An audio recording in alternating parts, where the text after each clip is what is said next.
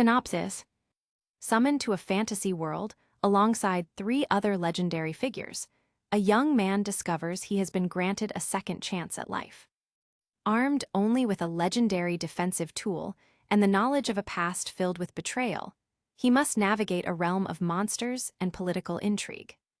While the others seek glory and rewards, he chooses a path of solitude and hard work to avoid the shadows of his previous journey. Determined to protect his future and grow stronger on his own terms, he sets out to face the coming waves of destruction and rewrite his own destiny in this dangerous new world. Chapter 1, Where It All Began. Tilda. Oh wow. I heard the sound of people marveling at something and suddenly was awake again. My eyes weren't ready to focus on anything, but I pointed them straight ahead anyway. There were men in robes, looking at me in awe and apparently speechless. What's all this? I turned in the direction of the voice and discovered 3 other people there. They were quite familiar. I flipped my head left and right and found that I was in a room. The walls were made of stone.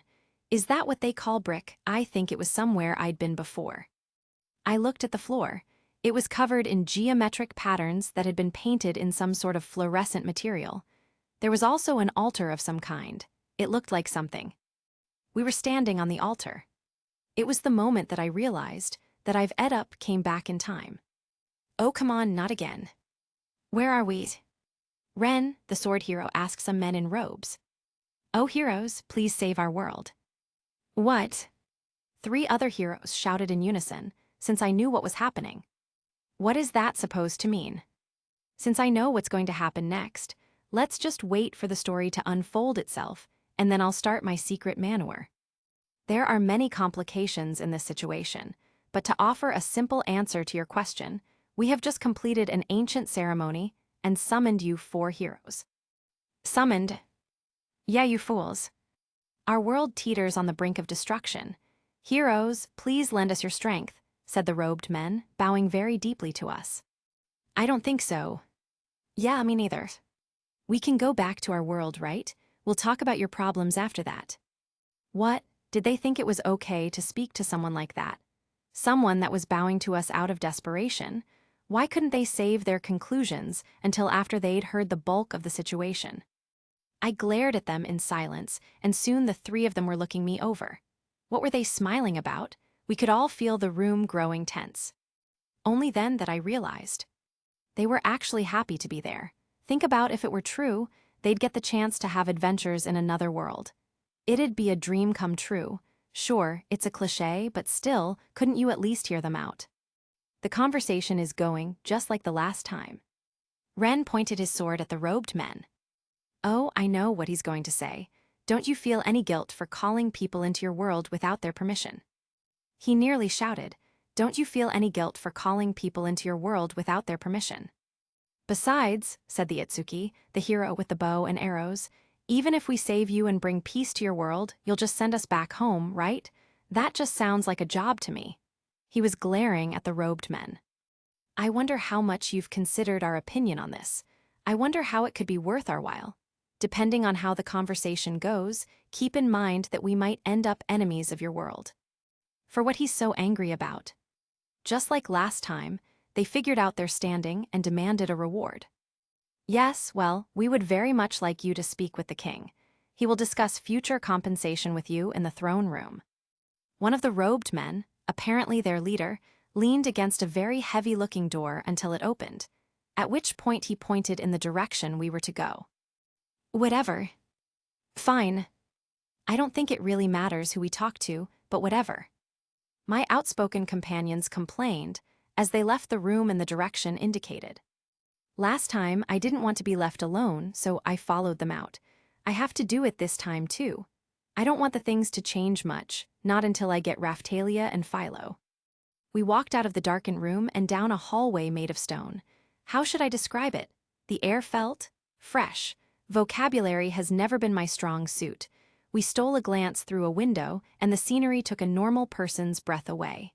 Not mine, since I've already seen it many times before. The clouds were high in the sky for as far as you could see. Below us, a town spread out from the building we were in, all the houses lined up pretty. just like one of those European cities you'd see featured in a travel brochure. Huh, so these kids are the four holy heroes. Trash was sitting there on the throne. He leaned forward as he spoke. My name is Altcray Melremark XXXII, and I rule these lands. Heroes, show me your faces. Since I've already heard this crap, let's just find a way to get away from it. I bowed to Trash and said, "Oh King, I'm feeling a bit ill right now. Therefore, can I rest for some time? Also, I've made my mind of helping this world. It would be an honor for me." "I appreciate your goodwill, Mr. Hero. Tell me your name," Trash asked. "My name is Neafumi Iwatani. I just told my name, not more than necessary." "Very well, maybe it's because of summoning magic that you're feeling a bit dizzy. You can rest for now. Guards, show Mr. Neafumi his room." "Yes, Your Majesty," both said in unison. The guards led me to the hero's room. Can't they afford at least some private rooms for the heroes? They headed towards the throne room. Now I was alone in this room. There were ornate beds prepared for us in the provided chamber. I immediately took off my shirt, and I'm a bit disappointed right now. No muscles, no six-packs. A body just like a normal NEET. Guess my body also got reset. I focused on the icon hanging out of my peripheral vision, and the icon expanded to take over my field of vision. Neafumi Iwatani. Class, Shield Hero LV1. Equipment, small shield, legendary weapon. Otherworld clothes. Skills, none. Magic, none. Nothing changed, There were some instructions also written there. Attention! The legendary weapons and their owners will experience adverse effects if they fight together. Caution! It is preferable that the heroes and weapons are used individually. Weapon book was empty since I only have this shield right now. After doing some experiments, I heard the footsteps of some people's, maybe of other heroes. I went to my bed and acted like I was sleeping. "Hey Neafumi," Asu tried to wake me up. "Asu, let Neafumi rest," Ren scolded him. Come to think of it, they all are pretty good. If only my circumstances had been better last time. But there's no time to regret now. Life has given me a second time, and I'm not going to let it waste. Chapter 2, Let's Get Solo. Heroes, we have prepared a meal for you. Nice. The other three woke me up, and I acted like I woke up just now. We opened the door, and the attendant guided us to the knight's dining hall for dinner. It was like something out of a fantasy movie. The dining hall of a great castle. There was a large table in the center, laid out like a buffet with all sorts of food. "Everyone, please eat whatever you like." "What, I guess we are eating with the castle knights," Ren mumbled to himself. "You misunderstand. This food has been prepared for you.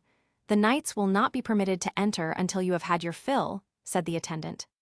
"Thank you, let's eat then." "Yeah. Right on." I just started eating without saying anything. After eating, I went asleep while they were still discussing. Finally, the dawn arrived. We finished eating breakfast and were waiting in anticipation for the king's summons. It was only natural to give us a little spare time in the morning. No one wants to feel rushed out of bed, except me, who was doing exercise early in the morning. Thankfully, no one saw me. Everyone else was busy in sleeping. Finally, the king called for us. The heroes enter. The doors to the audience chamber swung open to reveal a group of 12 strangers, all dressed as though they were about to embark on an adventure of their own. There were knights among them. We all bowed to the king and settled in to listen to his proposal. "As we discussed yesterday, I have called for others to assist you in your journey. Apparently my call did not go unheeded. Now then, gathered adventurers, please choose the legendary hero with whom you will travel with." Wait, so they got to choose? That's what other heroes may have been thinking. The four of us lined up. The gathered adventurers shuffled over in our direction and formed little clumps before their intended partners. 5 people stood before Ren. 4 people stood before Asu. 3 people stood before Itsuki. And before me, 0. "Okay then, guess I'll be going solo," I said with a calm smile. The king was unnerved. He spoke. "I did not anticipate anything like this." "He's not very popular, is he?" The minister sighed, as if there was nothing he could do about it. "Sorry to interfere, but I don't think I'll need a party to go for an adventure. I can go alone, right?" Are you sure? I don't think it's a good idea. Above all, you've ended up with the worst weapon. The other three said one by one. Sir, if it please you, I could serve with the shield hero. Just like last time, Bitch volunteered. Huh, are you sure? Yes. Are there any others among you that would throw your lot in with Mr. Neofumi? No one moved a muscle. The king sighed heavily. I suppose there is no way around it. Mr. Neofumi, you'll have to recruit others to accompany you while you are traveling. Each month, I will supply all of you with the necessary funds for your journey, though in compensation for today's events, Neofumi's first payment will be higher than the others. Now then, heroes, I have set aside these funds for you. Please accept them. Attendants placed envelopes in front of each of us. I have set aside 800 pieces of silver for Mr. Neofumi and 600 pieces for the rest of you. Please take these funds and begin your journey. Yes, sir, all three answered in unison. Thank you so much, Trash. By the way, Your Majesty, I took the initiative. As you know that I'm the weakest of all the heroes, I want to become the strong as fast as possible, which is why I have thought that I would travel alone, so that other people won't die because of my carelessness. Are you sure about it? Asked Trash. Shield Hero, do you not want to travel with me? Asked Bitch, acting as nice as she can. Not that, it's just that you are the princess of this country, and I don't want to put your life in danger along with mine, I said sincerely. Don't worry, I'm strong enough to protect myself. And probably you too. I wonder where she finds these type of lines. Okay, but I'll have to check whether you're as strong as you say, okay, I asked. No problem. Each of us heroes made our obligatory bow of gratitude before backing out of the audience chamber. Once we were all out of the room, we made our introductions. So it's nice to meet you, Mr. Shield Hero. My name is Safia. Pleasure. Yeah, I should probably leave her behind. But since I can't get her off with a good reason right now, and my level is also low, I'm going to use her for leveling for today. What should we do? I think it would be wise to try and get some better equipment and armor.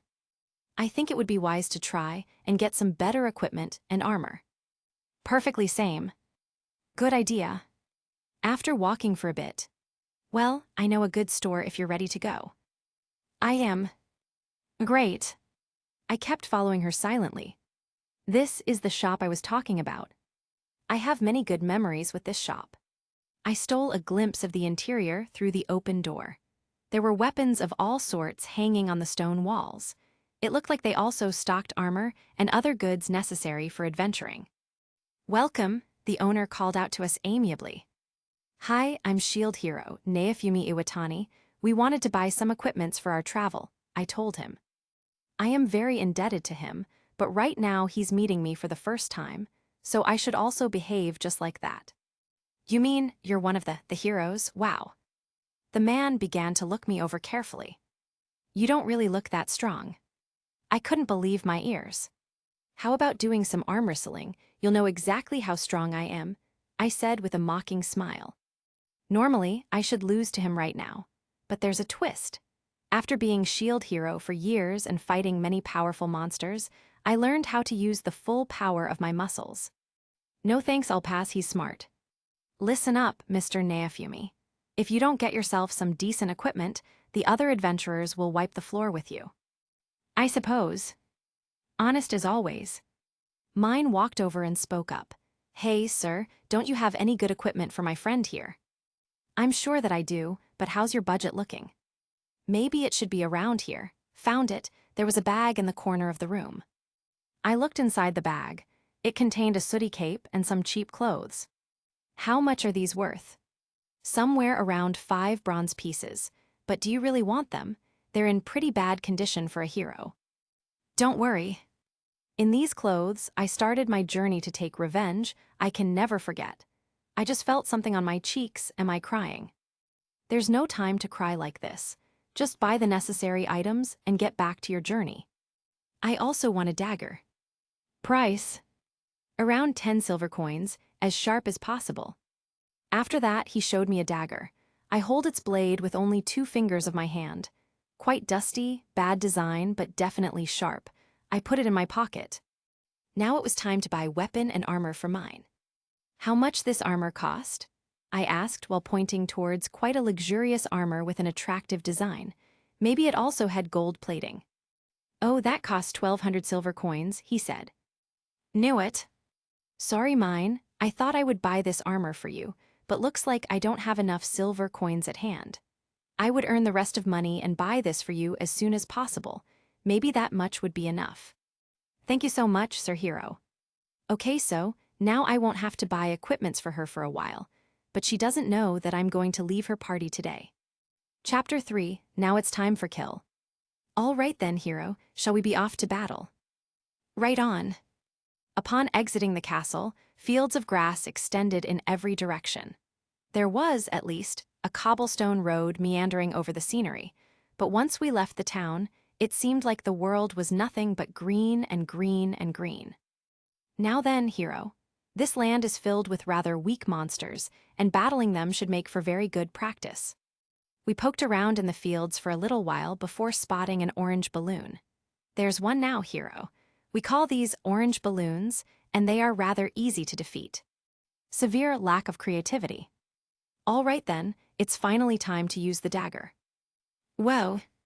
Just like last time, as if receiving an electric shock, the dagger I was holding flew out of my hand. Legendary weapon specification. A weapon besides the assigned equipment was held, violating the rule. The heroes may not hold a weapon, aside from their assigned legendary weapon, with the intent to fight with it. For now, I just need to show mine that I can't use the dagger. Huh, what happened, Mr. Hero? Well, it looks like I'm only allowed to use a shield. Let's ask about this from the shop owner when we get back. All right, by the way, mine, since we've already came, can you help me in leveling for now? Okay, but how? Since your level is much higher than mine, you just have to hold the orange balloons and I will kill them. I'll also be able to see how strong you are. Since you've already become my party member, why don't you help me a bit? Fine by me. These orange balloons can't do much damage, and she can't act weak right now because she was the one who said that she was much stronger. She knows if she acts weak, I will leave her. The orange balloon came at us. Gah! It let out an angry cry and flashed aggressive eyes at me, confirming its enemy status. Rushed to attack me. But before it could, mine grabbed it and I killed it by attacking it with the edge of my shield. With a soft puff of air, the orange balloon popped. I heard a persistent beep and saw that my experience meter now read 1. Meant I earned 1 EXP point. Nice job, hero. Mine was applauding me. The orange balloon had left behind orange balloon's skeleton. Upon touching it, my shield began to beep. The skeleton enveloped in a soft light and absorbed into the shield's gem. Orange balloon acquired. The words flashed before me, and the weapon book icon began to glow. I looked inside and saw a small, orange shield icon. It seems that to power them up, they need to absorb certain items. I see. After that, mine explained me that 1 skeleton could be sold for 1 bronze coin, and 100 bronze coins equal to 1 silver coin, which I already knew. In the span of about 30 minutes. Level up. You are now level 2. It was much faster than last time. Last time, it took a day to level up. Mine was also doing her best for obvious reason. I heard footsteps, it was Ren. 2 orange balloons appeared in front of Ren. Ren swung his sword in a large arc, and all 2 enemies burst instantly. We stayed in the fields until the sun started to slant downwards in the sky. We fought any orange balloons we came across, and also discovered some yellow balloons. My level was 5 now. I also acquired yellow shield along with orange shield. If we pressed on a little further, we'd encounter some stronger monsters, but we'd better head back if we want to be in the castle by dark. Well, I kind of wanted to fight a little bit more. Let's head back early today and use the extra time to revisit the weapon shop and ask him about the dagger. I guess you're right. In the weapon shop. Can you let me see that? I held my shield arm out to the Erhard, weapon shop owner. The old guy chanted something, and a small ball of light shot toward my shield, only to bounce off harmlessly. Well, he said, it certainly looks like a normal small shield, but it behaves. I already know what he's going to say. I feel a great amount of energy emanating from this jewel of the shield. I tried looking into it with my appraisal magic, but was unable to glean any information. If it was somehow cursed, I should have known that instantly. Well, you've certainly shown me something interesting. I will take that dagger back. Also, I guess you'll be wanting some defensive goods. Well, since it's the first weapon I bought, I want to keep it as a memory. Also, I don't need any armor, I'm fine by myself. Really, kid? Of course, also stop calling me kid. Haha, okay, Mr. Naofumi. Bitch looked upset, but I acted as if I didn't notice. I told Bitch that I'm too hungry, so we'd better something first, and then we will look for an inn. Dinner for one cost us 5 bronze. Please don't drink wine right now. I want to talk about something important to the other heroes, so it would be better if you don't get drunk, I told her and started eating. All right, shield hero, said Bitch. After eating, I started waiting for other heroes, and I know that they will definitely come here. I heard some footsteps, they were here. Guess it's time for some real work. I got up and sat down in an empty chair at Yasu's party table. Bitch followed behind me. Hey Naofumi, what's up? I'm good, the shield is as you said, trash. His other party members started laughing. Oh, that's bad. Hey Yasu, can I ask for a favor? Yeah, why not? Can you take mine with you? Chapter 4, No Regrets. Can you please take mine with you in your journey? Yeah, but why? He asked, a bit shocked. His other party members were also shocked. Why, Sir Hero, did I fail to meet your expectations? Said Bitch. Don't make me laugh. No, mine. On the other hand, you've exceeded my expectations. So why? She said, seeming very upset. Others were just watching. Granted, you think I'm cold-hearted, fine by me. But at least let me cut off the baggage. Otherwise, I'm the one who will be backstabbed. Emotious pav tilde. How can he be this cold-hearted? Can't he see how sad mine is? When no one chose to go on a journey with him, she was the only one who chose him. Instead of being thankful to her, he's leaving her behind. How can he even think of doing that? Mine, it's not because of your incompetence that I'm leaving you behind, but mine. What are you trying to say? Can't you say it straightforwardly? I scolded him.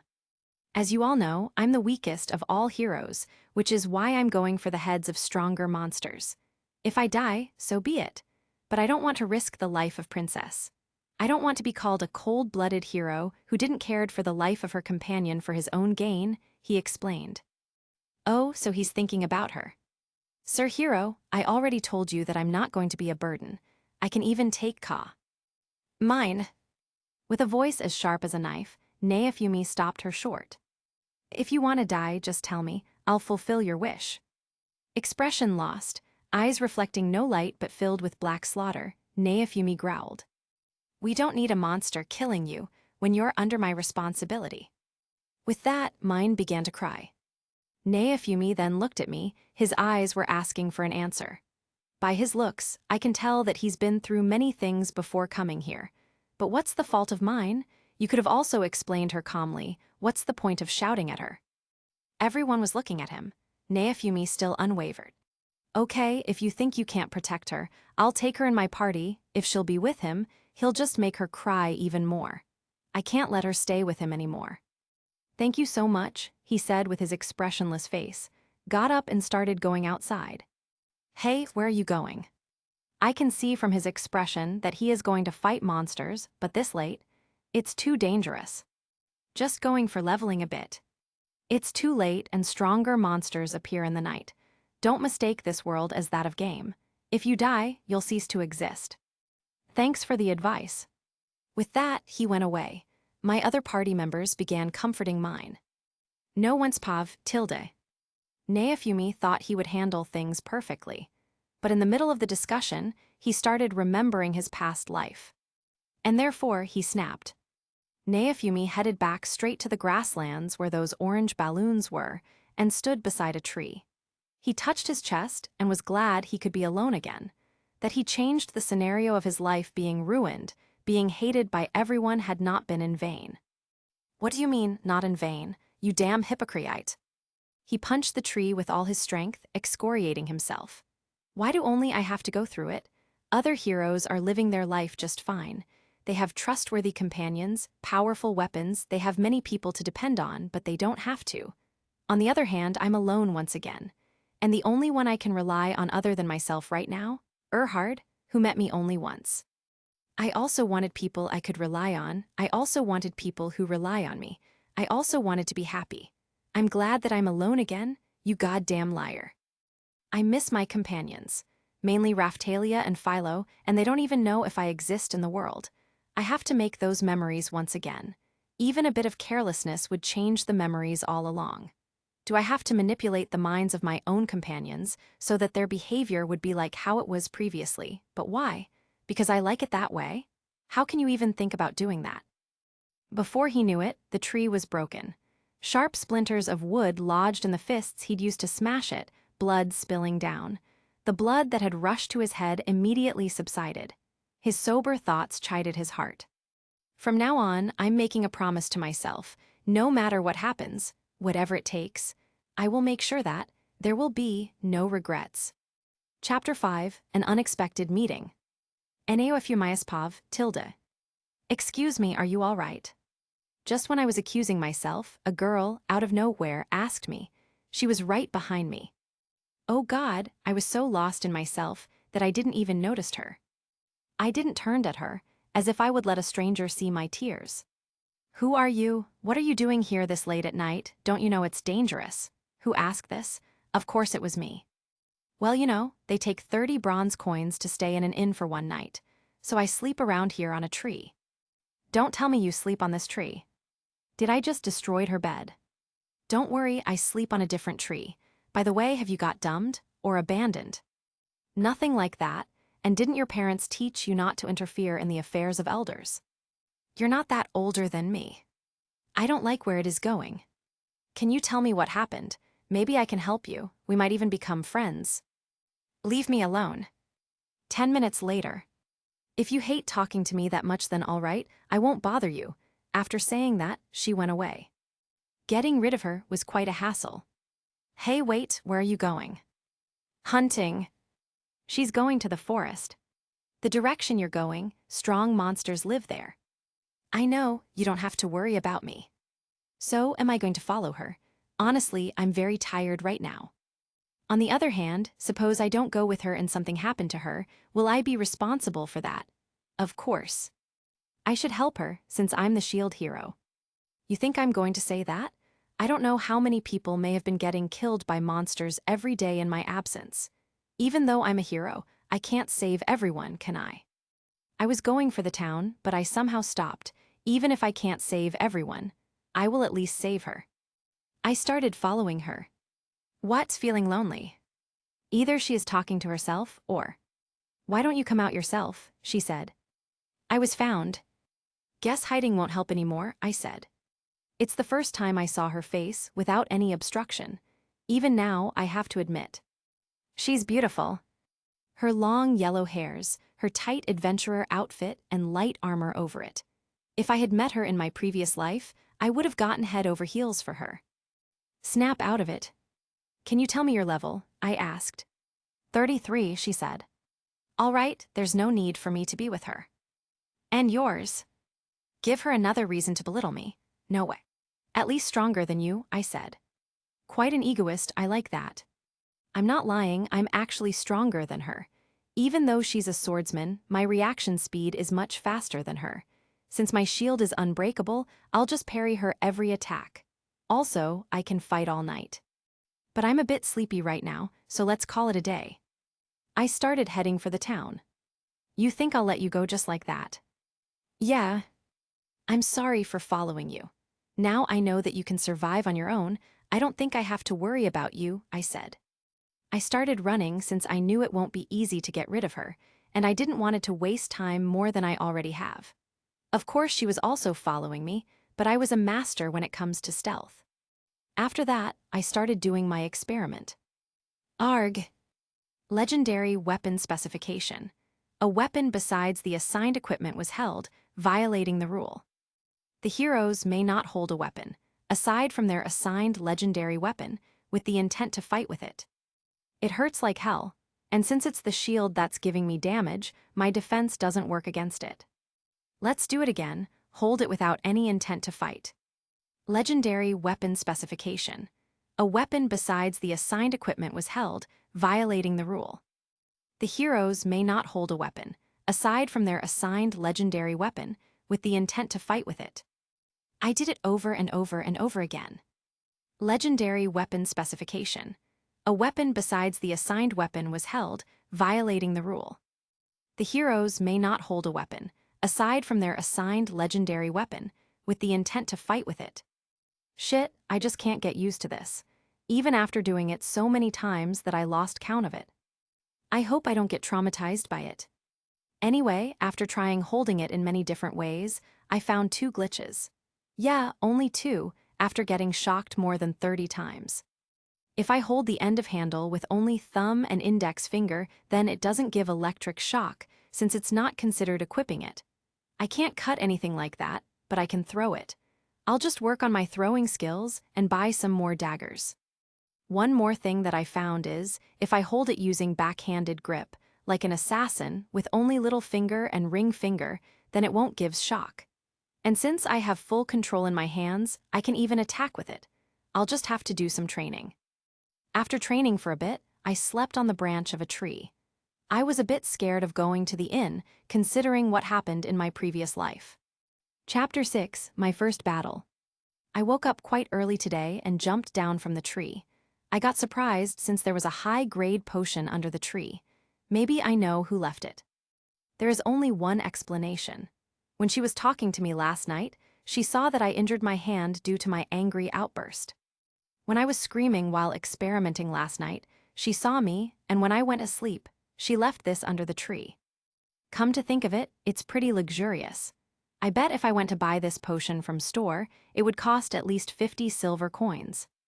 My hand was still injured, but it wasn't bleeding, so I didn't wasted potion on it. After that, I headed for the weapon shop. Welcome, shield hero.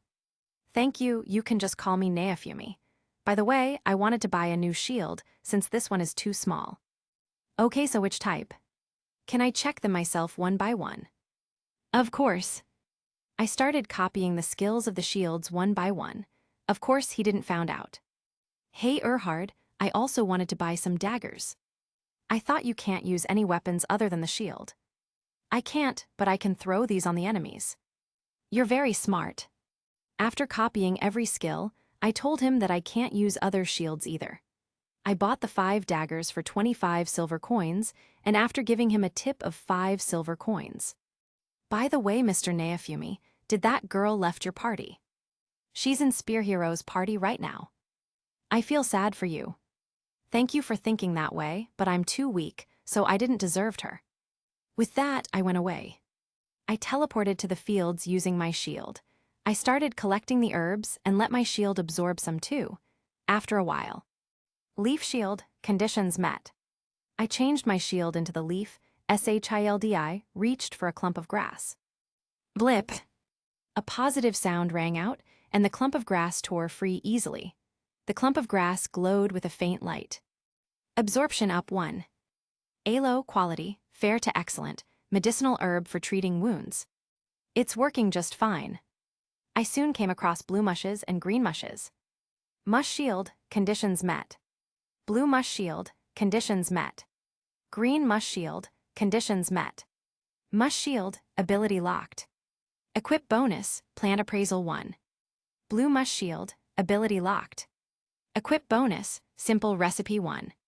Green mush shield, ability locked. Equip bonus, apprenticeship compounding. So now I got a compounding ability. No thanks, I will let my shield do the compounding. I also made some medicines, using my shield. Healing medicine, quality, fair to excellent, effective when immediately applied to the surface of wounds. Normal medicine, quality, fair to excellent, effective on colds. Making medicines took only seconds by using the shield, and their quality is also great. I used the healing medicine that I made on my injured hand, it recovered after some time.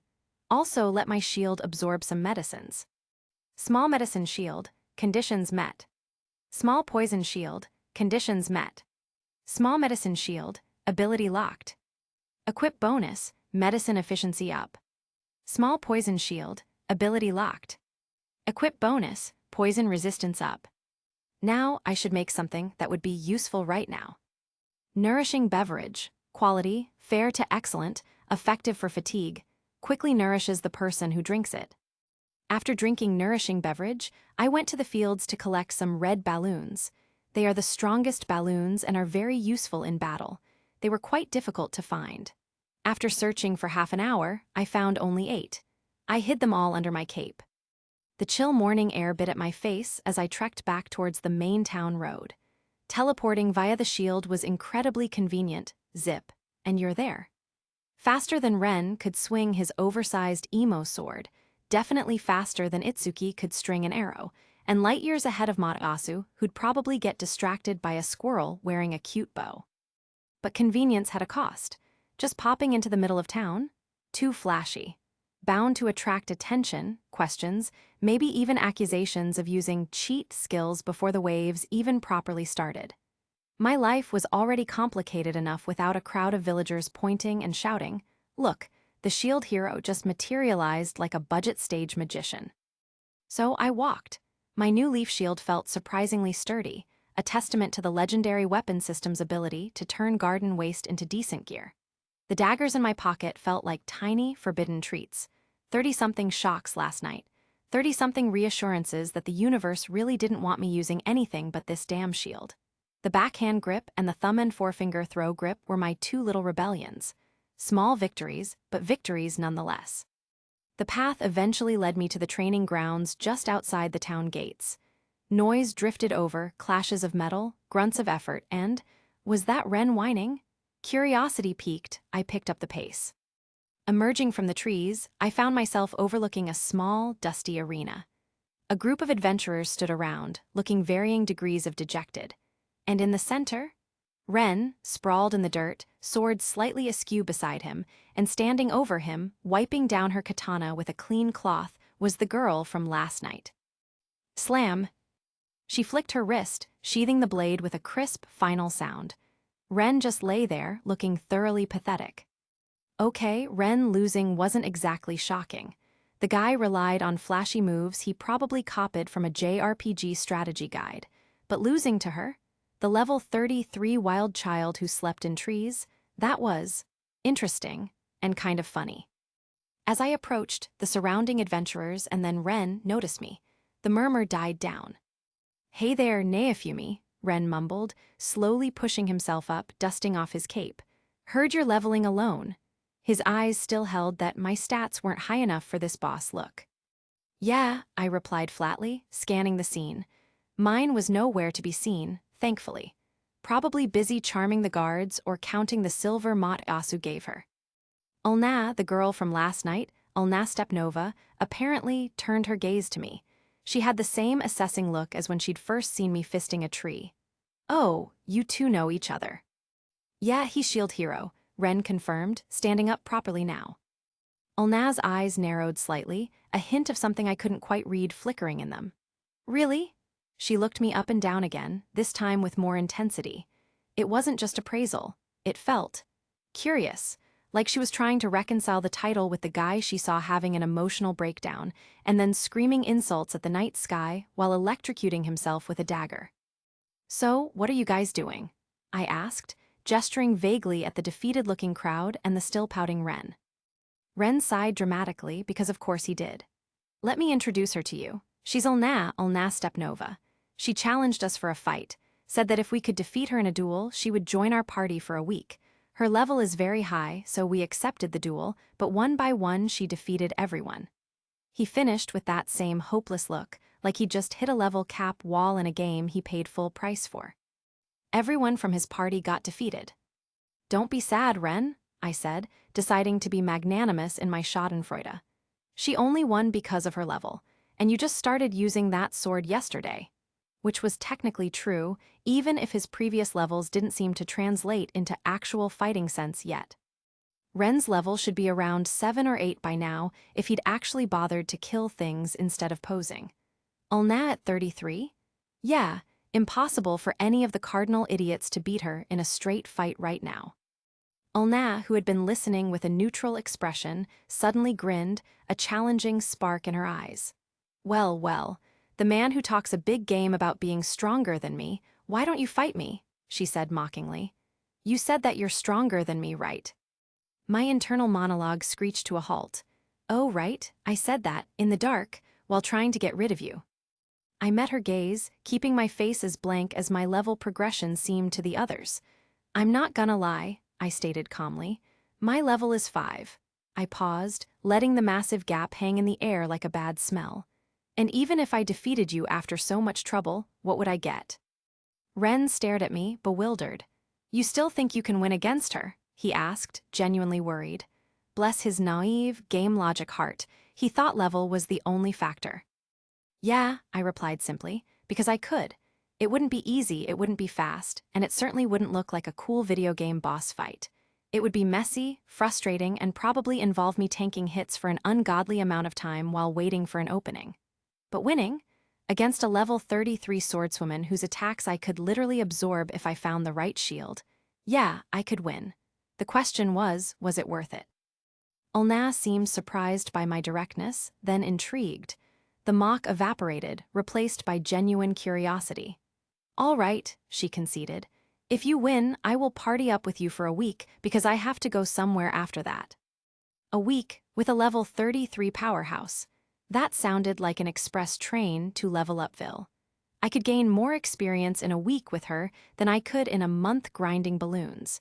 It would definitely speed up the process of getting Raphtalia and Philo. But a week, what happens after that?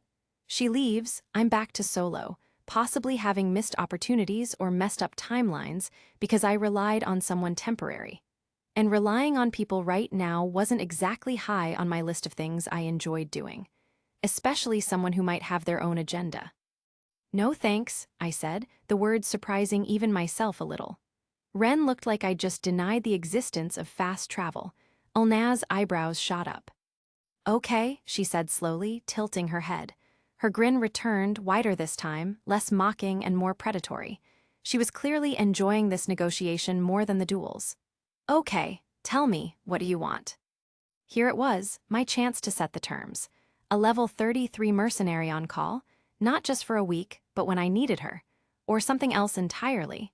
Time to put that shield hero is weak narrative to use and demand something disproportionately valuable for my perceived struggle.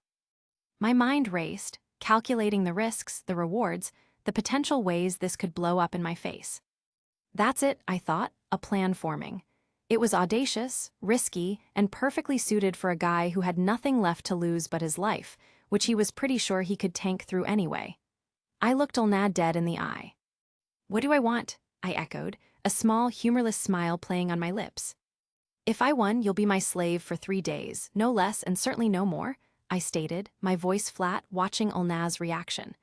Ren, standing nearby, choked on air.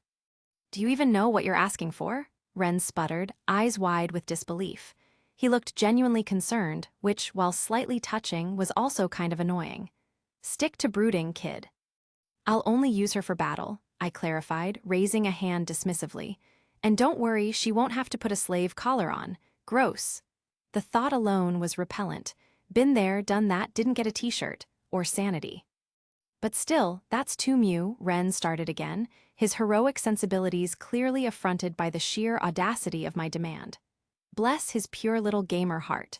But Ulna cut him off, thankfully. What if you're hiding your level?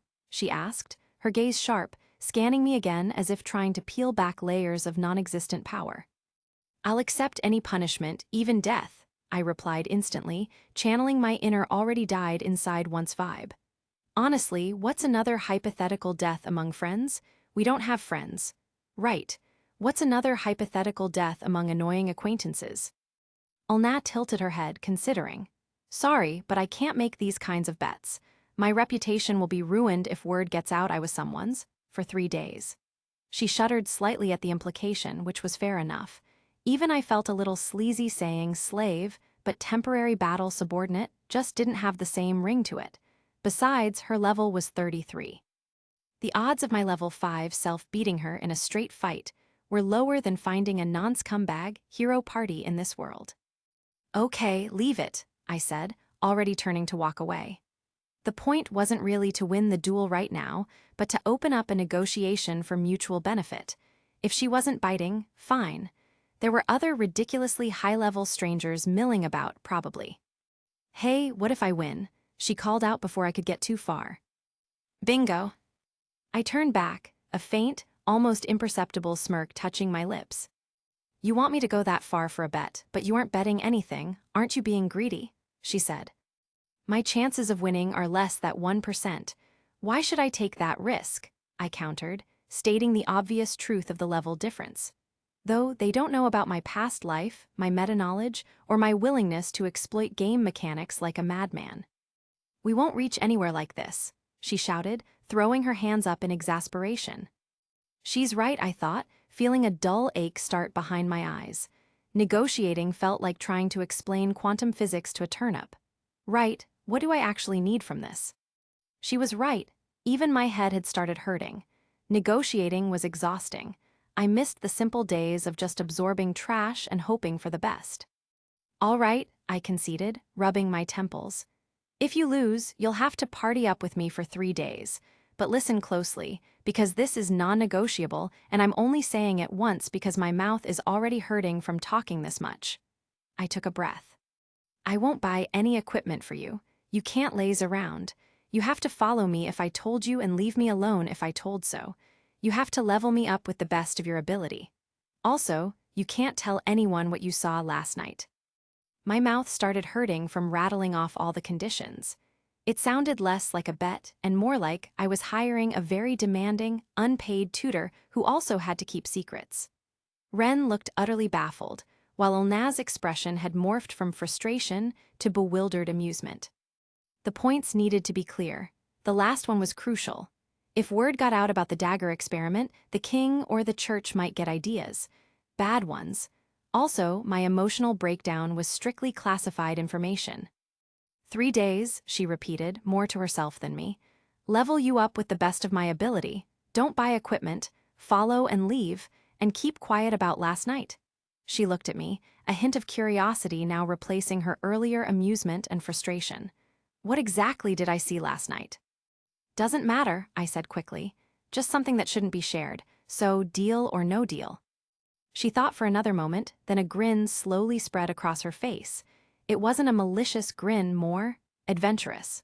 All right, shield hero, Ulna said, extending a hand. You've got yourself a deal. 3 days. Let's see if you're as strong as your mouth. I didn't take her hand, didn't need to, a verbal agreement was enough. Besides, my hands were still a little sensitive. Good, now about this duel. I looked around for a relatively uncluttered space. This should be quick and painful for me, but hopefully worth it. Ren watched the exchange, looking like he'd just witnessed 2 people agree to paint the castle pink with spoons. Are you too serious? Ulna and I ignored him, shaking hands to seal the bizarre wager. Ulna didn't state her terms. I would have asked her terms, but there's no need since there's no way she could defeat me. Chapter 7. Let's use some underhanded ways. The dry, packed earth of the training grounds crunched underfoot as Ulna and I squared off. Ren and his thoroughly humbled party stood a little distance away, forming a reluctant, dusty semicircle of spectators. I switched my shield from the surprisingly durable leaf shield back to the battered, familiar small shield. Had to make this look like the ultimate underdog struggle, after all. My inventory popped open, and I quickly chugged a couple of the nourishing beverages I'd crafted this morning. Technically, they were for fatigue, but the system prompt said they quickly nourish. And frankly, I felt pretty malnourished after the last Timeline's diet. Plus, maybe they gave a tiny, imperceptible stat boost, worth a shot.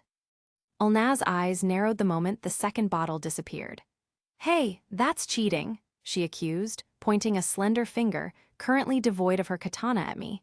Her expression was adorable, a pout mixed with indignation, like a cat that just saw its favorite toy moved slightly. Relax, I lied smoothly, holding up my injured hand, which was healing nicely thanks to my shield-made potions. Just drinking some low-grade healing stuff for my hand from, punching a tree last night. It wasn't a complete lie, just mostly. HMPH. Whatever, she mumbled, retrieving her katana with a flourish that was probably supposed to look cool, but mostly just made her look impatient. She settled into a low stance, her earlier playful curiosity hardening into focused intent.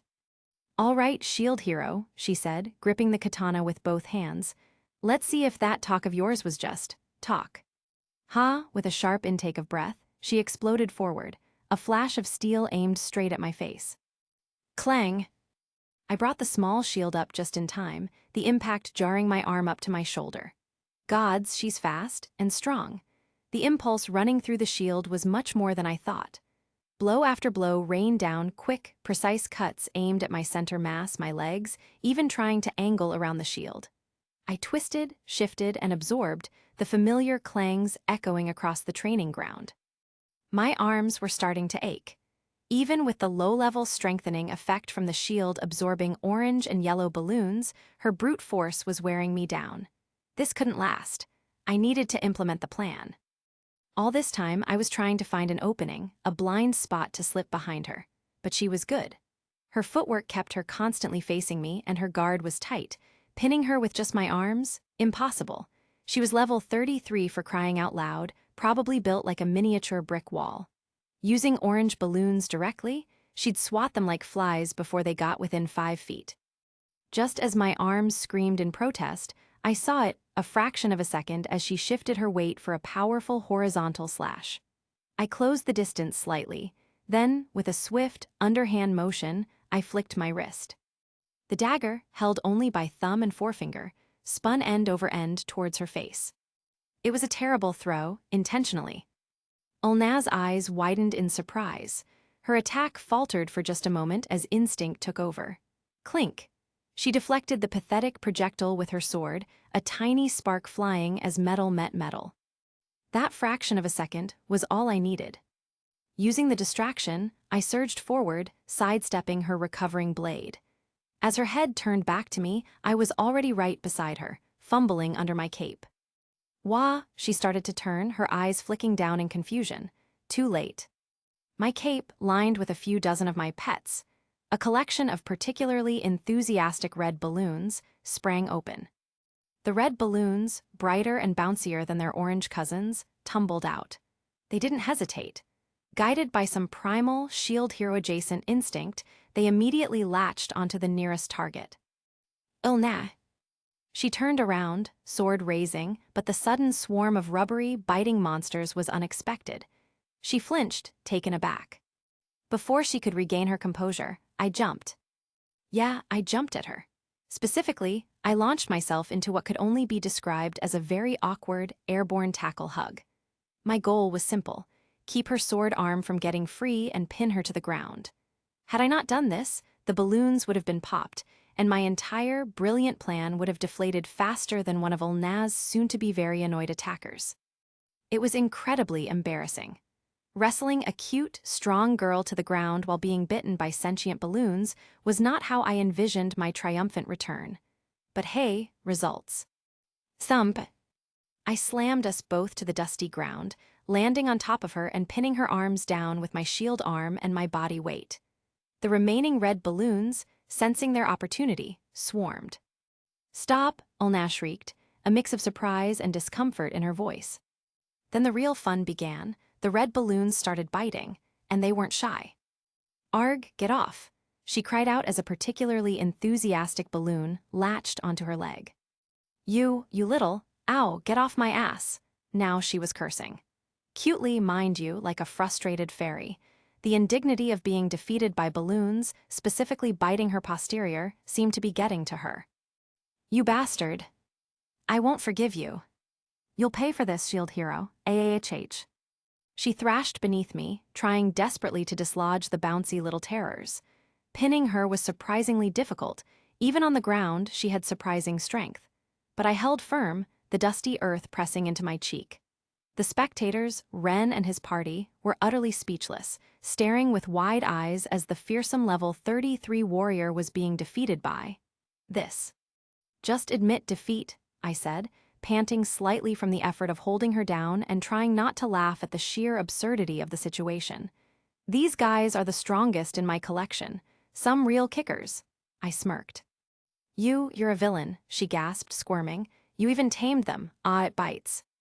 Looks like she wasn't going to give up based on principle alone. Fine. Time for the slightly less humiliating, slightly more intimidating move. Keeping her pinned with my body and shield, I used my free hand to grab a handful of her long yellow hair, pulling her head back slightly. Her eyes, wide and watering from the pain and frustration, locked onto mine. With my other hand, I smoothly drew one of the daggers from my pocket and placed the tip lightly against her throat. The struggling stopped abruptly. The only sounds were the persistent, muffled squish-bite noises of the red balloons. Listen, I said, my voice low and serious, cutting through the ridiculousness. I can kill you any time I want right now. Do you give up? She swallowed, her throat bobbing against the steel. The defiance drained from her face, replaced by reluctant acceptance. Her gaze flicked from the dagger, to the biting balloons, to my impassive face. Yes, she whispered, the fight leaving her. Yes, I lost. Please get these things off me. A small, genuine smile finally touched my lips. Victory. Bizarre, embarrassing, and slightly abusive looking, but victory nonetheless. Time to collect on my extremely specific, completely reasonable bet. I moved away from her, not exactly gracefully, and whistled sharply. The red balloons, bless their little chewy hearts, immediately detached themselves from their impromptu buffet and bounced back towards me. I quickly gathered them up, tucking them back into the slightly stretched confines of my cape. Their little munching sounds faded, replaced by the sudden, awkward silence of the training grounds. Just like that, with strategically deployed low-level monsters, a well-timed dagger throw distraction, a desperate tackle, and a willingness to wrestle a level 33 swordswoman in front of an audience, I had won an impossible battle. It wasn't pretty, it wasn't heroic, and it certainly wasn't something that would ever make it into a bard's song. Unless it was a very, very avant-garde bard specializing in humiliating defeats via livestock. Are you all right, Ulna? Ren was instantly at her side, extending a hand with that earnest, slightly bewildered look he often wore when the world deviated from his game logic expectations. He really was a nice guy, annoyingly so. Ulna pushed herself up, swatting away his hand with a groan. I'm peachy, thanks for asking, sword hero, she grumbled, dusting off her adventurer's outfit with exaggerated vigor. She straightened her light armor, adjusted a stray strand of her long yellow hair that had escaped during the tussle, and glared at her ass, or rather, where a particularly persistent red balloon had been attached. Despite the dirt smudges and her obvious annoyance, there was something almost kitten-like about her indignant dusting and frustrated huffing. Cute, in a will probably slice you later kind of way. Ren then turned to me, his expression shifting. Here it comes, I thought, the lecture. That wasn't how a hero fights speech. I braced myself, ready to just nod and let the sermon wash over me. You're amazing, he said instead, his voice filled with genuine awe. My mental preparedness screeched to a halt. I blinked at him. What? Aren't you going to scold me? Ren actually looked surprised by my question. Scold you? Why would I scold you? He gestured vaguely between me, still holding my shield, and Ulna, still brushing dirt off her backside with a pout. I mean, yes, your methods were unconventional, and maybe a little bit terrifying when you pulled out that dagger. But you were level 5, she's level 33, there wasn't much else you could have done. You used strategy, exploited her blind spots, and weaponized.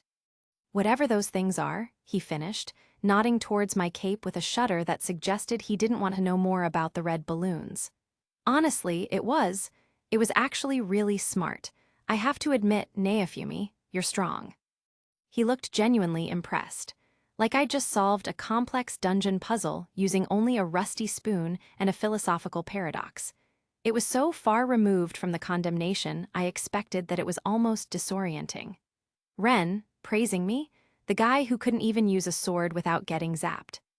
Around us, the other adventurers, who had been watching the whole bizarre spectacle unfold with varying degrees of shock, confusion, and suppressed laughter, started murmuring amongst themselves.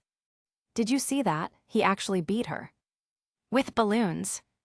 And he pinned her, that was something else. The shield hero is kind of terrifying. Welcome to my party, I stated, offering a small, distinctly humorless smile. It hung awkwardly in the air, much like the stunned silence from Ren and his crew. Ulna, still dusting off dirt that shouldn't have been there after just getting knocked down by balloon monsters, seriously, physics, glared at me. I won't admit this, she huffed, pushing a strand of damp hair from her face. You cheated, using those things. She gestured vaguely at where the red balloons had vanished back into my cape. My collection, as I'd so charmingly put it. Cheating, I echoed, feigning innocence. Is using the resources available to me within the rules of combat cheating? Perhaps you should be more aware of your opponent's capabilities. She muttered something under her breath that sounded suspiciously like monster breeder bastard, which honestly was fair. But the victory was mine, sort of. It had been messy. Remembering my earlier thought about staying on her good side, I reached into my pocket. Here, I said, tossing the high-grade potion she'd left for me last night. Take this. It should heal those minor inconveniences. Ulna caught it, looking at the sleek bottle. Her eyes widened slightly, then narrowed back at me, a flicker of genuine annoyance mixed with something I couldn't quite place. You're giving my own potion back to me after hurting me with balloon bites? Just how sadistic can you be? She accused, though her voice lacked some of its previous fire. Right, maybe the whole sadistic monster breeder thing wasn't the best first impression, even if it was technically how I won. I'd gone too far. She wasn't mine. She was just a stranger I'd accidentally traumatized with animated rubber livestock. And I did need her help for 3 days. Ulna, I said, my voice softening slightly. She flinched, clearly expecting another jab. What happened? Still not satisfied with your victory?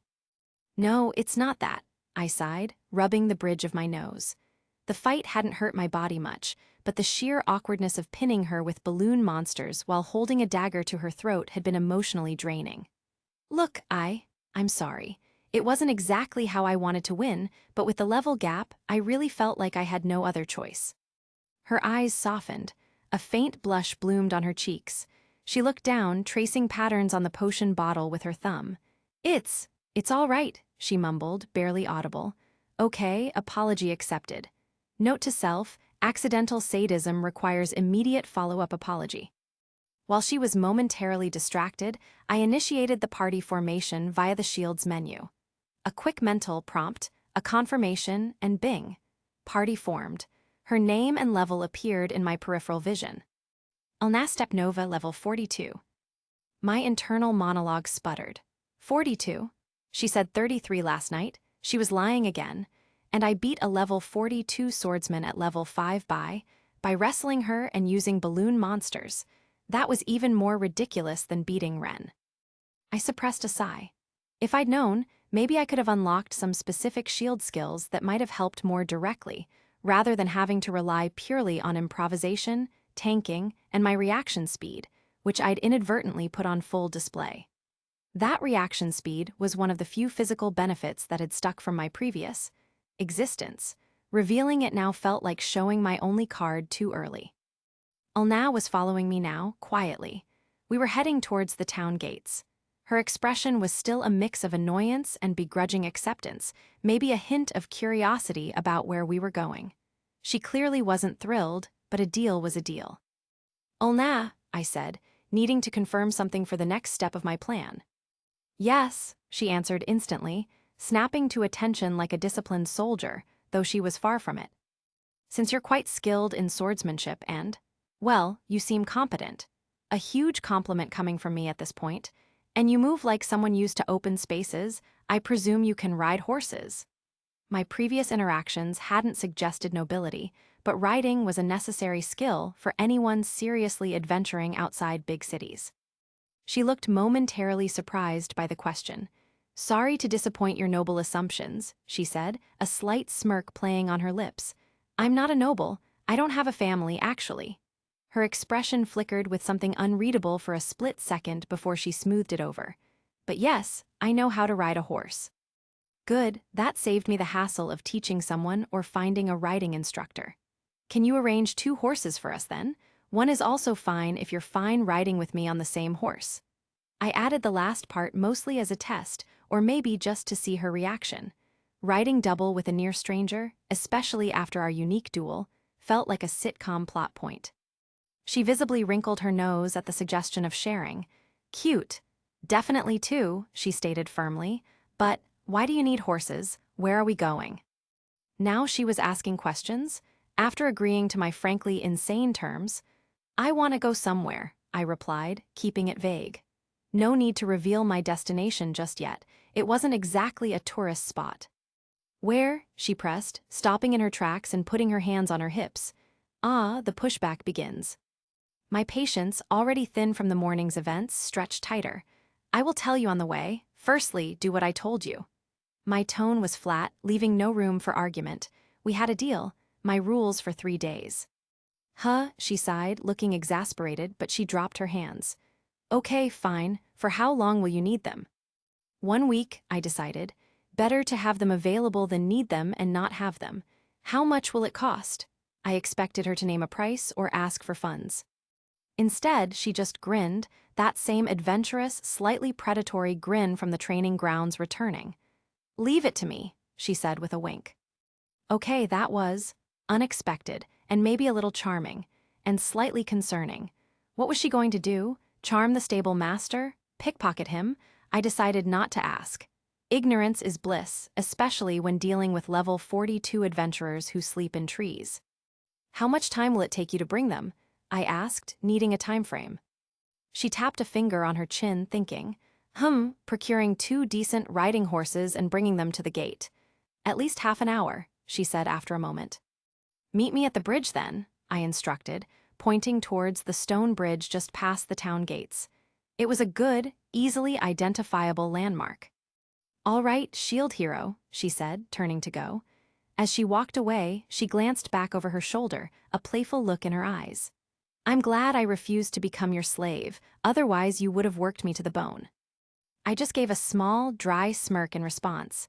She wasn't wrong. For 3 days, she would be working to the bone, but it would be mutually beneficial, hopefully. With our bizarre, temporary partnership sealed and a meeting place set, we parted ways.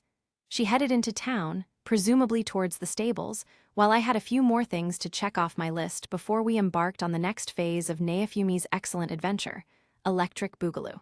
Phase 1, escape the capital and acquire Rappy and Philo ASAP. Everything else was just noise. Chapter 8, I'm coming Raphtalia. She was following me quietly. Looking at her face, it was clear that she wasn't satisfied with the result, but now she can't do anything. If I had known earlier that I would have to fight her, I would have unlocked some shield skills too, which would have increased my chances of winning. Also, I wouldn't had to reveal my reaction speed. Oh nah. Yes, she answered instantly. Since you are quite skilled in swordsmanship and look like a noble, I presume you can do horse riding. Sorry to disappoint you, I'm not a noble, I don't have a family. But yes, I know how to ride a horse. Can you arrange 2 horses for us? One is also fine if you are fine riding with me on the same horse. Why do you need horses? She asked.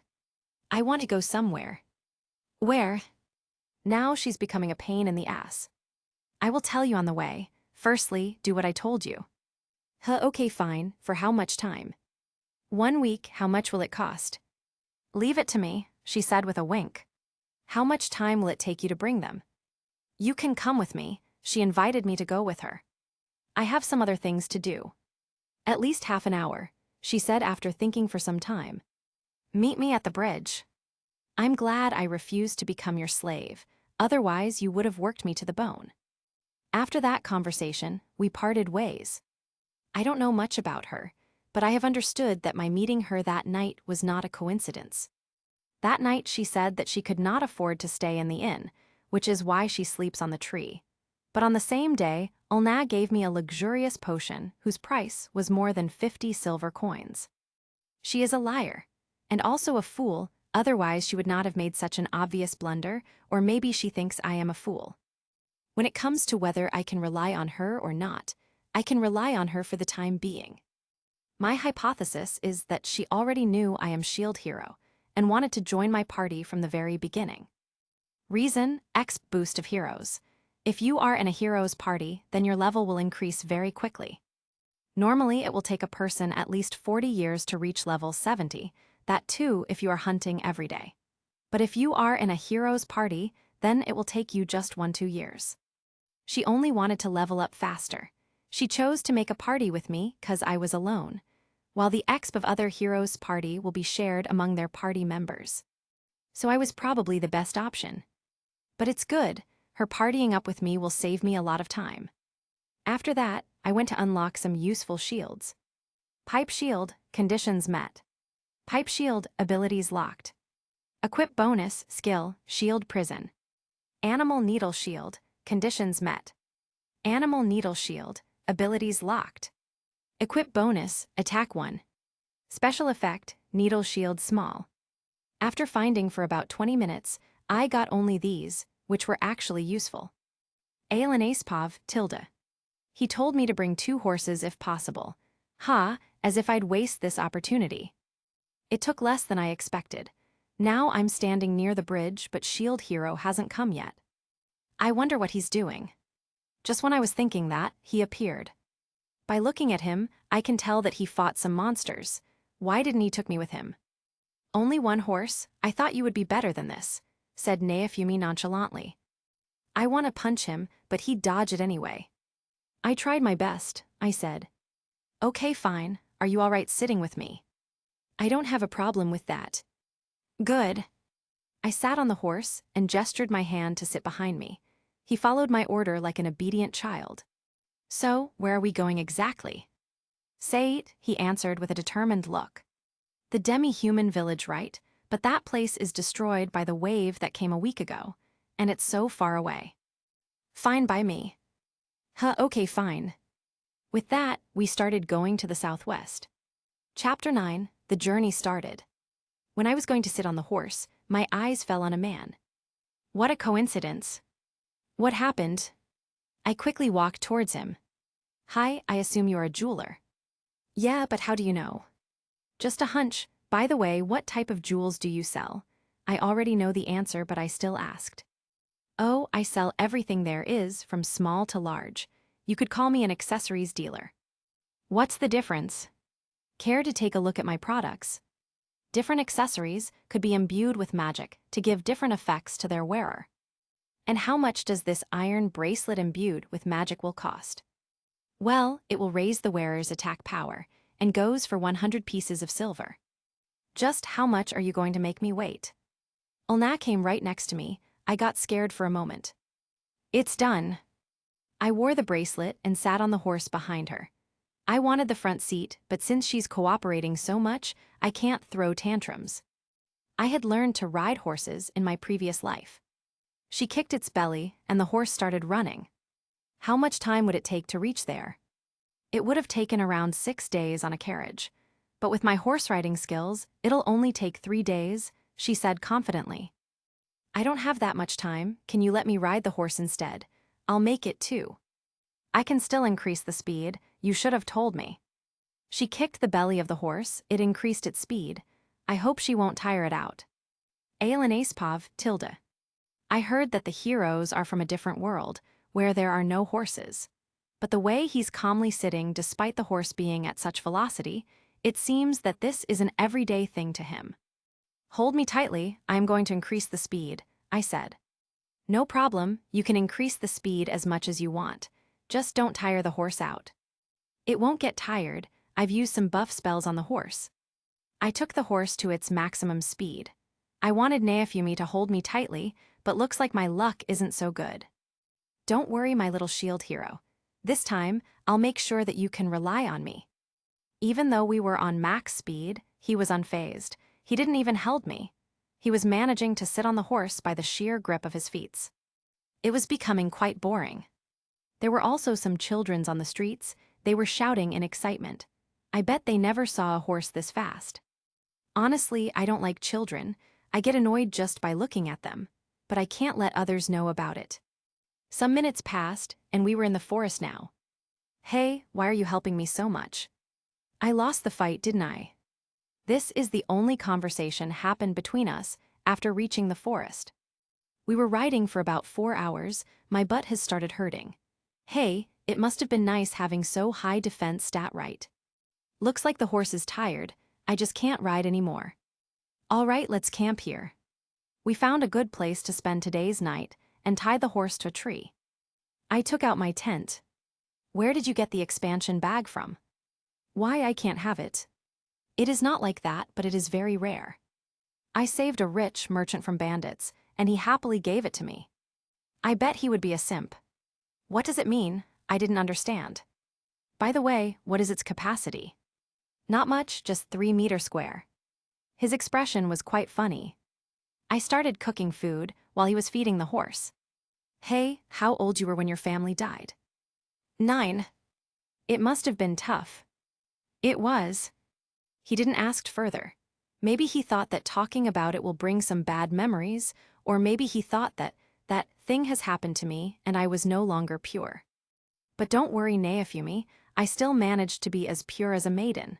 Of course I had to kill some people for that. Chapter 10 made quite a big mistake. Neofumiaspav, tilde. From what I can see, Ulna was too good to me. It's suspicion.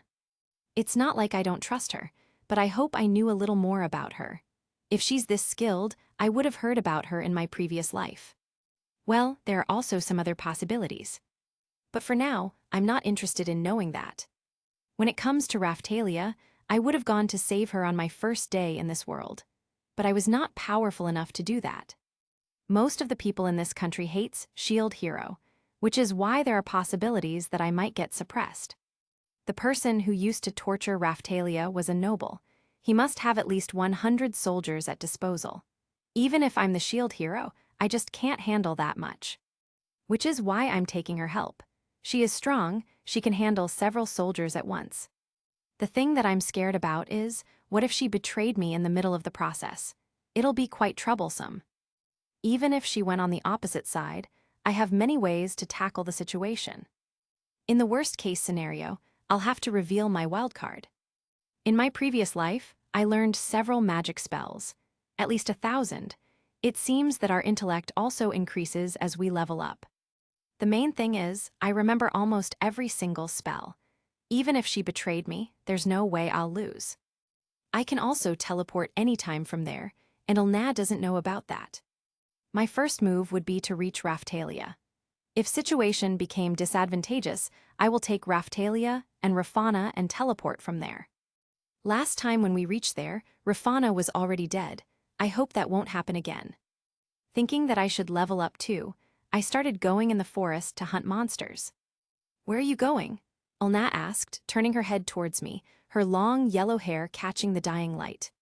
Since I'm free, I said, gesturing vaguely towards the deepening shadows of the forest, I thought that I should level up a bit. She stretched languidly, a soft sigh escaping her. Fine, but I'm too tired. Can you give me a massage?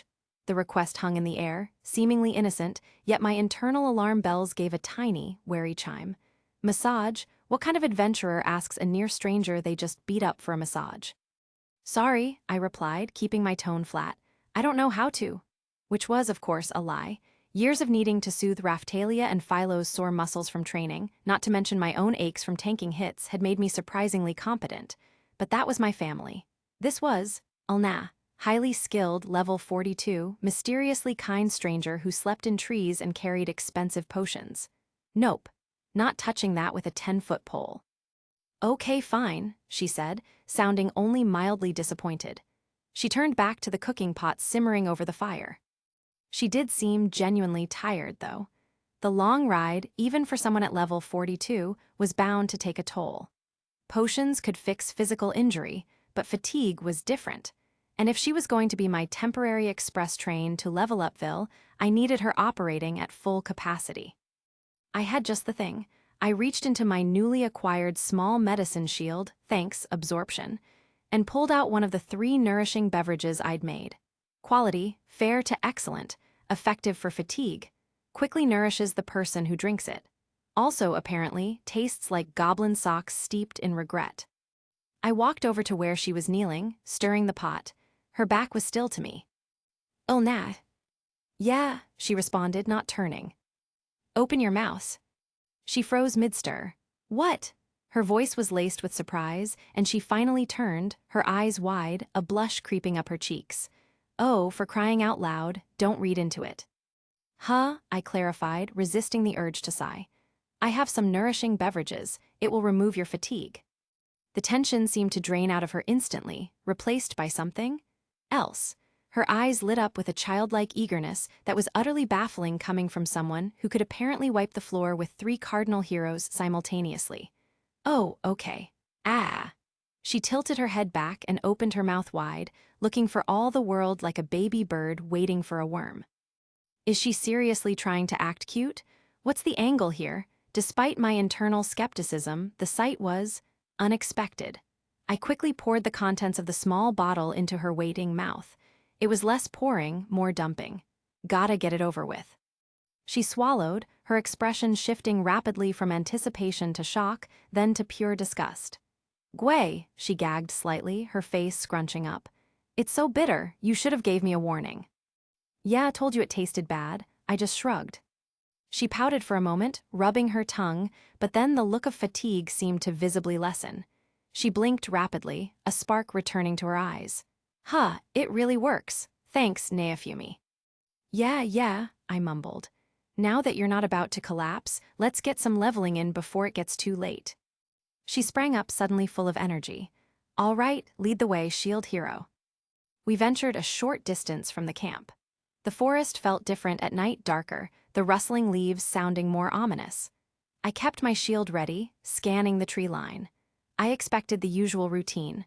1, maybe 2 weak monsters at a time, slowly chipping away at their health while Ulna did the real work. Then the bush rustled, not 1 monster, not 2. A wild Yuuzupple appeared. A wild porcupine appeared. A giant frog appeared. My eyes widened slightly. Okay, that was more than anticipated. 3 different low to mid-level monsters appearing simultaneously. Maybe the forest was more active at night than I remembered. The Yuuzupple hopped towards me with its floppy ears, the porcupine bristled its quills, and the giant frog croaked menacingly, its long tongue flicking out. I didn't expected that 3 would appear on the same time, I muttered, already calculating the best way to position myself to draw aggro while keeping Ulna safe. Looks like we're going to get busy for a while. Ulna, however, just smirked, tightening the grip on her katana. "You worry about these guys." Before I could even brace myself, she was a blur. Schwing, the Yuuzupple was cleanly bisected, dissolving into light. Thwack, she dodged the porcupine's quills with impossible speed and delivered a single, precise strike. It popped like a balloon. Slash, the giant frog didn't even get its tongue back. 3 monsters, gone in maybe 3 seconds, just like that. My peripheral vision pulsed. Level up. Level up. Level up. You are now level 8. It felt like my body was buzzing. Holy hell, that's fast. 3 levels from 3 monsters, if this kept up. Level up. Level up. You are now level 10. Another wave of experience washed over me. My stats screen updated. 10, double my starting level in mere minutes. Level up. You are now level 11. This is insane. This was the power of being in a high-level party member's vicinity, amplified by the hero correction effect. This wasn't leveling, this was soaring. Some rustling in the distance. More monsters. My shield pinged, detecting them. They charged forward, eager for a fight, until they seemed to spot Ulna, standing calmly amidst the dissipating light of their fallen comrades, her katana slightly lowered but radiating an aura of sheer, overwhelming capability. They screeched, turned tail, and ran. Ulna just chuckled. Cowards! She didn't pursue the fleeing ones, but seemed to sense others lurking nearby. She dashed off into the trees, her katana flashing intermittently in the moonlight. Sounds of combat echoed briefly, followed by those satisfying level-up notifications. Level up. You are now level 12. Level up. You are now level 13. Level up. You are now level 14. Whoa, hold on. I was leveling up faster than I could process it. While incredible for increasing my stats, this rapid progression went against my immediate strategic needs. I needed to unlock specific shields and skills, and many of those required absorbing materials from low-level monsters. If Ulna annihilated everything instantly, I wouldn't get the absorptions I needed. Plus, maintaining a seemingly low level could be tactically advantageous later. Wait, I shouted, jogging after her. Ulna, I think this much is enough. She reappeared from behind a large oak, her expression one of eager readiness, almost disappointment. Really? Yeah, I confirmed. I want to maintain my low level, relatively. She tilted her head, curiosity replacing her combat readiness. But why? Wouldn't you want to get stronger faster? I have my own reasons, I said, using the classic cryptic hero line. It wasn't entirely a lie. My reasons involved strategic deception, resource management, and not wanting to accidentally absorb a rare high-level monster core before I had unlocked the prerequisite shields. She studied my face for a moment, her expression unreadable. Then, she shrugged, sheathing her sword with that same crisp sound from earlier.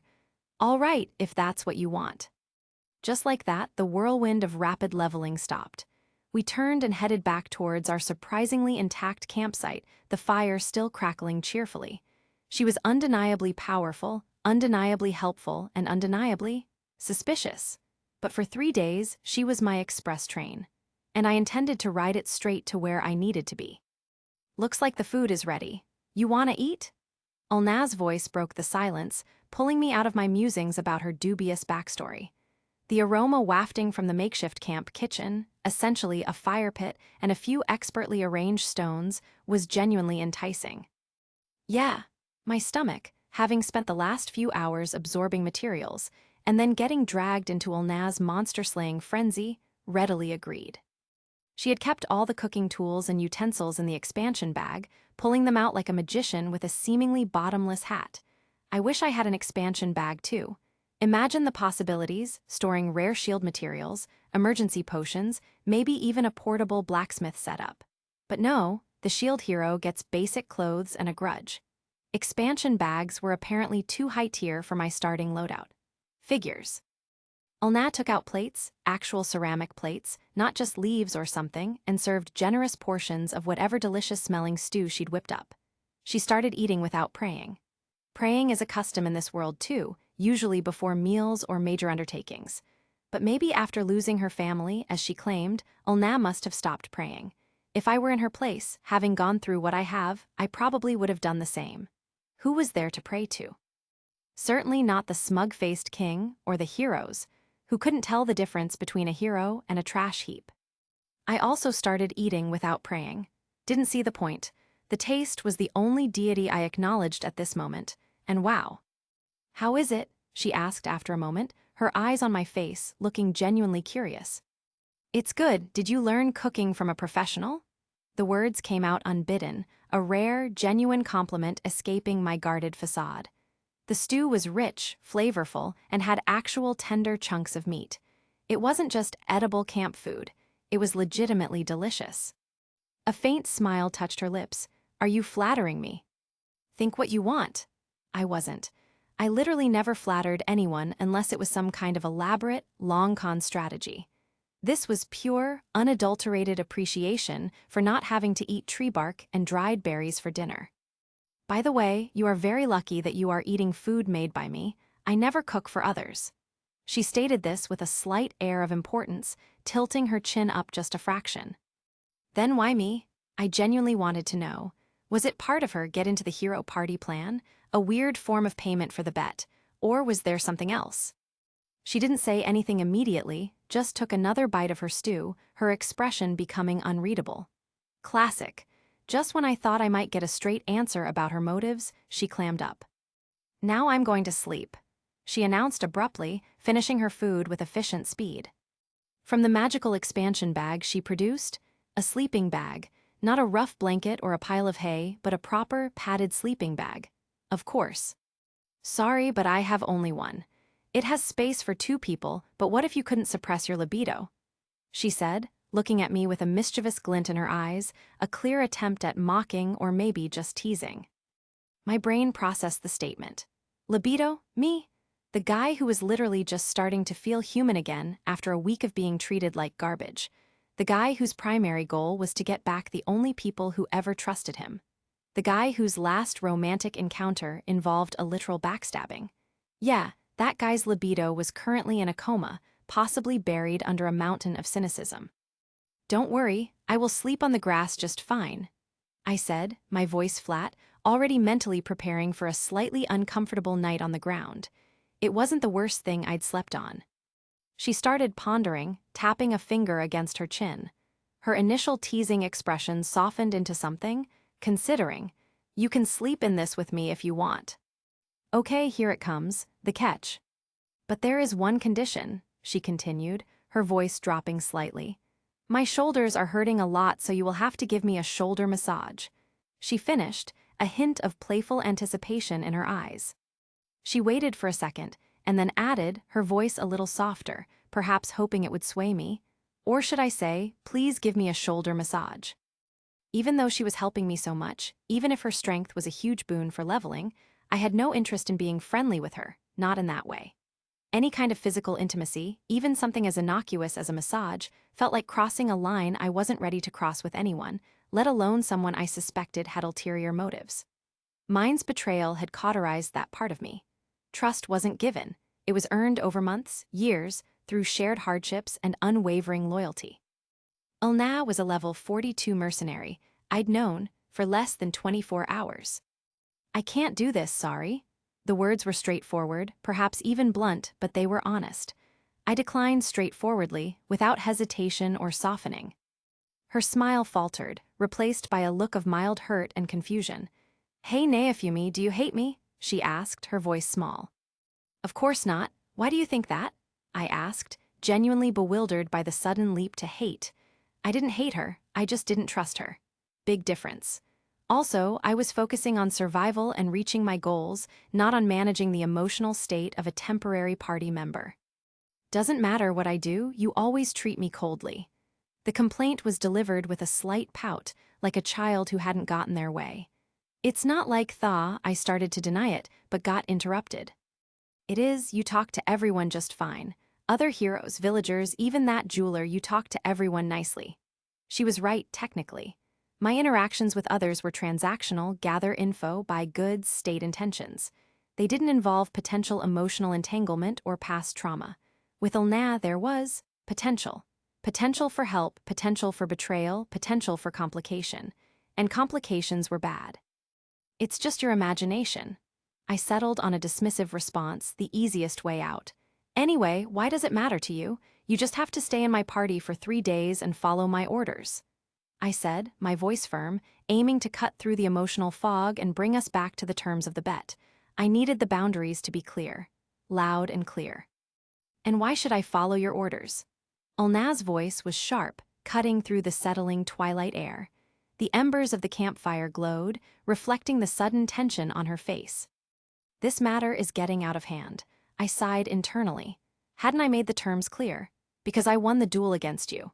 That was the bet, remember? Besides, I continued, trying to inject some reason into the absurdity, I'm not asking you to do this for free. If you help me for the agreed-upon time, I will pay you after the completion of 3 days. How about 300 silver coins? That would be enough, right? It was a ridiculously high amount for 3 days of work, but I needed her strength now. Ulna's eyes widened, not in greed but in offense. Do you think I'm that cheap? Look, I threw my hands up in exasperation. Talking was becoming a physical effort. I'm not buying you, I'm just buying your 3 days of time, and that much would be more than enough for that. Why was this so difficult? It was a transaction, pure and simple. Why are you treating me like a tool? Her voice cracked slightly. If you want to keep that attitude, then I'm leaving your party. She stood up abruptly, kicking a stray twig into the fire. Fine, be like that. My stubborn side flared. All right, I said flatly, standing up too. I'll go alone. Just tell me where you got this horse from, I'll return it after coming back. Don't you dare touch my horse, she practically shrieked, pointing a trembling finger at me. Go to the town by walking and find a new horse yourself. After saying that, she spun on her heel, grabbed her sleeping bag, and dramatically burrowed inside it, facing away from me. She really knows how to take advantage of the situations. A cold wave of reality washed over me. If I didn't make up with her now, it would take me at least 4 days to reach the nearest town on foot. Even if I somehow found a decent horse in a day, unlikely given my reputation, however unearned in this timeline, it would still take me at least another 7 days to reach Sait without her buffing the horse. I didn't have the mana pool or the shield skills, yet to keep buffing a horse myself constantly. Fine, I'll apologize to her. The words tasted like ash. But I'm a dog who bites after getting hit. I'll definitely take revenge from her for making me feel this miserable. Just 2 more days of this weird, forced proximity after tonight. I could endure 3 more days. I walked over to where she was sulking. The only sound the crackling fire and her slightly shaky breathing from inside the bag. Tap tap, I poked the sleeping bag gently. Hey, Ulna. A muffled voice came from within. Don't touch me. Why are you overreact? Wait, are you crying? The bag seemed to be trembling slightly. I'm not. The denial was immediate and watery.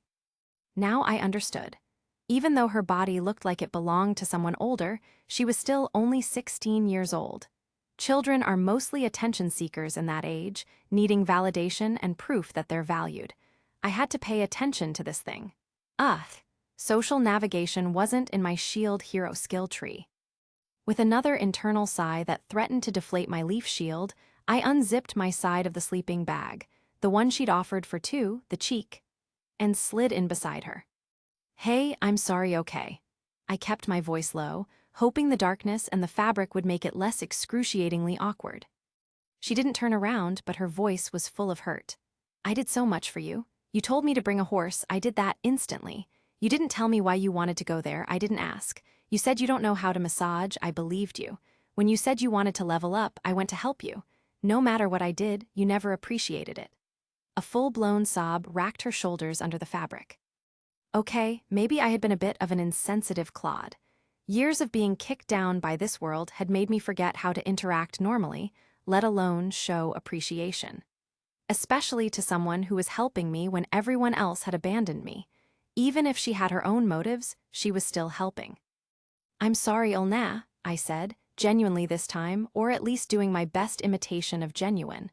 I was too dumb. I haven't been around people much recently. I'll never do that again. It felt like I was reading lines from a script I'd never rehearsed, but it seemed to be working. Hesitantly, I reached out and awkwardly wrapped an arm around her shoulders. Her head was buried against my chest. It felt weird, like holding a very upset, vaguely prickly hedgehog. She sniffled, her voice still muffled. Even now, you're being kind because you need me, not because you have sympathy towards me. Just 2 more days. My internal cynic muttered, I'll just have to endure 3 more days of this. But as she spoke, her point landed. She wasn't wrong. It was easier to treat people as tools or obstacles than to acknowledge their feelings. Ulna, I tried again, tightening my awkward hug slightly. Even though I didn't say it directly, I appreciated everything you did for me.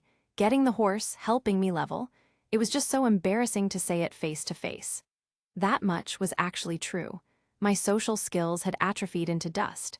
Complimenting someone felt like trying to lift a mountain with my pinky finger. She raised her head from my chest, her eyes red-rimmed but surprisingly bright in the faint firelight. She looked incredibly endearing with tear tracks on her cheeks and that slightly miffed expression. Why did you turn your eyes away? She asked, pouting just a little. I felt my face heat up slightly. This wasn't part of the plan. I can't help it, I mumbled, looking pointedly at the top of her head. You are so cute right now that I might end up falling for you if I keep looking at your face. Her eyes widened slightly, and a deep blush bloomed across her cheeks, spreading down her neck. She blinked rapidly, looking flustered but also pleased. I can't do anything about it if I'm cute, she said, her voice suddenly sounding far less tearful and far more smugly adorable. You have to control yourself. Is this a role play? My brain screamed. I'm getting out of here. My cynical self was ready to bail, but my physical form seemed rooted to the spot, still awkwardly hugging her. Trying to distract myself and maybe her, my gaze fell on her ears. They seemed pointed. Her ears are a bit weird. Curiosity overriding caution, I reached out and gently touched the tip of one. Don't touch it, she yelped, recoiling slightly. Just when I touched one of her ears, it twitched violently, changing shape from slightly pointed human-like ears to unmistakably, undeniably cat-like ears. They were covered in soft fur and flicked back against her head defensively. So she's a demi-human. Wow, they're so soft. My fingers, apparently operating independently of my brain which was currently screaming demi-human, traced the edge of that suddenly prominent, velvety cat-like ear. It twitched under my touch, almost like a real animal. It wasn't just the fur, the whole shape was different. It just popped out, like a furry, embarrassing secret she'd been hiding under her human-shaped ear. "Don't touch them, ah." She let out a strange noise, a high-pitched squeak that was decidedly not human, followed by a little moan. Her body stiffened in my arms, her breath coming in short, sharp gasps against my chest. Okay, that was unexpected. "Are they ticklish?" I asked, because apparently my curiosity trumped my sense of self-preservation, and maybe a tiny, morbid part of me found her reaction hilarious, like poking a cat's belly button. Probably shouldn't do that to a level 42 demi-human with potential anger issues, but here we are. I kept touching them, gently, experimentally, just running a finger pad along the base up to the tip. She squirmed, letting out more of those weird little sounds. "Ha, stop, Neafumi." Her voice was tight, strained. She started breathing heavily, her whole body radiating heat. Right, this was definitely not just ticklish. This was something else. Was this a shield unlock condition? Molest demi-human ear shield? Probably not. Reluctantly, because honestly her reaction was fascinatingly baffling, I stopped. Her body relaxed slightly, but she was still breathing like she'd just run a marathon. Suddenly, she hugged me tightly, burying her face against my chest and squeezing the air out of my lungs. "Hee, sorry, I won't do it again, just let me go," I said, trying to pry her arms off. My face was probably bright red. This was beyond awkward. "Stupid Neafumi." Her voice was muffled against my clothes, but it had a new, slightly dangerous purr to it. "You made quite a big mistake." My internal alarm bells, which had momentarily quieted, started ringing again, this time accompanied by flashing red lights and klaxons. "What do you mean?" I asked, genuinely bewildered and suddenly very, very wary. Her earlier frustration seemed to have melted away, replaced by something else entirely. Something that made the hairs on the back of my neck stand up. "We demi-humans get aroused if our ears are tickled." She lifted her head, her eyes glinting mischievously in the dim light filtering into the sleeping bag. Her cheeks were flushed, her lips slightly parted, and that cute, slightly predatory grin was back. "Ha," she sighed dramatically, though her eyes were sharp and focused. "I just can't control this urge. Now I'm going to punish you, I hope you'll enjoy it." Enjoy it? Was she insane? This wasn't in the game manual. My meta-knowledge was failing me. This was a rogue element, a boss mechanic I didn't account for. Before I could fully process the horror of her words, she started searching for my pants zip. Panic flared. My shield did not have a ward-off lewd demi-human skill. I grabbed her hand, my level 14 strength pitted against her level 42, aroused demi-human strength. Unsurprisingly, hers was much more than mine. She swatted my hand away with surprising ease. Suddenly, she leaned down and licked my neck. A jolt went through me. It was warm, wet, and utterly, horrifyingly unexpected. Someone save me? Was this part of the bet? Was temporarily enslaved, secretly code for subject to embarrassing demi-human instincts? "Ren, Mat Asu, Itsuki, mine." Okay, maybe not mine. Anyone. Get me out of this sleeping bag before my dignity becomes another casualty of this ridiculous world. Chapter 11, Mission Failed Successfully. Aelanaspav, tilde. A mischievous thrill pulsed through me, a delightful blend of feline cunning and pure, unadulterated playfulness. I'd spun a tale, a whisper of demi-human vulnerability, claiming our ears were a gateway to arousal. And bless his naive heart, the shield hero, Neafumi Iwatani, had swallowed it whole. His reaction was priceless. A flustered, wide-eyed innocence that painted his usually stoic features with a rosy hue. He squirmed, a trapped fawn, desperate to escape the playful predator. He tried to create distance, a comical struggle against the confines of the sleeping bag, his eyes darting around the dimly lit tent like a trapped firefly. The flickering lantern cast long, dancing shadows, amplifying the tension and the underlying humor of the situation. A low chuckle rumbled in my throat. I leaned closer, the scent of his skin, warm and slightly musky, filling my senses. The air crackled with unspoken energy, a silent battle between his desire to flee and my relentless pursuit. The soft rustle of the sleeping bag against the tent floor became the soundtrack to our little game. Then, with a deliberate, slow motion, I extended my tongue, tracing a delicate line along the sensitive skin of his neck. A shiver ran through him, a visible twitch that sent a wave of satisfaction through me. The reaction was intoxicating, a confirmation of his vulnerability. "Please, let me go," he pleaded, his voice a strained whisper. The vulnerability in his voice, the hint of desperation, was a siren's call. The temptation to push further, to explore the depths of his reaction, was almost overwhelming. But a flicker of restraint, a whisper of caution, stayed my hand. I knew the line between playful teasing and genuine discomfort. I couldn't risk shattering the fragile trust that was slowly building between us. A flicker of genuine affection, a warmth that belied my playful facade, softened my gaze. With a sigh, I loosened my grip on the sleeping bag, granting him a sliver of freedom. It was a calculated move, a strategic retreat to lure him into a false sense of security. He scrambled out of the confines of the sleeping bag, a blur of motion, his eyes still wide with a mixture of fear and confusion. With a swift, fluid motion, I lunged, my body pinning him to the ground. The soft, yielding surface of the tent floor cushioned his fall, but the suddenness of my attack left him breathless. The lantern light, filtering through the tent's canvas, painted us in a dramatic tableau of shadow and light, highlighting the intensity of the moment. My eyes, glowing with a predatory gleam, locked onto his. The game was far from over. The scent of the campfire, mixed with the damp earth and the subtle metallic tang of his sword, filled the small space, creating a sensory overload. Outside, the wind whispered through the trees, a constant, rustling counterpoint to the silent drama unfolding within the tent. The faint, distant howls of nocturnal creatures added a primal edge to the scene, a reminder of the wildness that surrounded us. He was trapped, and I, the playful predator, was poised to strike again, though now, with a slightly more gentle, teasing touch. "This is your fault, shield hero," I purred, the words dripping with playful accusation. The dim lantern light cast long, dancing shadows across the tent, highlighting the mischievous glint in my eyes. I settled more comfortably on his lap, the soft fabric of my clothing rubbing against his crotch. A low chuckle rumbled in my chest as I began to move, a slow, deliberate grind that sent shivers through both of us.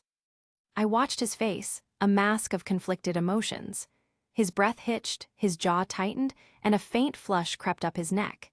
It was clear he was struggling, battling an internal war between his desires and his unwavering principles. The sight was intoxicating, a delicious blend of vulnerability and suppressed passion. I maintained my innocent facade, my expression a carefully crafted mix of arousal and naive confusion. My eyes, wide and luminous, held a silent question, a subtle challenge.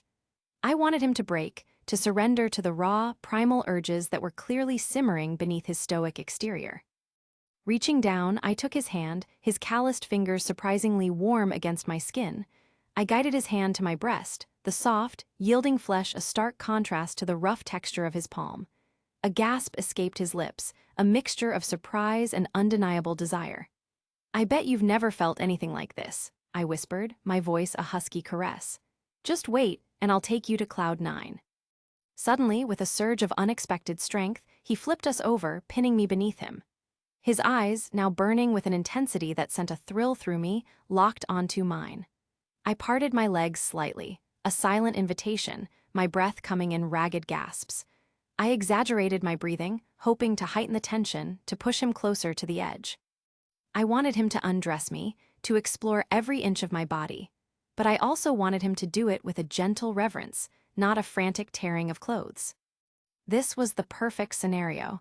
He would be the one to initiate, to take the lead. He would be responsible for what happened next, and that responsibility would bind him to me. After this, he wouldn't be able to deny me, to push me away. A generous, almost magnanimous thought flickered through my mind. I wouldn't keep him all to myself. If he desired, he could build a harem. I would even encourage it. His face grew serious, the playful facade replaced by a determined resolve.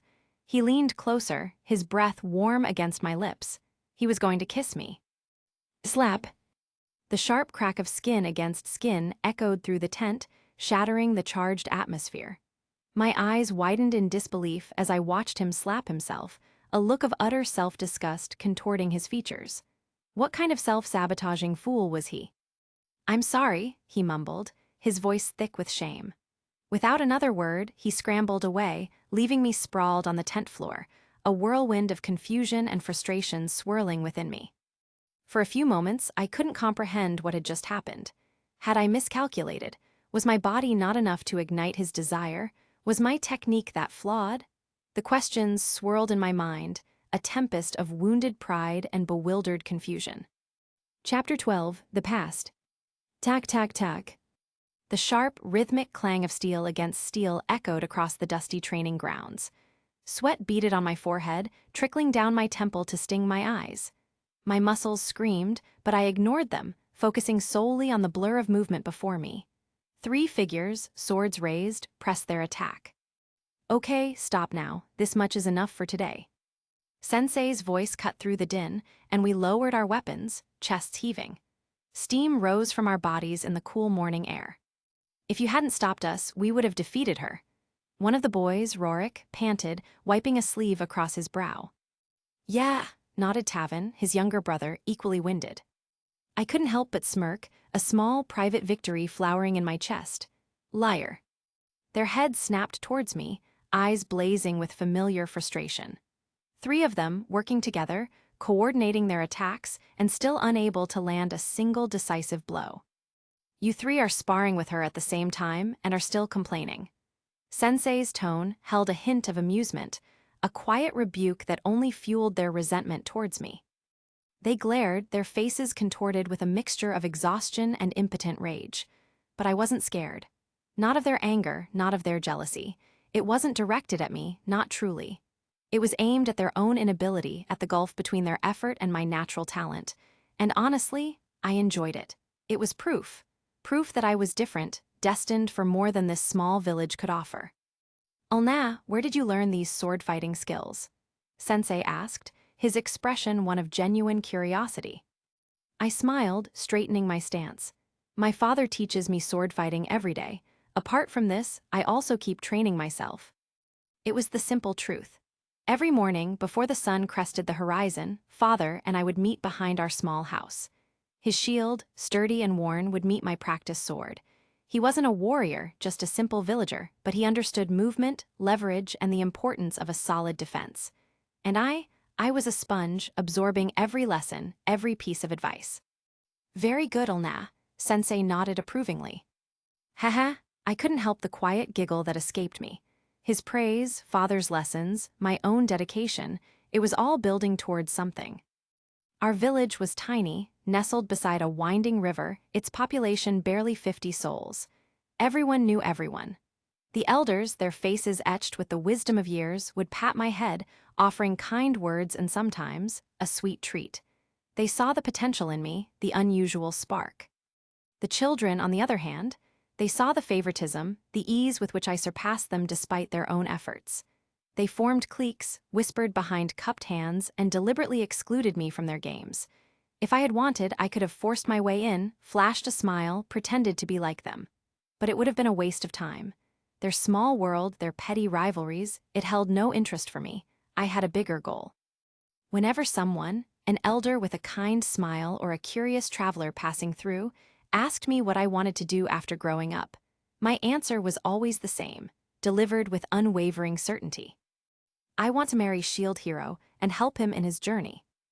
A ripple of polite, sometimes pitying, smiles would follow. They'd shake their heads, chuckling softly. Oh, Ulna, that's impossible, they'd say. There are several thousands of people waiting for Shield Hero so that they could join his party. He's a great hero, a legend. They'd try to explain, gently, patiently, that my dream was a childish fantasy, but I never heard them. Their disbelief was just noise. Only my mother and father, bless their kind hearts, truly trusted in me. Mother, with her gentle hands and unwavering faith, would simply smile and say, if that is what our Ulna wishes, then she will surely find a way. Father, stoic and steady as his shield, would simply nod, his eyes conveying a quiet, powerful belief. Their trust was a rock, a foundation upon which I built my unwavering conviction. I was cute, with eyes that sparkled with ambition and a smile that could charm the birds from the trees. I was talented, my body moving with a grace that belied my years.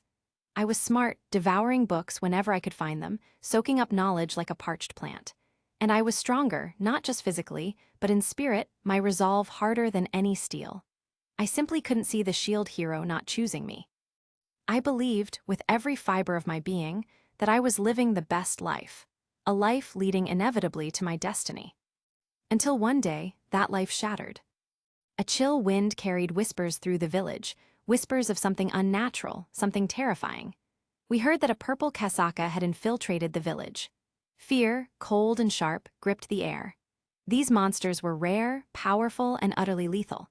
We grabbed whatever weapons we had, farming tools, rusty swords, father's shield, and rushed towards the source of the commotion. When we reached the edge of the forest clearing, the scene was chaos. Many people were trying to fend it off, their faces pale with terror, their attacks clumsy and ineffective. The casaca was a monstrous serpent, its scales a sickening shade of purple, its length a terrifying 10 to 12 meters. It moved with unnerving speed, weaving and striking like lightning. But its most terrifying weapon was its breath, streams of searing fire and corrosive acid spat from its gaping maw. Some people were injured, their skin bubbling and smoking where the acid had touched them. Screams tore through the air, but mercifully, miraculously, no one had died yet. I had never seen anything like it. This wasn't like hunting boars or fending off stray goblins. This was a force of nature, a creature of pure destruction. The casaca's head snapped down, spitting acid towards a man who had stumbled. He barely dodged, rolling away, but mistakenly stepped on the ground where the acid had landed moments before. A chilling shriek tore from his throat as his feet began to melt, his boots fusing to the ground, rendering him unable to move. The casaca turned, its eyes fixing on him, gathering fire in its throat. But before it could unleash its fiery breath, Father surged forward. He placed himself between the casaca and the trapped man, raising his shield, its worn wood glowing faintly with some innate resilience. The fire breath washed over him, a torrent of heat and flame, but the shield held, albeit charring around the edges. "There's an orb behind the casaca's head." Father roared over the roar of the flames, his voice strained but clear. "Break it, it'll kill the beast." The casaca, enraged by the blocked attack, turned its massive head towards Father. It coiled, preparing to strike. "Get away from there, stupid Father!" I screamed, my voice raw with panic. He could have easily gotten away, rolled to the side, abandoned the trapped man. But he didn't, because if he moved, the person behind him would become the prey. He chose to stand, a single, unwavering shield against the monster. The casaca lunged. In a blur of purple scales and snapping jaws, it struck. But then another figure moved. Mother. She threw herself between Father and the casaca, her small frame a fragile barrier. The casaca's jaws closed, and in a sickening gulp, it swallowed her whole. A strangled cry tore from Father's lips. His eyes, seconds before filled with grim determination, were now wild with grief and fury. He lost his mind.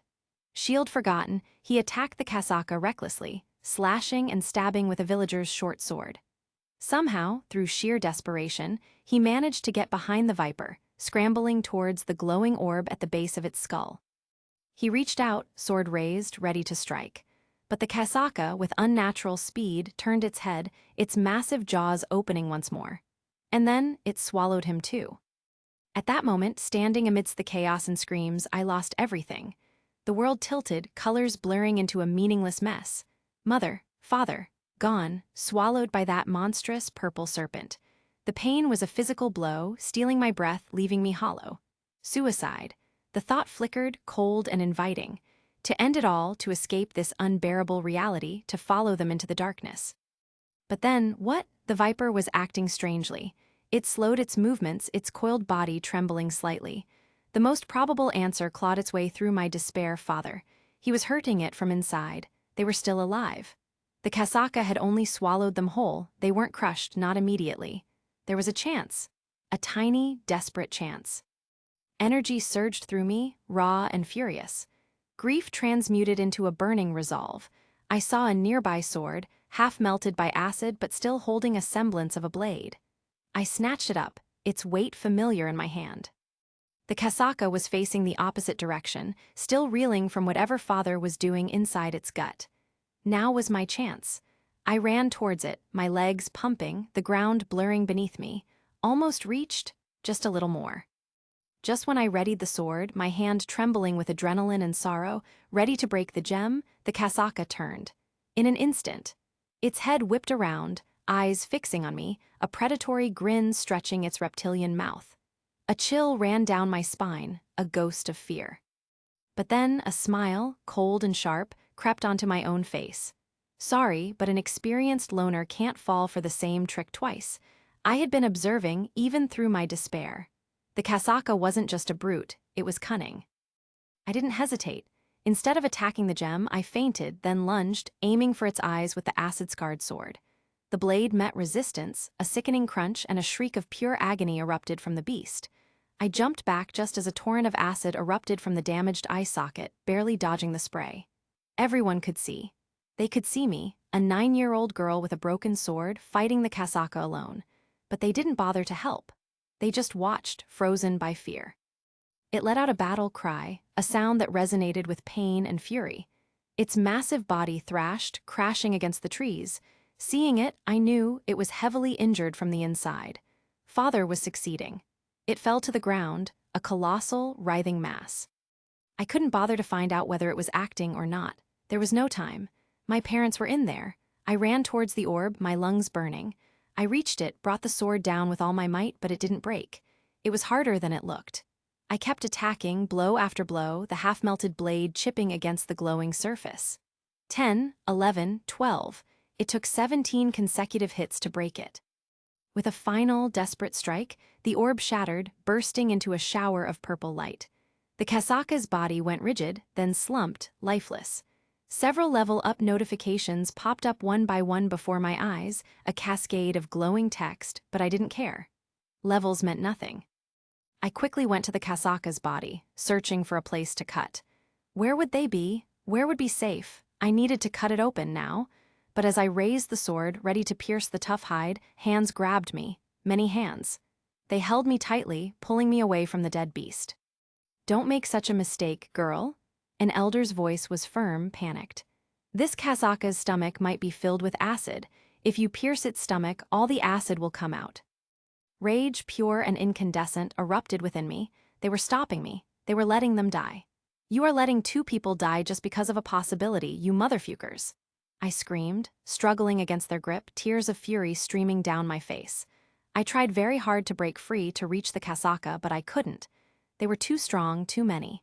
If I could have cut its belly just moments ago, my parents could have been saved. After that, I went straight to my house. It was empty, silent. The scent of mother's cooking still lingered faintly, a cruel reminder of what was lost. It took a while to adapt to the changes. The silence was deafening. The emptiness was a physical ache. My family, dead, gone, swallowed by a monster while villagers watched. Now I had 2 options. I could either commit suicide at this moment and get out of this hell, escape the pain, join my parents in whatever afterlife awaited. Or I could keep living and work hard to realize my lifelong dream. The dream of the shield hero. I wasn't a coward. The thought of giving up, of letting the casaca and the villagers who held me back win, was repugnant, which is why I decided to live in this world for my shield hero. He was my only hope now, the only star in my darkened sky. After that, one of my neighbors, a kind old woman named Alara, took me in. She was quiet, her own losses evident in her eyes, but she gave me a roof over my head and a warm meal. Because my levels had increased a lot after defeating the casaca, my physical growth was happening very fastly. My body matured at an alarming rate, surpassing girls years older than me. To increase my level even more, to become stronger, to be worthy of the shield hero, I used to go to the forest and do hunting every day. The monsters were my training partners, the forest my new home. I admired Gerardsan very much. He was 15 years old, one of the older boys in the village, and unlike the others, he didn't treat me differently after the casaca attack. I considered him my elder brother. He always supported me, offering words of encouragement and sometimes sharing a piece of dried fruit he'd saved. He motivated me when I was sad, reminding me of my strength, of my dream. I was just 9 years old, but my body was as mature as a 20-year-old girl.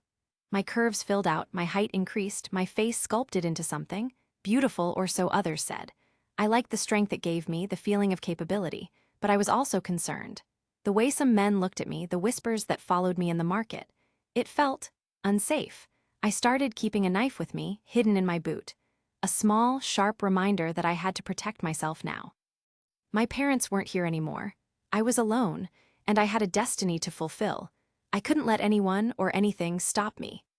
The rhythmic tack of rain against the window pane had lulled me into a shallow sleep, a fragile state perched between wakefulness and true rest. Sounds blurred into the muffled drumming of the storm outside. It was a quiet night, the kind where the world felt distant and safe within the four walls of the small room my neighbors had given me. Then a different sound, the soft creak of a floorboard, a hesitant breath, my senses, sharpened by the constant awareness that had become my shadow since the casaca, snapped awake. My eyes remained closed, my breathing even, a trick learned from countless hours practicing stillness. He was close now. I could feel the shift in the air currents, the faint scent of damp cloth and something else, something cloying and unpleasant. A feather-light touch on my lips. My body tensed, a coiled spring ready to unleash. But my mind, cold and analytical, held back the immediate physical response. This was Gerardsan, my elder brother, who had offered comfort and a roof over my head. The dissonance was jarring, sickening. I opened my eyes, just a sliver. The room was dark, but enough moonlight filtered through the clouds to silhouette his form looming over me. He drew back slightly, startled by my seemingly sudden wakefulness. "Gerardsan," I said, my voice quiet, carefully neutral. "Why are you in my room this late?" He fumbled for a moment, straightening up, a nervous energy radiating from him. Olna, well, I thought we could talk for a while." His voice was strained, too high-pitched to sound natural. "Oh, what did you want to talk about?" I sat up, pulling the thin blanket tighter around me. The knife I kept hidden beneath my pillow felt cold and reassuring against my fingertips. He shuffled his feet. "You know, when you were little after the casaca, you were all by yourself. We took you in, didn't we?" He paused, a heavy implication hanging in the air. "Now you've grown so much." His eyes, even in the gloom, felt heavy on me, appraising in a way that made my skin crawl. The casual possessiveness, the thinly veiled reminder of my perceived debt, it struck a chord of bitter clarity within me. They hadn't taken me in purely out of kindness. It was expected. The last surviving child of a village family, orphaned in tragedy. It was a social obligation, perhaps mixed with a genuine desire to help. But to frame it as a favor that demanded this. My mind, already reeling from the night of the casaca, had processed grief and loss with a chilling pragmatism. I had survived. I had power now, level upon level gained in that desperate fight. I was not dependent on them. Not truly. If they cast me out, I could survive. Better than survive. I could thrive. This small village, these well-meaning but ultimately fragile people, held no real power over me anymore. "Gerardsan," I said again, my voice even colder this time. "You didn't have to do what you did for me after I got here. Not only this, even if you all had not accepted me, I still had a lot of options, so do not make the mistake of thinking that I am dependent on you." I didn't need them. The thought was a solid, unshakable foundation in the swirling chaos of my emotions. His face darkened. The pretense of the caring elder brother vanished, replaced by something ugly and demanding. "Don't talk to me like that, girl. We gave you a home, we fed you." He lunged forward, his hand reaching for me, rough and grasping. My body moved on instinct, years of training, compressed into months of accelerated growth, taking over. The knife was in my hand in an instant. The moonlight glinted on the metal. There was no hesitation, no fear. Only the cold, clinical focus born from fighting for my life against a monster. He cried out as the blade sliced through flesh and bone.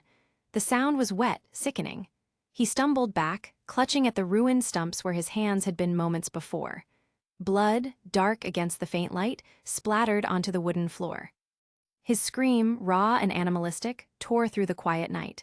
It wasn't just pain, it was shock, disbelief that this child, this girl he thought he owned, had done this. The noise carried. Doors burst open in the small house. Lights flickered on, casting harsh, light magic glows into the hallway and my room. Faces, contorted with fear and horror, appeared in the doorway. My neighbors, the people who had taken me in. Gerardsan was screaming, pointing at me with his bloody arms. Accusations tumbled out, incoherent through his sobs of pain. No one asked me what had happened. They saw the blood, the knife in my hand, Gerard Sand's horrific injuries, and their minds leaped to the only conclusion they could grasp. The quiet, traumatized orphan they had taken in had become something monstrous. They didn't come near me, they didn't threaten, they didn't need to. Their faces, pale and terrified, spoke volumes. Their leader, Gerard Sand's father, stepped forward, his voice trembling but firm. "Get out," he whispered, pointing a shaking finger towards the door. "Get out now and never come back." I stood there, the knife still in my hand, the blood cooling on my skin. I looked at their faces, fear, disgust, utter rejection. There was no understanding, no attempt to hear my side. But then, why would there be? I had just brutally mutilated one of their own. A strange sense of detachment washed over me. It hurt, yes, the raw sting of being cast out by the only people who had shown me even a semblance of care since my parents died. But beneath the hurt was a cold, hard core of reality. I was stronger than them now, much stronger. They couldn't have held me if I hadn't wanted to be held. They couldn't force me to stay if I chose to leave. Throwing me out was their only option, their only defense against something they couldn't comprehend or control. I lowered the knife.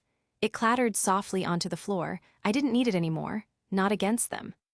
Without a word, I turned and walked past them, through the shocked faces in the doorway, out of the house, and into the still raining night. The storm felt less threatening than the silent, judging eyes I had left behind. I was alone again, but this time I knew I could handle it. I had my strength, my skills, and a dream that burned brighter than any rejection.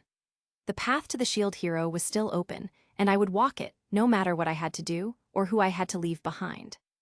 Chapter 13, The Manipulative Maiden. After that, the door of the only place I had left in the world slammed shut, quite literally. My neighbor, the one who had taken me in, looked at me with a mixture of fear and disgust, holding the stump of his son's hand wrapped in bloody cloth. The village elders, who had once patted my head and praised my skills, now stood behind him, their faces grim and unforgiving. They didn't ask why. They didn't need to. To them, I had attacked one of their own, a boy who had offered me shelter when I had nothing. The reasons didn't matter. My strength, which they had once admired in sparring matches, now terrified them. I was a problem they couldn't contain. They threw me out. After that, I went to the closest city and started living ordinary life, or what passed for one for a newly orphaned, hypermature demi-human child who had just committed grievous bodily harm to her guardian. The city was a chaotic, indifferent beast. Noise, smells, too many people crammed together, none of whom cared about a solitary girl with nothing but the clothes on her back and a rapidly growing understanding of the world's ugliness. Finding food meant scavenging or selling small, low-level monster cores. Finding shelter meant finding forgotten alleyways or venturing into the less-than-savory parts of town. I had to increase my level too. Survival demanded it, so I always searched for stronger monsters. The forests surrounding the city were my training ground. Rabbits, wolves, boars, they fell quickly enough, but the experience gain was paltry. It was a slow, frustrating grind, a constant reminder of how far I was from the strength I needed. There were also times when I almost died. Encounters with packs of higher-level beasts, misjudging a monster's attack pattern, or simply collapsing from exhaustion and hunger far from any help. Each near-death experience chipped away at my innocence, hardening my resolve and sharpening my instincts. Survival wasn't about being good. It was about being cunning, ruthless, and enduring. I mostly lived in the forest. It was safer, quieter, and offered more opportunities for hunting than the city streets. The trees became my roof, the rustling leaves my lullaby. Solitude became my closest companion, a silent observer of my grim routine. I also came across bandits and other bad peoples. They preyed on travelers, sometimes venturing too close to the city's outskirts. They were mostly after my body. A young girl, alone, pretty, I was an easy target in their eyes. The first time, fear seized me. But then anger, cold and sharp, sliced through it. They saw prey, I saw a chance. A chance to unleash the violence that simmered beneath my skin, born of grief and betrayal. The thing is, I liked encountering them. They gave much more exp than monsters.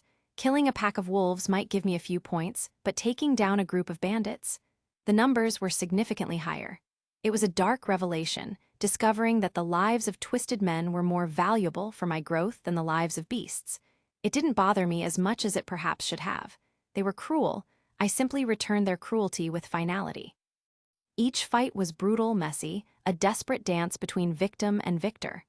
I sustained injuries, sometimes severe, but I learned fast. Learned where to strike, how to dodge, how to use their arrogance against them. 4 years after the death of my parents, when I was 13 years old, I heard that hero summoning will happen in a year. The news spread like wildfire, sparking hope in the hearts of many. For me, it was a beacon in the darkness. The shield hero, my shield hero. The one I had dreamed of, the one I had clung to as my reason for living. He was coming. The 4 heroes will be summoned by 4 major countries, one each. I also heard that Shield Hero is being summoned in our country. The rumors seemed certain. He would be here, in the Shieldfrieden. This was my chance. In our country, people will have to join the Knight's Order for a while and prove themselves to join Hero's party. Also, no matter how many people join the Knight's Order, only 3 will be selected. The requirements were strict, the competition fierce. Knight's Order me? Formal training? The thought was almost laughable. My fighting style was a chaotic, instinctual blend of what my father taught me, what I learned from monsters, and sheer, desperate improvisation. But I had to try. I went to join the Knight's Order. The required age was 15 plus, and I was only 13 years old. Lying was easy. I had perfected the art of crafting a believable facade, so I lied and told them that I am 16 years old. When they asked for verification, I told them that all my family is dead and some other sad things so that they would sympathize with me. Tears were a surprisingly effective weapon, especially when combined with a carefully constructed narrative of hardship. With this, and by a bit of manipulation, a well-placed tear, a trembling lip, a downcast gaze that hinted at unspeakable trauma, I joined the Knight's Order. The training was structured, repetitive. They practiced forms, stances, specific techniques for specific weapons. It felt rigid, predictable. Everyone here knew more than 3 sword styles, but I knew only one, which I mostly forgot. My body moved on instinct, reacting to threats rather than following prescribed patterns. But this didn't bother me at all. I mostly fought using my instincts. My lack of formal style became my advantage.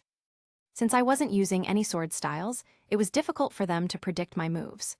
My movements were fluid, erratic, capitalizing on openings they didn't even realize they were creating because they were too focused on their textbook techniques. Not a single trainee ever managed to defeat me.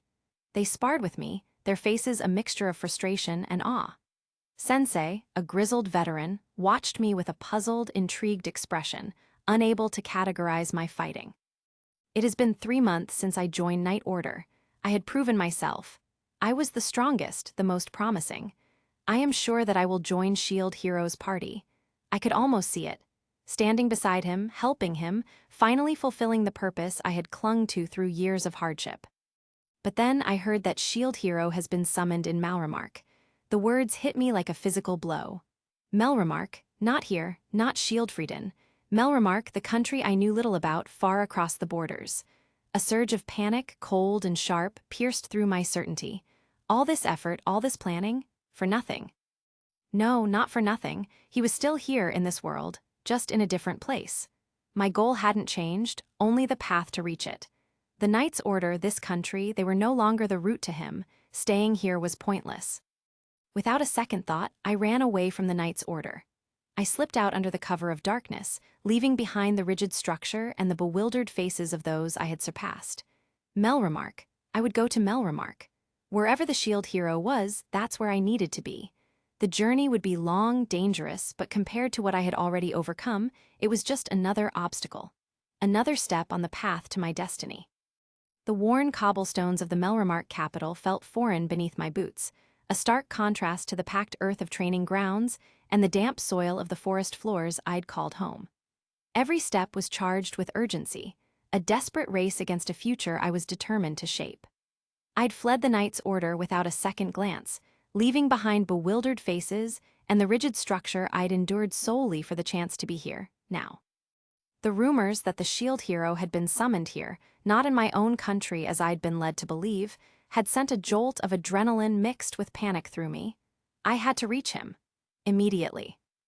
I reached the city gates, breathless, my heart hammering against my ribs not from exertion, but from anticipation.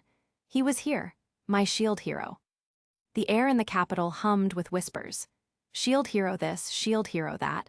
I listened intently, sorting through the noise, but the stories, they weren't what I expected. Betrayal, accusations, villainy. The capital seemed united in its disdain for him. At first, a cold dread gripped me. Was it true? Could my shield hero, the one I dreamed of standing beside, be like that? But as I heard more, a different thought, a frankly horrifying one, began to take root. They said he had assaulted someone, that he was a monster. Yet, wasn't he a man? Perhaps after being summoned so suddenly, thrust into a new world alone. Perhaps his urges simply got the better of him. It wasn't ideal, of course. I wished he could have waited. Waited for me? I wouldn't have made him suppress anything. I would have welcomed. A flicker of possessiveness, hot and sharp, pierced through the swirling thoughts. That girl. How dare she accuse him? How dare she deny the shield hero? She wasn't worthy. If he had chosen her, even for a moment, she should have been eternally grateful, bending to his every whim. The thought of her declining him, of turning away the hero she was supposedly meant to support, filled me with a strange, protective fury on his behalf. Then the strategic part of my mind, the part honed by years of solitary survival, clicked into place. Everyone hated him, shunned him. Good, perfect, even. If the other heroes had parties, if the capital adored them, it would be impossible for me to get close, to stand out. But the shield hero was alone, isolated. He would need someone who didn't believe the lies, someone who understood, someone like me. This wasn't a setback, it was an opportunity. A twisted, painful opportunity, but an opportunity nonetheless. It would be so much easier now to join him, to gain his trust when everyone else turned their backs. My search began with a renewed sense of purpose. I went from tavern to shop, asking anyone who would listen about the shield hero. My questions were met with wary eyes, hushed warnings, and often outright hostility directed at me for even asking. "You want to join his party?" A gruff merchant scoffed, wiping down his counter. "Are you crazy, girl? Stay away from that devil." He beat up adventurers who tried to join him, a woman whispered, pulling her child closer. Said he didn't need anyone. Beat them up, didn't need anyone? The rumors painted a picture of a bitter, violent man. It was different from the heroic figure I'd envisioned, but the undercurrent of raw power, the refusal to be like the others, still resonated. He was strong in his defiance, even if it manifested as cruelty. It only solidified my resolve. He needed someone who could handle his edges. They said he often hunted orange balloons in the grasslands outside the city and sold their remains at a specific weapon shop near the main gate. Hope, sharp and sudden, flared in my chest. This was it. My chance. I practically ran to the shop, my eyes scanning the interior, the street outside. And there, just exiting the door, a figure unmistakable even from a distance. A man with dark, unruly hair, clad in simple clothes and bearing a plain, round shield. My shield hero. My heart leaped, a frantic, joyful bird trapped in my chest. I took a deep breath, trying to quell the tremor in my hands. I had planned this moment 1,000 times. I would approach him calmly, respectfully. Explain my loyalty, my strength, my unwavering belief in him. "Excuse me," I called out, stepping forward. He turned his head slightly, not fully facing me. His expression was unreadable, distant. I want to join your party," I blurted out, perhaps a little too eagerly. "I heard you were looking for companions, and I don't need anyone," he cut me off, his voice flat, devoid of emotion. He still wasn't looking at me, his gaze fixed somewhere beyond my shoulder. "Especially not a girl." The casual dismissal stung more than any insult. Not looking at me, as if I were insignificant, after everything. After I'd come all this way, endured what I had all for him. But I'm strong," I pressed, desperate to make him see. "My level is high, I can handle myself. I ran away from home, from everything, just to find you. Please, shield hero, I believe in you, I know you're not like they say." I poured out my carefully rehearsed pleas, my voice trembling slightly despite my efforts. I spoke of loyalty, of strength, of being a shield for his shield. I watched his profile, searching for any sign of acknowledgement, any flicker of interest. Nothing. He started to walk past me, his steps unhurried, uncaring. Panic seized me. I couldn't let him go, not like this, not when I was so close. Acting purely on instinct, I reached out and grabbed his arm. For the first time since I'd called out to him, he stopped. Slowly, he turned his head and his eyes locked onto mine. The air seemed to freeze. The casual indifference was gone, replaced by something else entirely. His eyes, dark and depthless, were burning with an intensity that sent a chill down my spine. It wasn't just anger. It was a cold, controlled rage, honed by something I couldn't comprehend. A raw, terrifying power coiled beneath the surface, something far more potent than any monster's killing intent I had ever faced. The bandits, the creatures, the corrupted knights, their threats felt like a summer breeze compared to the silent storm in his gaze. And then he spoke, his voice low, a dangerous growl that vibrated in the very air between us. "If you don't want to die, get lost." My hand fell away as if burned. My body, trained to react to danger, to fight or flee, was frozen in place. The raw threat was explicit, terrifying, but it was the utter emptiness behind it, the casual willingness to extinguish my life without a second thought, that truly paralyzed me. He turned away again, resuming his slow walk, leaving me standing alone on the cobblestone street, the noise of the city rushing back in, deafening after the silence of that moment. He didn't need me. The person I had dedicated my life to, the dream I had clung to through loneliness, pain, and betrayal, he didn't need me. The world I had decided to keep living in, solely for the purpose of reaching him, suddenly felt hollow, meaningless. What was the point? What was the purpose of my strength, my survival, my very existence, if the one person who mattered didn't want it? A chilling calmness settled over me. There was nothing left. The path I had carved, the future I had envisioned, had just been erased by a single, indifferent sentence. Death, it had seemed like the coward's way out before, but now it felt like the only logical conclusion, a release from a purpose that no longer existed. I walked, directionless at first, then with a growing certainty. Out of the city gates, towards the cliffs that overlooked the sea. The wind whipped my hair around my face, cold and biting, but I barely felt it. I reached the edge, the waves crashing far below. The setting sun painted the sky in hues of orange and purple, beautiful and indifferent. I closed my eyes, picturing my parents, Gerard's betrayed face, the mocking grins of the knights. And finally, Shield Hero's rage-filled eyes, the last image burned into my mind. Taking a deep breath, I stepped off the cliff. The air rushed past me, the sound a roar in my ears. It was over. My meaningless life, finally ending. Then, everything went black. I thought it was the end. The wind whipped past my face, tearing at my hair as I plummeted towards the jagged rocks below. It was relief. A sweet release from a world that had proven too cruel, too indifferent to my singular, desperate dream. Shield Hero didn't need me. My purpose was null. Goodbye, cruel world. Goodbye, future I yearned for. But instead of the shattering impact, I felt a dizzying lurch, a sickening twist in my gut, and then solid ground beneath me. The scent of damp earth and pine filled my nostrils, and when I opened my eyes, sunlight filtered through a canopy of unfamiliar trees. I was in a forest, untouched by the sea cliffs I'd just thrown myself from. Shieldfrieden, I knew the trees, the very air, the demi-human country. How? Why? Then the chilling, exhilarating realization hit me. Time travel. I'd somehow, impossibly, come back. Back to before. Before the summoning, before the rumors, before the rage in his eyes. Before Shield Hero needed no one. A frantic energy surged through me. This was it. My second chance. The gods, or whatever force governed this world, had seen my devotion, my sacrifice, and granted me a miracle. This time I wouldn't fail. This time I would be chosen. I would stand by his side. But there was a complication. I was in Shieldfrieden, and he would be summoned in Melremark, a country where demi-humans were less than welcome.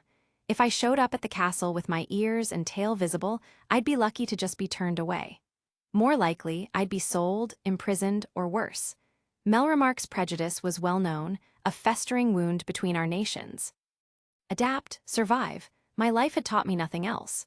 Melremark hated demi-humans? Fine, I'd learn to hide what I was. Illusion magic. If I could make them see a human girl, my race wouldn't be a barrier. I dedicated the 3 months I had to rigorous training, not just in sword skills, but in bending perception, in crafting a believable human facade. It was draining, taxing on my mana, but necessary. Finally, the time came. I made the journey to Melremark, my illusion shimmering, a constant drain but a vital shield. I mingled with the crowds, keeping my ears and tail tightly bound beneath my clothes, the unfamiliar stiffness a constant reminder of the lie I was living. I heard the whispers, the excitement about the upcoming hero summoning, and I gathered information. Who were the hopefuls? Who was vying for a spot in the heroes' parties? I saw the faces, the self-important knights, the eager adventurers. I noted the few selected to stand in the audience chamber when the heroes arrived, and I focused on the Shield Heroes' potential party. Only one girl, in the Shield Heroes group. Her name was mine, a knight. She looked ordinary, not particularly strong, not remarkably beautiful.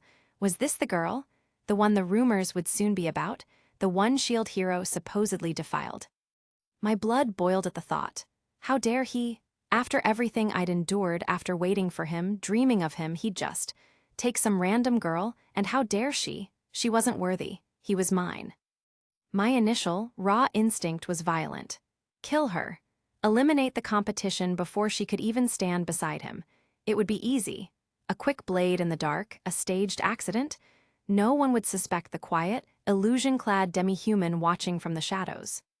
But then I remembered. The rumors in the original timeline, the speed with which they spread, the absolute conviction everyone seemed to have in his guilt. It happened on the first day she joined his party. Something about it felt off. I'd survived by trusting my instincts, by observing, by seeing the hidden currents beneath the surface. What if the rumors were lies? What if he hadn't done it? What if he had been framed? My memories of him, however brief and filled with rage, didn't fit the picture of a rapist. His eyes, even when furious, held a different kind of pain.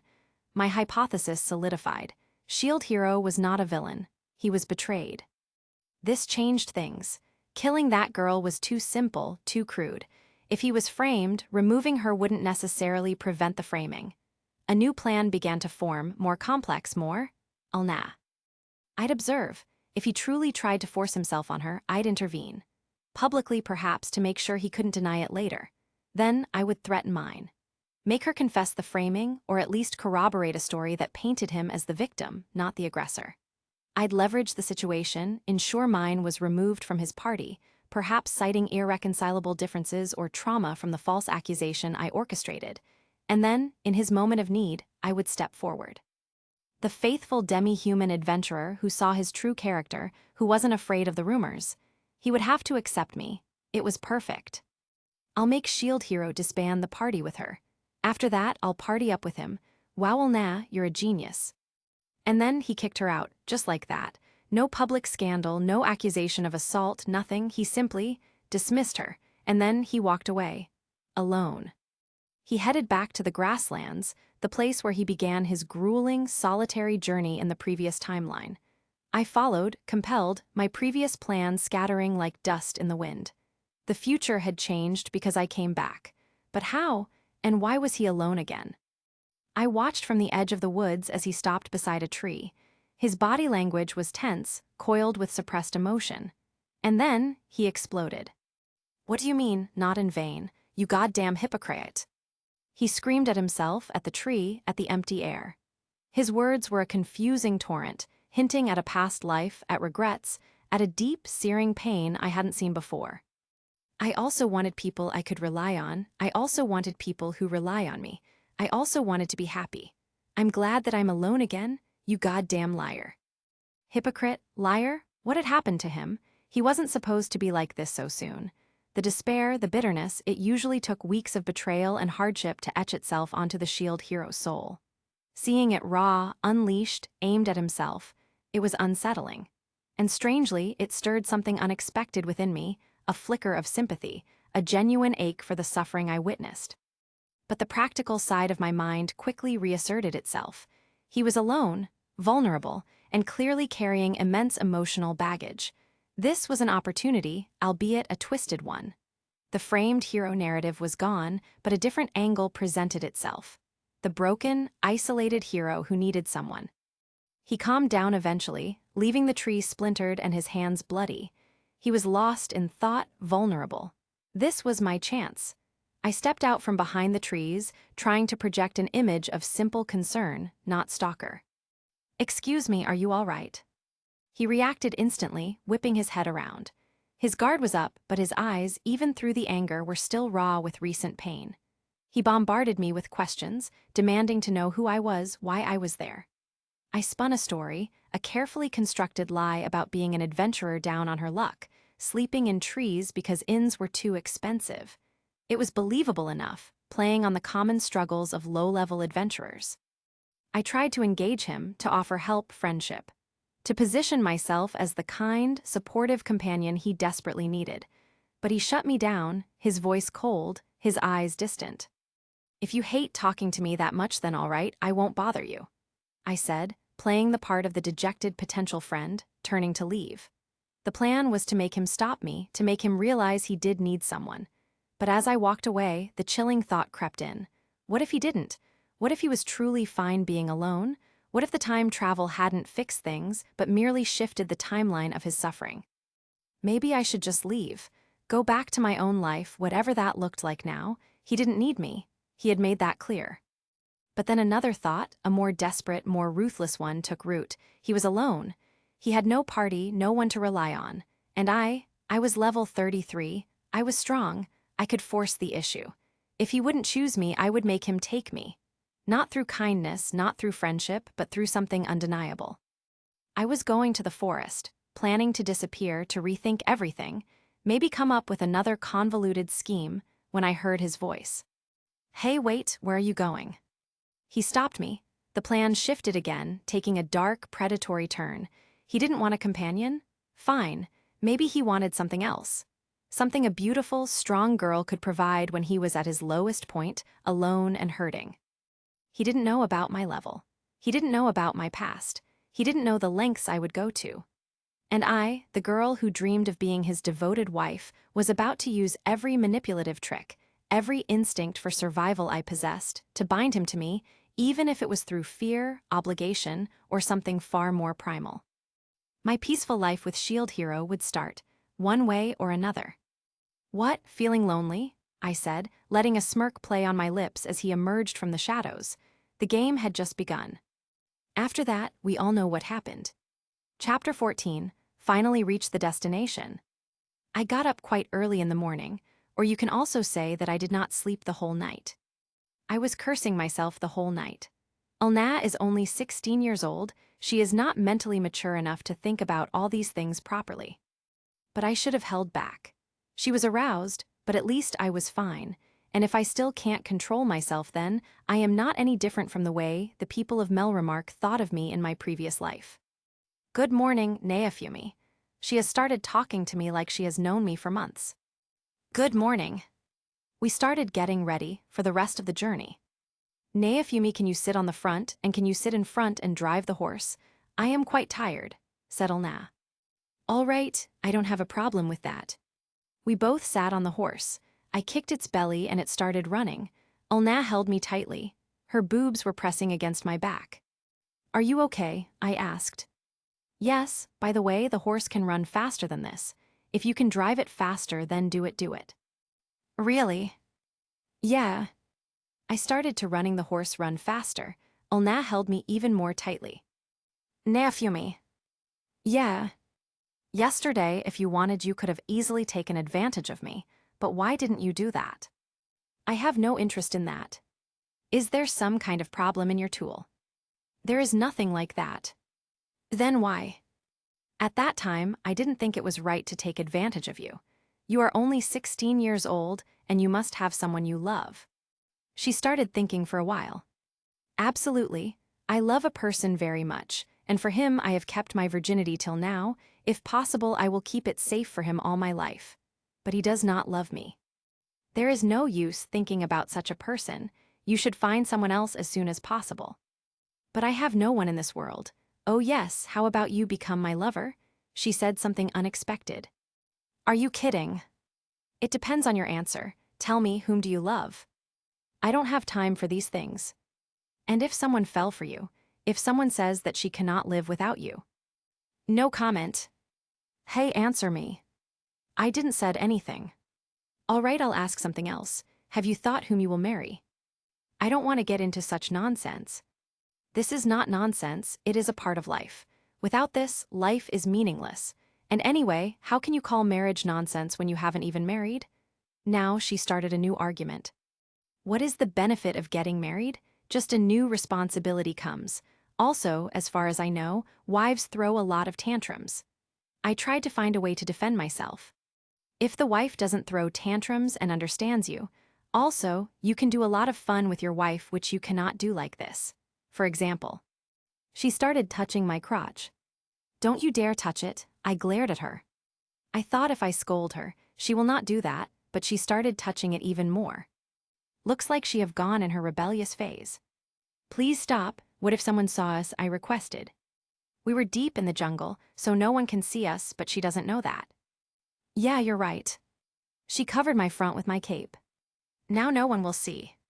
Look, what will you get by doing all this? Please don't do this, I requested. I am not doing this on purpose, Naofumi. Believe me, I don't know why I am getting aroused again. Just let me touch it for a little while, after that I will not do anything. Fine. She put her hand in my pants and started shaking it. Please endure it. She leaned on me, started sniffing my neck too, and put her other hand on my chest. She started breathing heavily. These cat-like demi-humans are dangerous. 10 minutes later. Thank you so much for enduring, Naofumi. She took her hand out of my pants and sat down normally. Thank God it ended. The horse was full of energy, and we traveled all day without taking a break. We stopped at 5 p.m. Now there is only 1 hour left to reach our destination. Shall we go there straight away? She said. I also want to reach there as soon as possible, but the horse must have gotten tired. No, my buffs are very powerful. Let me drive it this time, take the back seat. All right. She's being cooperative again. After 1 hour of horse riding, we reached that town. Chapter 15, The Infiltration. So what do we have to do now? Ulna asked.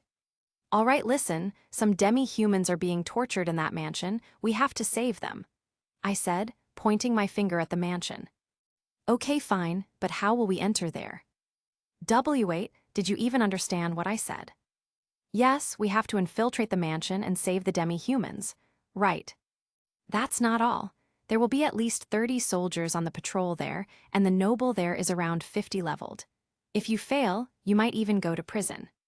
If I don't go with you, will you be able to do this work? It's not like I won't do it if I can't, I have to do it.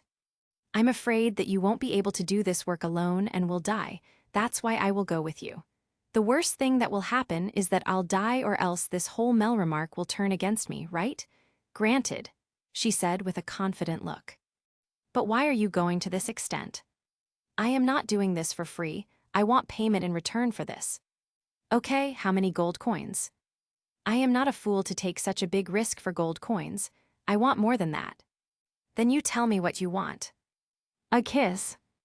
This girl knows how to take advantage of the opportunity very well. Okay, I'll give you after we came back alive. After arrival, you'll have to give me 2. Leave it, I will go alone. Finny, I'll somehow manage with 1, happy. Wait here. I went into the back alley and teleported to the forest where I used to gather herbs. I gathered some useful herbs as fast as possible and made some consumables using my shield. I also did some shopping. After that, I came back to the alley again and went where Ulna was. Where were you? I have bought some consumables, we'll need this, but first, drink this. What's this? It'll relieve your fatigue. I don't need this.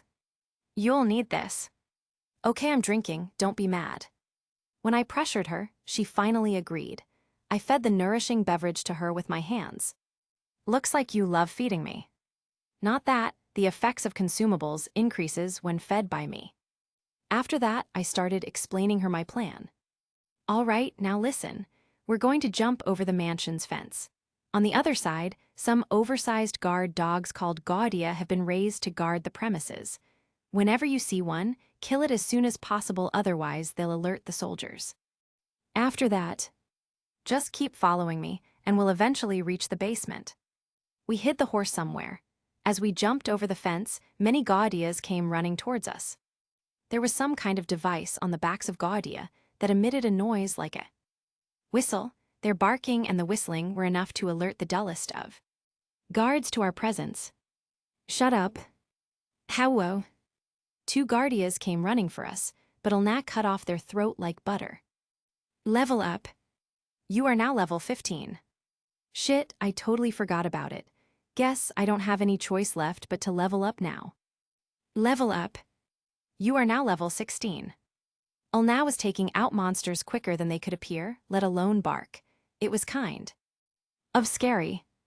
After that, we eventually entered the mansion. Chapter 16, Raphtalia's Past. I'm going out. Make sure you're back for lunch. Okay. The weather is amazing today. After I said bye to my parents, I headed for the town square. Keel and the others were waiting for me there. Hey, you really came? Sure. Keel wiggled his little dog-like ears while he waited for me. The other kids were already there. They said we can't go to the ocean today because Sadina isn't here. I said it would be fine, but still. But Keel, you almost drowned last time. Oh, shut up. Anyway, let's play in the fields today. Okay. Everyone nodded in agreement. All right, let's go. You'd better stick with me so you don't get lost. Who do you think you're talking to? I'm a fast runner. We all raced each other out to the fields, but really, I was a fast runner. I was probably just as fast as Keel, and everyone said that he was the fastest. Once I started running, everyone fell into line behind me. You really are fast. If you throw your arms out ahead of you and think about running faster, you'll really increase your speed. I was trying to tell one of the slower kids how to run fast, and as we were talking about it, we arrived at the field. My parents had said that we needed to be careful because there were monsters, but we had never run into any real danger. What do you want to do today? Ah, shoot, I lost. I swear that I'll beat you next time. Keel shot me a nasty look. Ha ha, this was going to be a good day. Let's play tag. Sounds good. Yeah. Everyone agreed with my plan. Albeit, I'm going to catch you. You won't catch me. Keel really hated to lose, but that was one of the best things about him. Adahata. Shoot, wait up. Keel seemed like he was actually upset. He only chased after me. Eventually, we all tired out, and we all decided to take a break. What should we do next? Everyone can still play, right? I don't have to help out at home, so I can still play. For whatever reason, there were times when everyone had stuff they had to do at home. I helped my mom cook. Let's play tag again. But I'm so tired, let me catch my breath. Keel had way too much energy. I guess boys are like that. Whatever, then the rest of us will play without you. Yeah. All the boys got up and went to play tag. They sure are energetic. I know. The girl next to me, Rafana, agreed with me. We both sat and watched the boys play. Hey, who do you like? Hemo. We were all close to the age where we started to care about love and relationships. We started talking about who was dating who and who we thought would get married. Before long, we were both talking excitedly. Maybe someone like my dad. That's cheating. He needs to be the same age as you. Ahem. I turned to watch the boys playing. Keel was probably the coolest boy among them. He had a good face. But, and I know I shouldn't say things like this, I'd never liked the look of my own face in the mirror. If we went to the nearby town, there were a lot of cute girls around, and the older we got, the more obvious their beauty became. And my race wasn't highly regarded for our beauty. But my dad was cool, and he was handsome. I wanted to be like my dad. Everyone said that my mom was cute. She was really nice too, and she knew how to cook. I wonder, will I be pretty when I grow up? I'd asked my mom that question before. She smiled and nodded. So I was pretty sure I'd be pretty once I grew up. Another time, I asked her what it was like to fall in love with a man. Is it different from loving your family? She looked confused. I guess she loved men differently from the way she loved me. I think there are different ways to like people. My mom once said that. She liked people differently from the way she liked me. Yeah, I get that, but I want to marry someone like the legendary shield hero. Rafana was my best friend from the village. She was more girly than I was, and she liked to talk about love and boys. She especially liked to talk about the records of the 4 holy weapons, because it said that the shield hero was nice to demi-humans. But just then, up until that point, I had never thought that my life would consist of anything other than a succession of peaceful days. I had really believed it. Ping! A loud sound echoed over the fields. Just as I started to wonder what it could be, the air started shaking, and a sudden and powerful wind blew. Kaya. What the? Capitulo 17. We all fell to the ground and waited for the wind to die down. A moment later, the wind faded. Everything was quiet. What was that? Hey, look at that. Keel was pointing to the sky. I looked to where he was pointing and was stunned to silence. The sky looked like it had been ripped open with a knife. It was coved in a deep red crack like a tortoise shell. It was eerie. What should we do? My parents said to come back to the village if anything happened. If we don't check it out now, we might not ever have a chance again. No, Keel. The other kids and I all held Keel back, and we went back to the village. Together. Raftalia. Daddy. My father returned from the neighboring town. I rushed over to him. Are you okay? I was so worried. I'm okay. You said to come back if anything happened, so I rushed. Back here. Good girl. He rubbed my head. He. My dad started talking to all the other adults. Everyone listen up. I've just gone to see the Lord of these lands. He says that those cracks in the sky lead to the ground, and that huge crowds of monsters are swarming out of them. Does that mean that we have to fight them? I think it does. There was a terrifying howl coming from the cracks in sky. My tail started swishing aggressively at the sound of the howl. It was so scary. Will we be okay? Hey, we're in trouble. The monsters have already flooded the town. It's like hell out there. An old man from the village ran in and announced the news. His face was pale. But how? How could they have gotten here so fast? The Lord has commanded us to evacuate as quickly as possible. He has already called for support from the castle. What had happened to the Lord? I don't know, but he has left instructions for everyone to evacuate as soon as possible. The adults looked very upset as they talked. And Sadina is away, and all the hunters are out fishing. There's a big storm out at sea too. Who knows if they will be able to return safely. The sky was looking worse and worse. Just then there was a large, strange sound. Everyone turned to see what it was. What is that? There was something there like person made of bones. It was stumbling and dragging its feet as it walked in our direction. It was carrying something like a weapon in its bony hands, and it was shining with a dull light. I was scared. I was scared down to my bones. It was a monster. That was the only word that fit, and it described it perfectly. The adults all screamed and started to run away. The rest of the villagers all started to scream too. My father jumped in front of the monster to head them off. I command the very root of power. Light, slay the beast before me. First holy. A ball of magical, sparkling light flew from my father's outstretched hands, and the bone monster collapsed. Everyone please calm down and listen to me. We need to evacuate here as soon as possible. While our tribe commands great power, we have no hope of standing up to such numbers. You're right. My mother threw a hatchet at a skeleton as she agreed with my father. But there were still large numbers of skeletons heading for the village. We will stay here and buy time, the rest of you. Okay. Why, yes. All right, if you are sure. Everyone caught their breath for a moment before beginning the evacuation. They decided to head for a town on the harbor. Even in a storm, they still might be able to escape on boats, out into the sea. But things didn't go as planned. Damn these monsters. A large beast with 3 heads was running for the village. My parents were fighting with all their might, but it wasn't enough. The beast was too fast. It kept dodging my father's magic and my mother's hatchet. Gah.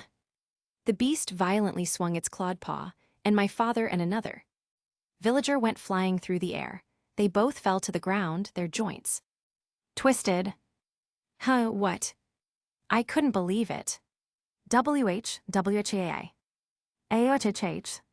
The villagers started panicking and running as fast as they could. They ignored my father's shouts for order and ran for the ocean. The panicking villagers pushed by me, and I fell to the ground. Everyone, wait just a second. Are you okay? My mother was there, hugging me. But her face was pale. A three-headed dog was chasing down the villagers, attacking them with its fangs and claws. I'm scared. My mother ran her fingers through my hair. It's okay, we'll be just fine, don't you worry. If my mother said we would be okay, we would be, right. We're going. My father started running off after the other fleeing villagers. My mother and I followed close behind. The villagers arrived at a cliff by the sea and started jumping into the ocean. The dog was chasing after them, and then I couldn't believe it. The dog jumped into the ocean after them and started eating the swimming villagers. The ocean turned red. Wah! Damn it, we were too late. My father was screaming. He and my mother ran off to attack the dog and defend the remaining villagers. I hid behind them. Alia. The huge, three-headed dog leapt out of the ocean and turned to face us. It howled. It cornered us against the cliff so that we had nowhere to run. GRRR. Capitulo 18. The huge, three-headed dog leapt out of the ocean and turned to face us. It howled. It cornered us against the cliff so that we had nowhere to run. GRRR. The three-headed dog leapt at us, its claws out. My father managed to bat away the claws with his magic, but then a shower of blood sprayed from his shoulder. Dear, are you all right? I'm fine, but we were up against the cliff.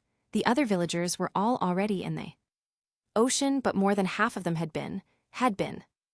I was so scared, I held onto my mother's back.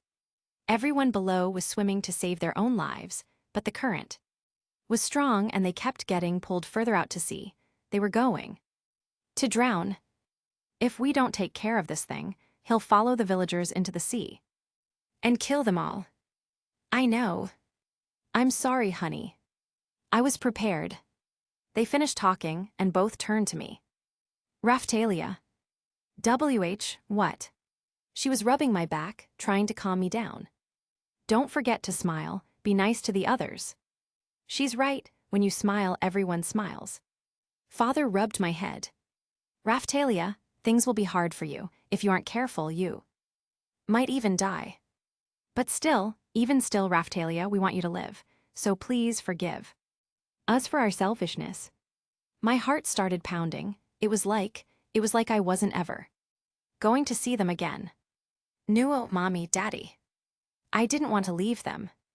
My mother pushed me hard, and I flew from the cliff, through the air, and fell into the ocean. All I could see were bubbles popping violently here and there.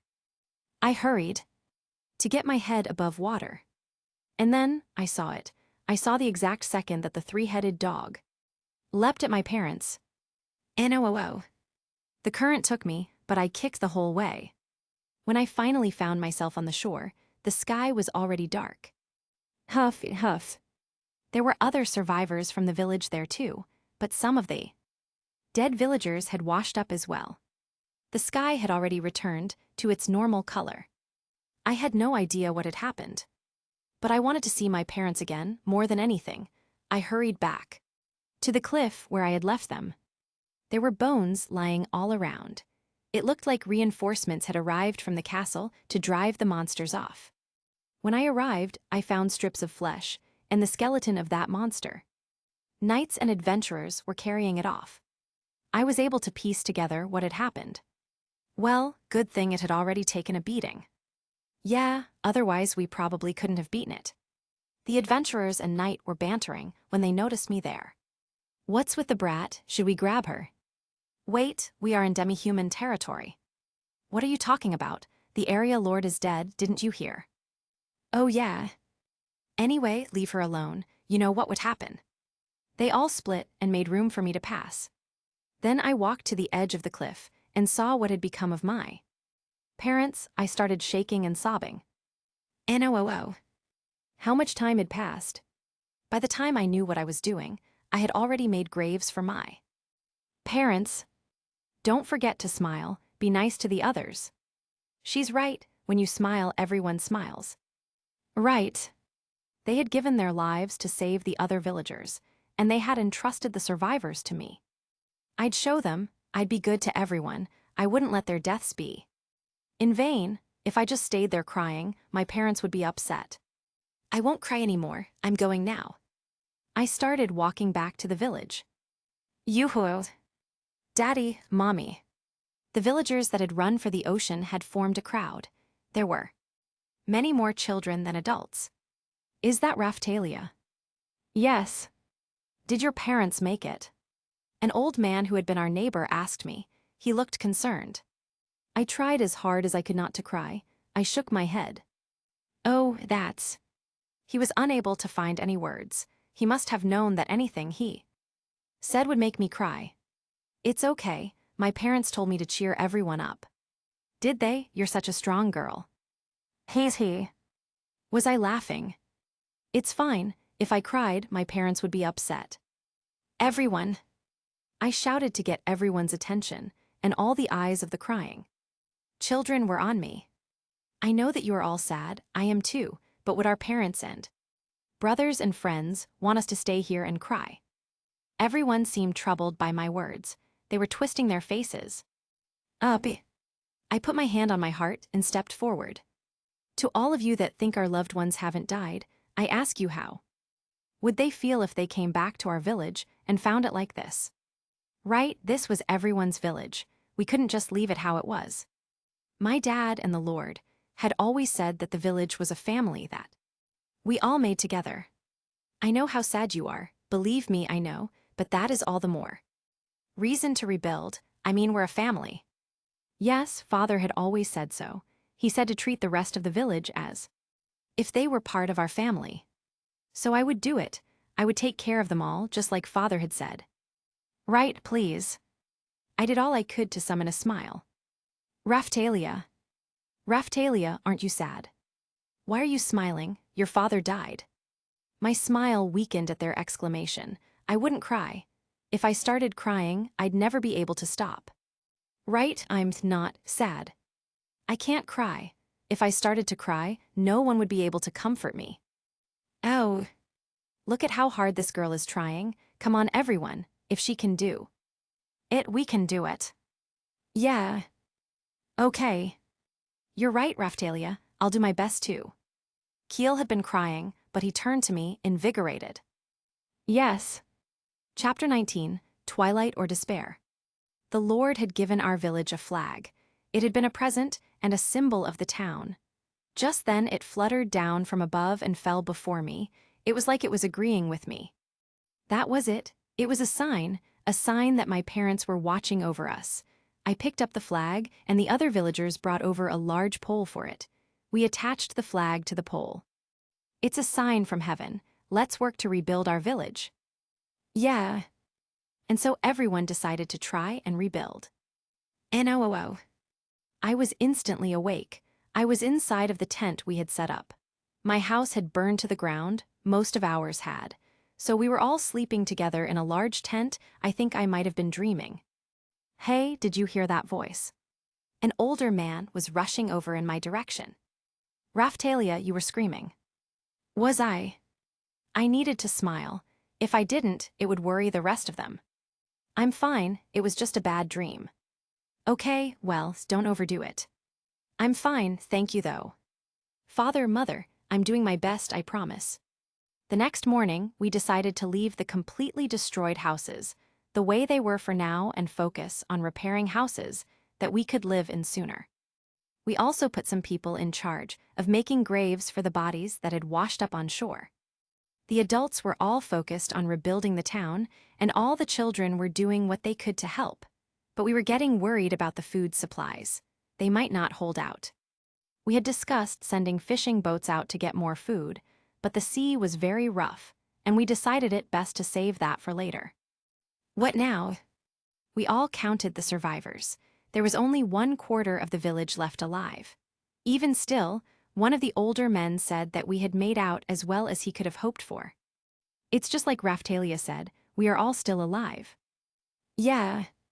What I hadn't known then was that all our efforts were going to be tossed aside mercilessly. Hey, what are you doing? There were some scummy-looking men wandering through the village, and they were pointing their swords at a group of adults. Hey, who are you guys? Ahaha, I'd heard that there were still some demi-humans alive here. Guess it was true. Yeah, and this area isn't protected. We could probably make some good money. Yeah, arg. One of the older men stepped forward and yelled at the attackers. The lord of these lands will never forgive you for this behavior. There are castle knights still in the area too. The nasty-looking men all smiled at once. What do we care if your dead lord gets mad? And besides, swipe, it happened quicker than I could see. It happened before I could understand what was going on. The old man's stomach was split open. One of the bad men had cut him with his sword. What the? Ahate? Can't you tell? We are the castle knights. They haven't figured it out yet, have they, boss? Nope. The old man fell over in a pool of blood. He didn't even twitch. The pool of blood was spreading. Soon it was at my toes. Suddenly, everyone was panicking. I didn't know what to do, so I ran. Don't let them escape. Kill the old ones. We can sell the women and children, so don't run them down. I can't really remember what happened next. Calm down, take that. Someone had a hold on my hair. I felt like someone had hit me, and then nothing. A week passed. I continued having dreams of my parents' deaths. They caught me and sold me into slavery. The first owner seemed nice. He just wanted me to act as a servant, but then he sold me, and I still don't know why. The next one. Take that. Why did they treat me this way? He was a fat man and looked like a bad man. He kept me in the basement of a large house, in a town I'd never heard of. There were animals there. They were just like me.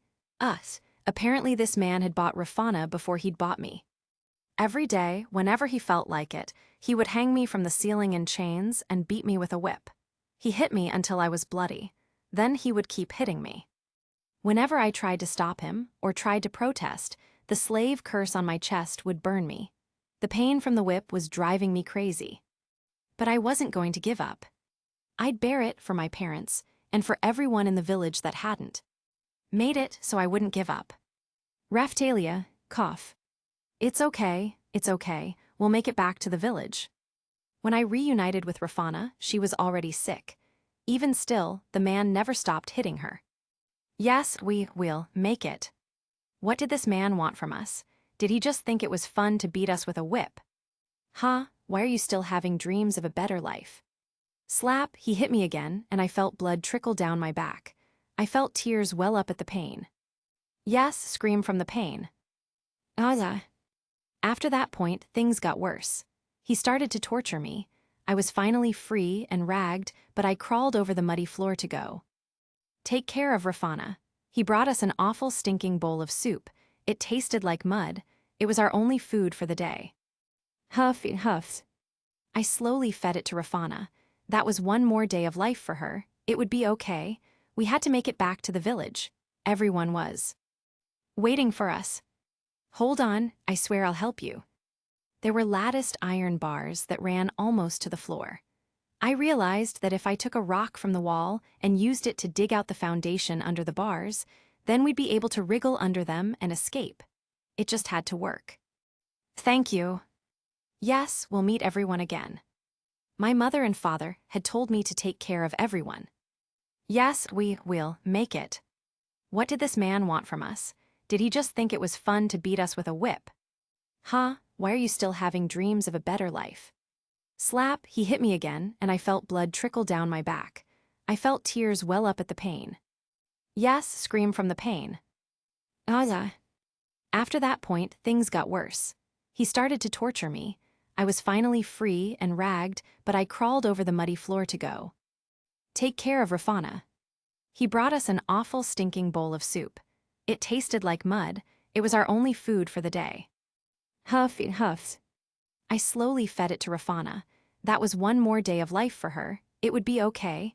We had to make it back to the village. Everyone was waiting for us. Hold on, I swear I'll help you. I heard the sound of footsteps again. Looks like he is coming to beat us again. But this time it was not him. There were two people, one boy and one girl. The boy gestured us to keep quiet. Elna cut the bars off, the boy ordered. The girl did the same. The boy immediately came inside the cage and started feeding something to Rafana, as if the boy already knew that Rafana's condition was worse than mine.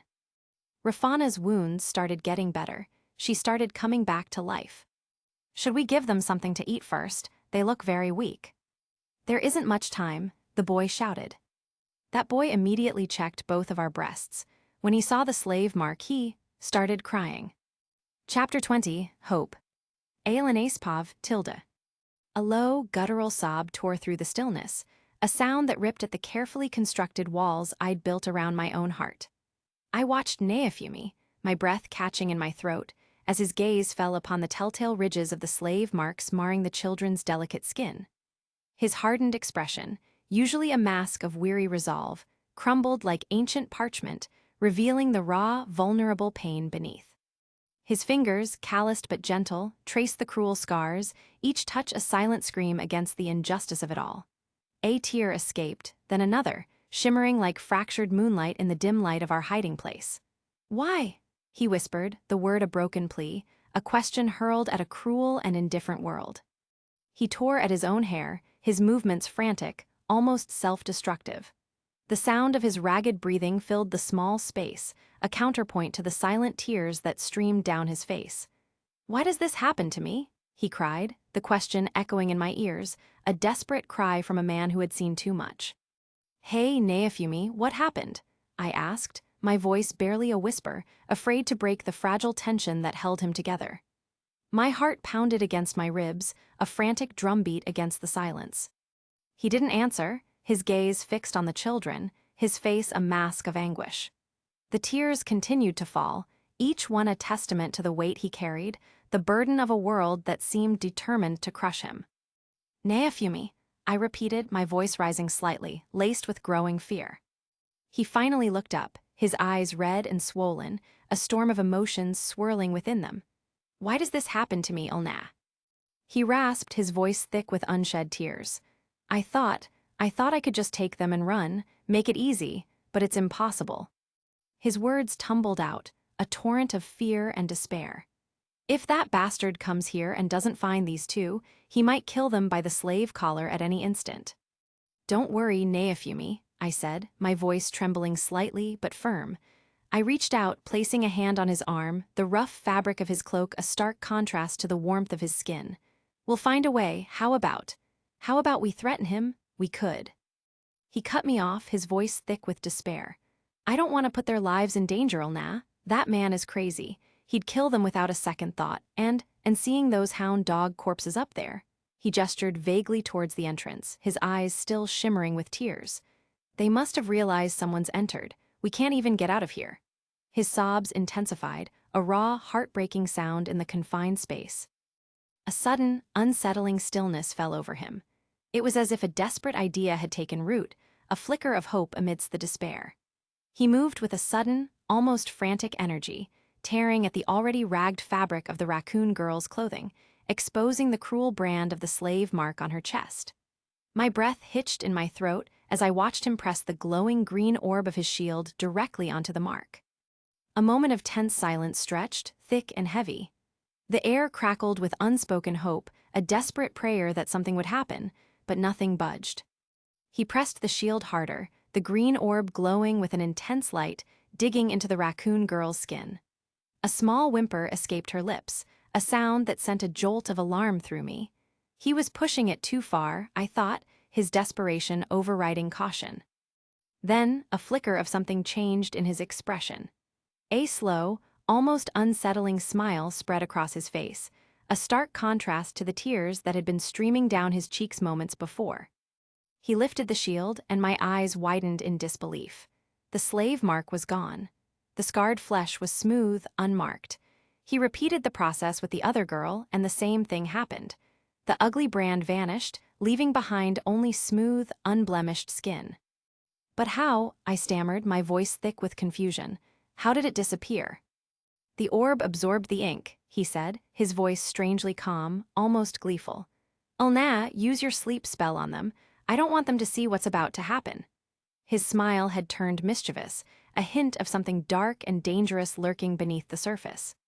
Wait, I still don't understand, I protested, my mind reeling. How did it just disappear? I began the incantation, my voice a low, rhythmic murmur, and the children drifted into a peaceful slumber. All you have to do right now is follow my commands, he said, his gaze fixed on the entrance to the alcove. I followed his gaze, and my stomach clenched. The noble had arrived. He stood at the entrance, his face flushed with rage, his eyes narrowed into slits.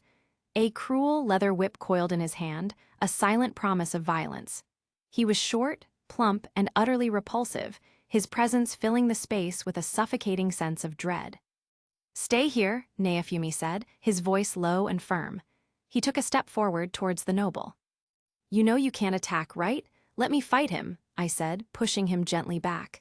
I stepped in front of him, my own resolve hardening. I'll handle this. I started walking forward, ready to fight. Hey, I said, my voice a touch too bright, a nervous tremor betraying my attempt at nonchalance. I edged closer to the noble, my hand instinctively gripping the hilt of my sword. My plan was straightforward. A swift, decisive strike, a surprise attack to end this quickly. Mind telling me why you guys infiltrated my mansion? He demanded, his voice thick with rage. I had stepped out of the room now, the dim light of the hallway illuminating the scene. Neofumi followed, emerging from behind me, his expression grim. I continued to close the distance between myself and the noble, my eyes fixed on him, gauging his reactions. Stop right there, he roared, adjusting the whip in his hand. The sound of approaching footsteps echoed down the hallway, his guards flooding into the area. Ulna, go for the guards, you can't win against him, Neofumi shouted, his voice laced with urgency. Oh really? I thought, a surge of defiance coursing through me. I unsheathed my sword, the steel glinting in the dim light, and scanned the area for the noble. But he was gone. A sudden, chilling realization washed over me. He was right next to me. When did he get so close? The thought of defending myself flashed through my mind, but before I could react, he raised his right hand. A dagger, sharp and gleaming, was clutched in his fist. If he's this fast while being so plump, his level must be 55 plus. Well then, goodbye, he sneered, his eyes filled with malicious glee. A wave of dread washed over me, the cold, stark realization of impending death. I braced myself, preparing to at least land a counterattack, even if it was futile.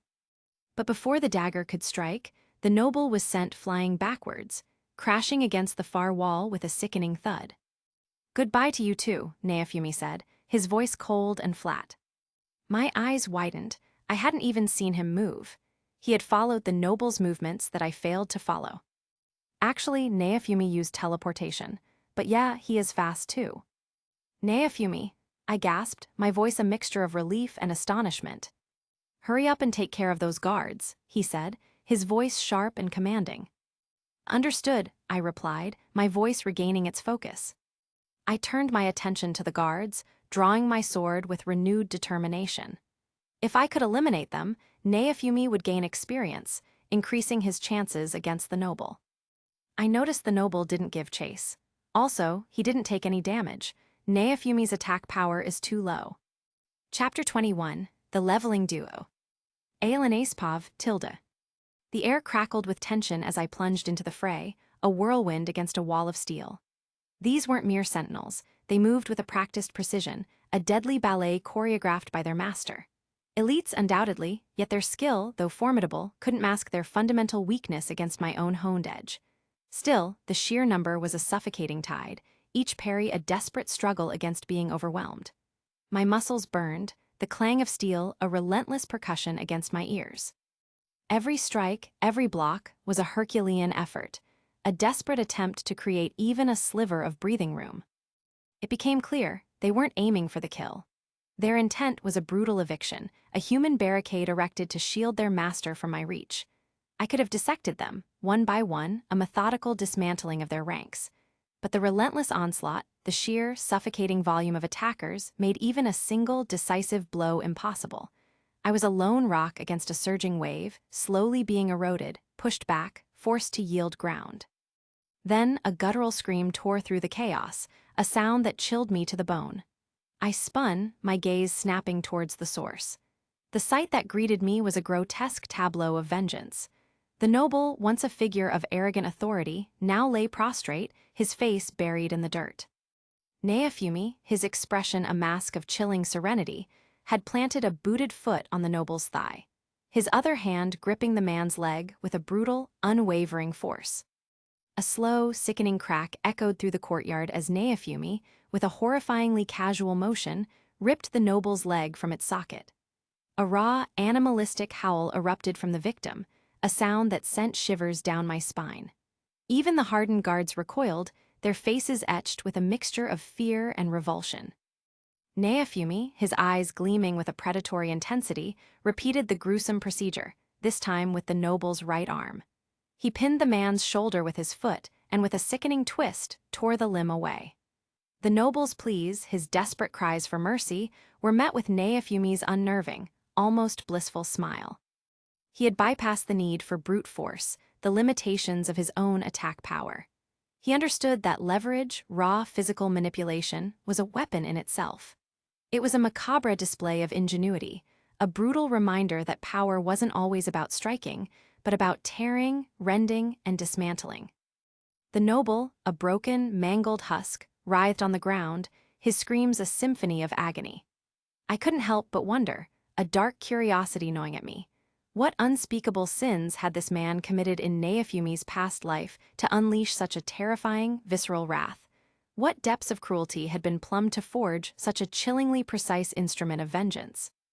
Neofumi vanished, a flicker in my peripheral vision, and then materialized beside me, his face now a mask of calm composure, as if the brutal scene moments before had been nothing more than a passing breeze. Abruptly, a sphere of impenetrable darkness enveloped us, a suffocating void that swallowed the sounds of battle and the flickering torchlight. Ulna, his voice cut through the silence, sharp and decisive, unleash an explosive spell on the wall above the entrance. Collapse it, seal us in. But, I began, questioning his sudden shift in strategy. Trust me, he interjected, his eyes holding a quiet intensity that brooked no argument. That single phrase, a simple plea for faith, was enough.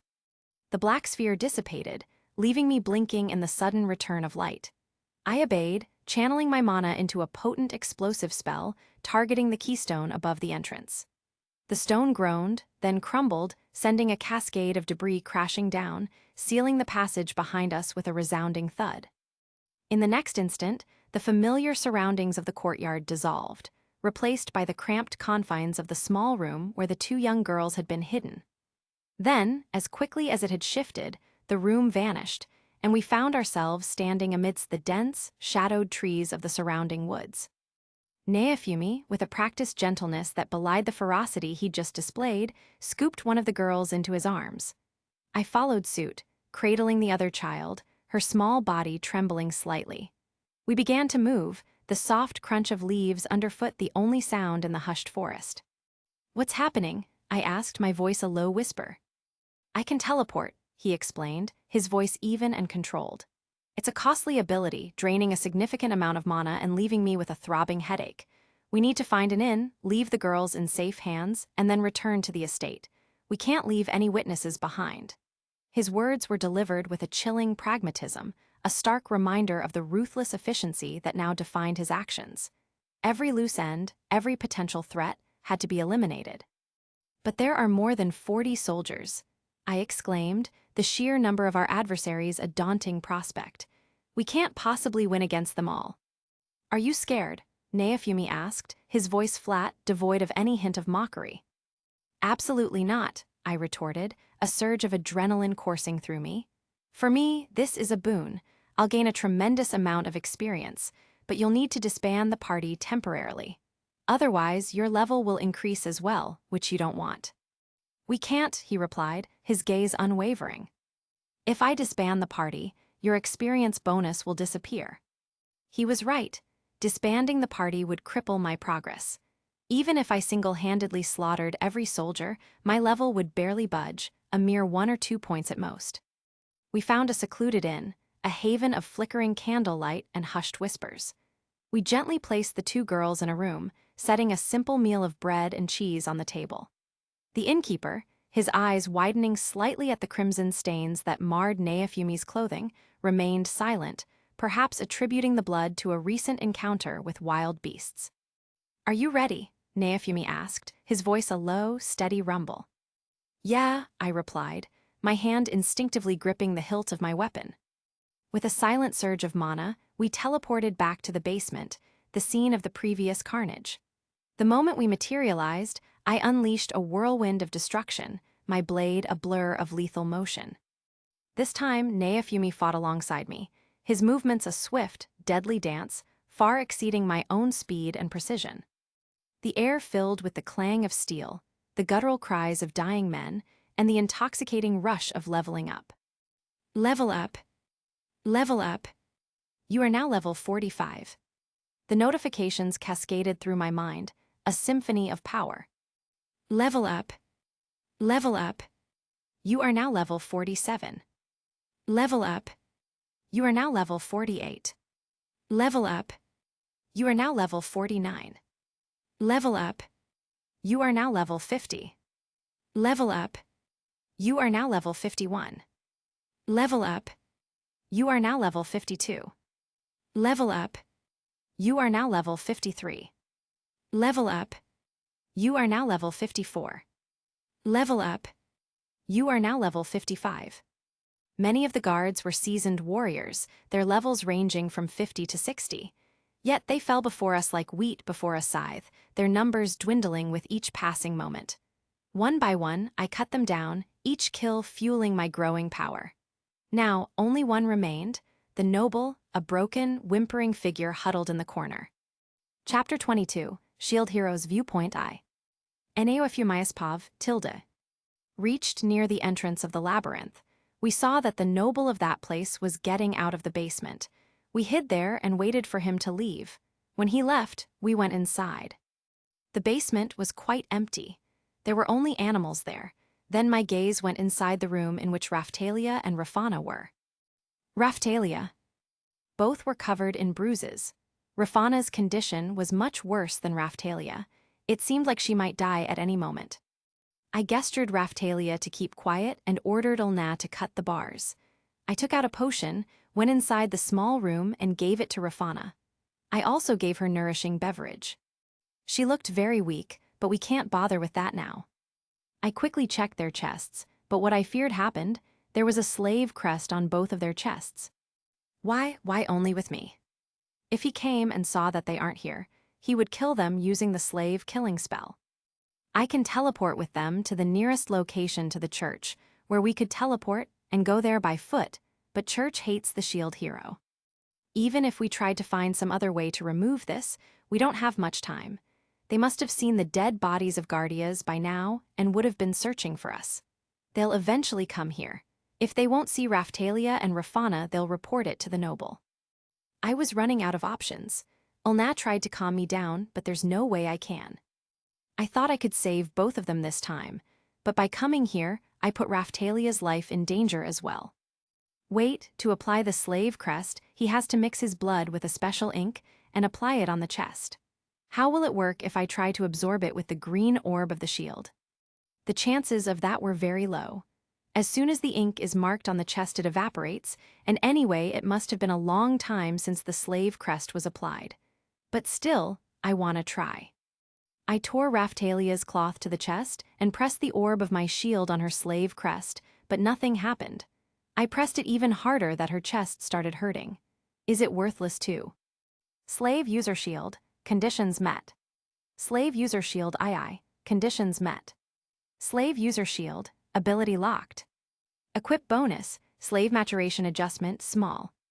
Slave user shield II, ability locked. Equip bonus, slave status adjustment small. Finally, the slave crest disappeared. I did this to Rafana too. I was worried about her because she was in a very bad condition, but thankfully it went well. The noble had already saw us, he was just outside this room. If I teleported now, he'll report what happened today to the king. Of course he doesn't know me. But he has seen that a shield is attached to my hand, and many people have seen us when we were riding the horse town to town.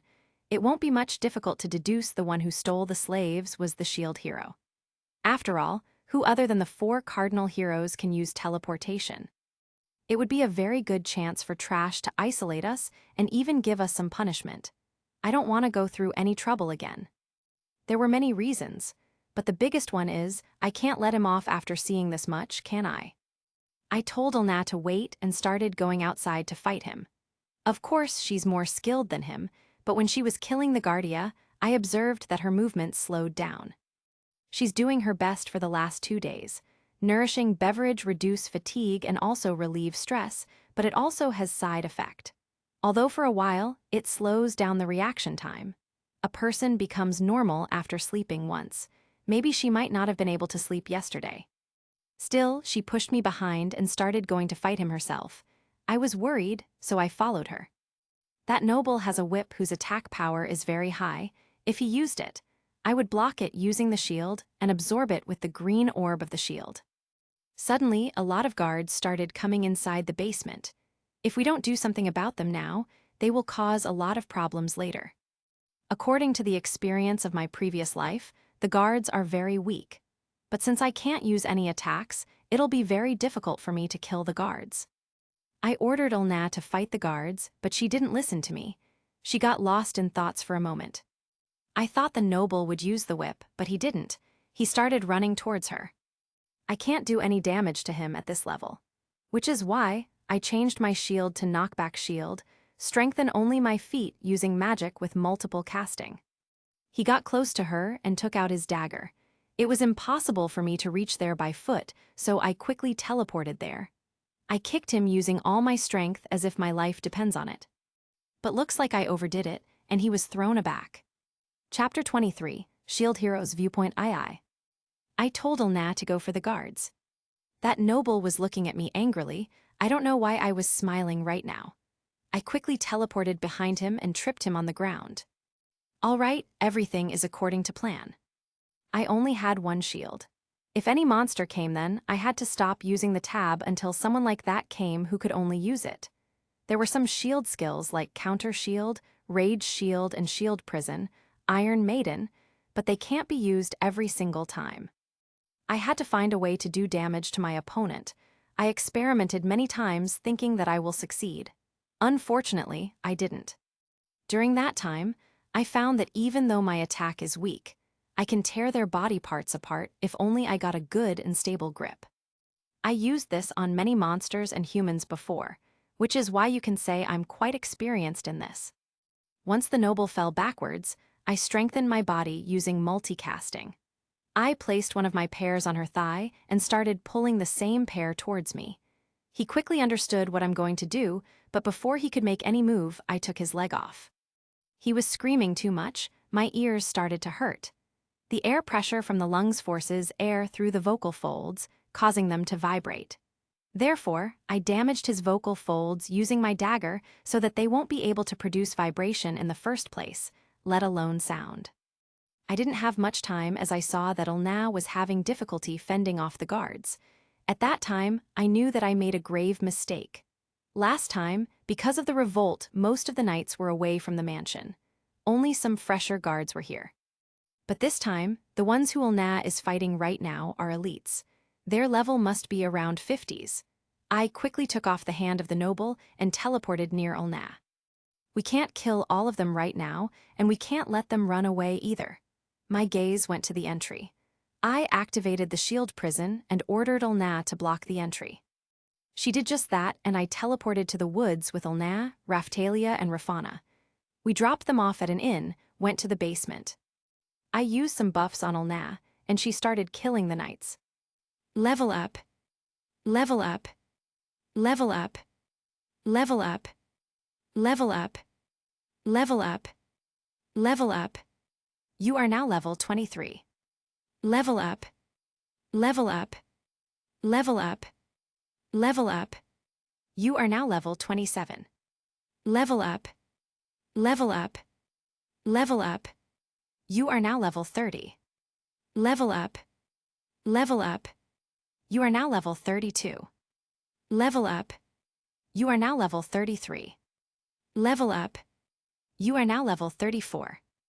Level up. You are now level 35. Level up. You are now level 36. Level up. You are now level 37. Level up. You are now level 38. Level up. You are now level 39. Level up. You are now level 40. I kept teleporting her in different areas, and she continued her killing spree. Now, only 11 of us were left. Chapter 24, The Assassins. The basement air hung thick and heavy, a cloying miasma of blood and stale, damp earth. The flickering torchlight cast long, dancing shadows that writhed across the carnage, painting the scene in hues of grotesque crimson and morbid gray. The once-proud basement, now a charnel house, was littered with the contorted forms of fallen guards, their lifeless eyes staring blankly into the encroaching darkness. Limbs lay at unnatural angles, and the slick, metallic scent of blood permeated every corner, a stark testament to the brutal efficiency of their demise. The noble, a quivering husk of his former self, was huddled in the far corner, his eyes wide with a terror that bordered on madness. His once regal robes were now stained and torn, clinging to his trembling form like tattered shrouds. His breath came in ragged gasps, each one a desperate plea for a reprieve that would never come. The light from the torches reflected in his dilated pupils, revealing the sheer, unadulterated fear that had consumed him. He was a broken thing, stripped of his arrogance, reduced to a whimpering animal cornered by predators. Ulna, her movements precise and deliberate, stood before him, her blade dripping with the residue of her recent slaughter. The steel gleamed in the dim light, a stark contrast to the dark, viscous liquid that clung to its edge. Her expression was a study in detached focus, her eyes cold and calculating as she assessed her next move. The potion, now coursing through her veins, seemed to have amplified her senses, sharpening her focus and heightening her awareness of the gruesome task ahead. Neafumi, his expression unreadable, watched her with a quiet intensity. The air crackled with unspoken intent, a silent agreement between them. "Firstly," he repeated, his voice a low, steady rumble that echoed through the deathly quiet, "stab this guy, at least 1,000 times, and make sure he doesn't die before then." Ulna's lips curled into a thin, predatory smile. "All right," she said, her voice a soft, almost silken whisper that belied the brutality of her intent. She took a step closer, the tip of her blade tracing a delicate line across the noble's trembling arm. "I'll start by stabbing him in the limbs," she announced, her voice laced with a chillingly clinical tone. "After that, we can just cut them off." The noble's whimper turned into a choked sob, his eyes pleading for mercy that Ulna was clearly not going to grant. The sharp tip of the blade pricked his skin, a tiny crimson blossom appearing, the first of 1,000 to come. The basement, already a scene of carnage, was about to become a canvas of meticulously crafted torment. The first prick, a pinprick of crimson blooming on pale skin, sent a tremor through the noble's body. A whimper, thin and ragged, escaped his lips. Ulna's eyes, cold as glacial ice, watched the single drop of blood trace a path down his arm. Then came the second, deeper, a precise thrust into the muscle, a choked gasp the only response. And the third and the fourth, each a calculated strike, a tiny wound that blossomed into a crimson flower. The noble's whimpers grew, escalating into a litany of broken pleas, his body a canvas of burgeoning terror. The basement, a tomb of shadows and death, echoed with the soft, sickening thwip of the blade, the wet, ragged gasps of the dying man. Ulna's movements were a dance of death, a precise, methodical choreography of pain. "Now," she whispered, her voice a silken threat for the rest. A swift, brutal stroke, and a scream ripped through the air, a raw, animalistic sound of pure agony. A severed limb landed with a sickening thud, a grotesque punctuation mark in the symphony of suffering. Another stroke, another scream, another limb torn away. The noble, a broken, twitching ruin, lay amidst his own blood, his eyes wide with a terror that transcended mere pain. Each ragged breath was a testament to his prolonged agony, a final, desperate gasp in the face of absolute, unyielding horror. After that, she started walking towards that noble. She started stabbing him several times on his hand. Tears started flowing from his eyes, but she didn't stop. A cold tremor ran down Naofumi's spine.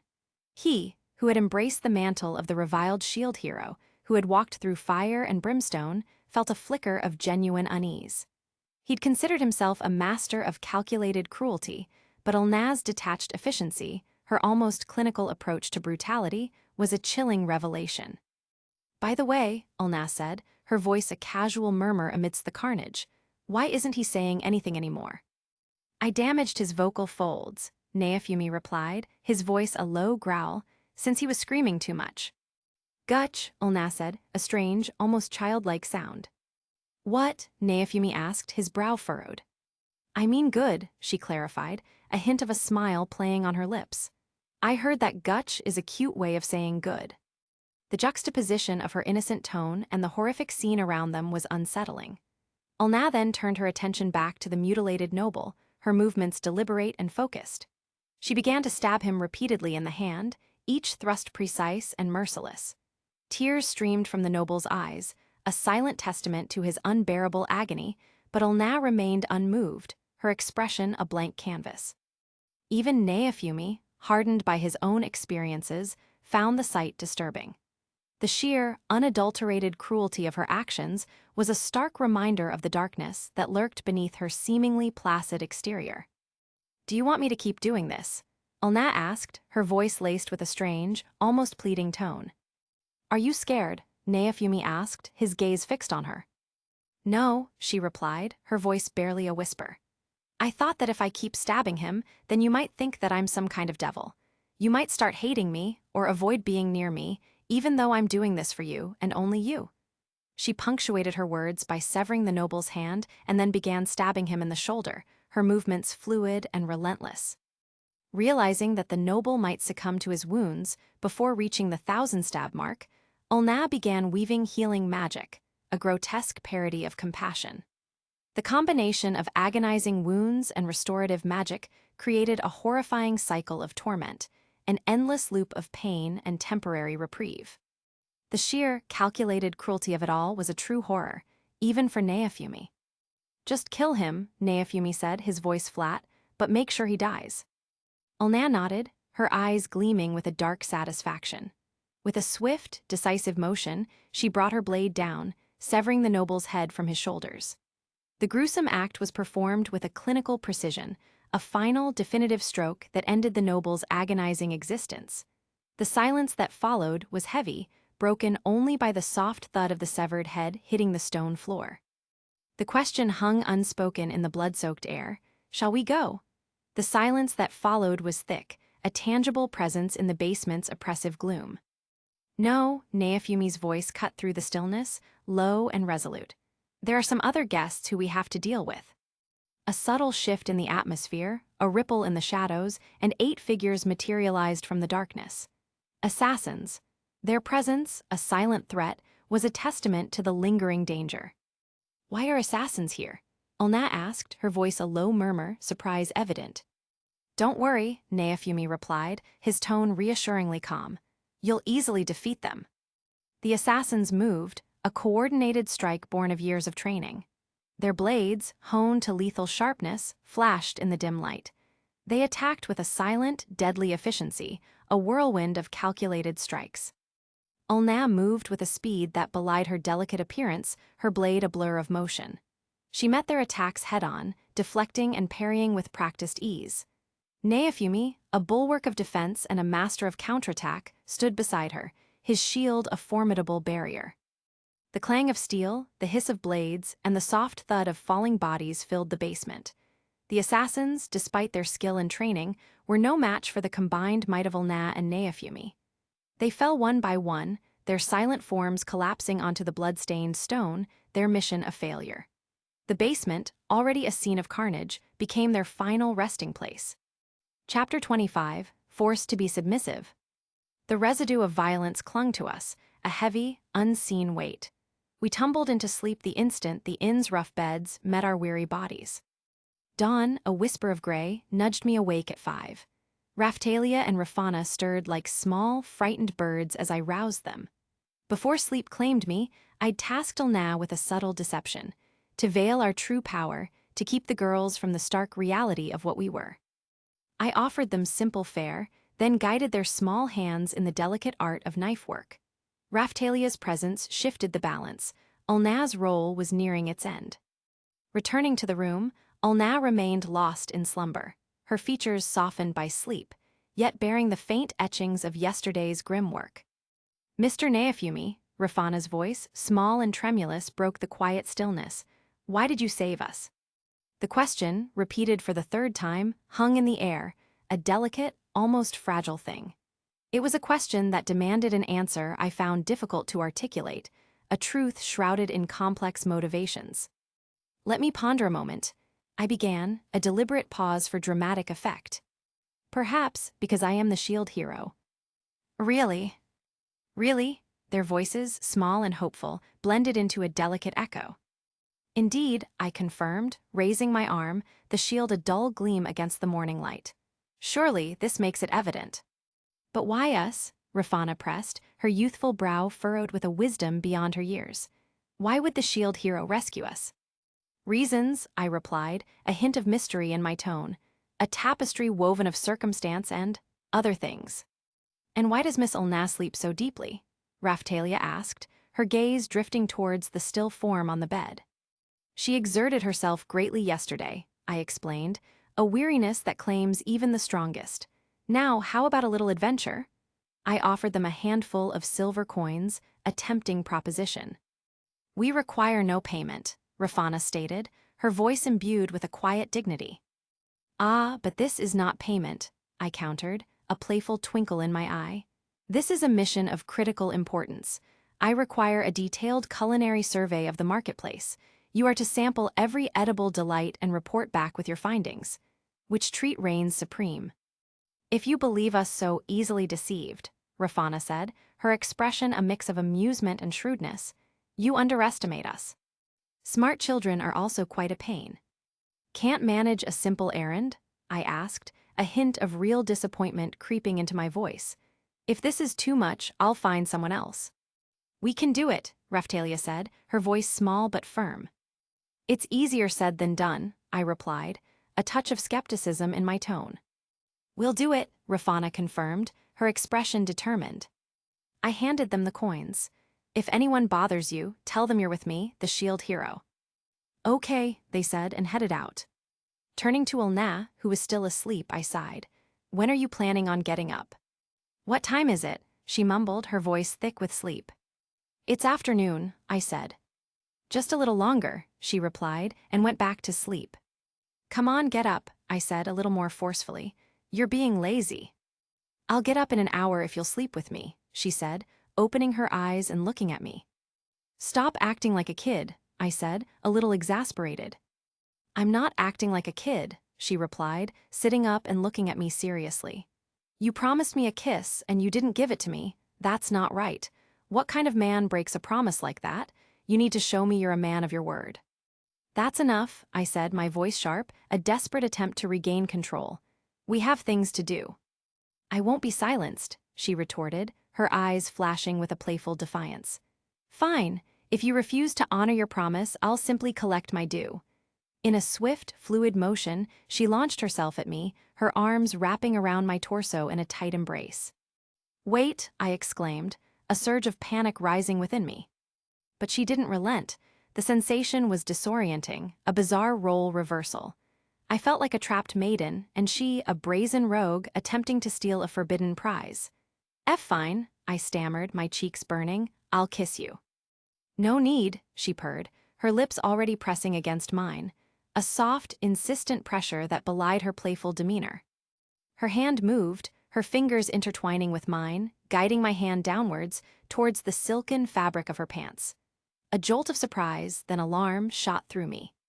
"You're going too far," I protested, my voice a strained whisper. "Just 5 minutes," she whispered back, her voice laced with a seductive promise. 5 minutes of pleasure, and I'll be your obedient servant, bound to your every whim. Huh, I stammered, my mind reeling. Okay, but how? Use your middle finger, she instructed, her voice a low, husky murmur, inside my pussy. Hesitantly, my fingers explored the warm, yielding flesh beneath the fabric. It took a moment, a disorienting search, before I was guided to the slick, inviting entrance. The realization that I, the shield hero, had become so utterly submissive to a 16-year-old girl was a surreal, almost comical twist of fate. Move it, she instructed, her voice laced with a soft moan. Forward and backward. She guided my hand, demonstrating the rhythm, her body undulating against mine. Soft moans escaped her lips, a symphony of burgeoning pleasure, as my finger slid in and out, the tight, slick walls of her entrance swallowing my finger whole. All right, she breathed, her voice thick with anticipation. Now it's time for the dick. No way, I exclaimed, my voice a mixture of shock and disbelief. Chapter 26, The Deal. Nah, I said, my voice dangerously calm. Yes, she replied, her own voice laced with a hint of apprehension. If you want me to kick you out of my party, just say so, I stated, my expression hardening, my eyes cold. I've done so much for you, she protested, a flicker of hurt in her eyes. Can't you grant me this one request? A calculation flickered through my mind. One final task, and then I could be rid of her. Nah, I said, my voice softening slightly. She murmured. Are your 5 minutes not yet concluded? I asked, a hint of sardonic amusement in my tone. Well, Neafu. I have something important to discuss, I interrupted, my voice firm. That's why I sent Raftalia and Rafana out. If they returned, this conversation would be impossible. Sorry, she mumbled, releasing my hand. I withdrew my hand, my middle finger slick with her precomb. She lowered her head, a blush creeping up her neck. It's all right, I said, my voice surprisingly gentle. So, what did you want to discuss? She asked, her voice barely a whisper. To put it simply, I began, my voice regaining its usual edge, I have a task for you, a difficult one. But if you succeed, I'll grant you any request for a day. You're lying, right? She asked, her eyes searching mine for any hint of deception. Of course I am, I thought I'll be long gone before then. Not at all, I replied, my voice smooth and convincing. But you don't enjoy this with me, do you? She asked, her voice tinged with sadness. Do you truly believe there's a man alive who wouldn't desire a woman like you? I countered, a hint of flattery in my voice. Yes, the man standing before me, she replied, her gaze unwavering. It's not that, I said, my voice firm. I have other priorities, and I can't afford distractions. Okay, she said, her voice resigned. So, what is it that I have to do? I explained the task in detail, outlining the intricacies of the mission. No way, she exclaimed, her eyes widening in disbelief. I refuse. Why? I asked, feigning surprise. Are you asking me to join that idiot's party? She asked, her voice laced with disgust. Never. Just for a week or two, I reasoned, long enough to get mine kicked out. Getting mine out of my party isn't the end of it, I reasoned, my voice low and thoughtful. If she latches onto another hero, she'll just cause more chaos. We need to neutralize her completely. Ulna was sharp, beautiful, and powerful. If she joined Mat Asu's party, she could manipulate the situation, orchestrate mine's downfall from within. Pretending to be infatuated with Mat Asu would be the most effective tactic. I still couldn't fathom Ulna's unwavering loyalty to my party, but if she craved the prestige of being a hero's companion, Mat Asu's was a viable alternative. With Ulna subtly guiding him, Mat Asu could potentially become less of a fool, his actions less impulsive and destructive. And there was the added benefit of compatibility. Mat Asu was strong, undeniably handsome, and possessed a seemingly pure heart, however misguided. It was entirely possible Ulna might genuinely develop feelings for him, a perfect, two-pronged solution. 10 minutes later. Fine, Ulna declared, her voice laced with reluctant agreement. But I expect a suitable reward. After much bargaining and cajoling, she had finally conceded, but not without a dramatic display of petulance. How about 10 gold coins? I offered, my tone casual. My past life's experiences, coupled with my arena victories, made that sum easily attainable. At least 50, she countered, her eyes narrowing. Can we negotiate that down a bit? I asked, feigning a strained expression. 100 gold coins, and that's my final offer, she stated, her voice firm. If that's unacceptable, find another pawn. You're asking for an impossible sum, I protested, my tone laced with manufactured desperation. I simply can't afford that. It wasn't that I couldn't afford it. With my arena earnings and past life knowledge, 200 gold coins a day was easily within reach. But the facade of a struggling hero required a show of financial constraint. Installments are an option, she suggested, a hint of amusement in her eyes. All right, I conceded, 50 gold coins. Deal. Upon reflection, she said, a sly smile spreading across her lips, our bond has grown too strong for such transactional exchanges. Really, I began, only to be cut off.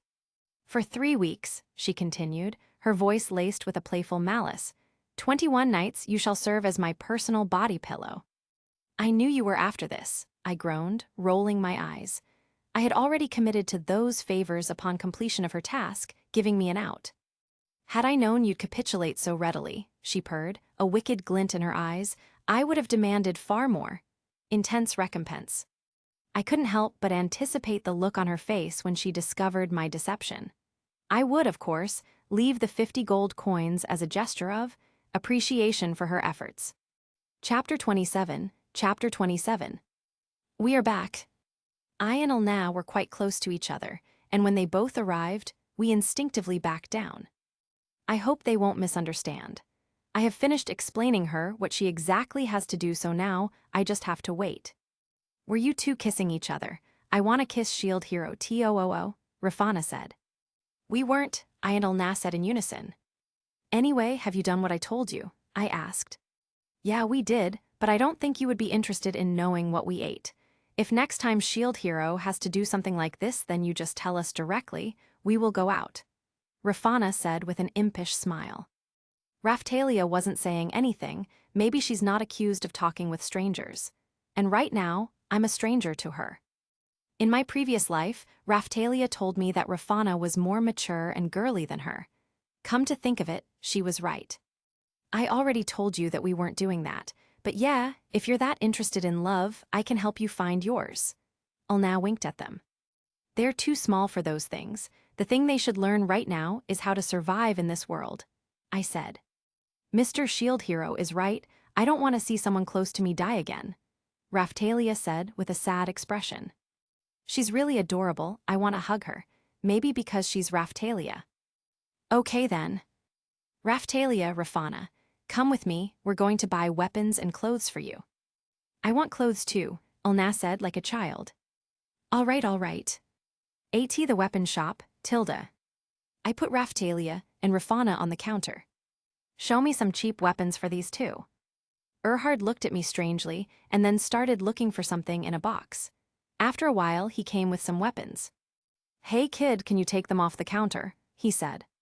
I took them off from there, and Erhard gave some weapons to Raphtalia and Rafana to check. Meanwhile, we also bought some consumables, and then I asked Erhard to show me some clothes. What do you think of me, kid? I want clothes having a lot of durability at a low cost. I don't think there would be a better place for that than your shop. He showed us some clothes. These 4, I said. At least ask them what they want to buy, Elna said. Their lives are much more important than what they want to wear. When they both become mature, I'll let them wear clothes of their own choice, I said. You are much smarter than the other heroes, kid. Do you really think you can compare me with the other heroes? Oh no, absolutely not, ha ha ha.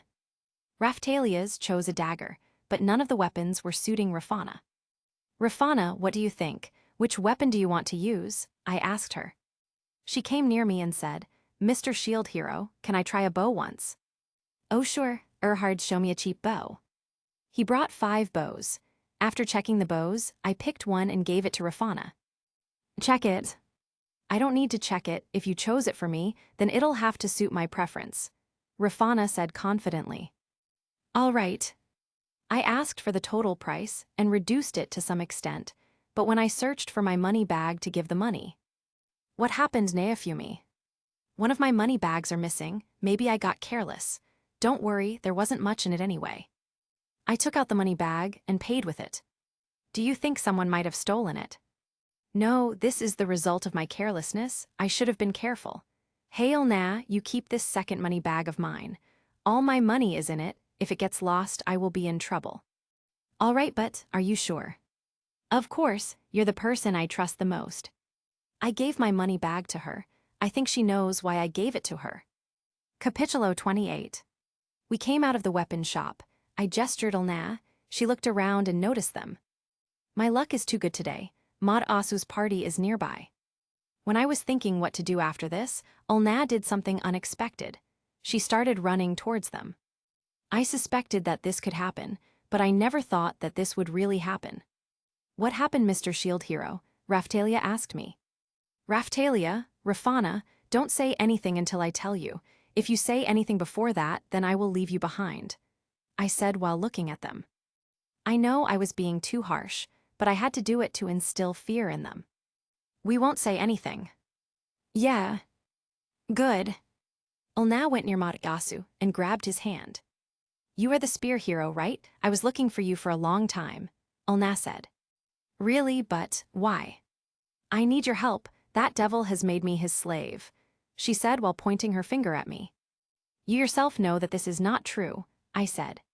Wait, I don't understand anything. Shield Hero has made you his slave? Maud Asu asked. No. Yes, he said that if he wins the duel then I will have to join his party. When we dueled then Shield Hero won by cheating. I thought that even if I lose then, it will not matter much because I will only have to join Shield Hero's party. But now he behaves with me in such a way that I feel like I am his slave.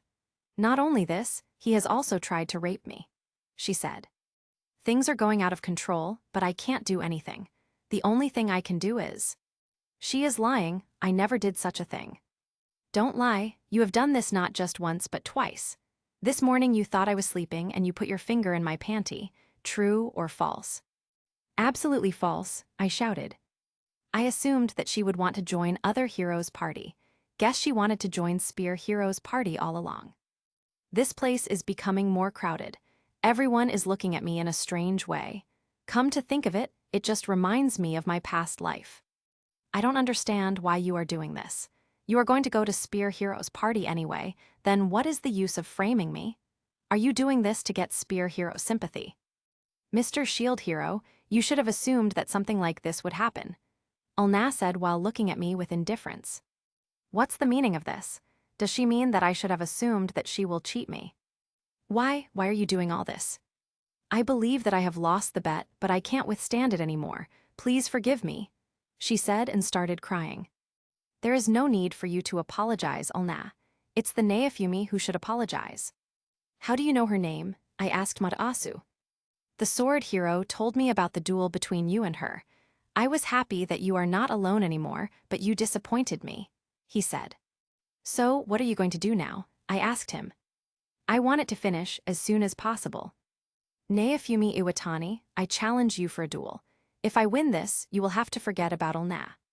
Fine by me, but do you think you will be able to defeat me? I asked.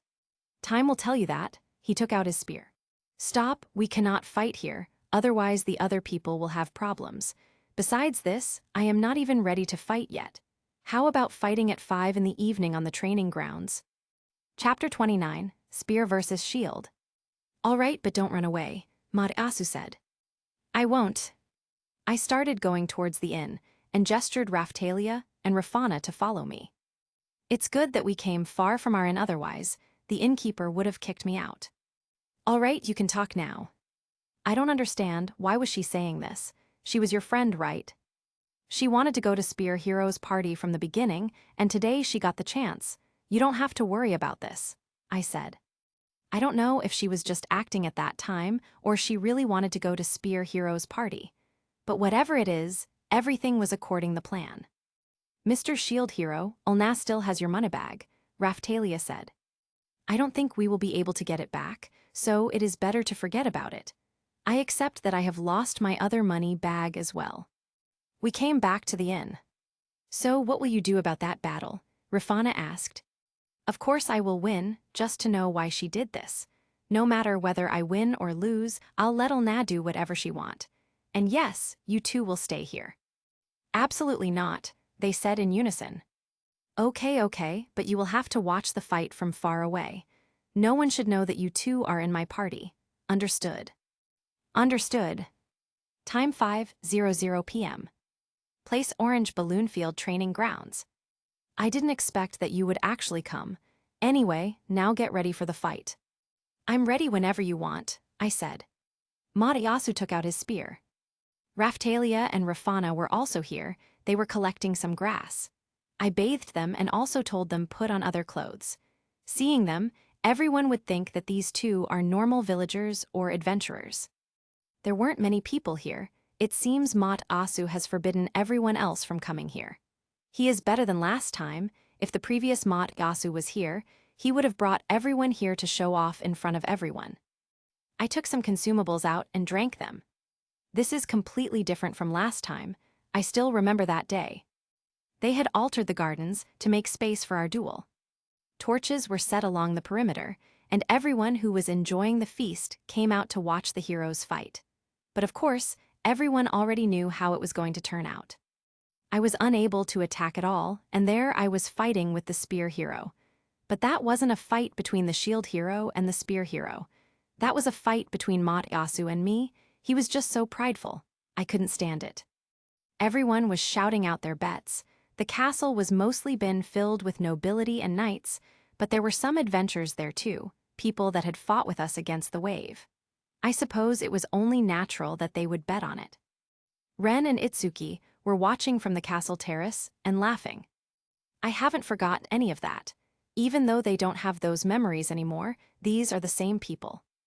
Let's come down to present. During the duel, Raphtalia and Rafana should feel that I am enraged. I have been betrayed and insulted. I braced myself for a blow and ran at Mataasu. Mataasu readied his spear and ran at me. Suddenly, we were very close. I was in his range, and he threw his weight behind the spear and jabbed it at my shield. I don't want to hurt you. It would be better if you give up yourself, he said. Really? You challenged me to a duel and say that you don't want to hurt me. Don't make me laugh. If you're fighting someone, you'd better not take your eyes off your opponent and show mercy. The only thing you should be thinking of is winning. I created some distance between us and threw orange balloons at him. Mataasu, be careful, Elna shouted. I looked at her, she gave me an impish smile. What does it mean? Mataasu popped all the balloons one by one. Chapter 30, Spear vs. Shield Part 2. Aelenaspav, tilde. 5 minutes into the duel, the air crackled with a tension that was almost palpable. Naofumi's stance was a study in calculated composure, his movements precise, his expression a mask of focused intensity.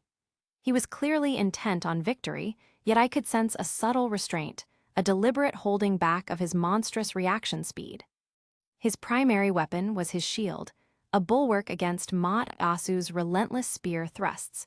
He was showcasing his defensive prowess, perhaps aiming to reinforce the perception that his victory over me had been largely attributed to his shield skills. A clever manipulation, I thought. Mataasu lunged, his spear a blur of motion, a vicious jab aimed at Naofumi's chest. With a swift, fluid motion, Naofumi sidestepped the attack, using Matasu's momentum against him, tackling him to the ground with a resounding thud. Naofumi raised his fist, delivering a sharp, direct punch to Matasu's face. The impact was audible, but its effect was negligible. Even with his notoriously low attack power, Naofumi, utilizing his full strength, would have inflicted significant damage. This was clearly a calculated display of restraint. A slow, unsettling smile spread across Matasu's face as he realized the ineffectiveness of Naofumi's blows. He began to laugh, a grating, arrogant sound that echoed through the arena. The mask of chivalry had slipped, revealing the true, repulsive core of his personality. The air around him seemed to thicken with his palpable arrogance. Some time later, tilde. Naofumi's performance was a curious blend of brilliance and deliberate clumsiness. He wove together intricate combinations of shield skills, showcasing a mastery that was undeniable. Yet, the timing was consistently off, a subtle discordance that I knew was intentional. Had he unleashed his true, monstrous reaction speed, the fight would have been a swift, brutal display of dominance. And then there were the hidden facets of his power: magic, teleportation, and who knew what else lurked beneath the surface. He was a labyrinth of secrets, a puzzle I was increasingly compelled to solve. Why couldn't you be simple? I thought, a flicker of frustration mixing with a strange, reluctant admiration. Why couldn't you be as straightforward and predictable as the others? It seemed he had a penchant for the difficult path. Asu, emboldened by Neofumi's seemingly faltering performance, landed a powerful kick. Or, more accurately, Neofumi allowed himself to be kicked, a calculated act of theatrical weakness. Neofumi crashed to the ground, a dramatic display of defeat. "Mr. Shield Hero," I called out, my voice laced with a touch of theatrical concern, "admit defeat. How much longer do you intend to humiliate yourself?" "She's right," Asu chimed in, his voice dripping with condescending magnanimity. "Just surrender and apologize to her. I'll even forgive you." Neofumi slowly rose, his expression a mask of wounded pride. "Am I truly so weak?" he muttered, his voice laced with a hint of self-doubt. "But no matter what, I won't give up." "Fuck you." Shield Hero was absorbing a relentless barrage of blows, each impact a visible jolt to his body. I knew he was enduring the assault without real injury, but the spectacle was undeniably brutal. Mine, that venomous creature, watched with a sickeningly satisfied smile, her eyes gleaming with malicious glee. Neofumi crashed to the ground once more. Finally, I thought, a wave of relief washing over me. But then he began to rise again, his movements slow, deliberate, each push against the ground a testament to his stubborn resilience. "Even I want to hit him now." Asu resumed his onslaught, a flurry of punches that sent Neofumi reeling, collapsing to the dirt once more. And infuriatingly, he attempted to rise again. I stepped between Asu and Neofumi, my voice firm. "Asu-san, please, enough," I said, my tone laced with a carefully crafted blend of concern and pleading. "He's been punished. I can't bear to watch any longer. Please forgive him." "If you ask, I'll nah," Asu said, his voice softening. "Then of course." "Let's move elsewhere," one of Asu's party members suggested, breaking the tense silence. Meanwhile, Neofumi had fallen yet again, this time feigning unconsciousness. A plausible performance, I had to admit. I turned to follow Asu's party, feeling the weight of two pairs of eyes burning into my back. Raphtalia and Rafana watched me with undisguised rage, their expressions a mixture of betrayal and fury. Neofumiaspav, tilde. Had they finally gone? I remained still, feigning unconsciousness, listening intently. Shield Hero, Shield Hero. Mr. Shield Hero, are you all right?" Raphtalia and Rafana's voices, laced with concern, cut through the fabricated silence. I opened my eyes slowly, as if emerging from a daze. I sat up, a wave of manufactured exhaustion washing over me. "I'm sorry, Raphtalia, Rafana," I said, my voice heavy with regret. "I couldn't win." "It's okay," Raphtalia said, her voice soft, her eyes filled with a mixture of worry and understanding. "Let's go home." They both moved towards me, their small arms wrapping around me in a comforting embrace. A genuine warmth spread through me, a stark contrast to the calculated performance I'd just put on. Capitulo 31. One day later, tilde. "Master, I'm exhausted," Rafana whined, her small shoulders slumping. "I can't do it anymore." A constant stream of complaints had been emanating from them all day. Natural, I supposed, given it was their first real training session. "All right," I said, shifting my attention to Raphtalia. "Your turn." "Please," Raphtalia pleaded, her eyes wide with a mixture of fatigue and apprehension. "Do it slowly this time, Master." "You don't get to dictate the pace, Raphtalia," I said, my voice firm. "Rafana, watch closely, observe how it's done." "Okay," Rafana replied, her gaze fixed on Raphtalia, a mix of curiosity and trepidation in her eyes. After some time, "Master, my body aches all over," Raphtalia complained, her voice strained. "Don't fret, Raphtalia," I reassured her, though my tone remained firm. "The discomfort will lessen with daily practice." Embrace the pain, it forges resilience. Your endurance is currently lacking. Master, Raphtalia whined, her voice laced with exhaustion, we've been at this since last night. You haven't allowed us a moment's rest. And it's our first time, of course it's painful. Rafana, I said, shifting my attention, your turn. Yes, Master, Rafana replied, her voice tinged with resignation. No matter how much we do, it's never enough, is it?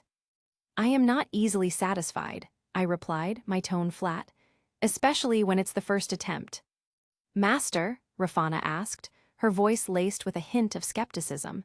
It's understandable that you're training Raphtalia in hand-to-hand combat, but do you truly believe it will be beneficial for me? Absolutely, I replied, my voice firm. Enemies often exploit perceived weaknesses, assuming an archer is vulnerable in close quarters. You must be prepared for any eventuality. But really, Rafana continued, a touch of exasperation in her tone, push-ups, sit-ups, squats, running, meditation, 20 different types of exercises, and then hand-to-hand combat all night. I expected archery training, not this. I'm aware that during your rest periods, you practice archery diligently, I explained. Therefore, separate instruction is unnecessary.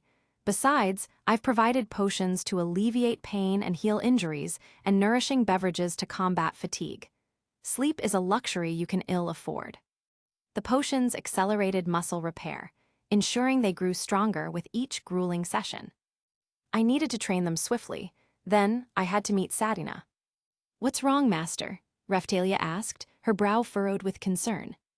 Nothing, I replied, dismissing her worries. I just noticed that Ulna has left my party, means she's not coming anymore. Everything's fine, I hope Ulna will at least complete the task I have given her. 1 hour later. Perhaps this level of exertion will suffice for now, I muttered, observing their exhausted forms. I then instructed them on the art of balloon slaying, a seemingly trivial task that honed precision and reaction time. Eliminate as many as possible, I commanded. The relentless training, coupled with the constant use of potions and nourishing beverages, had depleted my supplies, so I'll just let them sleep. Capitulo 32. No one's pav, tilde. You don't have to struggle that much to kill a single balloon. If you're scared that they might bite you, then dodge when they jump at you and grab them from behind. Now look here. Neofumi grabbed an orange balloons. Boing. Why is it so soft? Boing boing. Neofumi's eyes opened, and he saw Ulna was laying in front of him. She was looking at him. When Neofumi looked down, he noticed that Ulna was not wearing anything, and that he was grabbing wrong orange balloons, or rather, her balloons. Neofumi was surprised for a moment. The sensation of her boobs was too good to let go. He pressed it one more time. When he came to his senses, he immediately removed his hand from there. Only once. I'm depressed that my flawless body only aroused you this much. Neofumi was thinking what he should say. Why are you here? And why are you naked? Don't you have any shame laying in front of a man completely naked who's not even your lover? Neofumi said. I don't. By the way, I worked very hard in these 2 days. They troubled me a lot during these 2 days. By the way, they thought they were comforting me. I came last night too, but you all were training all night, Gutch. Ulna said. I thought you left us, Neofumi said. We'll talk about that. First, can you explain me why were you sleeping with 2 underage girls on the same bed? They're my daughters, Neofumi said confidently. Really? Then that'll make them my daughters too. Come to think of it, you made my daughters hate me. You're really a bad husband. Ulna said. I'm not your husband. You are, you're my future husband. Oh, about what happened 2 days ago, Ulna was saying but got interrupted. You betrayed me, Neofumi said. I didn't. I was just doing the task you assigned me with your insane conditions. Now listen, you told me that I can join Spear Hero's party however I liked. The thing was, you challenged me to find the best way to join his party while following the conditions that you gave me. Therefore, I had to prove how capable I am. Ulna said. All right, then what explanation will you give for humiliating me? Neofumi said. Ulna patted Rafana's head, who was sleeping beside her. Let's see, you said that we should not tell them that we are strong. Apart from this, you also gave me your other money bag because when I join their team, that money will remain with me. You want to gain Raphtalia's and Rafana's sympathy. You didn't tell them our plan, due to which they thought that I have cheated you. Apart from this, you want them to live in poverty for a few days so that they don't get spoiled in the future. Whatever I did there was just to make them sympathize you. If what I did was wrong then, I can even announce that what I said was a lie in front of everyone. I'm willing to go that far for you. Ulna said. All right, but Naofumi was going to say something, but got interrupted. SHHH, let me finish up. You made me a villain in front of both of them. They will hate me when I'll join your party again no matter how much explanation I give them. You're the biggest liar in the world, you lied to the whole world, even to yourself. You became sad even though everything was according to your plan from the beginning. Maybe you didn't want me to join your party. I'm sorry, but I will never fulfill your wish. Will you hate me for this? Ulna asked while glaring at Naofumi. By the way, can you let me sleep while turned to the other side? Naofumi said while turning. I won't. But he still turned away. Everything that Ulna said was true except few things, which was to manipulate him. A smile had creeped on Naofumi's face and he wasn't able to suppress it. In order to hide his face from Ulna, he had turned backwards. It'll be better for you that after my task is completed, you do whatever I say for a day like a good boy, otherwise you'll pay for making me a plaything. At the least, I'll take my reward forcefully, even if I had to do it in front of Raphtalia and Rafana. I don't think your so-called daughters will be able to see you in that state. Ulna said. Are you threatening me? Naofumi asked. It depends on how you see it. Ulna purred, her eyes gleaming with predatory amusement. Her weight a deliberate pressure, her gaze drilling into his, attempting to unravel the very essence of his being. The image was primal, a feline predator claiming its prize, her cat-like ears twitching, her green eyes burning with a possessive intensity. But Naofumi wasn't a simp either. Oh girl, both your boobs and pussy are totally exposed, don't you have any shame? By the way, get down. If you won't, I might cancel both of your rewards. Naofumi said. The threat hung in the air, heavy and unspoken. Ulna's eyes flashed, a flicker of something akin to anger momentarily crossing her features. With a slow, deliberate movement, she slid off his lap, the air crackling with unspoken tension. If you dared to forget your promise, I'll rape you in front of the whole kingdom. Mark my words, Ulna said angrily. All right, now go, shoo. Naofumi said while waving his hand, gesturing her to go away. Since you can stay at ease even after seeing me like this, I suppose you've already done it in your own world, Ulna said. Naofumi didn't say anything. All right, I'm going, Ulna said. By the way, if you find it very difficult to kick her out of his party, you can just finish her off. That's only if you found it very difficult to kick her out. She may be needed quite a bit in near future, Naofumi said. Don't worry, it's going to be very easy for me. You'll only have to worry about what I'm going to make you do after I've completed the task, Ulna said with a grin. Ulna put her clothes on and went out of the window. Naofumi got up and looked outside the window. Thinking that she won't come again, he teleported somewhere. Chapter 33, Raphtalia's Fear. Raphtalia was at level 8 now, and Rafana was at level 7. I was not helping them at all in leveling up. Orange balloons are very useful for reflex training. It was easy for Raphtalia to kill them as she was fighting them in close quarters. On the other hand, I told Rafana that she has to hit the orange balloons using only the bow. As a result, Raphtalia killed more orange balloons than Rafana. Once they learn to use their weapons well, I will increase their level very quickly. I trained them for one day. I don't know why, but they like bathing with me very much. Anyway, I'm just bathing with them now. When both of them get bigger, then I will stop doing this, which will happen in about 1 week. I wanted to keep my level low, but because of that basement incident, I had no other option but to raise my level. Both Raphtalia and Rafana still had a cold. I made some medicines for them. Of course, they did not like the taste of the medicine, but I forcibly made them drink the medicine because I had wasted my time in making the medicine. Raphtalia, Rafana, get up now, it will be morning, I said. Just a little longer, master. Ahem. She asked me what these two can call me. I said that they can call me whatever they want.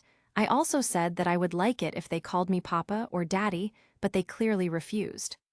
If you say so, I will stay, she said. Good girl. Don't talk me like I'm a child. Okay. I don't know why children hate being called children. All right, are you ready, Raphtalia? I asked. Yeah. We headed to the town. The village was called Ryut. There was only one in there, though, and a room went for 1 piece of silver. A traveling merchant visited once every other day, and he would buy loot from us if he needed it. My reputation had preceded me due to the last incident. Even still, if the townsfolk seemed ready to do something stupid, I'd have to introduce them to my balloons. Anyway, I went to the shop to sell some loot that we'd earned in the area around town. So that's what I got. That's it. He paid me a few pieces of silver, and I begrudgingly accepted them. Let's hear about it once again. I know everything about that cave, but some things have changed since I came back. I'll have to keep them in mind too. Isn't there a faster way to get money? Why, you need something. Didn't he know that I was the shield hero? Either that, or he already knew but was pretending not to. That would give him some sort of advantage over me. Well then, there is a coal mine on the outskirts of town. If you got some ore from there, you could probably sell it for a good price. Oh yeah. Yeah, if you can figure out how to get it out of there, you'll make a good chunk of change. Why don't other people do it then? Before the waves of destruction came, it was pretty popular. But now the place is filled with dangerous monsters. I see. I don't know what our adventurers, knights, or the summoned heroes are doing, but hey, I guess that's what you should expect from an abandoned mine.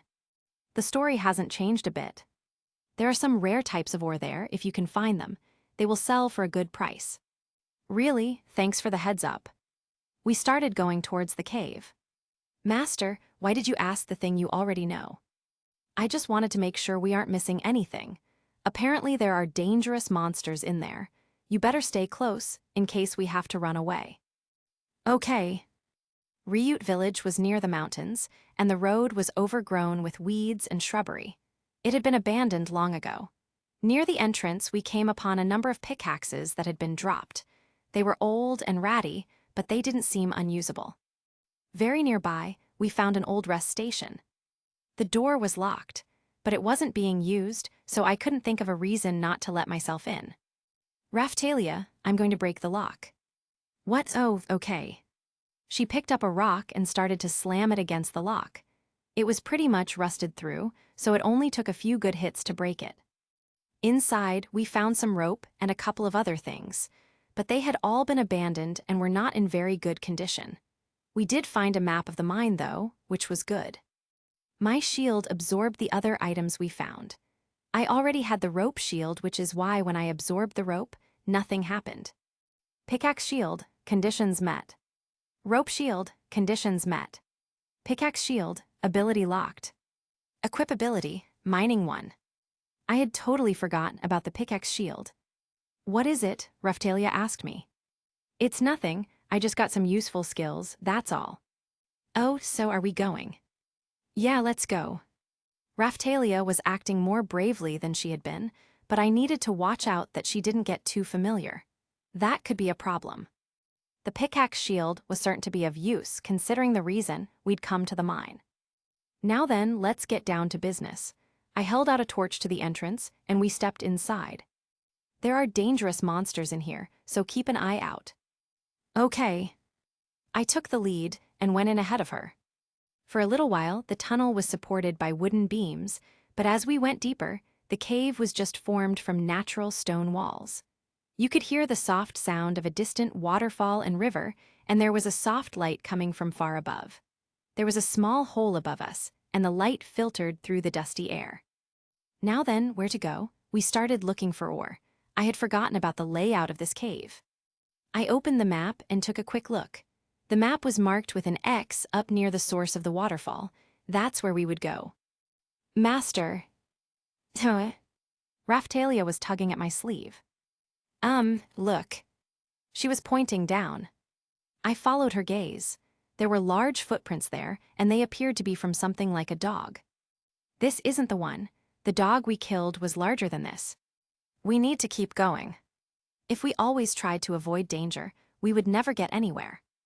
If we ran into a monster, all we needed to do was defeat it. All right, let's go. Oh, okay. Don't worry, we can beat it. I'll try. That's the attitude. So we kept on moving slowly through the cave, until… Grrr.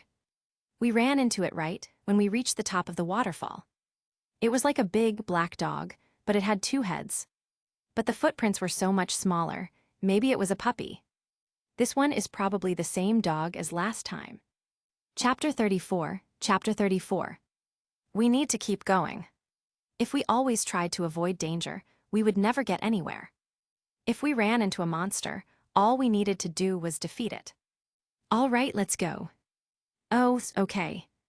Don't worry, we can beat it. I'll try. That's the attitude. So we kept on moving slowly through the cave, until… Grrr. We ran into it right when we reached the top of the waterfall. It was like a big black dog, but it had two heads. But the footprints were so much smaller, maybe it was a puppy. This one is probably the same dog as last time. How? The dog let out a bellowing howl and turned towards us. It started running. I held up my shield and waited for the attack. It was way too weaker than I thought. Still, I made it look that I'm having difficulty in handling this dog. This dog was definitely not a threat. When I looked at Raphtalia, I saw that she was shaking in fear, and her eyes were locked at some random point in space. Maybe she's having flashbacks. The dog howled and jumped back for a moment. It then turned to Raphtalia and began to dash in her direction. As if I would let it. I quickly changed to the rope shield. Airstrike shield. The shield changed. Help. The dog turned from Raphtalia and came rushing at me, howling. It tried to bit on my shoulder, but his teeth weren't going any deeper.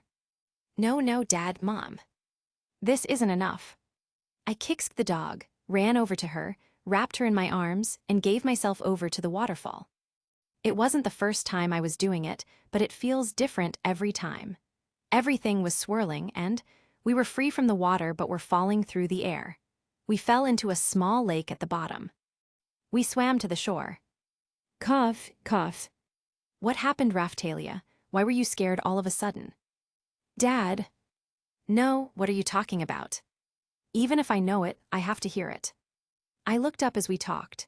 The dog ran to the edge of the cliff, looked down at us, then turned and ran off. It had to be thinking of a way to get to us. Are you okay? Are you conscious? What was that? Tell me. Okay.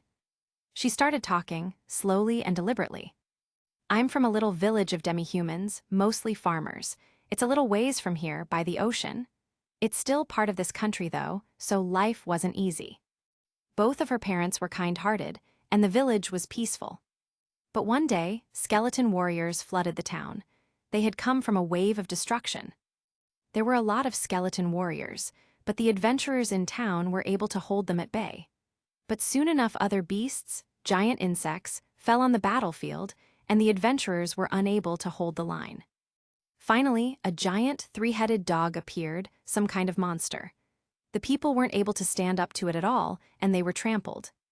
The village couldn't fight anymore, so they ran from the monsters. But the monsters wouldn't let them flee. Acting like it was a sport, they hunted down the remaining people and killed them. Raphtalia's family, like the rest of the villagers, ran from the monsters.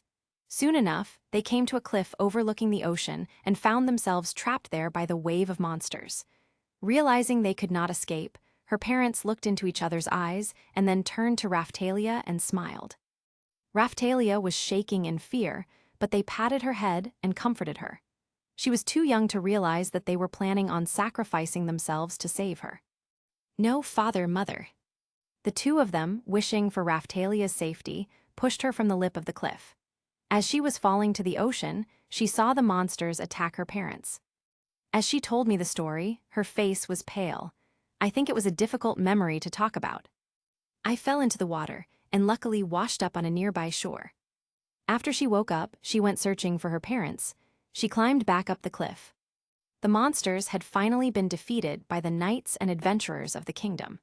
She walked through fields littered with bones and finally found her way back to the cliff. And she found pools of blood and strips of flesh. When she finally understood that her parents were dead, something inside of Raphtalia snapped. New. From that point on, Raphtalia resolved to live a full life. Looking at her now, it was hard to picture, but apparently she used to be quite the overachiever. When she became a slave, it must have slowly worn her down. Until she met me, apparently she'd been living a pretty heroic life. She'd been fighting to re-establish her village, but unfortunately ran into a slave dealer, was captured, and was even tortured. Finally, she ended up in the slave trader's tent, just where I'd found her. That black dog is back, we need to run. She was starting to panic again. I suppose that was the source of her trauma. Calm down. But, that is not the dog that killed your parents. It has 2 heads, right? Besides, just who do you think I am? You're the shield hero. Exactly. Up until now, I've been protecting you, haven't I? But even if I can protect you, I can't defeat the enemies myself, I said. Raphtalia put her head in her hands. Your parents are not coming back, but you can help other kids. You can help keep the same thing from happening to them. All I can do is give you the best environment for you to use your fighting skills. If that's not cool with you, well, we already discussed your options. Right. Gah. The dog had managed to find us somehow. Capitulo 35. If you're not going to fight, then get the hell out of here. What about you? I'll draw its attention, you run. But that's all we can do. I can't fight. All I can do is protect you. I don't want to run away. Then what will you do? Just die here? No. She fixed her grip on the sword, swung around the side of the dog, and stabbed it. Yipe. The dog whelped. I don't want you to die.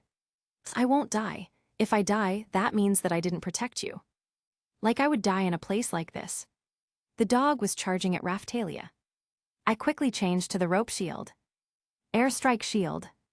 The shield changed again, and I quickly turned to the dog. The dog came running at me and tried to bite on my neck. I grabbed its neck. He wasn't able to reach my neck with either of his heads. Thinking that he won't be able to do anything to me, it turned its other head toward Raphtalia. It tried to run towards her, but as if I would let him. Master. Calm down, I'm fine. Yes. Raphtalia threw all of her strength into the thrust. She'd found the heart of the beast and stuck her sword into it. Ruara.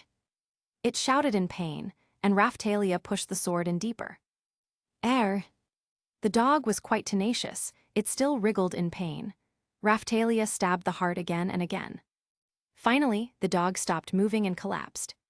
Raphtalia EXP 540. Raphtalia was rewarded for the battle with a hefty amount of EXP points. She leveled up. Huff. You did it, good work. Both of us were covered in blood. I rubbed her head. Master, don't die please, my place. Don't worry, I'm not going to die. But that doesn't mean I won't leave her, for a while that is.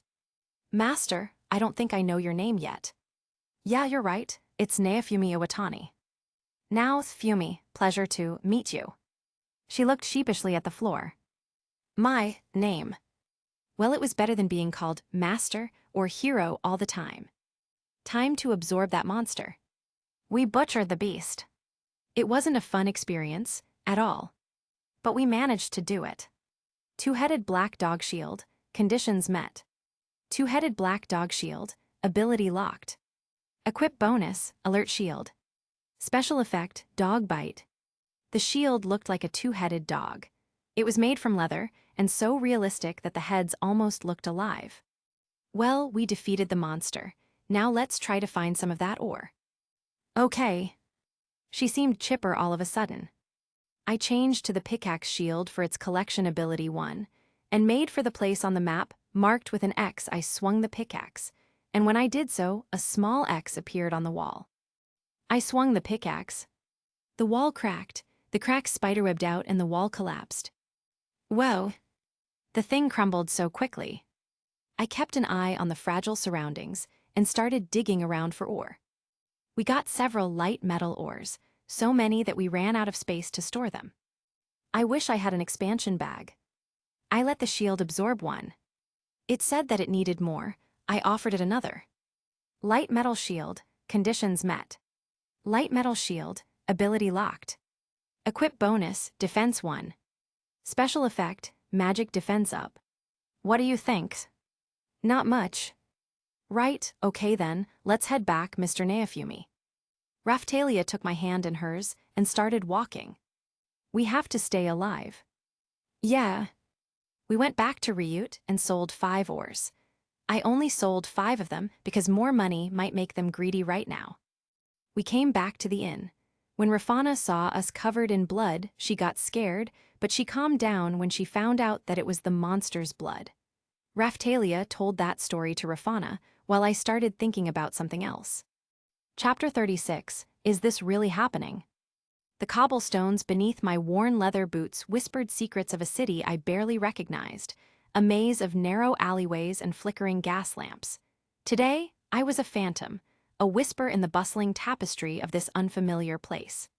My destination, a rendezvous with a soul as rare as a star in a moonless sky. A velvet masquerade mask, obsidian black, clung to my face, concealing my identity, a silent promise of anonymity. Its intricate filigree, like frozen starlight, caught the dim light, casting dancing shadows that shifted with my every move. My shield, usually a bulwark of steel and resolve, shimmered with an ethereal glow, the illusion spell woven into its surface, a shifting mirage of swirling smoke and phantom flames, a spectacle designed to distract and disorient. The air hung heavy with the mingled scents of roasted meats, spiced wine, and the earthy tang of damp wood as I navigated the labyrinthine streets seeking her. My journey led me through a succession of taverns, each a cacophony of raucous laughter, clinking tankards, and the mournful strains of a lone lute player. The drunken dragon, the rusty flagon, the whispering serpent, each held a fleeting glimpse of faces, a momentary snapshot of stories, but none held the one I sought. Finally, in a dimly lit corner of the forgotten hearth, a tavern tucked away in a shadowed courtyard, I found her. She sat alone, a solitary figure amidst the boisterous crowd, a stark contrast to the revelry around her. The flickering candlelight danced across her face, revealing a melancholic beauty that had been eclipsed by a veil of sorrow. Her shoulders slumped, her gaze distant, she seemed lost in a world of her own, a world painted in shades of gray. Gone was the vibrant spark that usually lit her eyes, replaced by a dull, almost extinguished ember. Her once radiant smile, a beacon of warmth and joy, was now a faint memory, replaced by a grim line etched on her lips. Her attire, usually a vibrant tapestry of silks and intricate embroidery, was now a simple, almost drab gown, the color of twilight. The elaborate braids that usually adorned her hair were now loose, cascading over her shoulders like tangled shadows. It was as if a cruel enchantress had stolen her essence, leaving behind a hollow shell. She was a ghost of her former self, a fragile echo of the vibrant woman I knew. The air around her crackled with an unspoken sadness, a palpable aura of loss that hung heavy in the dimly lit corner. A single, half-empty glass of crimson wine sat before her, untouched, reflecting the flickering candlelight like a pool of blood. The silence surrounding her was deafening, a stark contrast to the raucous din of the tavern. I took a chair and sat beside her.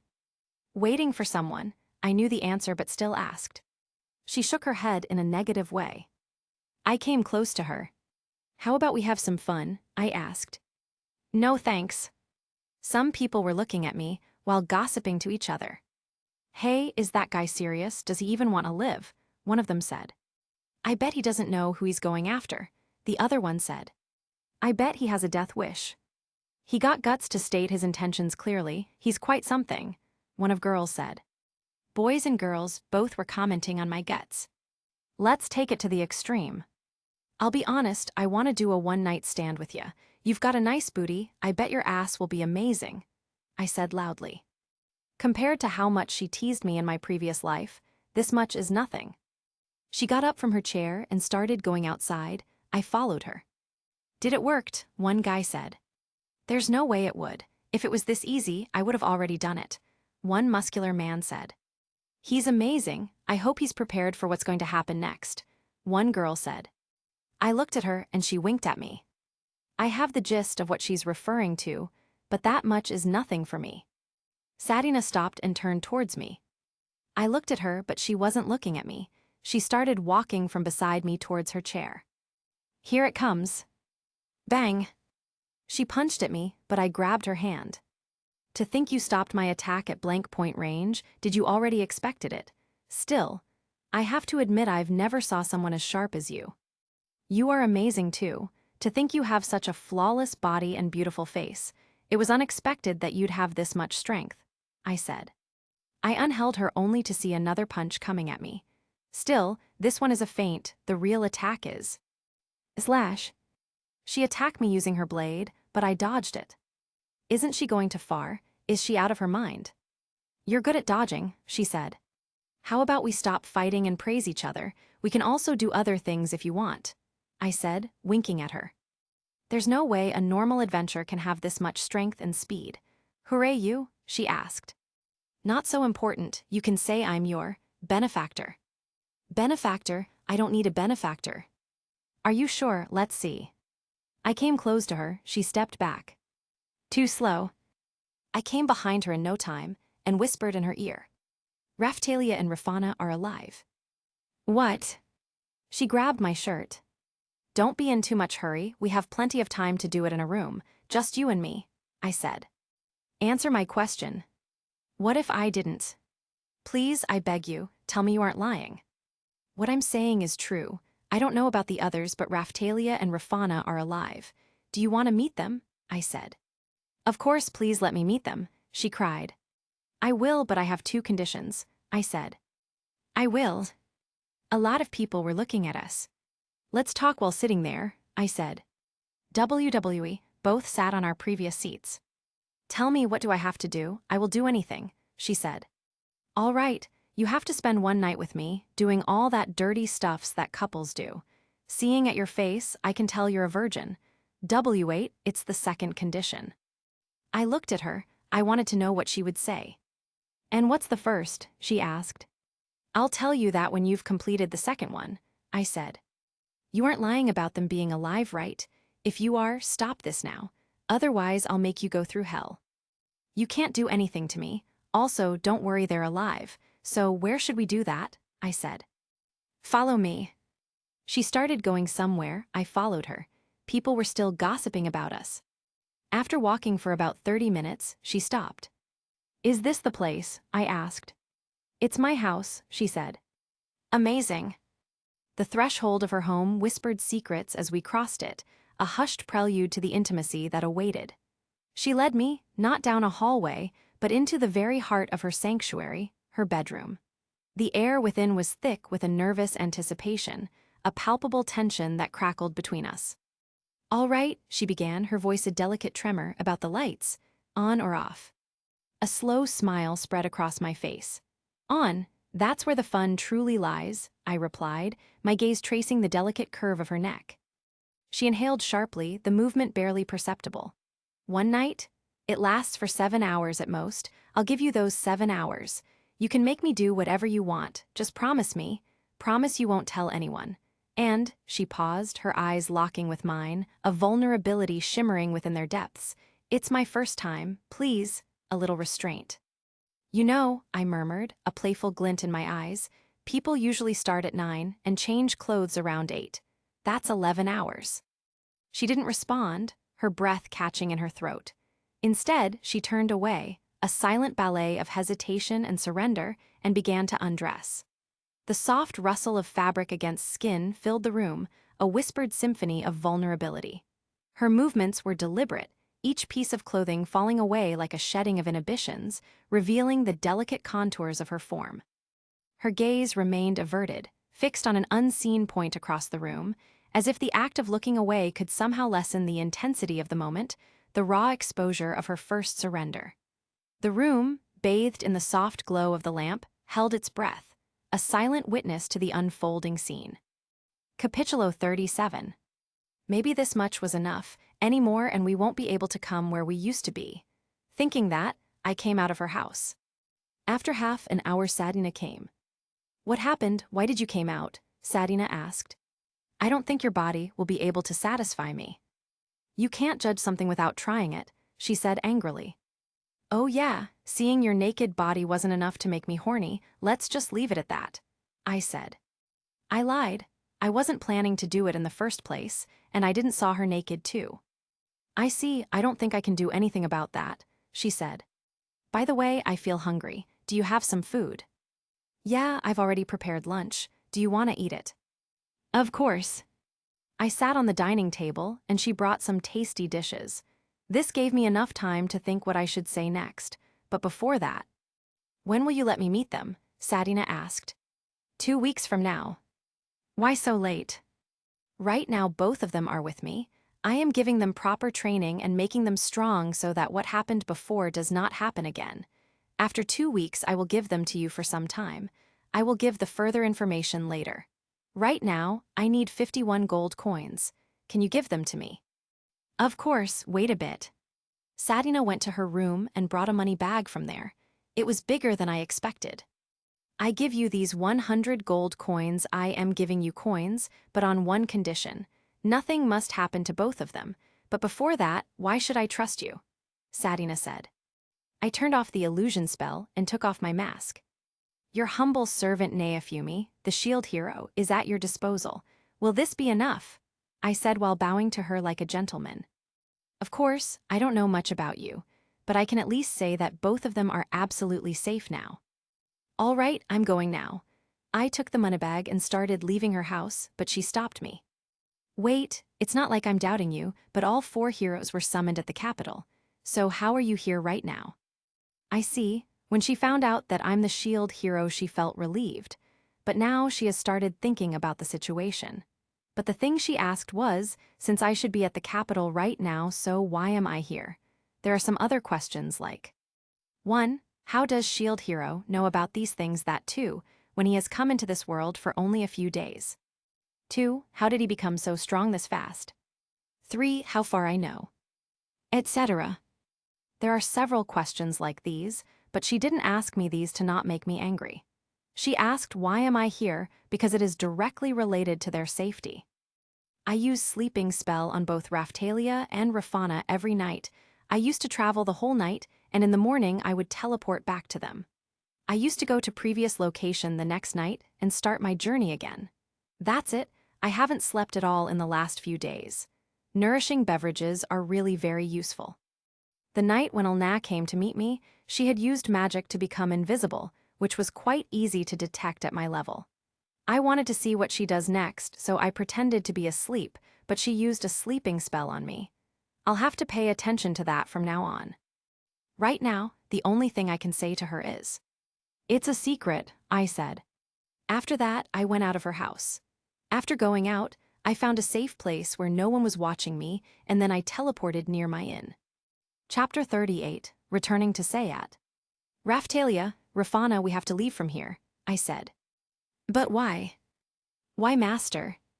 After the recent incident, people here have started hating me a lot. It would be better if we don't stay here, otherwise, they might do something to us. This is a lie, actually. I'm going out of here because of Elna. But where will we go? Raphtalia asked. The only place I can think of is Sayat, I said. Besides that, I have to find Kiel too. But that place will be very far from here. Apart from that, I don't think we have that much money to afford going there, Rafana said. Don't worry about money. Every night after you both went to sleep, I used to go to the forest and collect herbs and sell medicines and potions made from them. I lied again. So that's why when we used to wake up at night, you were not there, Raphtalia said. So you noticed. By the way, I wanted to tell you about one more thing. We heroes can teleport where we've been before, only if we have enough mana. My level is low now, which is why I can use teleportation very less right now, I said. Really? Both said in unison. Yes, get your things together, we are leaving from here. Okay, master. Okay, master. Raphtalia and Rafana packed everything. After that, we went out of the room and locked it from outside. I went to the innkeeper that we are going out for a few weeks and gave her the advance payment. I also gave her the key of the room, instructing that if Elna comes here, then give her the key of our room. We came out of the inn and went to a place where no one was watching us. After that, we teleported into our room. The location of the Sayat was already registered in my shield. We took our stuffs and teleported. Just before teleporting, I put a letter and a money bag with 50 gold coins in it on the table. We teleported in a forest. The forest was the safest place for teleport. After that, we started going towards the town in search of inn. By luck, we found a suitable inn when we reached the town. The price here was more than the previous inn, but it was within the budget, so we decided to stay here. Raphtalia and Rafana are very cooperative. Our training here continued as before. After 2-3 days, I started feeling someone's presence near us. This time there were 2 girls, and none of them was Ulna. I had an idea of who they might be. To find out who these 2 were, one night I used a sleeping spell on Raphtalia and Rafana so that they won't wake up. And after that, "There is no use of hiding, come out," I said in a loud voice. I said this while turning to the girl whose invisibility spell was more weak. As a result, only one person came out. The other one may have thought that she didn't got found out. I didn't thought that anyone would be able to detect me. "Who are you and why are you here?" I threw a straight question. "I am keeping an eye on Raphtalia," she said. "But why?" I acted dumbfounded. "I do not have the permission to tell this to anyone," she said in a serious tone. "Then who have the permission to tell this to me?" "I cannot tell you." "Do you want to die?" I said. "From your words, it seems that you have killed the previous assassins," she said. "What are you saying, meaning there were other assassins before you?" I asked, acting clueless. "You don't need to know this. The only thing I can tell you is that my job is to keep an eye on that girl, and I don't like any interruption in my work. If you want to kill me, you can try, but I assume that you are ready to be killed as well." She gave a savage reply. She took out her dagger. "I have no interest in killing you. Also, which idiot would want to kill such a beautiful girl? Don't twist your words." "But I am telling the truth."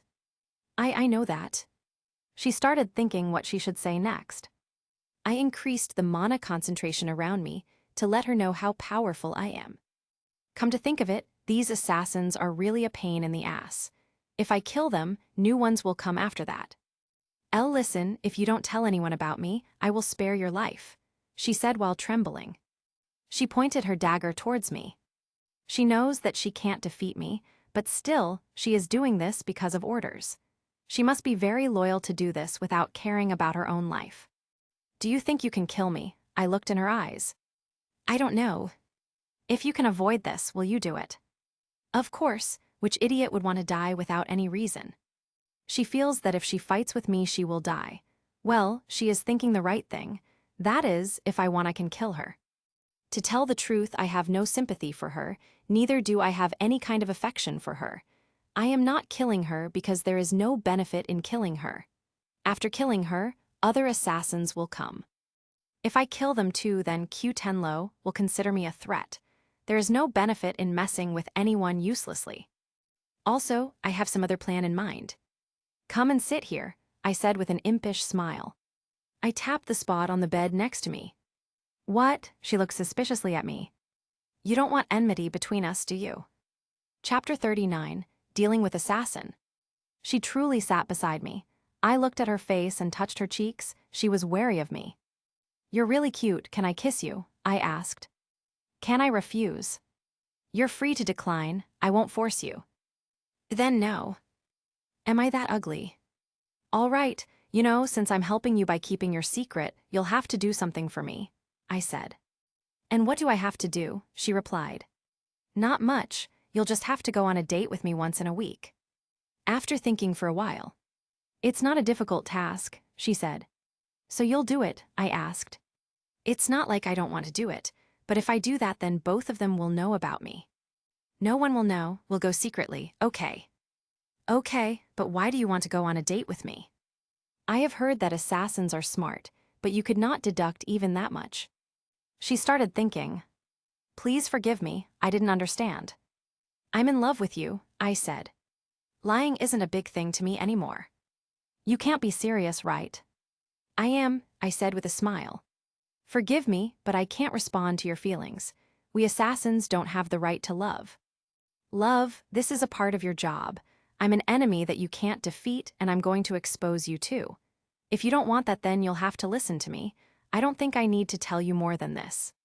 "Understood, when should we go?" she said quickly. How about now? I asked. Right now. Yes, why not? Both of them are asleep right now, and if we leave right now, no one will know. I don't think there is any better time than now. If you want, we can go in bright daylight. And no, it's fine right now. Okay. We both teleported and somewhere else. I wore my old masquerade mask and made her wear a masquerade mask too so that we both couldn't be recognized.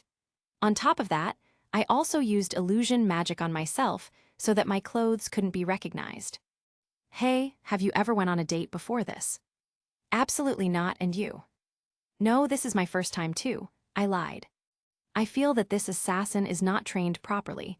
Maybe if I try I can manipulate this girl, yes. Apart from this, I also want to enjoy this date. We came inside a tavern. Everyone was looking at us, probably because our masks. I sat on an empty chair. She took a chair next to me, pulled it back and sat on it, albeit still somewhat reluctantly. Waiter came to us, and we ordered the food. Mr. Shiel. SHHH, don't call me by that name here, I told her. Sorry, I want to say that even though you look very happy, I can see that you are very stressed due to something, and that thing is completely different from this. Are these assassins' instincts? You are right, I am in quite a big dilemma right now. I don't understand what I should do next to find her, and I don't know if I'll be successful or not. To be honest, I have come on a date with you so that I could relax a bit and find a way out. I said. Ahem. By the way, forgive me. Why? She asked. Because you have to date an ordinary-looking guy, I said. Why do you think that? There are two types of faces a woman likes. It's either nice-looking or sharp-looking. Your face is clearly the latter. Your eyes are piercing and your face can capture many women's hearts. Audacious expression. You are strong. So strong that it was obvious to anyone. You have a unique presence that could stop someone's breath, she said while looking directly at me. Thanks for comforting me, I guess, I said. How could you be this unaware? She said while giving me a dumbfounded look. The waiter came with our orders. I am not that good at manipulation, yet, but I have to get better at it in the future. Our date went on for quite some time. Initially there was no light on her face, but after some time it seemed that she was enjoying the date. When I asked her name, she told me that it's Hanoka. I don't know whether it's her real name or not. I did not say anything bad about her masters this time. Otherwise, she could have suspected that I wanted to manipulate her. When the date was over, I left her in the inn and teleported away.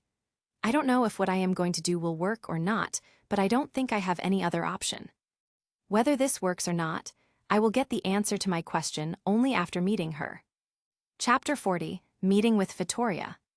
Vittoria, Vittoria, Vittoria. I was calling her name while running in the jungle. I came inside the forest where I met Vittoria for the first time in my previous life. And why am I calling her name nonstop? Because I need her help, of course. There are some philolials in this forest too. I hope they convey my message to her. She doesn't know me in this life. She would have known only those things about me which the philolials would have told her. I wonder whether the latest rumor about me would have reached her or not. It's good if it hasn't reached. Whatever it is, when she meets me then, after reading my thoughts, she will come to know what is the truth. Vittoria, I know you know that means the shield hero is looking for you and wants to talk to you. If you still don't come then, I'll conclude that you are insulting the 4 legendary heroes. I shouted. Just by not coming on your call, it'll be an insult to the 4 legendary heroes. I'm sorry, but your strategy isn't going to work on me. I knew you'd come. But it did, I said with a sarcastic smile. I know you respect the 4 legendary heroes more than anything else, since you yourself have been raised by 4 legendary heroes. So there's no way you can just ignore what I said. Allow me to introduce myself. I am Vittoria, the queen of the philolials. Can I ask you, how do you know about me?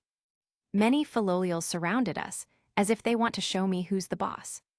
Welcome, queen, I said with utmost respect. Portal. When she yelled, the scenery around us instantly changed. We should be able to talk safely here, she said. It was the same destroyed castle as last time. There were stones laid out in lines and buried in the dirt, and here and there stone houses poked out of the gloom. Plants had grown over everything, and the size and extent of the root systems meant that these things must have been here for a while. Further out, and the forest had taken over. There was a thick white fog over everything, which limited how far we could see. Vines and shrubbery covered everything, as far as I could see. I couldn't discern a way out. Let's go with the normal procedure. Where are we? I asked the obvious. This is the country that the original heroes fought to protect, or the ruins of it anyway. That's what they say, she said. The original heroes, huh? So what am I? I asked. Oh, sorry if I offended you. I meant the first heroes. So what do you want to talk to me about? She asked. I locked my eyes with her. She looked surprised for a moment and then maintained her composure. Oh, come on, you already know what I'm thinking, don't you? There's no way you don't. Why aren't you saying anything? You can talk, right? You were shouting a moment ago, so I know you can. Why are you acting so? Stupid. You already know that I know you can read my thoughts and that I came back in time. So, why are you acting so clueless? She didn't say anything. I don't have time to waste in this useless staring contest. Do I have to say it? Fine by me. Can you stop playing dumb already? I know that you can read my mind. So just give an answer about whether you'll help me or not, I asked her. So you already know that I can read mind? Who told you this? Can you stop wasting time already? The rest of the Philolials were looking at me angrily.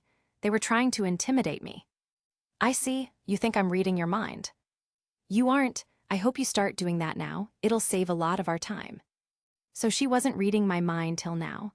Looks like I have acted foolishly. Well, at last Vittoria found out that the move is about to go, so it doesn't change the situations much anyway. She put her hand on her chin. It is not that I am not reading your mind on purpose. The truth is that you are not able to read my mind. This is happening for the first time since I have got this power when I am not able to read the mind of a hero. Just, who are you? Really, really? She can't read my mind. But she was able to read my mind in my previous life just fine. Maybe it has something to do with my coming back in time. What are you thinking? Just say it. I hope you aren't thinking anything weird about me. Oh God, it's so frustrating not to read someone's thought, that too when that person is, no less, she said. What was that pause for? Vittoria, maybe you can't read my mind because... What's happening with me? It's too painful. My heart is aching, I'm suffocating. Is it an indication that I can't tell anyone I came back in time? The reason is, are you all right? Vittoria asked. I was groaning in pain, I wasn't able to stand. I fell on the ground. After a while, my pain finally began to subside. Maybe I should try explaining it to her in an indirect way. Vittoria, I know what is going to happen next. After 10 years from now, there is going to be a war between all the kingdoms.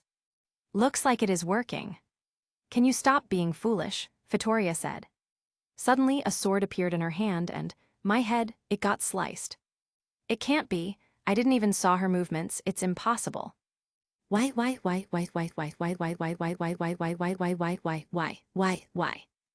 Why? My consciousness is fading. Why did you do this, Vittoria? Why? Wait, she can't be Vittoria. I never saw her using a sword. There is no use in thinking about all these things. The truth is that my life ends here. Chapter 41, The Mysterious Boy. Where am I? I can't see anything. It's dark all around me. I can't feel anything. It feels like I don't even have a body. Open your eyes. Suddenly my eyes opened. Wait, I'm pretty sure my eyes were open and it was dark everywhere, but this time when I opened my eyes. I am in a very big castle and there is no one around. This castle was very beautiful where almost everything was made of gold and was decorated with gemstones. Diamonds, emeralds, sapphire, ruby, etc. I don't know the name of most of them. Even the floor was made of gold with enchanting designs on it. There were stairs started 15 steps away from me, above which was a throne. It was more like a luxurious bed. A boy of around 20 is laying on the bed while looking directly at me. He was smiling calmly. He was clearly of noble birth. This boy was very handsome, even though I am a boy, but I am sure that I have never seen such a handsome boy. It wouldn't take a smart person to conclude that he was a deity or the god himself. He is a young man with golden hair, along with magenta and cyan eyes with black slitted pupils. His outfit consists of a dark green, gold-accented, high-collared dress shirt with a chest window. Over it a dark blazer with gold lining and buttons unbuttoned on his chest area, along with a long dark overcoat with a fur trim which has roulette wheel detailing on the back and sleeve cuffs rolled up near his elbows. For legwear, he sports white trousers secured with a black belt with a jewel embedded on the center, a black strap on his left thigh, and beneath are brown socks with dark brown triangular patterns and black loafers. For accessories, he bears short black gloves with multiple gold rings on his right hand, multiple bracelets, and a gold watch on his right wrist. He also wears an earring on his left ear that resembles a peacock feather, with 3 small feathers dangling below it that fades to a sea green. I don't care who he is, I will treat him the same way I treat everyone else. "Who are you?" I said, glaring at him. "Neofumi, right? I don't mind if you give this look to other humans, creatures, or every living thing alive. I won't even mind if you glare at a god or goddess like that. But," his facial expression changed to that of anger, "don't give me this look. If it were someone else instead of you, I would have killed him at least 10 times. You're my favorite, be proud."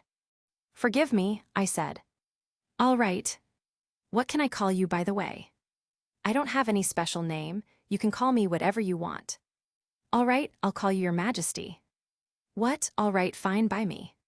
The boy got up. As soon as he got up, his luxurious bed was transformed into a throne. He sat on it like a king. "So, Your Majesty, can I ask you why I'm here right now?" "You died. You got killed by that girl, or should I say Philolial," he said with a warm smile. I see. Can you somehow send me back again?" "No." "Don't be angry, Neofumi. He's not someone you can mess with." "How do I know?" My instincts were screaming that I must not get on his bad side. "All right, so what'll happen to me?" I asked calmly. "You'll be born in a new world as a child, without any memories," he said. "And I can't avoid it," I asked him. "You can't." "I can't believe it. I have to do a lot of things in that world. You are a god, right? Please give me one more chance, I'll do anything," I begged him. "I will just say it once. Bringing a dead person back to life is against the rules." "Please, is there any way?" I asked. "Please forgive me, I'll make sure your next life will be much better, but I can't do anything about this life. You should also forget about that world," he said. "I can't forget, I have to do a lot of things there. Just give me 1 month, please." "Are you worried about your comrades of your previous life? Don't worry, nothing will happen to them. I'll make sure to give them happier lives than ever can," he said. "Really?" I asked. "Absolutely. If he is that, then I don't think I have any other reason to worry." I understood. "Good, goddess number 102, he called someone. Just then, someone appeared. "I know who she is, I've already met her in my previous life."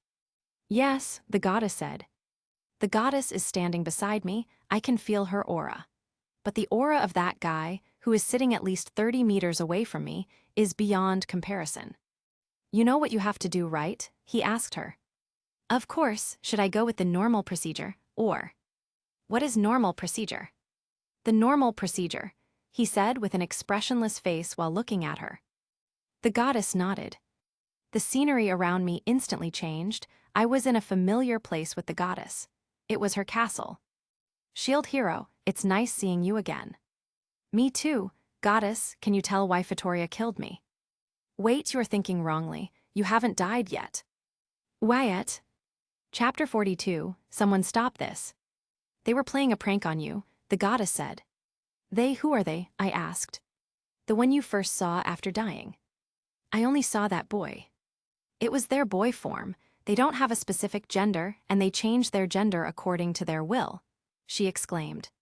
"So why was he in his boy form?" I asked.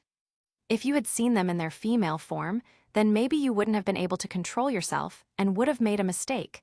The same happens with those girls who see their male form," she told me. "Leave it. By the way, what prank were you talking about?" "You are not dead yet. Your getting killed by that Philolial is just a memory that was inserted inside your brain by them, which is why you felt that your life has ended." "But why did they do this? Do I need to tell the truth? Is it because I was going to tell her that it was my second life, and that I came back in time?" "Exactly. Even after stopping you once, you were going to tell Fatoria about it. They did this to you so that next time you'll not tell anyone about it. Why didn't he told me directly? He wanted to know how you would react. By the way, can't he read my thoughts, because I didn't feel like he was reading my thoughts. He can read anyone's thoughts, but he doesn't do that. He doesn't want to interfere in anyone's privacy. So it's like that. Now let's have some fun, she said.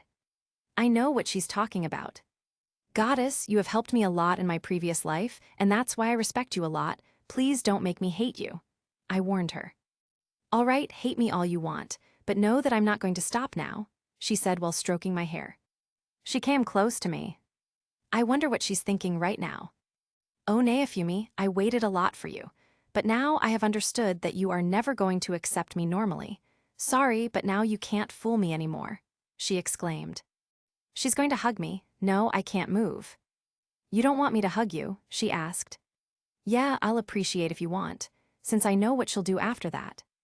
All right, you know I can't refuse, she said. Thank you so much. Wait, is she grinning? She grabbed my collar and she placed her lips on top of mine, initiating her very first kiss between us. Wait, her kissing technique is a little awkward, and the way she moves her lips is still modest and relatively stiff, although I cannot say that she is not putting enough effort into this. It is quite the opposite, actually.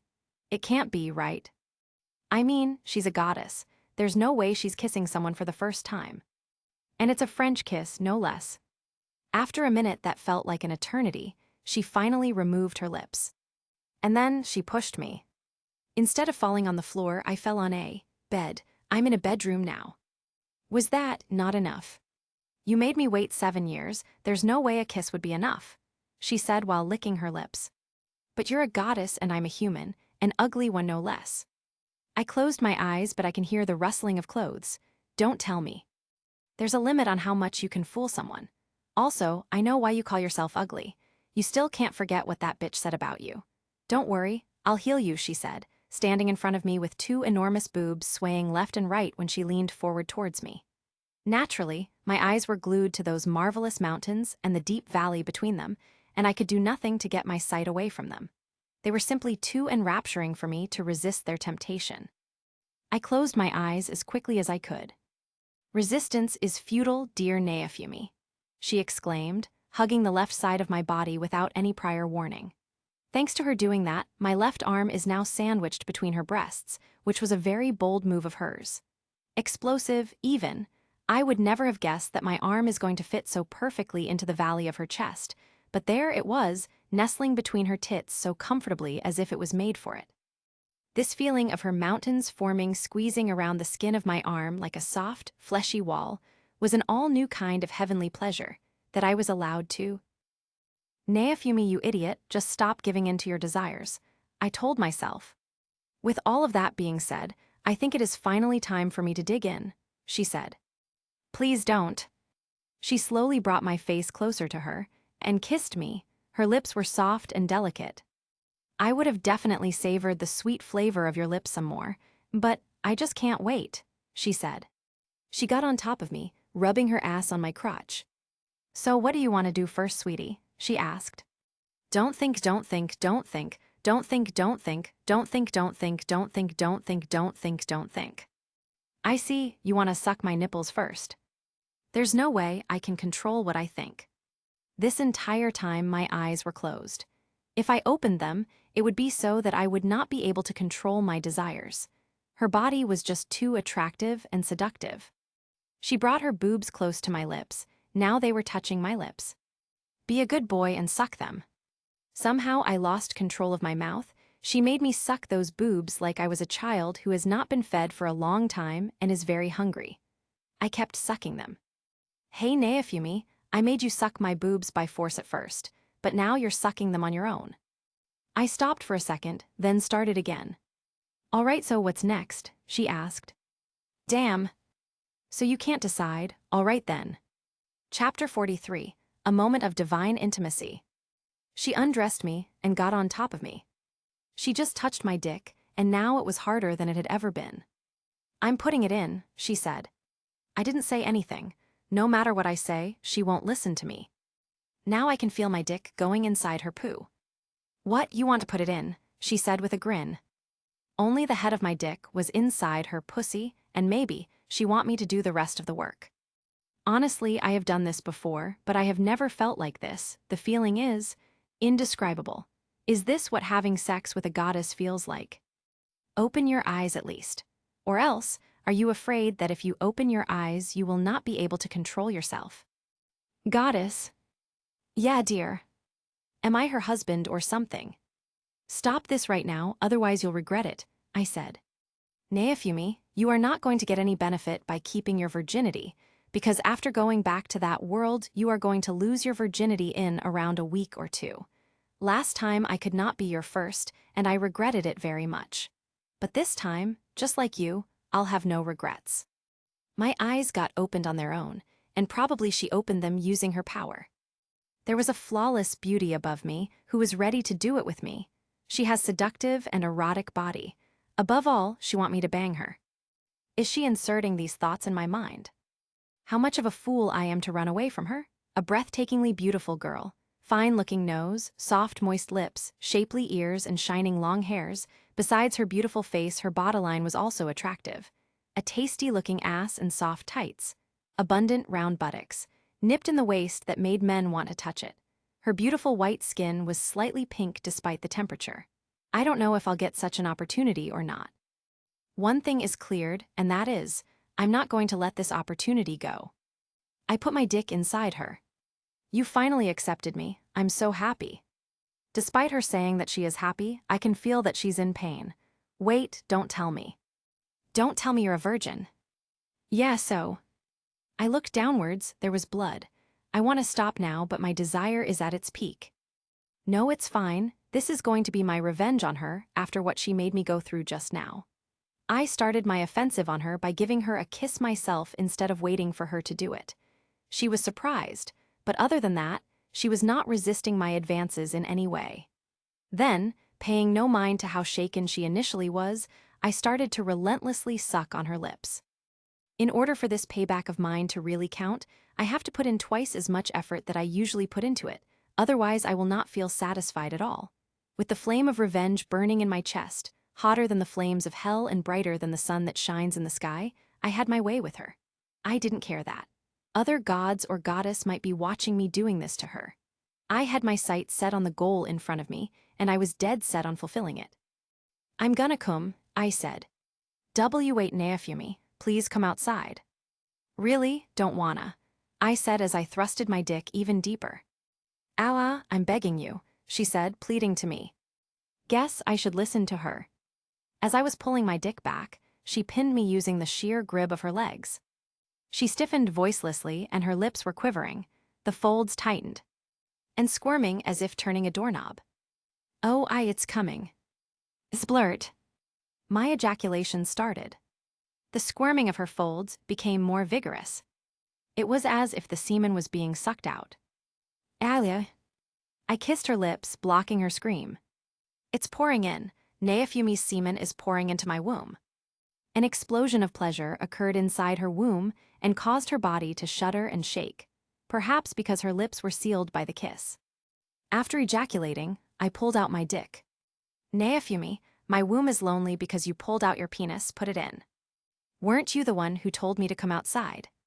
I thought since you are angry, you'd do the opposite, but you didn't. So that means I can do you more. She nodded shyly. This time, please go easy on me. How about we do it next time? Wyatt? Yes, I have an important work to do. By the way, can I meet him again? I understood, they are free now, so maybe you can meet them now. That is, if they would want to meet you. But first, I want to do it with you in doggy style. You read my thoughts, right? You know how important that work is for me. It doesn't matter, since you are their favorite to a great extent, they will definitely meet you. Also, right now I am the only one who can tell them that you want to meet them. Don't you think you should make me happy first? Understood, I sighed. Chapter 44, The Task of God. The hell they have called you. Her eyes, twin pools of starlight, look like they lost their glow, as if someone just disturbed her. They, him, I asked. Yes, him. She waved a dismissive hand, her silken robes, woven from the very fabric of twilight, rippling with unseen energy. But after you've dealt with them, return to me. I have something of paramount importance to divulge, something that will tip the scales in your favor. Why not tell me now? I pressed, the urgency a knot in my throat. A playful smirk danced on her lips. Patience, Neofumi. The threads of fate are not so easily unraveled. Fine, I conceded, the weight of her cryptic words settling upon me. I'll return. A radiant smile illuminated her face, transforming her into a vision of breathtaking beauty. Truly? Oh, thank you, Neofumi. She enveloped me in a warm embrace, a fleeting touch that felt like being bathed in pure, unadulterated light. Now, I must send you back. The world dissolved into a kaleidoscope of swirling colors, a dizzying rush that deposited me back into that austere, echoing hall. My nakedness was miraculously replaced by my familiar attire, a silent testament to the goddess's intervention. Anyway, I knew that what goddess said was just an excuse to bring me back there. I don't need to go there. Welcome back, the god's voice boomed, resonating with an unending aura. Please forgive me, my lord, I pleaded, bowing deeply. I was foolish. I will never repeat such a mistake. Was that too much, too little? You think you can deceive a god? His eyes, burning with celestial fire, pierced through me. Do you believe I am blind to your lack of genuine remorse? It's not like that, I began, my voice trailing off. Enough, he gestured impatiently. I have summoned you once more because I have a proposition. Anything, my lord, I said, my voice laced with desperate sincerity. I will do anything you ask, if only you will allow me to return to that world, whole and healthy. Yes, yes, of course, he scoffed, a flicker of amusement in his eyes, though his tone remained sharp. If you would cease this tiresome flattery, perhaps we could proceed. All right, play it cool. Very well. Listen closely, he began, his voice taking on a narrative tone. Imagine, when you first grasped that book, a supposed friend, a time traveler in disguise, struck you from behind and stole it.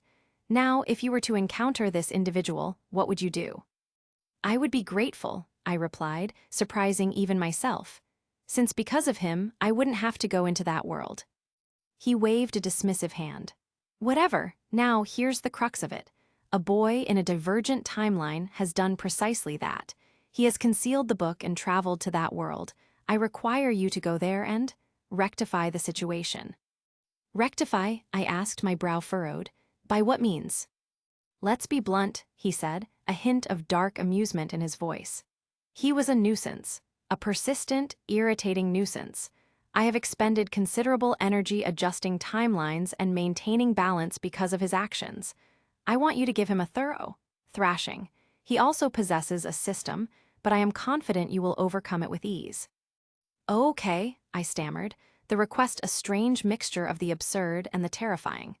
A divine being wanting me to beat someone up because they were annoying. A cosmic hum vibrated through the hall, the god's eyes, twin solar flares, fixed on me. Excellent, now for the details. This boy, a wisp of temporal anomaly, has landed in a world and has taken the place of Neofumi Iwatani. He's not just stolen your opportunity, he's tangled the very fabric of existence. He gestured, and a shimmering, holographic projection materialized in the air. And Neofumi, the god added, his voice laced with a hint of amusement, try not to break him too much. You think I'll do that? The only thing I have to do is beat him up. You can tell me if you don't want to return to that world, he said with a cold expression. I understood. With a deep breath, I stepped into the swirling vortex which was formed just now. The world dissolved into a kaleidoscope of colors and sensations, a dizzying rush that felt like being spun through a cosmic washing machine. The air crackled with raw energy, and the very fabric of reality seemed to shimmer and distort around me. A cacophony of alien sounds assaulted my ears, a symphony of chirps, clicks, and guttural roars. When the dizzying rush subsided, I found myself standing in the midst of a jungle. After searching for a while, I spotted him. Chapter 45, The Task of God Part 2. Night had fallen, casting long, eerie shadows that danced amongst the towering, bioluminescent flora. The air thrummed with the cacophony of nocturnal creatures, their calls a symphony of clicks, whistles, and guttural croaks. The ground beneath my feet was spongy, covered in a thick layer of moss that glowed with an ethereal light. A jungle, and this is quite familiar. Then I saw him. He sat beneath a tree. I approached cautiously, my footsteps muffled by the thick moss. He was so focused on the holographic display in front of him, he didn't notice me until I was mere steps away. "Who's there?" he shouted. "Stay back." His gaze fell upon me, and his eyes widened in disbelief. "Neafumi," he whispered, his voice laced with a mixture of shock and terror. How are you here?" The surprise on his face was genuine, a stark contrast to the chaotic energy that surrounded him. "You stole something from me," I said, my voice low and steady. "It wasn't yours," he sputtered, his voice thick with blood and disbelief. "Besides, why are you even here? Wait, you have a shield too? How?" "That's not important," I repeated, the words echoing in the eerie silence of the jungle clearing. "You've meddled with forces beyond your comprehension." My gaze hardened. "Look, I have no personal grudge against you, but I'm going to have to beat you. Quite thoroughly. It's the only way he'll listen." Who are you talking about?" His eyes darted around the clearing, searching for an unseen presence. "Doesn't matter." I stepped forward, my shield gleaming in the dim light. "Brace yourself." A swift, brutal hook punch connected with his jaw, sending him crashing against the gnarled trunk of a towering tree. A crimson stain blossomed on his cheek, the force of the blow jarring him to his core. My attack stat isn't nearly this high. The thought flashed through my mind. This is the gods' doing. He staggered to his feet, a look of stunned disbelief on his face. He began to glow, a faint, ethereal light emanating from his wounds, signaling his healing spell. But before the healing could take hold, I was upon him, a savage thrust to his gut sending him reeling. He coughed, a spray of blood staining the glowing moss beneath him. "I'm sorry," I said, my voice devoid of emotion, "but you'll have to endure this." And then the beating began. A relentless barrage of blows, each one landing with brutal efficiency. His cries echoed through the jungle, a symphony of pain and confusion. I didn't give him a moment's respite, the god's unseen hand amplifying my strikes, turning me into a force of brutal, divine justice. After a time, he lay broken and bleeding. I paused, my chest heaving, and then, with a strange sense of detachment, I activated a healing spell, mending his shattered bones and closing his gaping wounds. He gasped, his eyes wide with terror, and then the beating resumed. "Answer me," he demanded. "How did you get here? How do you have a shield? Why are you so strong? Where were you until now?" "When do I stop?" I wondered, my gaze searching the dense foliage for any sign of the god. Then a voice, cold and clear, echoed in my mind. "Don't repeat your previous mistake. I know you are so intelligent. Also, don't stop until I tell you to." The god. The realization settled over me like a shroud. This wasn't about teaching him a lesson. This was about something else. Something far more complex and sinister. I resumed the beating, each blow landing with a chilling precision. His cries faded into whimpers, his body a canvas of bruises and scars. The jungle clearing became a macabre stage, the glowing moss stained with his blood. "I can't stop." The god's command echoed in my mind, a chilling reminder of my powerlessness. I have to keep going. The rhythm of the beating became a grim, hypnotic cadence. Each impact, each grunt, each whimper from him was a stark note in a symphony of divine punishment. The air grew thick with the metallic tang of blood, the scent mingling with the damp, earthy aroma of the jungle. The bioluminescent flora cast an eerie, pulsating glow over the scene, turning the clearing into a grotesque stage. I paused, my shield dripping with crimson, my breath ragged. He lay at my feet, his body twitching sporadically, his eyes glazed over with pain and exhaustion. He was barely conscious, his mind lost in a haze of agony. "Please," he whispered, his voice a raspy, broken plea. "Stop." But the god's command echoed in my mind, a relentless, unyielding directive. "Don't stop." I resumed the beating, each blow landing with the same brutal precision as before. His body jerked and spasmed, his whimpers growing fainter with each impact. The clearing was silent, save for the rhythmic thud of my fists and the soft, guttural sounds of his pain. The jungle itself seemed to hold its breath, the nocturnal creatures falling silent, as if even they were awestruck by the sheer brutality of the scene.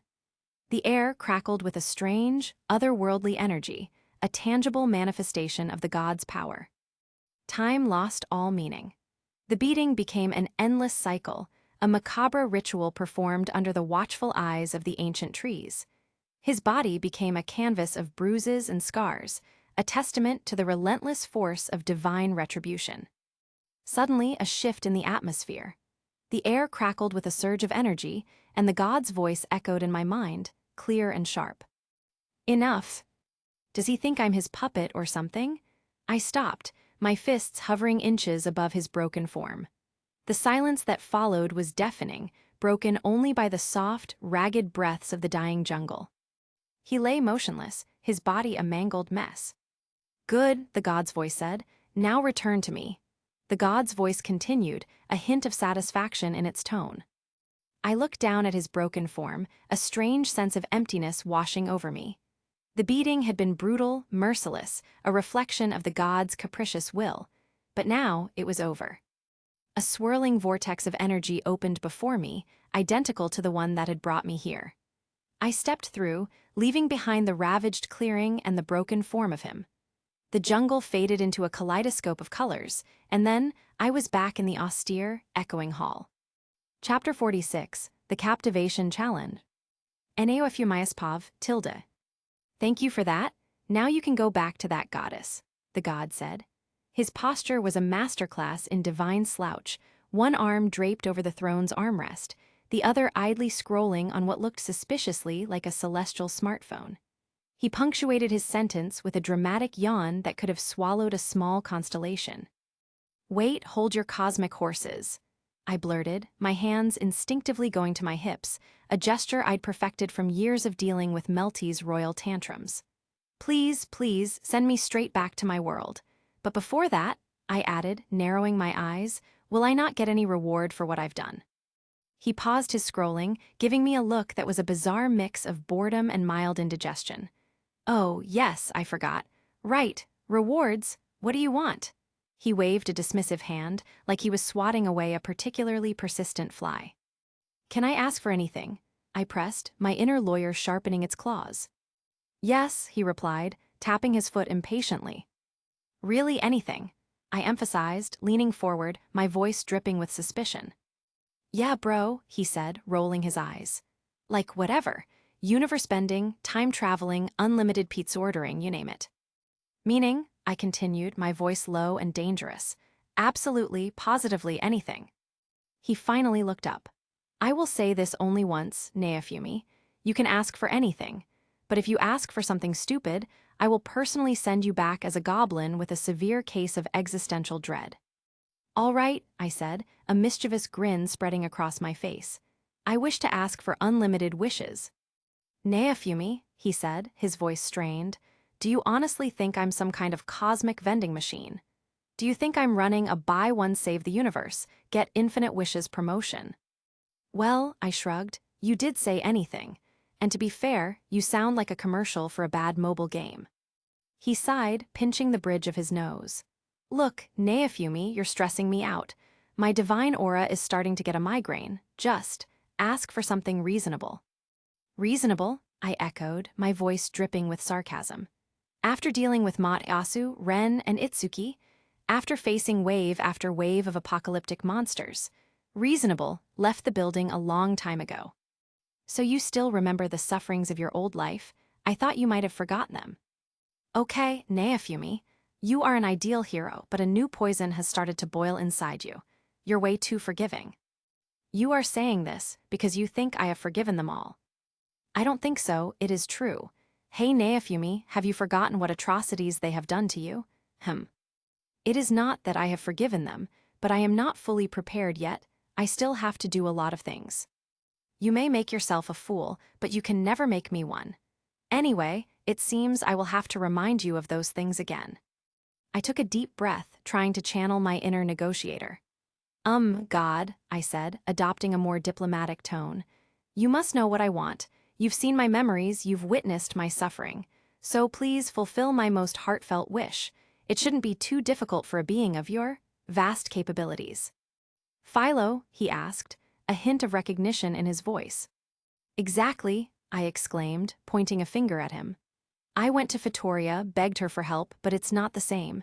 In the previous life, I got Philo from a gacha, but this time it's impossible to replicate that, so I need your divine intervention. Okay, chill, he said, waving his hands gently, a warm smile spreading across his face. When I send you back, go to the slave trader. Play the gacha again, and you'll get the Philo egg. I've already ensured it's a guaranteed drop for you. Really? I asked, my eyes wide with disbelief, a flicker of hope battling with lingering skepticism. A gacha? Are you serious? I stared at him, my mind reeling. This god was surprisingly earnest. There was a genuine warmth in his eyes that made me question my initial assumptions. Fine, I said, a hint of a smile tugging at my lips. But if I get a normal Philolial instead of Philo, I'm coming back, and we're having a serious discussion about divine customer service. He chuckled, a soft, genuine sound that put me at ease. Don't worry, Neofumi, I wouldn't joke about something so important to you. By the way, he paused, his smile softening. I knew from the beginning that you were going to ask for that wish, my hero. I've been watching you, you know? You've been through a lot, and your loyalty to your companions. It's truly admirable. He leaned forward, his expression becoming more serious. And that brings me to an offer. I have a proposition for you, Neofumi. Would you consider becoming my messenger? Your messenger? I asked, raising an eyebrow. What would that entail? You would travel to different worlds, carrying out tasks that I assign, he explained, his voice calm and reassuring. Think of it as helping to maintain balance to guide those who are lost. Of course, you would only be called upon when you're free, when your own world doesn't need you. And in return, he added, his smile returning, I would offer you rewards, access to resources, knowledge, anything you might need. But why me? I asked, genuinely curious. Surely, there are others more qualified. He looked at me, his eyes filled with sincerity. Neofumi, I've seen countless individuals across countless worlds, and I can honestly say I don't think I'll ever find someone quite like you. Your resilience, your unwavering sense of justice, your ability to protect those you care about. It's truly unique. You've proven yourself time and time again, even when the world turned against you. And honestly, he said, his voice laced with genuine admiration, I admire you. I think you are exactly the person the multiverse needs. He paused, letting his words sink in. Think about it, Neofumi. You could use your unique skills to help others on a grander scale. You could make a real difference, beyond the borders of your own world. He looked at me with his usual smile, but this time it was a smile filled with respect. My instincts were screaming that I was about to get into a new level of trouble. This felt like a trap, a gilded cage disguised as an opportunity. Should I refuse? But he's a god, and refusing a god directly. That felt like a recipe for cosmic indigestion. I'll have to think about it, I said, buying myself some time. That felt like the safest, most neutral response. Then think, he said, his smile widening, a hint of something mischievous glinting in his eyes. You have 30 seconds, yes or no? 30 seconds? Seriously. This was less a negotiation and more a divine speed dating session. To be honest, I didn't think it was a good idea. Traveling to different universes meant less time for Raphtalia, Philo, and everyone else I cared about. And what was the point of more power? I was already strong enough. Greed was a dangerous path. The real question was, could I refuse him directly? Would he get angry? He was behaving calmly, but gods were known for their unpredictable moods. Sorry, but no, I said, trying to sound firm but respectful. All right, so your answer is yes, he said, his smile unwavering. Wait, what? He was blatantly twisting my words. This wasn't a negotiation, it was a divine strong-arming. Look, Neofumi, he said, his voice now laced with a playful yet unsettling tone. It's not your choice, it's my choice. Maybe if I force you, you won't like it. Why not play a game? Anyway, you must have played a lot of games before. He knew everything about me, including my past as a NEET. He was playing on my familiarity with games, trying to make this feel less like coercion and more like a challenge. So is this a bet? I asked, my eyes narrowing. Yes, he said, clapping his hands together. If you win, then you won't have to become my messenger. And if I win, then you will. And what's the game? I asked, bracing myself for something ridiculous. Nothing much, he said, his smile widening into a full-blown grin. I will take my female form. If you can watch me continuously for 3 minutes without getting captivated, then you win. What, are you serious? Dead serious, he said, his eyes twinkling with amusement. 3 minutes, Neofumi, 3 minutes of unwavering focus. Can you do it? Well, I know I can't decline. Fine, I said, my voice tight. 3 minutes, let's do this. He snapped his fingers and a blinding light filled the throne room. When the light faded, the god was gone, replaced by something else entirely. A figure of breathtaking beauty, with features that seemed to shift and shimmer, designed to captivate every sense. It was a visual assault, a siren song in human form. 3 minutes, Neofumi, she or it purred, her voice like liquid honey. Don't blink. She had long, flowing golden hair, shimmering like spun sunlight. A delicate silver ribbon was woven through it, and a soft, ethereal halo hovered just above her head, casting a gentle glow.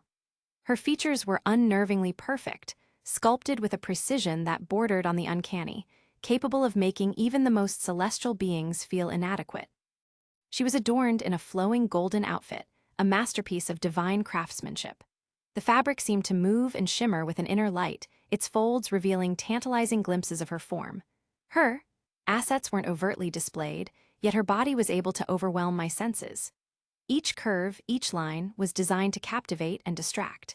Her eyes, a mesmerizing blend of celestial blue and gold, held a hypnotic quality, drawing me in like a moth to a flame. Chapter 47, The God's Twisted Game.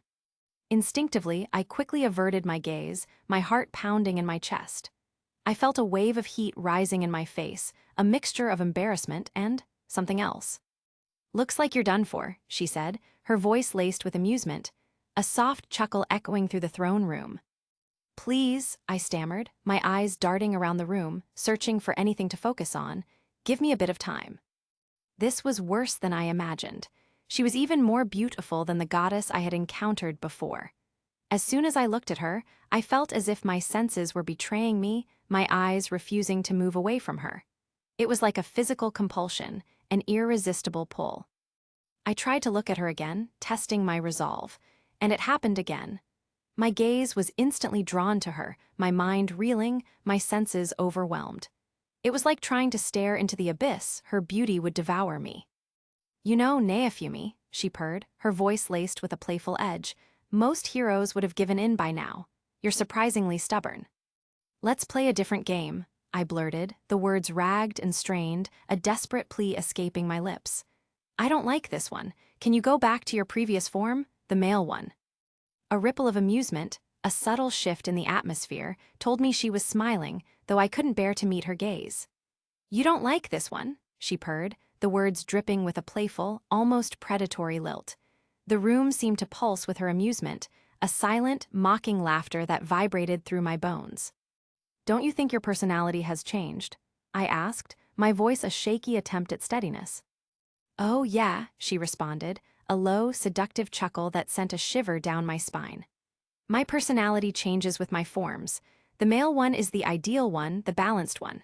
This one, she paused, her voice dropping to a velvety whisper, is, you know, the playful, tempting one, the one who knows what you want even before you do. So, you admit you're playing me? I challenged, the accusation trembling on the edge of my tongue, betrayed by a slight waver in my voice. Playing, oh Neofumi, she purred, the name a silken caress. I would never play with you, I'm simply exploring your desires, showing you what you truly crave. I crave to not be here anymore, I retorted, the words sharp and desperate. Well, that was interesting, she mused, rubbing the back of her neck with a gesture that seemed both casual and calculated. You know, you're the first person to ever ask me to change back. Most people are, shall we say, more enthusiastic. I'm not most people, I snapped, my voice still betraying a tremor. Clearly, she said, her smile widening, a predatory glint in her eyes. So, about that messenger job. Can you go back to your previous form first, please? I insisted, the desperation now a raw edge in my voice. Before that, I want to tell you about something important, She paused, her eyes narrowing, their intensity like twin points of burning starlight. Okay, Neofumi, you are an ideal hero in many ways, but a new poison has started to boil inside you. You're way too forgiving. Or perhaps you're pretending to be. You are saying this because you think I have forgiven them all, I retorted, my voice tight with suppressed anger. I don't think so, it is true, she said, her tone flat, devoid of emotion. Hey Neofumi, have you forgotten what atrocities they have done to you? The betrayal, the slander, the constant, deliberate attempts to undermine you. My fists clenched, the familiar surge of rage and resentment bubbling up from the depths of my soul. It is not that I have forgiven them, I growled, my voice low and dangerous. But I am not fully prepared yet. I still have to do a lot of things. Building my own power, securing my territory, ensuring the safety of those I care about. Revenge can wait. You may make yourself a fool, Neofumi, but you can never make me one, she said, her eyes glittering with an unsettling intensity. I see the cracks in your facade. You're holding onto that anger, that hurt, like a shield, but shields can become prisons. She leaned forward, her voice dropping to a conspiratorial whisper, a chilling intimacy that sent a wave of dread through me. Anyway, it seems I will have to remind you of those things again. I will show you what you have tried so hard to bury. I will show you the exact moment they tried to break you. Suddenly, the throne room dissolved around me, the opulent surroundings replaced by a swirling vortex of holographic projections. Vivid, agonizing scenes from my past flickered into existence, each a fresh wound ripped open. The bustling marketplace where I was falsely accused, the cold, sterile courtroom where I was condemned, the faces of Asu, Ren, and Itsuki, twisted with malice, replayed before my eyes, each frame a searing brand on my soul. The god's voice echoed through the swirling chaos, a haunting resonance that filled the void. Remember, Neofumi, remember the sting of betrayal, the weight of injustice, the feeling of being utterly alone. Each scene was a brutal reminder of the pain I had desperately tried to bury. The god wasn't just reminding me, they were forcing me to relive it, to feel the raw, unfiltered emotions that I had locked away deep within myself. You think you're being strong by pretending to forgive, the god's voice continued, laced with a strange mix of pity and admonishment. But you're only poisoning yourself. You're letting them win, Neofumi, by letting them live rent-free in your head. You have to face the truth, you have to accept the pain, and then you have to decide what to do with it. The projections faded, leaving me standing in the dimly lit throne room, my heart pounding like a war drum, my breath ragged and uneven. The god's eyes were fixed on me, their intensity unwavering, their expression unreadable, a silent question hanging in the air. Even though I was not looking at her, I felt the piercing weight of her gaze, a silent judgment that cut through my defenses. Now, Neofumi, she said, her voice calm and steady, a stark contrast to the chaos that had just unfolded. What will you do? A heavy silence descended, the air thick with the residue of relived trauma. My chest heaved, each breath a painful reminder of the wounds the god had so expertly reopened. The phantom sting of betrayal, the chilling weight of injustice, the crushing loneliness, they lingered, raw and vibrant, as if the events had just transpired. My gaze, still averted, flickered towards the god. I could feel the intensity of her stare, a silent probe into the depths of my soul. Her voice, a silken thread laced with a hidden steel, hung in the charged air. Now, what will you do? The question wasn't a casual inquiry. It was a velvet-trap challenge, a subtle prod into the raw, exposed nerves of a situation that crackled with unspoken tension. I met her gaze, a flicker of defiance igniting in the depths of my own. I'll just do it in my way, I replied, the words edged with a weariness born of countless battles and betrayals. You don't have to be concerned about it. A pause, then a sharp, almost cynical laugh escaped me. By the way, I continued, the question burning with a desperate need for understanding, why do you want me to take revenge? I mean, a literal god wouldn't be that interested in the tragedies of a mere mortal, would they? The absurdity of the situation, a celestial being fixated on my petty vendetta, felt both ludicrous and unsettling. A slow, almost predatory smile curved her lips, a glint of amusement dancing in her otherworldly eyes. That's because, she purred, the words resonating with an undercurrent of dark delight, I want to see you're that nature, Neofumi. The phrase hung in the air, a tantalizing enigma, a promise of something primal and untamed. It was a declaration that she wasn't interested in the predictable, the mundane. She craved the raw, unbridled force that lurked beneath the surface, the tempest that brewed within me, waiting to be unleashed. The air thrummed with unspoken desires and hidden agendas, the very fabric of reality seeming to bend around the raw intensity of her gaze. "Now, Neofumi," she said, her voice regaining its playful lilt. "About that messenger job." I understood. "I'll do it." Chapter 48, Cosmic Questioning and Homecoming. The cosmic dust settled, and I, ever the pragmatist, decided to cut to the chase. "By the way," I said, like I was asking for the time, "one last question." Her smile could have powered a small galaxy. "Ask away, Neofumi, you adorable little speck. You're my favorite." I resisted the urge to check my pockets for loose change. Being a deity's favorite sounded suspiciously like a cosmic timeshare pitch. "Right, so," I began, gesturing vaguely. "The whole form thing, why the genderbender routine? Is this a divine costume party I wasn't invited to?" She tilted her head, those starlight eyes twinkling. "Do you honestly think I could have a serious chat about the universe's existential dread with a young lady with the male form and the opposite? You, Neofumi, are immune to the usual wow factor. My forms are usually for the dramatic flair, the sparkle." "So, you're saying it's a divine fashion show?" I asked, raising an eyebrow. "Can't you just admit you like to show off?" Her smile remained, but I swear I saw a flicker of offended glitter. "Do you have a problem with my aesthetic?" she purred, and I could feel the temperature rise a few degrees. "Look, it's just," I stammered, "a bit confusing. One minute you're all wise and the next you're this," I gestured vaguely, "and are, well, not exactly seducing me, but." "I wasn't seducing you." Okay, don't be mad," I said, trying to diffuse the situation. "You're behaving like a completely different person." A delicate hand fluttered to her chin, a thoughtful expression settling on her features. "All right then," she declared, her voice regaining its melodic quality. "From now on, I will meet you only in this form." "Fine." "I would prefer the male form," I replied, a hint of honest discomfort in my voice. A sudden, sharp look pierced me, a question hanging heavy in the air. "Are you gay?" "I'm not," I blurted, the denial echoing a little too loudly in the vast, silent expanse. "Or that you fear you'll succumb to my charms if I remained in this form?" she asked, her voice a silken thread woven with amusement, her starlight eyes gleaming with playful challenge. A subtle, almost imperceptible shift in the air, a whisper of cosmic energy, hinted at the power she held, the potential for manipulation that lay beneath the playful facade. "Do what you want," I retorted, the frustration bubbling up, a hot, unwelcome surge in the face of her capricious nature. "You're not going to listen to me anyway. Just send me back." "Thanks. Oh yeah, looks like it's time to send you back," she said, her smile widening, a flash of something unreadable in her eyes. The air shimmered, the swirling remnants of the universe coalescing into a blinding, iridescent vortex. A sense of vertigo, of being pulled apart and reassembled, washed over me.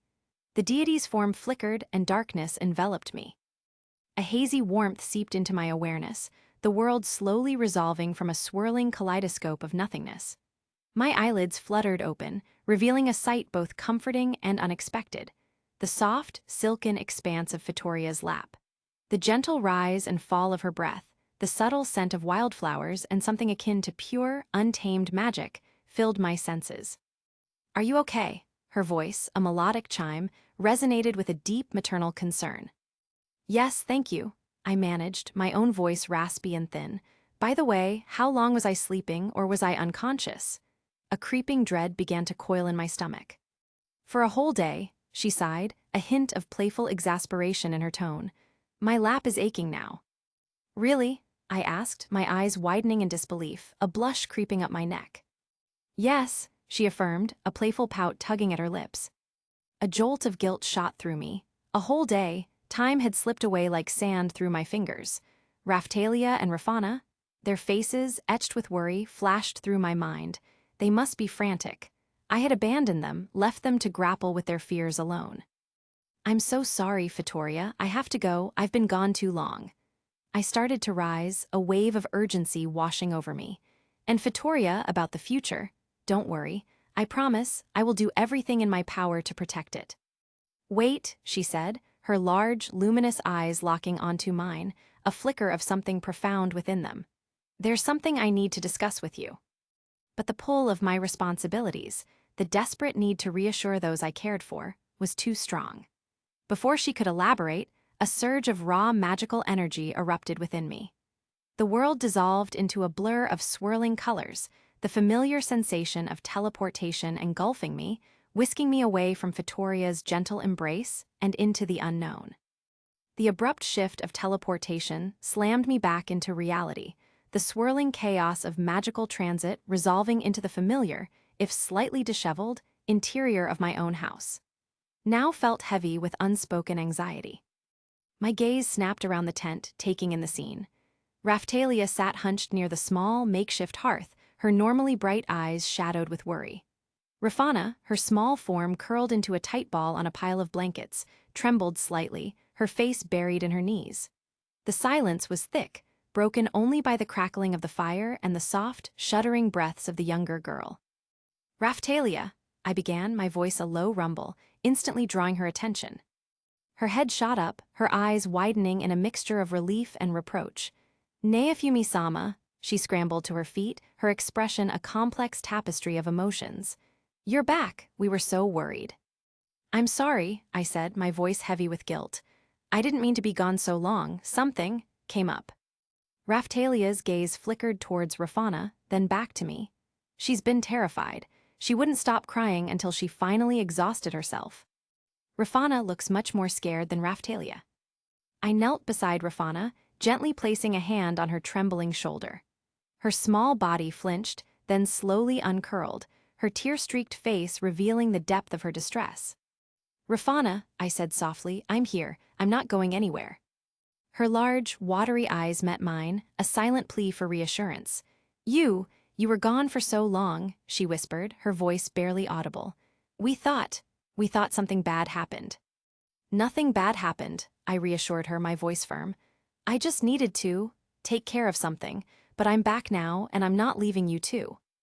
Raphtalia moved closer, her hand resting lightly on my arm. "We understand, Neafumi-sama, but please, next time, let us know if you're going to be gone for so long. We were so afraid." The raw vulnerability in her voice, the unspoken fear that had gripped them both, pierced through my hardened exterior. I had been so focused on my own concerns, on the weight of the future, that I had neglected the very people I was fighting to protect. "You're right," I admitted, my voice thick with remorse. "I was careless. I promise I'll do better." The tension in the tent began to ease, replaced by a fragile sense of relief. The fire crackled merrily, casting warm shadows that danced across their faces. I pulled Rafana into a gentle embrace, feeling the small tremor in her body slowly subside. "Tell me what happened," Raphtalia said, her voice soft but firm, a hint of steel beneath the concern. "Where did you go?" The silence stretched, thick and heavy, as I hesitated. Raphtalia's gaze, unwavering and filled with a quiet intensity, held mine captive. I saw not just concern, but a deep-seated need to understand, to share the burden I carried. "It's complicated," I paused, carefully choosing my words. "You don't have to worry," I said, my voice softening. "Just focus on your growth now." Raphtalia nodded, a small, reassuring smile gracing her lips. Okay, but promise us you won't leave us again." Her eyes, now filled with a vulnerability she rarely showed, pleaded for reassurance. "I promise," I said, my voice resonating with a sincerity that came from the depths of my being, with a bit of deception. "I won't leave you two alone." Capítulo 49. The damp, earthy scent of the tent filled my nostrils as I held Raphtalia and Rafana close. Their small bodies still trembled slightly against me, but the raw terror was slowly giving way to the quiet relief of my return. "I promise," I repeated, my voice firm, the word echoing in the small space. "I won't leave you two alone." The internal caveat "alone" was for me. I knew I'd have to leave them again for the gods' tasks, maybe even Vittoria's, but never again would I simply vanish without ensuring their safety or without a plan for their care. Raphtalia nodded, her face pressed into my chest, her small hand clutching the fabric of my clothes. Rafana sniffled, burying her face deeper into my side. The questions were still there, hovering unspoken in the air, but for now, the need for reassurance outweighed the need for answers. The rest of the night was quiet, a fragile peace settling over our makeshift home. I didn't sleep, instead watching over them the weight of the last day's events, the cosmic games, the brutal task, the disturbing encounter with the goddess, settling heavy in my mind. But seeing them here, safe and breathing, was a potent anchor to reality. This was why I was fighting. This was what mattered. Dawn arrived, gray and muted. Despite the exhaustion, the training couldn't stop. I roused them gently, offering them some of the healing potions I'd concocted, using them less for injury now and more for rapid muscle recovery from the intense regimen. "Master, my legs hurt," Rafana whimpered, rubbing her small thighs. "Good," I replied, my tone flat. "That means they're getting stronger." We moved through the familiar routine. Endless push-ups, sit-ups, squats, sprints across the grassy field. Hand-to-hand drills where I carefully blocked their clumsy, tired blows, teaching them stances and movement. Then, the relentless balloon slaying, Raphtalia with her dagger, working on finding vital points, Rafana with her bow, practicing accuracy on the bobbing targets. "Master, how can you not be tired?" Raphtalia asked, panting, wiping sweat from her brow. "Because I spent yesterday being manhandled by a goddess and beating someone up across dimensions under divine compulsion. And honestly, this feels like a vacation by comparison."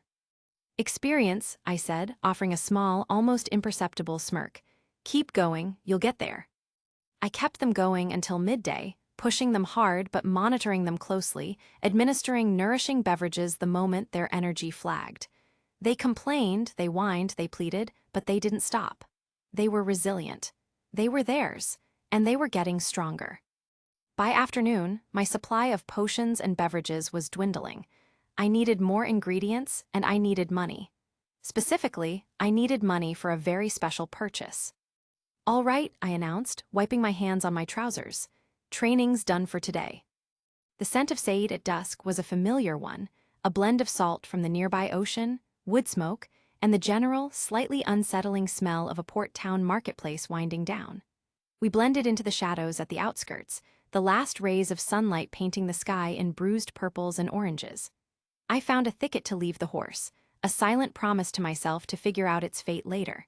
Maybe Ilna would show up and retrieve her borrowed transport.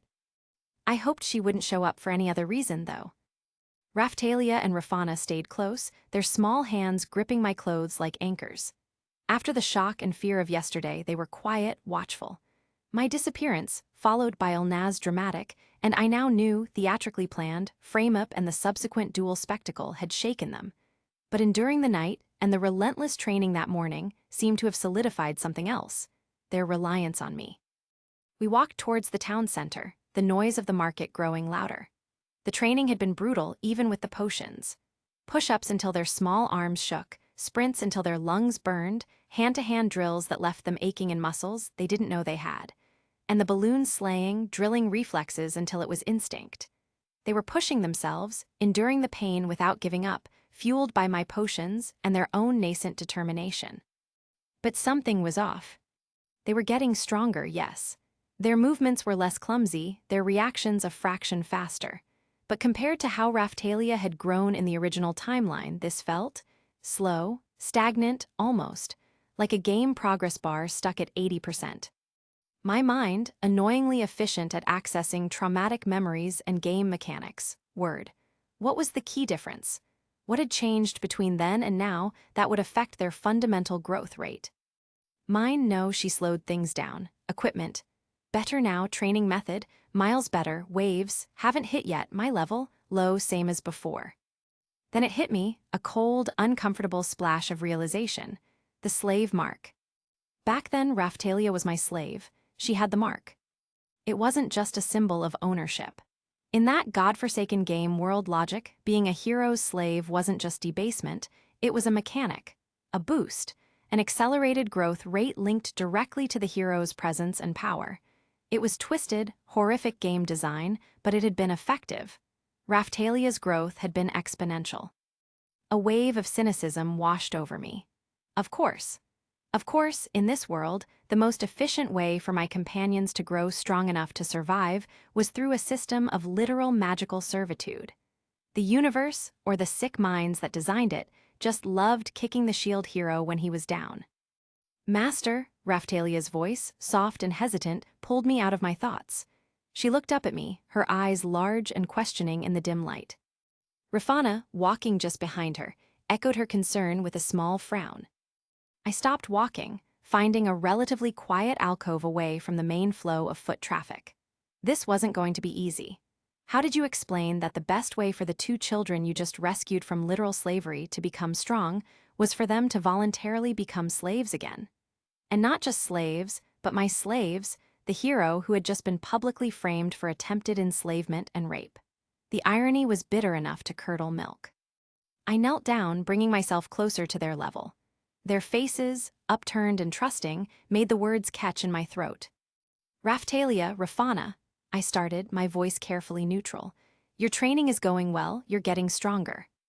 They nodded, a flicker of pride on their faces, despite the obvious exhaustion etched there. But, I continued, bracing myself, there's something that could make you grow faster. Much, much faster. They waited, their expressions open and curious. It's about being my slave. Their eyes widened, their small bodies stiffening. Rafana flinched, pulling back slightly. Raphtalia's hand tightened on my clothes. I could see the memory of the mansion, of the cruel noble, flash across their faces. Why? Rafana said, her voice trembling. Master, we don't understand, Raphtalia said, her voice small and shaky. I took a deep breath. What I'm talking about is different. It's a way for the shield hero's companions to grow strong quickly. It's a bond, a contract. I chose the words carefully. Bond, contract, anything but ownership, though fundamentally that's exactly what it was in game terms. My hand, calloused from combat and shield absorption, reached out hesitantly, stopping just short of touching Raphtalia's cheek. If you were linked to my shield like that, your growth would accelerate. You'd learn faster, become stronger faster. Strong enough to really defend yourselves, to survive anything. But's the mark, Raphtalia whispered, her voice barely audible. I nodded, a lump forming in my throat. Yes, there would be a mark, but I would put it there, and I would be your master, not like that noble. Silence stretched, thick and heavy with their fear and confusion. Every cynical bone in my body screamed at the absurdity and horror of what I was asking, but every memory of the waves, of Raphtalia's suffering, of Rafana's death, screamed louder. This was the fastest way, maybe the only way they'd be strong enough in time. Raphtalia's eyes searched mine, a long, agonizing moment of silent communication. Then, slowly, she nodded. If it makes us stronger, Master, she whispered, her voice still trembling, and you promise that you will be our master and no one else. Hope flared in my chest, quickly followed by a fresh wave of guilt. I promise, I said. How about you, Rafana? I asked. If it's you, shield hero, then fine by me too, she said. They trusted me. After everything, they trusted me enough to agree to become slaves again, with me as their master. It was a horrifying testament to the bond we'd forged in just a few days. I swallowed the lump in my throat. Okay, I said, standing up. Then, we need to go to the slave trader. We walked towards the shadiest part of the marketplace, the place where humans did their worst to demi-humans. My stomach twisted, but my resolve hardened. This wasn't about comfort. This was about survival, about power, about ensuring that the future I remembered, the one where Raphtalia suffered and Rafana died, would never come to pass. The slave trader's shop was just as I remembered it. A dark, unassuming building tucked away in a grimy alley, the air thick with the smell of unwashed bodies and despair. A heavy wooden sign with faded lettering hung above the door. Belauka's. I recognized the name, the face, the calculating eyes from the future I'd lived. We pushed open the door, the chime above the entrance announcing our arrival. The air inside was stuffy and dim. Cages lined the walls, mostly empty tonight, thank God. A few miserable-looking demi-humans huddled in corners, and behind a cluttered counter sat the man himself, a portly figure with sharp, intelligent eyes that assessed us the moment we entered. Belaukas. His eyes landed on me, then flickered to the two small demi-humans behind me. A look of surprise, quickly masked, crossed his face. The shield hero, publicly shamed, framed for enslavement, walking into his shop with two recently rescued demi-humans, this was probably the juiciest rumor he'd heard in days. "Welcome," Belaukas said, his voice oily smooth, yet with an undercurrent of curiosity. "The esteemed shield hero, to what do I owe this unexpected visit?" I ignored the thinly veiled sarcasm and the assessing gaze. No time for posturing. "I need to purchase these two," I stated, stepping slightly aside to reveal Raphtalia and Rafana fully. Belaukas's eyebrows shot up. "Indeed, and they are willing." His eyes narrowed, flicking between the girls and me. He probably expected coercion or me trying to sell them. Raphtalia, sensing the need, stepped forward slightly, her small chin tilted up. "Yes," she said clearly, her voice surprisingly steady despite her earlier tears. "We wish to become the shield heroes, companions." Belaukas studied her for a long moment, then Rafana. His gaze returned to me, a calculating glint in his eyes. This wasn't a typical transaction. "Very well," he said, a slow smile spreading across his face. "A unique request. I assume you require the standard contract." "Standard," I confirmed, "and I need to see your stock of monster eggs, specifically phylloleal eggs." Now that surprised him. His smooth facade cracked for a moment. Phylloleal eggs weren't common knowledge, certainly not something a newly summoned hero should know about, especially not the shield hero. And asking for them by name. "Monster eggs," he repeated slowly, his eyes narrowed in suspicion. "And you know of phylloleals, the hero is well informed." "Let's just say I have reliable sources," I said, allowing myself a small, humorless smile. The god, in his infinite, annoying power, was the most reliable source I'd ever had. "Show me what you have. I'm particularly interested in any rare specimens, like one guaranteed by divine intervention." Belaukas hesitated, assessing me. The public pariah shield hero, capable of paying, I had Satina's 100 gold coins, minus what I'd spent on potions, plus the 50 I'd left with a note for Elna. I had enough for this, at least, asking for specific, rare monster eggs. The potential profit, coupled with the sheer weirdness of the situation, seemed to outweigh his caution. "Very well," he said, rising from his seat. "Follow me." He led us to a back room, temperature-controlled and lined with shelves holding various eggs. Different sizes, colors, textures. Reptilian, avian, furry, he pointed to a few. Griffin, wyvern, high-grade stock. Expensive, of course. "Phylloleal," I prompted, my gaze scanning the shelves. He sighed as if conceding. "Down here," he said, leading us to a lower shelf. There were several large, plain white eggs, indistinguishable to the untrained eye. Phylloleal eggs, excellent potential for speed and power in their adult forms. My eyes fell on them, they looked identical. But I knew, thanks to divine foresight, that one of them was special. A guaranteed drop, my future companion. I scanned them not with my eyes, but with a different sense. A faint warmth, a subtle resonance that the others lacked. There. A specific egg, nestled among the others, it pulsed with a quiet energy only I could feel. This is it, the god had kept his word. "These are all standard, yes?" I asked, looking back at Belaukas. He nodded, puffing out his chest slightly. "The finest selection in Sait Hero, guaranteed healthy hatchlings." "I'll take this one," I said, reaching for the specific egg that resonated with that faint, special warmth. Belaukas's eyes followed my hand, then rested on my face, a flicker of something unreadable there. "An excellent choice, hero," he said, though his tone suggested he had no idea why it was an excellent choice. "And the children." "Yes," I said, turning back to Raphtalia and Rafana. They stood close together, small figures in a large, dark room filled with potential life and cold business. "The contract, the marks." Belaukas nodded, his smile returning, predatory now. "A simple procedure. They must simply agree, under the magic." He gestured towards a small, ornate device on a nearby table. Raphtalia and Rafana looked at the device, then back at me. Their faces were pale, but their eyes were firm. They trusted me. "We agree," Raphtalia said, her voice clear. Rafana echoed her, a quiet agree. Belaukas guided them, one by one, to the device. There was a brief flash of light, a low hum of magic. Their small bodies flinched, then relaxed. The marks appeared, small, intricate symbols etched onto their collarbones, not the ugly, crude noble's mark. These were different, cleaner, but undeniably slave crests. Seeing those marks appear, even knowing they were voluntary and for power, sent a cold shiver down my spine. It was a necessary evil, a means to an end, but it still felt wrong. Yet, looking at the faint, special warmth radiating from the fallolial egg in my arms, and the determined, trusting faces of the girls, I pushed the feeling down. "Payment," Belaukas prompted, his hand extended.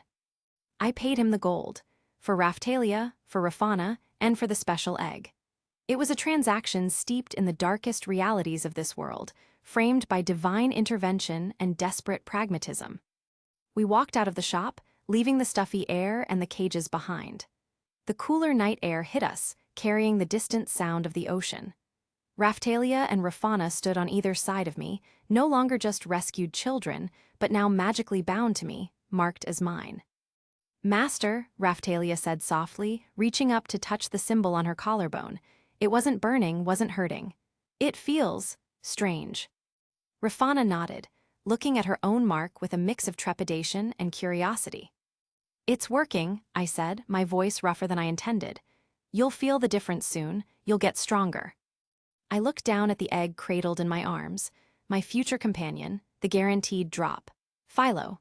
This strange, dark path was leading somewhere. Somewhere, hopefully, better than the future I remembered. We had power now. Purchased at a grim price, marked on our skin, but power nonetheless. And power was what we needed to survive, to make sure there would be no regrets. Chapter 50, Growing Pains and Gains.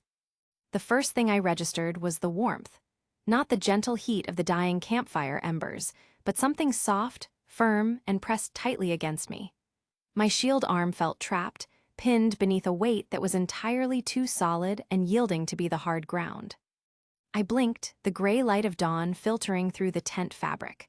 My mind, still buzzing with phantom echoes of divine conversation and the unsettling feel of another world's dirt beneath my boots, struggled to catch up.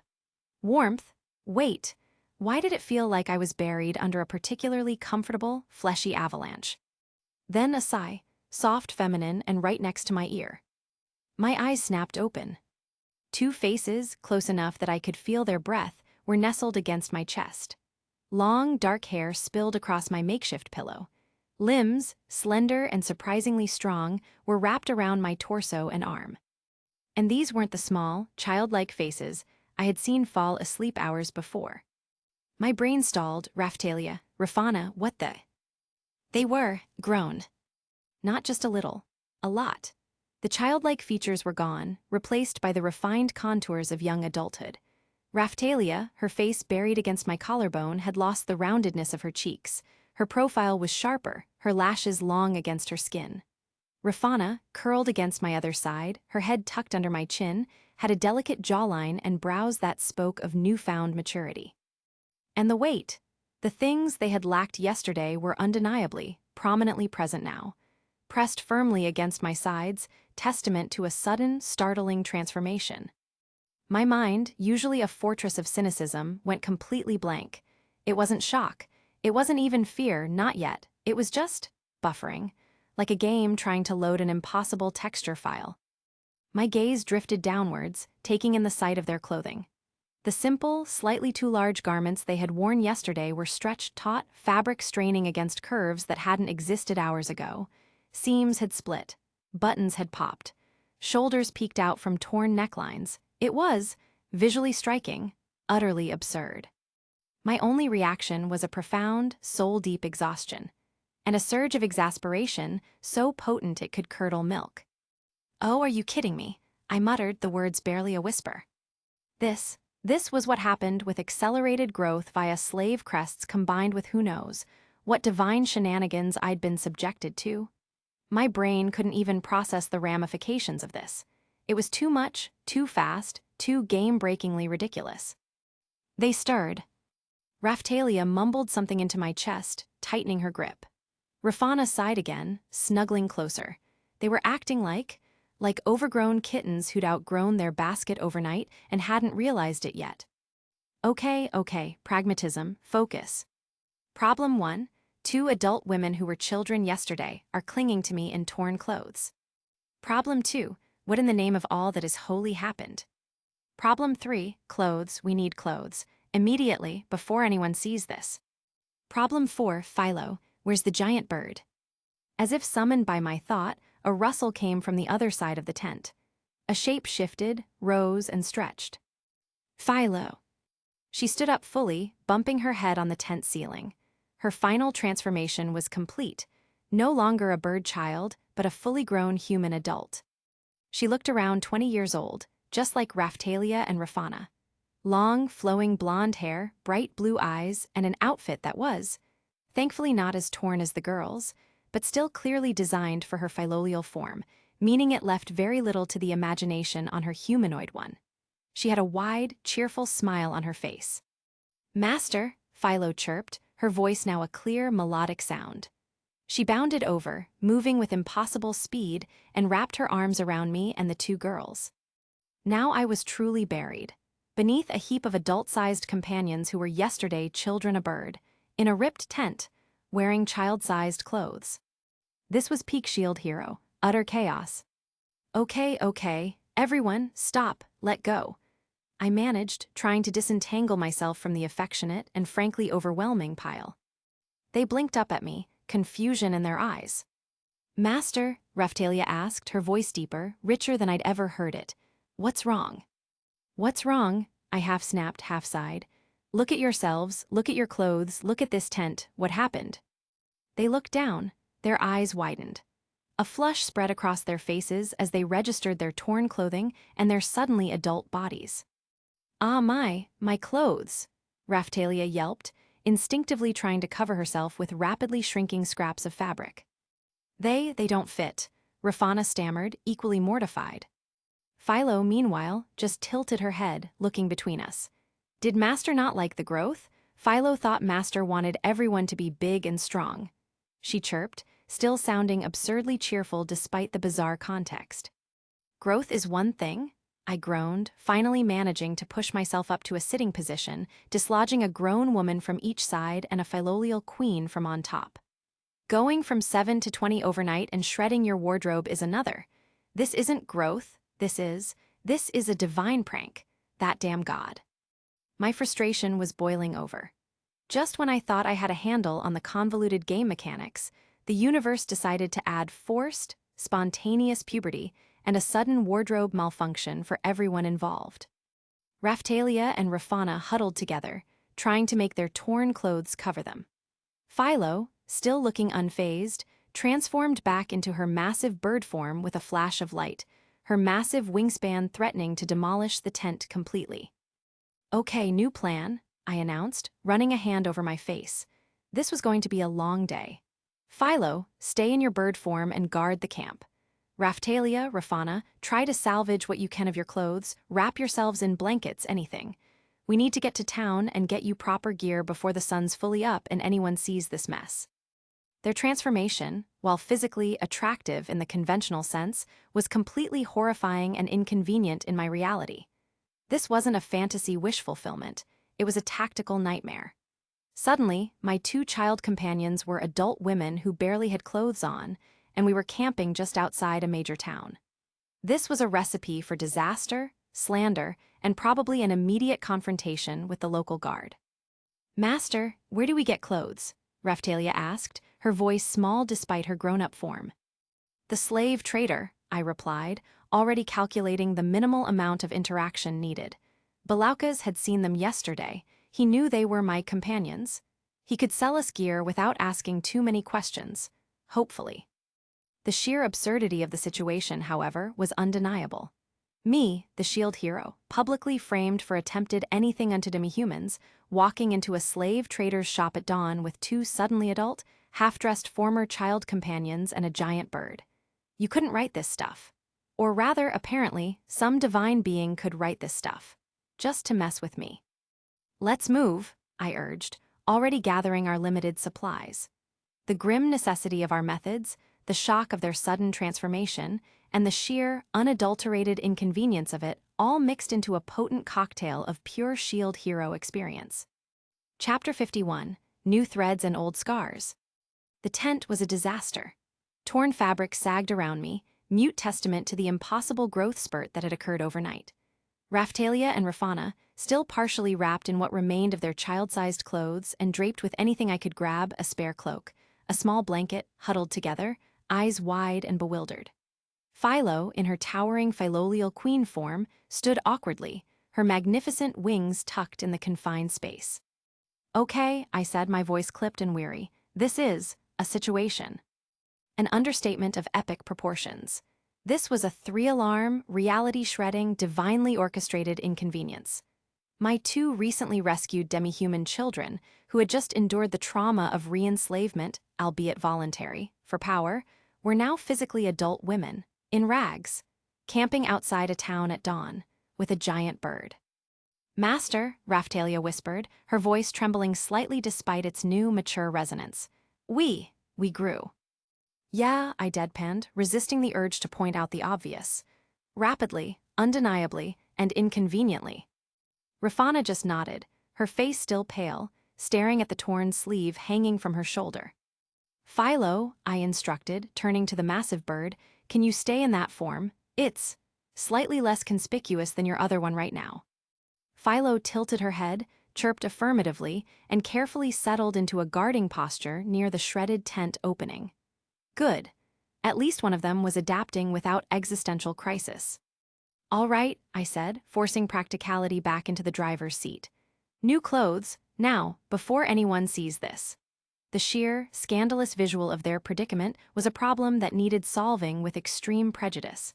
And the only place that sold clothes at this hour, likely without asking too many questions once they saw me, was Belauka's. Getting them ready was an exercise in awkwardness. Raphtalia, with trembling hands, used pieces of the tent fabric and the spare cloak to create a rudimentary wrap. Rafana, more pragmatic despite her fear, tied a blanket around herself like a toga.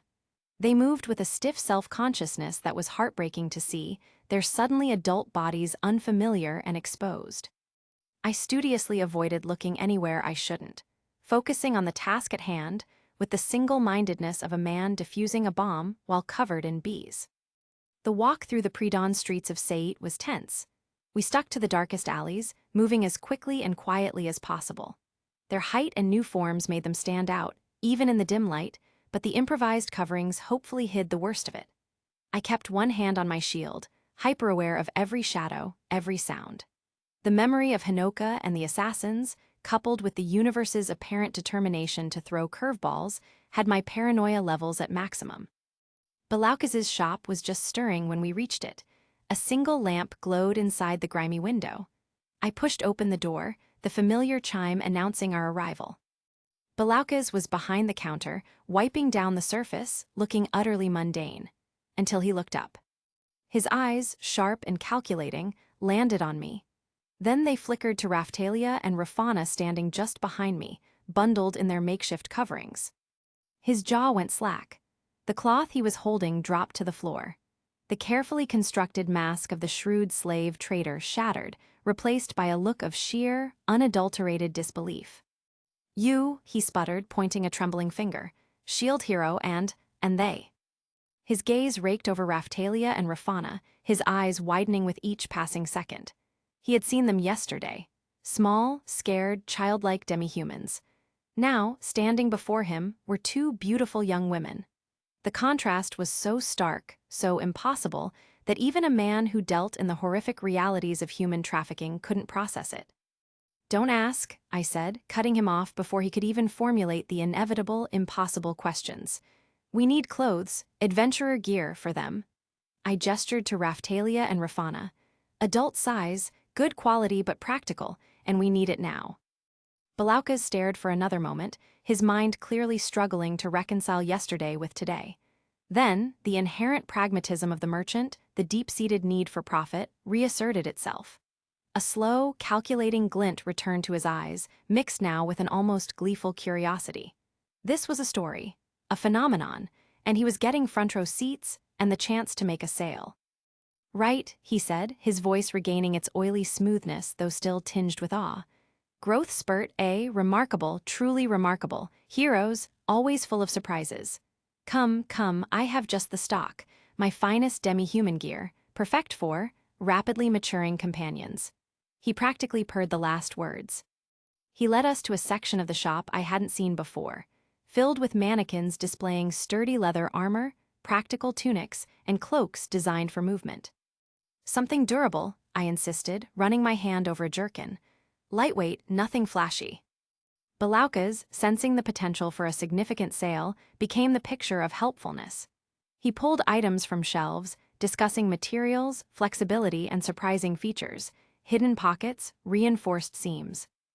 Meanwhile, Raphtalia and Rafana stood awkwardly, still bundled. Go on, I urged them gently. Pick out what you like, something you can fight in, something that fits. They hesitated, then slowly began to look at the options. The sheer volume of normal clothes, gear not stained by misery or torn by impossible growth, seemed to offer a quiet reassurance. Raphtalia gravitated towards a practical leather tunic and trousers, dark colors that wouldn't show dirt. Rafana, practical as ever, examined a reinforced skirt and top, checking the stitching. While they chose, Belaukas leaned inconspiratorially. Just between us, hero, he murmured, his eyes gleaming, I've heard stories of hero companions, growing fast, but this… He gestured vaguely at the girls, lowering his voice further, this is unprecedented. What did you do? Slave crests, I said flatly, seeing no reason to lie about the mechanic he understood all too well. Accelerated growth linked to the shield hero's power.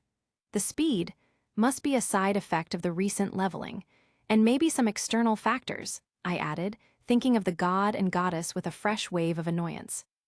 Belaukas whistled softly. Fascinating, truly fascinating. A dangerous gamble, hero, binding them to you so quickly, but effective, clearly. He didn't judge the ethics, he simply admired the efficiency of the game mechanic. We spent a small fortune, buying complete sets of clothing and basic adventure gear for both Raphtalia and Rafana. Practical boots, durable undergarments, sturdy outer layers. Rafana even picked out a lightweight, reinforced quiver to go with the bow she'd shown affinity for. Seeing them choose their own gear, simple as it was, felt like a small victory, a reclamation of agency after the shock of their involuntary transformation. Belaukas offered a small, private room for them to change in. I waited outside, pacing, the shredded tent and their sudden adulthood replaying in my mind. The absurdity of it all was a shield against the deeper, darker implications, the loss of their remaining childhood, the price of the power I was forcing upon them, the sheer unnaturalness of their growth. When they emerged, dressed in properly fitting adventurer gear, it was another jolt. They looked capable, ready. The fear was still there, lurking in their eyes, but it was now tempered by the solid reality of good armor and clothes that fit. Raphtalia adjusted her new jerkin, her hand resting near the dagger on her belt. Rafana settled her quiver, her posture straighter. Thank you, master, Raphtalia said softly, looking down at her new clothes. Yeah, thank you, Rafana echoed. Don't thank me, I said, my voice rougher than intended. This is necessary for you to survive. Belaukas watched us leave, a speculative gleam in his eyes. He knew something extraordinary had happened. The rumors about the shield hero were about to get even wilder. Shield hero kidnaps children, they reappear as adults overnight and buy gear from a slave trader. Fantastic. We left the town behind as the sun began to climb higher, seeking a quiet training area away from prying eyes. Now that they were dressed and somewhat recovered from the initial shock, it was time to see what their new forms, combined with the slave crests, could really do. The training resumed, push-ups, sit-ups, sprints, but this time their movements weren't clumsy. Their suddenly adult bodies moved with a natural grace and power. The slave crests pulsed faintly under their new gear. Then combat drills. Raphtalia, no longer a child with a dagger, moved with surprising speed and strength, blocking my calculated blows, her strikes faster and more forceful than I could have anticipated. Clang, her practiced dagger met my shield with a solid impact. Her form was still unrefined, but the raw power was there. Amazing, I muttered internally. This was the amazing the user wanted.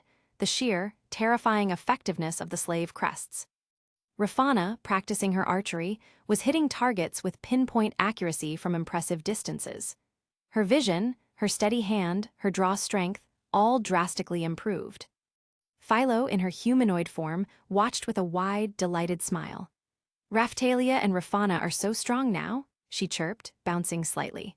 Her own power, even in this form, felt immense, a coiled spring ready to be unleashed.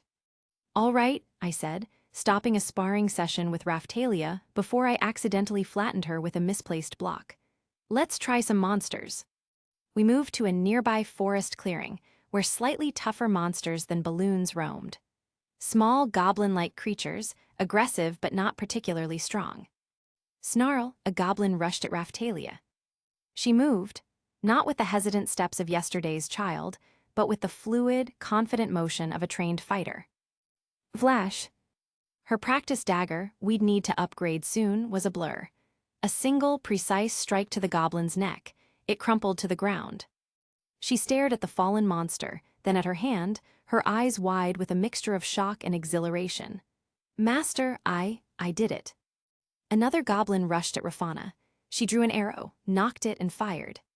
Twang, thwack, the arrow struck the goblin square in the eye. It dropped. Level up, Rafana is now level 28. Rafana let out a whoop of surprise and triumph. Philo, meanwhile, decided to join in. In her humanoid form, she was a whirlwind of kicks and punches, moving with impossible speed and striking with concussive force. Monsters went flying. "Amazing," I repeated, the word a dry understatement now. We spent the next few hours in a blur of combat, the rhythmic chime of level-ups providing a bizarre soundtrack to the slaughter. Raphtalia and Rafana rapidly honed their skills, their confidence soaring with each defeated monster and each gained level. Their fear was still there, a shadow in their eyes, but now it was the fear of losing this newfound strength, of returning to the powerlessness of yesterday. We took a break by the stream, the silence broken only by their slightly less frequent panting and Philo humming a cheerful tune in her bird form. They cleaned their practice weapons, examined their armor, their faces alight with the simple pride of hard work yielding undeniable results. Chapter 52, Aerial Surveillance and the Sounds of Sanity. Suspended 15 meters above the stream, buoyed by my own effortlessly maintained airstrike shield, I finally allowed myself a moment to just hover. The breeze up here was cool, carrying the scent of the nearby forest and the fainter, slightly disturbing aroma of popped orange balloons. Below, the gurgling stream provided a constant, soothing backdrop. And standing on its bank, looking up at my airborne perch, were Raphtalia, Rafana, and Philo. They looked like three figures in a particularly surreal painting. The absurdity of it all wasn't lost on me. The all-powerful shield hero, savior of the world, maybe, again, master of a rapidly growing, divinely guaranteed harem of the non-romantic, deeply inconvenient variety, currently engaged in a high-altitude staring contest to avoid bath time. Truly, my legend was being forged in the fires of ridiculousness. "All right, go on," I called down again, just in case they thought I was coming down. "Seriously, I'm watching for monsters, very important monster watching." They exchanged glances. Raphtalia sighed again, a sound that carried surprisingly well. Rafana nudged Philo. Philo transformed back into her smaller, still quite large, humanoid form with a flash, then poked Raphtalia. Finally, Raphtalia seemed to make a decision. She gave another sigh, this one sounding a little more resigned, a little less dramatic, and began to undo the clasp on her brand-new, just-purchased adventurer jerkin. Good, crisis averted, for now. I turned my back to them. Strictly no looking. User constraint, yes, but also pure, unadulterated self-preservation. My brain was already overloaded with the visuals of their sudden, impossible transformation. Adding spontaneous, forced voyeurism into the mix was a hard pass. My trauma-induced aversion to intimacy wasn't about to be challenged by the sounds of bathing companions, but seeing them? Yeah, no, not happening. So I faced away, focusing on the landscape around Sait. The distant town walls, the rolling hills, the subtle shimmer of mana in the air, or maybe that was just my paranoia. I listened. The sounds of disrobing were minimal, rustling fabric, soft thuds as gear hit the grass. Then, splashes. Glorious, life-affirming splashes. The the simple sound of water meeting skin. A gasp, "Oh, it's so cold," that was Rafana. "But it feels so good," Raphtalia's voice full of relief. More splashing, louder now, sounds of scrubbing, of water being poured and shaken from cupped hands. Laughter. Genuine, clear laughter bubbling up from the stream, not the strained, fearful sounds from the mansion or the bewildered whispers from the torn tent. Just happy bathing sounds. It was, I grudgingly admitted, a rather attractive sound. Not in any naughty sense, my brain firmly locked that door and threw away the key, but simply in the sense of peace. The sound of people finding a moment of simple joy and relief despite everything. Despite the marks, despite the trauma, despite the impossible growth and the airborne master. Just the sound of young women enjoying a bath. "Philo, don't splash," Rafana squealed, followed by more laughter and louder splashing.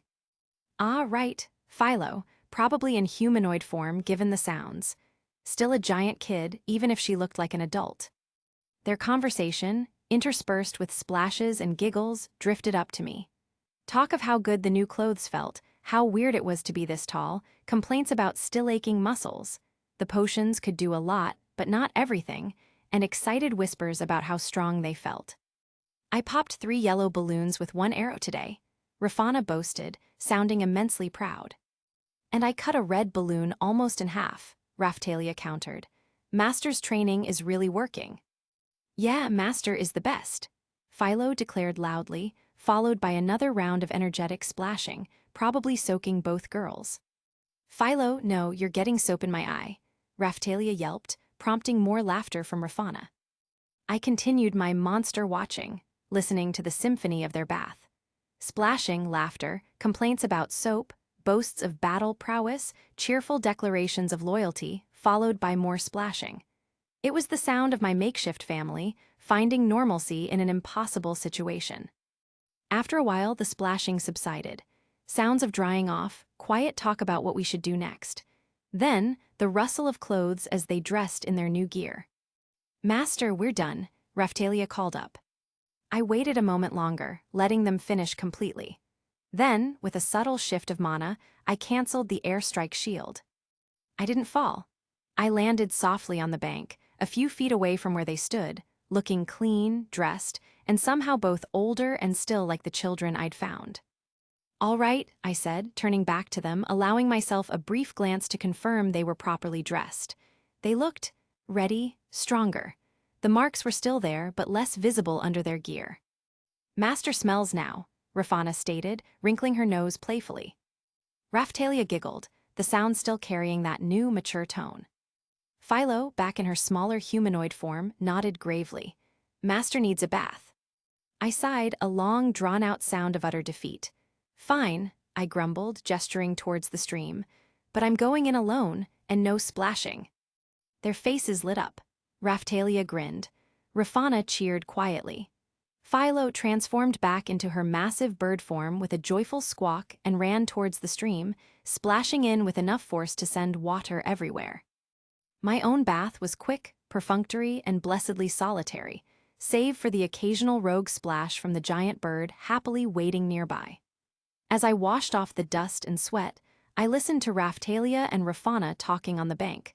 Quiet conversations about their new strength, their worries about the future, and their unwavering trust in me. The sounds of their voices, mature yet filled with the lingering innocence of their true age, were a constant reminder of the impossibility of our situation. But they were also the sound of survival. The sound of a bond being forged, not just through shared trauma, but through shared struggle and the grim necessity of power. As I emerged from the stream, toweling off with a spare cloth, I looked at my 3 companions. 2 beautiful young women and a giant bird, all bound to me by magic, money, and the universe's twisted sense of humor. They were the price of power, yes, but they were also the reason I was fighting. And maybe, just maybe, the sound of their laughter was the most amazing thing of all. Chapter 53, A Damsel's Confession and a Hero's Swelling Ego. Emotious pav tilde. Sleep. The very concept seemed like a distant, unattainable peak I was doomed to forever circle but never reach. Even after the duel today, where I, the magnificent spear hero, had magnanimously shown mercy to that low-life shield hero, my mind was buzzing. Not with the clash of steel or the cheers of the mercifully few spectators, but with the quiet, serious look Ulna had given me right after I'd declared my victory. "Spear Hiro-san, could you meet me tonight, after everyone's asleep?" Her voice had been soft, a little hesitant, completely unlike the brave face she'd put on when confronting that shield hero earlier. What could she possibly want to talk about in secret? My heart hammered against my ribs like a war drum. It had to be important. Maybe she needed a true hero's guidance, or perhaps it was something more personal, a damsel in distress, seeking solace in the arms of her rescuer. The thought sent a pleasant warmth spreading through my chest. Yes, that felt right. That felt very heroic. Ulna was different, not like mine, who was all fiery passion and dazzling smiles right up front. Ulna was quieter, more mysterious. She spent a lot of time just thinking, her beautiful eyes often distant, lost in thought. When the others in the party would ask her what was on her mind, she just smiled gently and changed the subject. It was enchanting, yes, but also a little frustrating. I, Matayasu Kitamura, hero of the spear, wanted to understand the heart of this beautiful maiden I had championed. Finally, the sounds of the inn settled. Snoring from some of the knights quartered nearby, the distant calls of night birds. My party members were sound asleep, probably dreaming of the glorious adventures we'd have thanks to my leadership. Slipping out of my bed, I made my way to the door, opening and closing it with practiced, heroic stealth. No need to wake the others and cause a fuss. This was a private matter, a hero's duty, conducted in the shadows. I navigated the quiet halls of the inn, the stone cool beneath my bare feet. The occasional torch cast long, dancing shadows, making everything feel a little more dramatic, a little more important. I reached the agreed-upon location, a small, secluded balcony at the back of the inn, overlooking a section of the town gardens. Stepping outside, a soft sigh escaped my lips. The night was breathtakingly beautiful. A gentle breeze rustled through the leaves in the garden below, carrying the sweet scent of blossoms. Above, the moon, a silver sickle, hung suspended in a velvet sky, surrounded by a million glittering stars that sparkled like scattered diamonds. It was the perfect backdrop for a hero to meet a beautiful maiden. It felt like a scene straight out of a fantasy novel. And there she was. Standing by the balcony railing, silhouetted against the moonlight, Ulna looked simply magnificent. Her dark hair, loosened from its daytime style, cascaded around her shoulders, catching the moonlight like liquid obsidian. The simple dress she wore seemed to shimmer, clinging just so to the elegant curves of her body. She wasn't wearing armor or adventuring gear, she was just herself.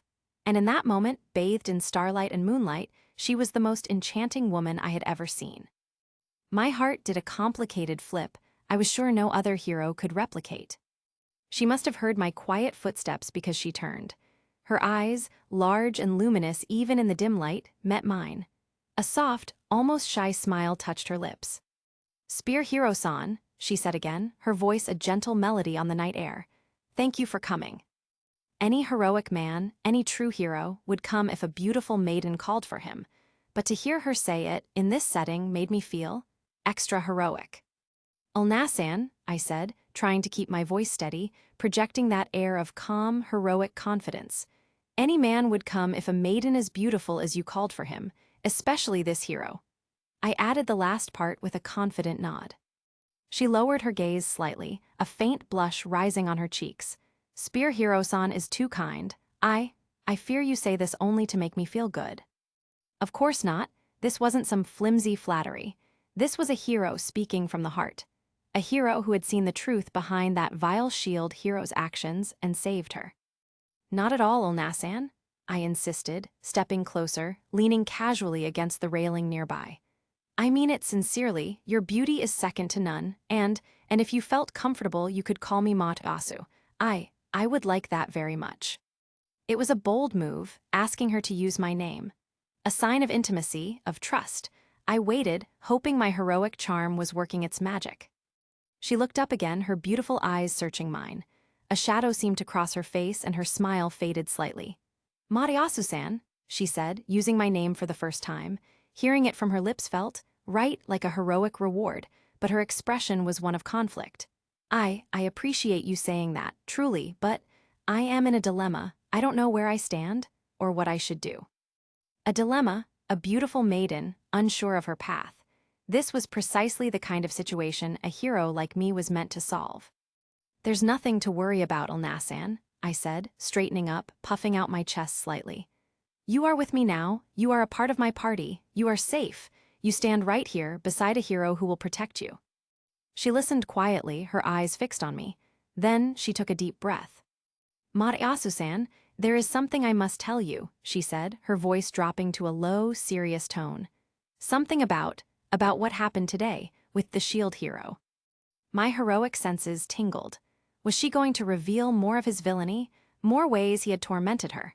I braced myself, ready to listen, ready to comfort, ready to unleash my heroic fury if needed. What is it, Elnasan? I asked, my gaze fixed on her face, ready to catch every word, every subtle nuance of her distress. She hesitated, her eyes flickering towards the town below for a moment, then back to me.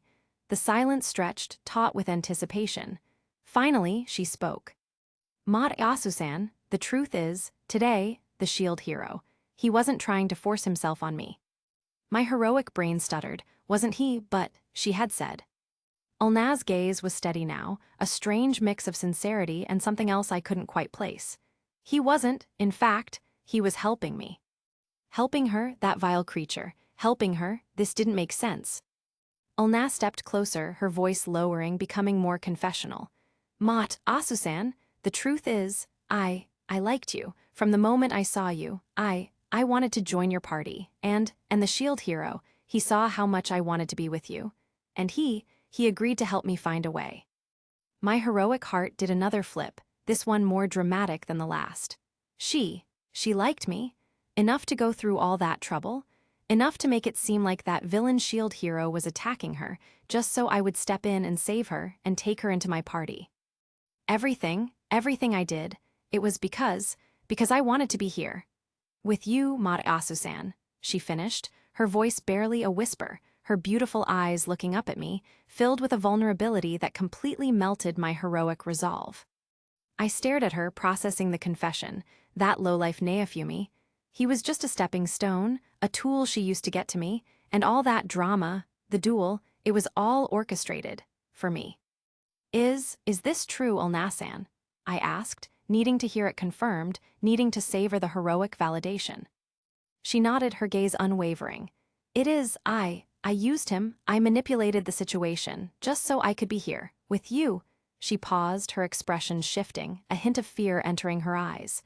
Are you angry with me, Mariasu-san, for lying, for using him? Angry? How could I possibly be angry? A beautiful maiden, resorting to clever, albeit slightly convoluted, schemes just to be by my side. This wasn't anger-inducing. This was proof of my undeniable charm, proof of my heroic desirability. She liked me so much, she went through all that trouble.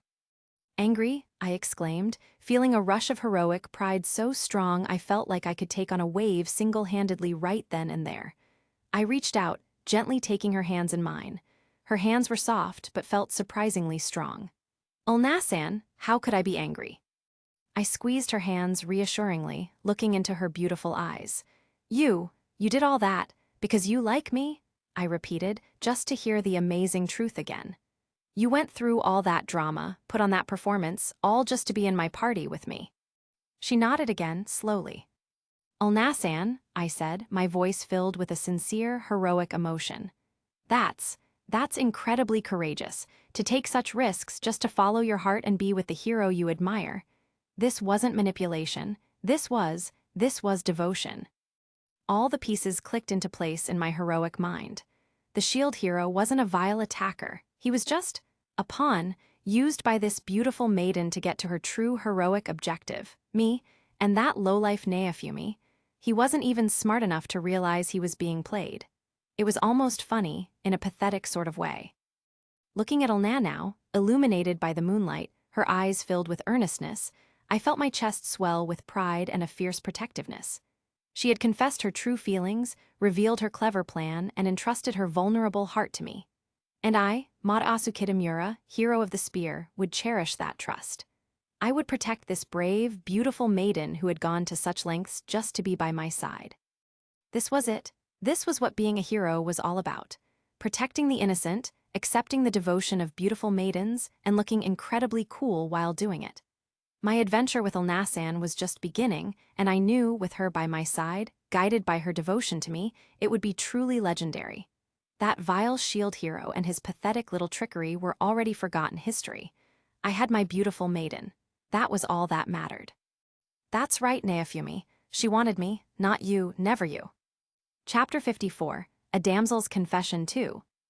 I stepped closer, reaching out instinctively, my hand gently cupping her cheek. Her skin was soft, like moonlight-warmed silk. Angry? Elnasan, I said, my voice filled with all the noble reassurance a hero could muster. How could I possibly be angry? You did all this, for me. Her eyes widened for a fraction of a second, and she flinched, pulling her head back slightly from my touch. Of course, she was shy, so delicate, so easily flustered by the intensity of a hero's gaze and gentle touch. A true maiden, it only made her more enchanting. Elnasan lowered her gaze again, that faint, adorable blush returning to her cheeks. She twisted her hands together, looking incredibly bashful. Mat Asusan, do you like me? She whispered, the question barely audible. Did I like her? Was the moon not in the sky? Was the water not wet? Of course I liked her, more than liked her. A maiden as beautiful, as dedicated, as strategically brilliant as she was. Like you, Elnasan? I said, puffing my chest out again, projecting the full force of my heroic charm. Of course I like you. You are magnificent, a true heroine in spirit, even before the waves begin. She looked up at that, searching my face. But, I thought Mata Asusan liked Mine-san. Mine, that little firecracker. Oh, she was pretty, yes, in a loud sort of way, and she clearly admired me, as all women of taste did, but mine wasn't Elnasan. Mine hadn't orchestrated a grand romantic drama involving a villainous shield hero just to be by my side. Mine, I laughed, a light, dismissive sound. Elnasan, you misunderstand. While Mine-san is a valued party member and she clearly looks up to me, my heroic heart was captivated by you from the moment I first truly saw you. The way you stood up to that Neofumi, the fire in your eyes, it was breathtaking. Elnasan seemed to relax slightly at my words, though her expression remained serious. She took a deep breath. Mat Asusan, if that is true, if you truly prefer me, then you have to remove Mine-san from your party. My heroic posture stiffened slightly. Remove Mine-san, but she was the princess, and she was Mine-san. Remove her? I asked, a flicker of confusion crossing my face. Elnasan, do you not trust me? I trust you, Mat Asusan, she said, her voice firm now, her gaze steady and intense. Absolutely, you are a true hero, but I do not trust Mine-san. She leaned closer, her voice dropping to a confessional whisper that sent shivers down my spine, shivers of intrigue, not fear, because heroes were fearless. Mat Asusan, when Mine-san was in the shield hero's party, I saw things, I saw her try to seduce him. My heroic brain utterly short-circuited. Mine-san, seduce, that lowlife Neofumi, the very thought was preposterous, unbelievable. Mine-san was devoted to me, everyone knew that. Seduce, I scoffed, though a tiny, unsettling worm of doubt began to squirm in the back of my mind. Elnasan sounded so certain. But why would Mine-san do that? She is in my party, she looks up to me. I don't know why, Elnasan insisted, her eyes wide and earnest. It makes no sense to me either. She is a princess, why would she lower herself? For him, she shuddered delicately as if the very idea was repulsive.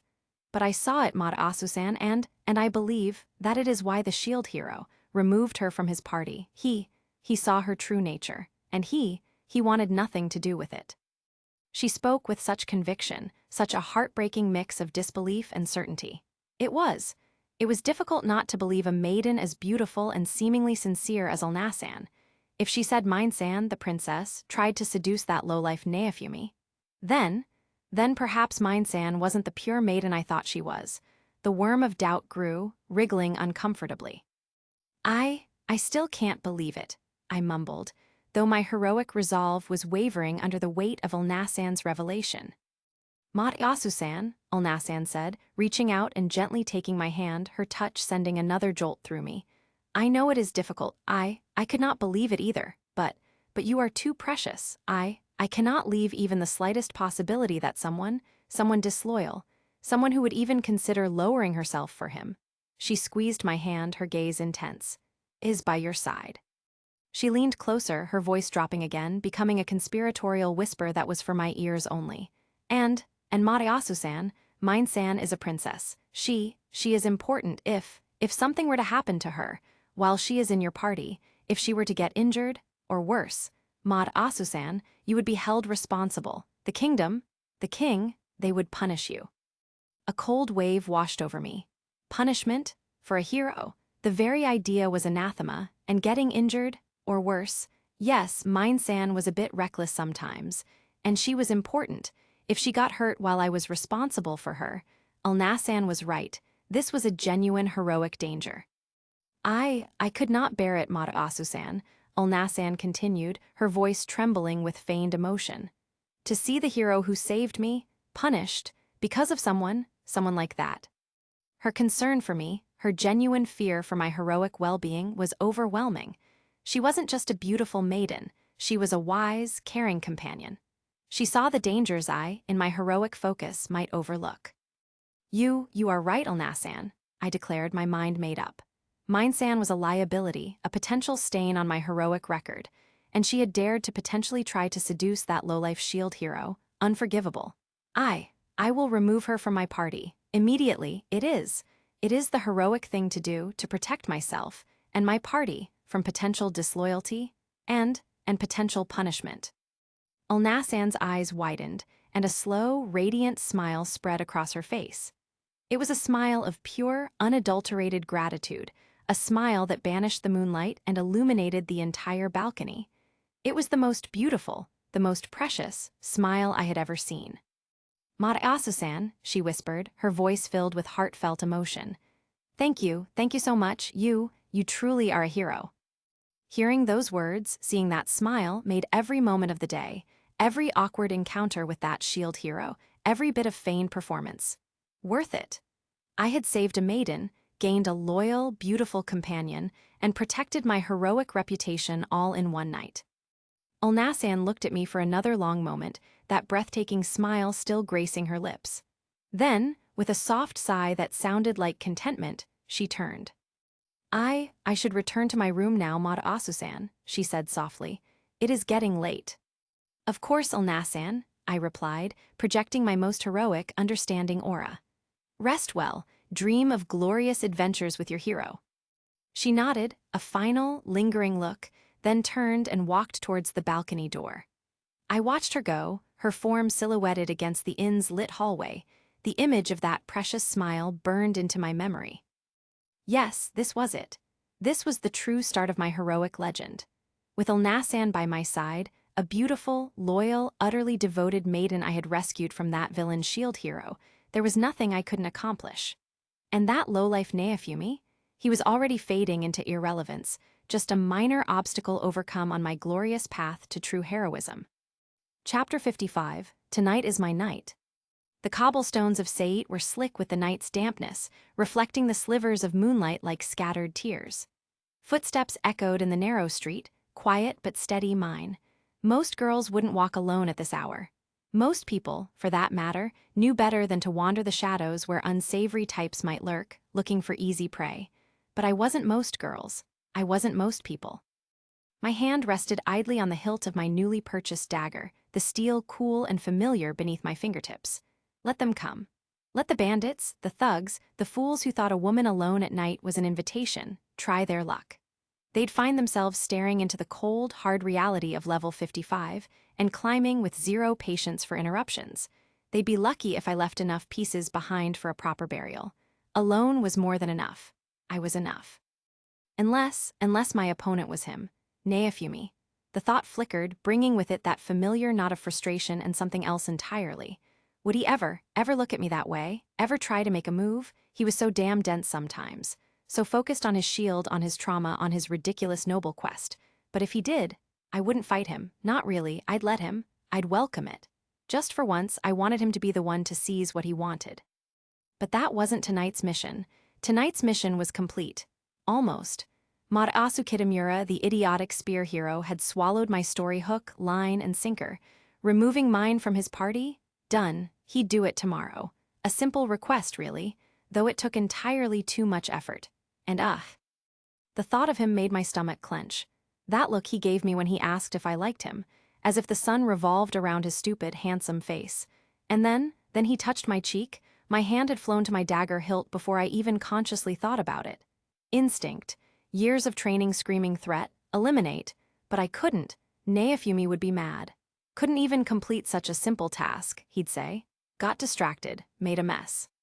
Simple, it wasn't simple to pretend to swoon over that overgrown puppy, to manufacture tears and vulnerability, to act impressed by his platitudes and puffed-up chest, to stand there and let him look at me with that simpering, self-satisfied expression. It took energy. It took control. It took every ounce of willpower not to break his fingers when he reached for my face. The memory was enough to make me feel like puking right here in the street. Let's just not think about him ever again if I can help it. He really crossed the line with that touch, but Naofumi, always Naofumi. He was the only reason I didn't gut that idiot right there on the balcony. Bad memories, forget them. Focus. Focus on the future, our future, mine and Naofumi's. Tomorrow, the task would be complete. Marasu would dump mine. Naofumi would see that I had done what he asked, fulfilled his insane conditions in the most effective way possible, even if he didn't understand why I chose this way. And then came the reward. He promised. Anything you said. Any request for a day. And I knew exactly what my request was. He wouldn't like it. He'd try to refuse. He'd bring up his trauma, his priorities, his ridiculous notion of not wanting to take advantage. He'd try to use his airstrike shield again, float away into the night sky like some kind of perverted, non-committal Mary Poppins. But not tonight. Tonight I wasn't asking. Tonight I was claiming. I wouldn't listen to a single appeal. Not one. I had worked too hard for this, endured too much, waited too long. Tonight was my night. I wouldn't let him rest. Not until I was satisfied. Not until he was exhausted, weak, completely at my mercy. I'd worked him to the bone training the girls, worked myself to the bone dealing with Marasu. Now it was his turn to work, for me. And it wouldn't be just tonight. No, why settle for one night when I could have every night? Raphtalia and Rafana were a pain in the ass, yes, cute and useful and surprisingly perceptive sometimes, but ultimately obstacles to my plans. They liked him too much. They were too clingy. They didn't understand. But a simple sleeping spell, they'd never know. Every night after the girls were asleep, it would be our time, my time. Goodbye, virgin life. Welcome, love life. A small, triumphant smile played on my lips. The inn was just ahead, a window on the second floor. Yes, that was their room. Easy access for a level 55 adventurer. No need for doors. I reached the side of the building, a shadow melting into the deeper shadows. A quick, silent climb up the wall, practiced and effortless. The window latch gave way with a soft click. Chapter 56, The Aftermath of Victory. The latch, a simple mechanism. A twist of my wrist, a soft click barely louder than a moth's wing. The window swung inwards. A breath of stale, indoor air met me. I slipped inside, a shadow detaching itself from the night, landed silently on the floor. My eyes, adjusted to the darkness, scanned the room. The scent of him, faint, mingled with the lingering, sweeter smell of the girls, the shape of the improvised beds on the floor. But they were empty. The small knot of anticipation in my stomach twisted into something cold. Unease, sharp and unexpected. Why would he be up this early? Training? No, he always did that outside. Getting food. My gaze swept the room again, slower this time, taking in the details. The makeshift beds were neatly arranged. Their few belongings were stacked tidily in a corner. There was no sign of a rushed departure, no chaos, no struggle. And there, on the small, rough-hewn table near the window, a money bag and a folded piece of paper, a letter. My heart, which had been hammering with anticipation moments before, began to beat with a new rhythm. A frantic, cold pulse. No, this wasn't right. He wouldn't just leave. Not like this, not after everything. He wasn't a coward. He wouldn't run away, especially not from me. He was probably just out. Maybe he needed something from the town, something specific he forgot yesterday. Maybe he ran out of those stupid, nourishing beverages he kept shoving down the girls' throats. Yes, that had to be it. He just went on a quick supply run and left a note. Maybe to say he'd be back soon. The money bag, maybe it was for the innkeeper, in case he was late. "Haha," I whispered to the empty room, the sound thin and brittle. He'd never do that. He'd never run away, not from me. He was many things, dense, frustrating, infuriatingly noble sometimes, but he wasn't a runner. Not when it came to his responsibilities. And I was his responsibility now, wasn't I? One of his insane conditions. But the unease didn't fade. It deepened, coiling tighter in my gut. The room felt too still, too empty. The letter and the money bag sitting there felt deliberate, like something left behind. My hand trembled slightly as I reached for the paper. It was folded neatly. His handwriting, distinctive. I unfolded it. The words, scrawled in that familiar hand, blurred for a moment. I blinked, forcing my eyes to focus. And I read.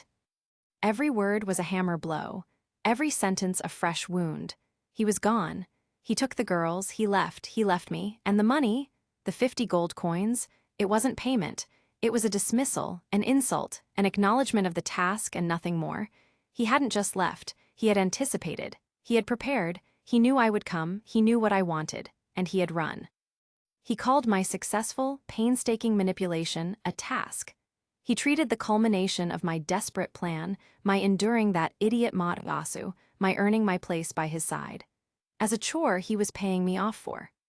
The paper crumpled in my fist. My breath hitched. A raw animal sound tore itself from my throat, a sound of pure, incandescent fury. "Fuck you, Naofumai." The scream ripped through the quiet inn, through the pre-dawn silence of Sait, raw and echoing. It wasn't just anger, it was betrayal. Humiliation. The universe conspiring again, him leaving again, my efforts wasted again. He knew, and he left. He left me standing here in an empty room with his money bag and a note that felt like a slap in the face. He used me, just like everyone else, just like I used Mataasu.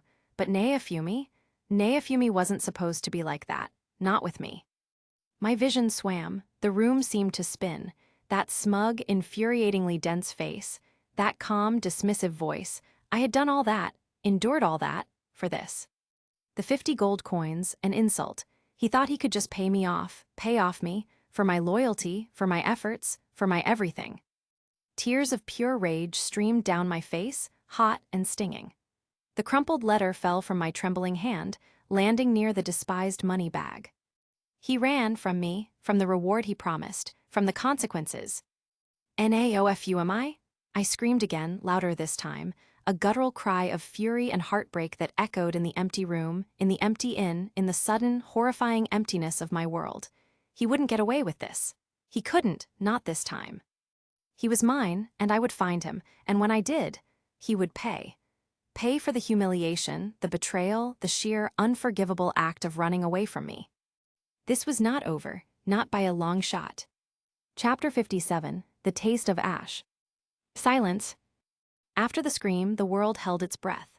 The echoes of my rage seemed to hang in the stale in-room air, thick and suffocating. My throat burned, my chest heaved, breath catching in ragged gasps. Tears, hot and stinging, streamed down my face, carving paths through the grime and sweat of the past few days. It wasn't sadness. It was pure, unadulterated fury, raw and corrosive, burning away everything but the desire to move, to strike, to shatter. The crumpled letter lay near my feet, an obscene white flag of surrender and dismissal. The money bag, a small, heavy sack of coins, sat beside it, radiating an aura of smug finality. 50 gold. 50 goddamned gold coins. For everything. For enduring that puppy Mataasu, for crafting a scheme complex enough to fool a hero, for suppressing every survival instinct that screamed at me to kill him when he dared to touch me. 50 gold coins to wipe away my loyalty, my effort, my desperate hope. It wasn't payment. It was an insult, a mockery, a physical manifestation of his contempt. My hands trembled, not with fear, but with a raw, barely contained power that threatened to rip the room apart. Every muscle screamed for release, for motion, for the satisfaction of breaking something, preferably his smug, infuriating face. Ow. That one question echoed in the space the scream had left behind. How had he known? How had he anticipated? I had planned this meticulously, waited for the girls to be asleep, found the unlocked window, moved like a ghost through the inn. There was no way he could have known I was coming, no way he could have known what I wanted. Unless he wasn't just the dense, shield-obsessed idiot he pretended to be. Unless those fleeting moments of impossible speed, of unsettling perception, were more than just flukes. He'd been too quick to call my bluff about Mataasu being too precious, too quick to understand the real reason behind my insane conditions. He saw through the performance, through the lies I fed Mataasu. But then, why play along? Why let the duel happen? Why not just ditch mine himself? Unless he played along precisely because he knew my scheme would make me endure Mataasu for him, because he knew it would bind the girls to him through shared trauma, because he knew it would force me to look like the villain, solidifying their trust in him. That bastard, that manipulative, infuriating bastard. He used me, used my loyalty, my desperation, my willingness to do anything for him, to clean up his mess, secure his companions, and then he just threw me away like a broken tool. Left me with 50 gold coins and a polite note, as if that made everything okay. My rage boiled over anew. I lunged forward, not towards the window, but towards the money bag. My boot lashed out, connecting with the soft leather sack with a sickening thud. Coins scattered across the floor, glittering like 1,000 tiny, mocking eyes in the dim light. "Keep your damn money," I screamed, the words raw and hoarse. It wasn't enough. Nothing he could ever give me would be enough to compensate for this. I snatched up the crumpled letter, smoothing it out with shaking hands. Read his words again, each stroke of ink a fresh insult. Needed to move quickly. Couldn't take risks. Task completed. Task, that's all I was, a task. A bitter, humorless laugh bubbled up, bordering on a sob. Task. Right. And I, the level 55 adventurer, the girl who survived monsters, bandits, and attempted rape, the girl who planned and executed the downfall of a princess's position, was just a convenient errand girl. A weapon to be deployed and then discarded. But discarded weapons could still be dangerous. The raw fury, the pain of betrayal, began to transmute. It didn't disappear, but it hardened. Coiled tighter. Became sharper, colder. Pure rage was messy. This was focus. He wanted to run? Fine, let him run. Let him think he's safe. Let him think a simple note and 50 gold coins were enough to erase me from his life. He would learn. He would learn that Ulna didn't forget. Ulna didn't forgive easily. And Ulna always collected what was owed. I forced myself to breathe deep, shaky breaths. The shaking in my hands subsided, replaced by a familiar, steady calm. The same calm that settled over me before a kill. He took the girls, the letter said. Raphtalia and Rafana. Good, at least they were safe. He hadn't abandoned them, just me, the tool. Where would he go? Back to Ryut? Unlikely. Too close, too exposed after the duel and this sudden disappearance. To the capital? Possibly, but risky. The waves were coming, yes, but the political mess was worse. Where else would a shield hero who wanted to get strong, who had just acquired powerful demi-human companions, go? Demi-human villages, secure locations, places where he might be less hated, places where they could train in peace. And I knew this country, I knew the likely routes, the hidden paths.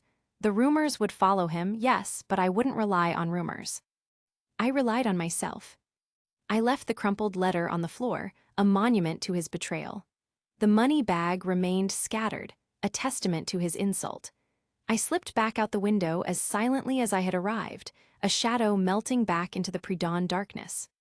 The inn slept on, oblivious to the storm that had just passed through one of its rooms. Let them sleep. Their mundane lives were irrelevant. My focus was singular, Neafumi. He ran, but I was a hunter. And the chase was only just beginning. He thought he was ridding himself of a problem. He had just made himself my sole objective. And I wouldn't stop until I found him, until he faced me. And until he understood that you don't just throw away someone like me, not if you want to live peacefully. That night, leaving capital behind, the taste in my mouth was ash, the ash of betrayal. But mixed with it was a new, sharper flavor, the taste of a promise I made to myself. He would regret leaving me, he would regret it more than anything else. And I would make sure of it. Chapter 58, Dodging Divine Expectations and Dragonfire. Eneophumias Pav tilde. 4 days. 4 days since Raphtalia and Rafana became impossibly tall overnight. 4 days since Philo hatched and rapidly scaled the evolutionary ladder. 4 days since I'd tactically retreated from a forced bath via aerial shield platform. And around 10 days since I'd left Ilna with a note, 50 gold, and hopefully a strong enough grudge against Mat Asu to keep her busy. 4 days, and my life had settled into a new, bizarre rhythm. Mornings were for training the girls and Philo, pushing their slave-crested bodies through grueling drills, watching their levels climb like startled mountain goats. Afternoons were for errands and exploration, getting them used to their new forms, maybe finding better gear. Evenings were for planning and concocting potions. And late nights are for fun. And since it's night right now, I'm enjoying the time of my life. Swoosh! A blur of scaled hide and razor claws ripped through the humid jungle air just where my head had been a split second before. The wind pressure alone ruffled my hair. WSH. Heat, intense, searing heat washed over me as a torrent of dragonfire painted the trees behind me an instant char. I sidestepped, the ground vibrating slightly under my boots. My heart hammered against my ribs, a steady, powerful drumbeat. My muscles were coiled tight, ready to spring. Every nerve ending felt alive, singing with a sharp, exhilarating awareness. Range 3.5 meters, attack angle 40 degrees left, attack type, swipe, dodge vector 1 meter ahead. Swoosh! Clean, perfect, barely felt the rush of air. Range 5 meters, attack type, fire breath, charge time minimal, dodge vector immediate lateral. WSH. Another near miss, another patch of jungle converted to ash. It had been a while. Even at the Duke's mansion, the fights had been relatively contained, the enemies numerous but ultimately predictable in their patterns. The noble, once I got past his level advantage, was just a target for Ulna's horrifying efficiency. But this was dodging a force of nature. A massive, angry, very real dragon. A smile, small and tight, tugged at the corner of my lips. Doing this felt more real, more vital than any cosmic conversation or staged duel. This was pure survival, pure reaction, pure, unadulterated alive. The attacks paused. The heavy, rasping breath of the dragon echoed through the jungle. I'm tired of this, human. A deep, rumbling voice growled from the shadows of the trees. I lowered my guard slightly, catching my breath. Problem, Draco, I called back, letting a hint of dry amusement color my tone. A low, guttural roar shook the leaves. Stop calling me that. I dusted off my shield idly. Hey, it suits you. Much better than overgrown, scaly lizard who can't hit anything. Another roar, more frustrated than angry this time. He'd been getting progressively more annoyed over the past few nights. It was working. This little routine had started 3 days ago. After sorting out the Sait situation, getting the girls dressed and marked, and enduring the bath time incident, culminating in my magnificent aerial escape, I'd found myself needing a new training method. Something challenging. Something that wasn't just hitting balloons or sparring with quickly improving companions. And then the system, that intrusive, divinely mandated game interface, had provided. Divine task: evade 1,000 attacks from a creature of significant power, dragon type. Reward: current progress, 673 1,000. 1,000 dragon attacks. Why? What did it matter? The gods' arbitrary whims were beyond mortal or previously mortal or divinely connected comprehension. Maybe it was meant to test my reflexes. Maybe it was just for entertainment. Whatever the reason, a task was a task, and this one required a very specific kind of opponent. So after a bit of research, using my extensive past life knowledge and the surprisingly useful information network you could access if you knew where to look, I tracked down the location of a specific dragon. The one Ren supposedly defeated in my previous life, preening about his heroic accomplishment. More importantly, this was the same damn dragon whose essence, whose rage, whose very existence I'd absorbed into my shield that time, unlocking the Cursed series. Ren probably got lucky or had a lot of high-level backup. This thing was no joke. My daily schedule: train girls and Philo, Handle life. Wait till night. Teleport to this jungle. Find the dragon. Annoy it into attacking. Dodge, dodge, dodge, count attacks. Once I'd added a decent chunk to the 1,000 count, teleport back before it actually managed to hit me or get too frustrated. Repeat tomorrow. And here we were, night 4. Attack 674 was imminent, assuming my provocations landed right. I'm a proud dragon, the voice rumbled again, closer this time. No insignificant being disrespects me like this and gets away with it. He was circling, a massive shadow moving through the trees. I could feel the ground tremble with his steps.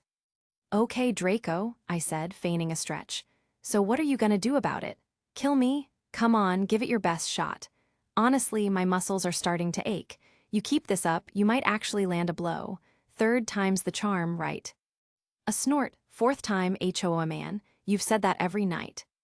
He was learning my lines. Problematic, needed to switch up the script. Oh, was it the 4th? I scratched my chin, feigning surprise. Time flies when you're having fun dodging for your life. Look, just keep trying, you'll get me eventually. Maybe next week, your aim is almost decent.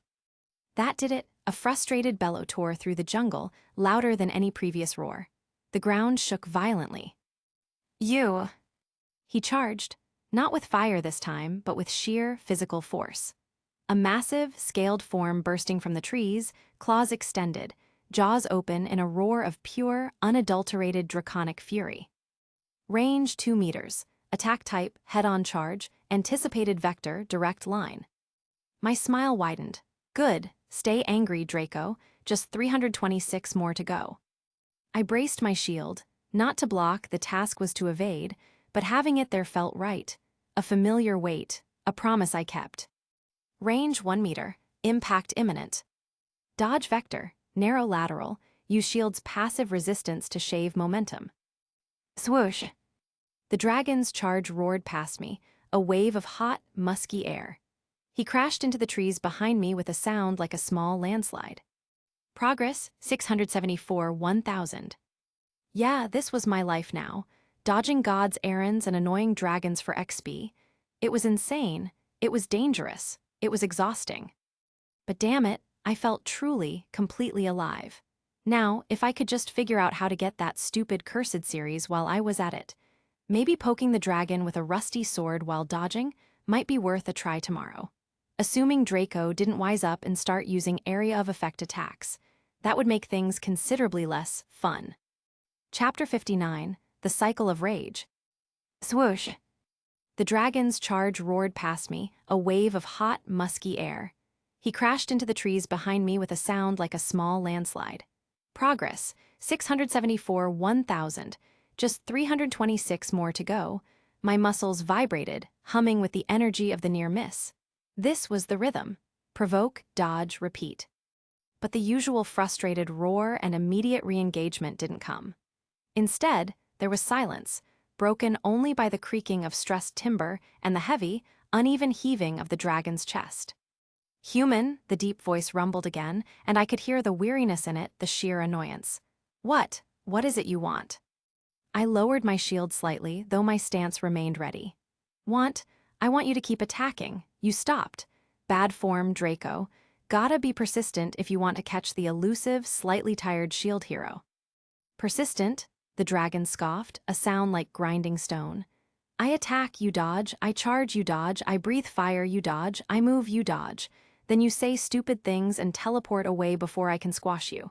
Every day, for 3 days. It feels like I'm your puppet. He sounded genuinely bewildered, like a force of nature discovering it was just a cog in someone else's bizarre machine. My puppet? I raised an eyebrow, though he probably couldn't see it in the dim light. Come on, Draco, don't be dramatic. Your main concern right now should be figuring out how to finally land a hit on me, how to turn me into a particularly flat, shield-shaped stain on the jungle floor. Why are you thinking about puppets? I expected another bellow of outrage, another charge fueled by wounded pride. That was the script. That was what kept the attacks coming, what kept the number counting up towards 1,000. But the roar didn't come. Instead, the silence stretched, and when the dragon finally spoke, his voice was different. Lower, softer, stripped of its fury, leaving behind something fragile, something hollow. Yes, the voice said, and the single word hung in the air, thick with unspoken burdens. Yes, I suppose I am. I blinked. Okay, not in the script, not at all. A furious dragon was a known variable. A philosophical, defeated-sounding dragon, that was a new one. Are you sad, Draco? I asked, the question feeling incredibly awkward coming out of my mouth. Sad? A creature this powerful, this destructive? It seemed absurd. The dragon didn't answer. The silence returned, heavier this time, punctuated only by the sounds of the jungle night, oblivious to the emotional crisis of its resident apex predator. I could feel the weight of his gaze on me, even though I couldn't see him clearly through the trees. A powerful, terrifying creature, radiating hopelessness. It was weirdly attractive, not physically, obviously, but the sheer, unexpected vulnerability of it, like finding a crack in a mountain that reveals a hidden, weeping spring. Did you ever think about that? I asked, pushing the conversation, surprising even myself. This wasn't helping the dodge count. This wasn't getting me the Cursed series, but something about his unexpected shift had snagged my attention. About how they felt, the people you hurt, the villages you trampled, did you ever think about them? A low growl started in the dragon's chest, but it wasn't a sound of anger. It was a sound of deep, festering pain. Remorse? He scoffed, and now the hollow fragility was layered with bitter resentment. Why would I feel remorse? For humans, for them. His voice rose, gaining strength, though the anger was still mixed with profound sorrow. It was humans who started it. They came, years ago, raiding party, adventurers, knights, brave heroes they called themselves. The word was spat out like venom. They didn't come to fight monsters. They came to kill us, to slaughter my whole family. The air crackled with a sudden surge of heat that wasn't dragon fire. It was raw emotion, radiating outwards. Just to make equipment, the dragon's voice cracked, a sound that shouldn't come from a creature of scale and claw. Just to make armor and weapons from our hide and bone. They killed my mate, my hatchlings, ripped them apart while they were still alive, just for parts. The story poured out of him, a torrent of ancient pain and unhealed wounds. A monstrous rage had been born not of inherent evil, but of unimaginable grief and violation. His rampage, his attacks on human settlements, they weren't senseless destruction. They were vengeance. A desperate, unending cry of pain for everything he had lost. And in the dim light filtering through the leaves, I saw something glistening near the dragon's massive, scaled eye. A single, impossible tear tracing a path down his cheek. A monster, crying over its dead family, blaming the humans who took them, claiming no remorse for the pain it had inflicted because it was just balancing the scales. My own past flashed in my mind. Mine, Mataasu, Ren Itsuki, the king, the entire damn kingdom, the betrayal, the false accusations. The way they ripped apart my life, not for hide or bone, but for convenience, for entertainment, for the sheer joy of tearing down the unwanted hero. My own rage, simmering just beneath the surface, felt familiar. I didn't cry, not anymore. Crying was for when you were weak, for when you were broken. My rage had hardened into something cold, something useful, but I understood. I understood the depth of that pain, the all-consuming need for payback. Here I was, standing in the jungle, dodging the attacks of a creature who was the living embodiment of pure, unfiltered vengeance, all while trying to acquire my own weapon of vengeance, the Cursed series, which was born from his rage. The irony was thick enough to choke on. It was a cycle. Humans hurt dragons. Dragons hurt humans. Heroes fought dragons. Heroes got power from dragons' rage, sometimes using it to hurt other humans. And somewhere, a god was watching, finding it all immensely entertaining. So, the dragon's voice was low again, the raw pain receding slightly, leaving behind a weary bitterness. Now you know, are you going to kill me? I looked at the massive, sad figure in the gloom. Kill him? He was the source of the rage, the source of the Cursed series. I needed him angry. I needed him attacking. I needed to absorb whatever twisted essence he possessed. I needed him, alive and furious, not sad and resigned. Kill you? I scoffed, finding my voice again, pushing down the unexpected weight of his confession. Back to the script, back to the task. Draco, come on, you're getting all mopey. That's not like you. You're supposed to be the big, scary dragon who wants to turn me into a shield pancake." The dragon stared at me, unmoving. "Look," I continued, stepping slightly closer, trying to prod the beast back into its required emotional state. "Your family? Yeah, sucks that happened. Humans can be real bastards. Believe me, I know." A short, sharp memory of mine's face flashed. "But that doesn't change the fact that I'm here, you're here, and I still need you to try and kill me a few hundred more times. So, are you gonna stand there crying, or are you gonna get angry again and maybe finally land a hit?" The sheer audacity of my words, the deliberate dismissal of his profound grief in favor of resuming our ridiculous combat ritual, hung in the air. I watched him, waiting for the sadness to recede, waiting for the rage to take over. Chapter 60, The Dragon and the Idiot. My audacity hung in the air, thick and heavy, mingling with the scent of burnt trees and frustrated dragon. I dismissed his grief, prodded his pride, and essentially told him to stop being a mopey sack of scales and get back to work trying to kill me. A calculated risk. I needed him angry, but not so despairing he just gave up. He stared at me from the gloom, his massive form unmoving. The anger I'd tried to reignite didn't surface immediately. Instead, the sadness I'd glimpsed deepened. "Humans," he rumbled, the sound heavy with a crushing weariness. "You are everywhere, like a disease. No matter where I go, you come. Hunting, taking. There is no escaping." The hopelessness in his voice was palpable. It wasn't just about this jungle. It was about the world, about his future. A creature of immense power, cornered by the sheer, pervasive spread of a species he despised. "I know," he continued, his voice gaining a grim resolve, "someday one of you will be strong enough, skilled enough, ruthless enough. Someday one of you will kill me." He shifted, his massive claws digging slightly into the soft earth. This wasn't the posture of a hunter. It was the posture of a warrior preparing for a final stand. "But I will not run," he declared, and in that moment the pride I'd tried to provoke finally surfaced, not in anger, but in a defiant, tragic acceptance. "I am a proud dragon. We do not flee, we fight. To the death. And I swear," his voice dropped to a low growl that vibrated with chilling intent, "I will take as many of you to whatever hell awaits with me as I possibly can." A mighty, fearsome resolve, a warrior's pride. "Sounds like a plan, Draco," I said, injecting a casual, almost dismissive tone into my voice. "Just one problem." The dragon tensed, waiting. "You know you'll die like that," I stated flatly.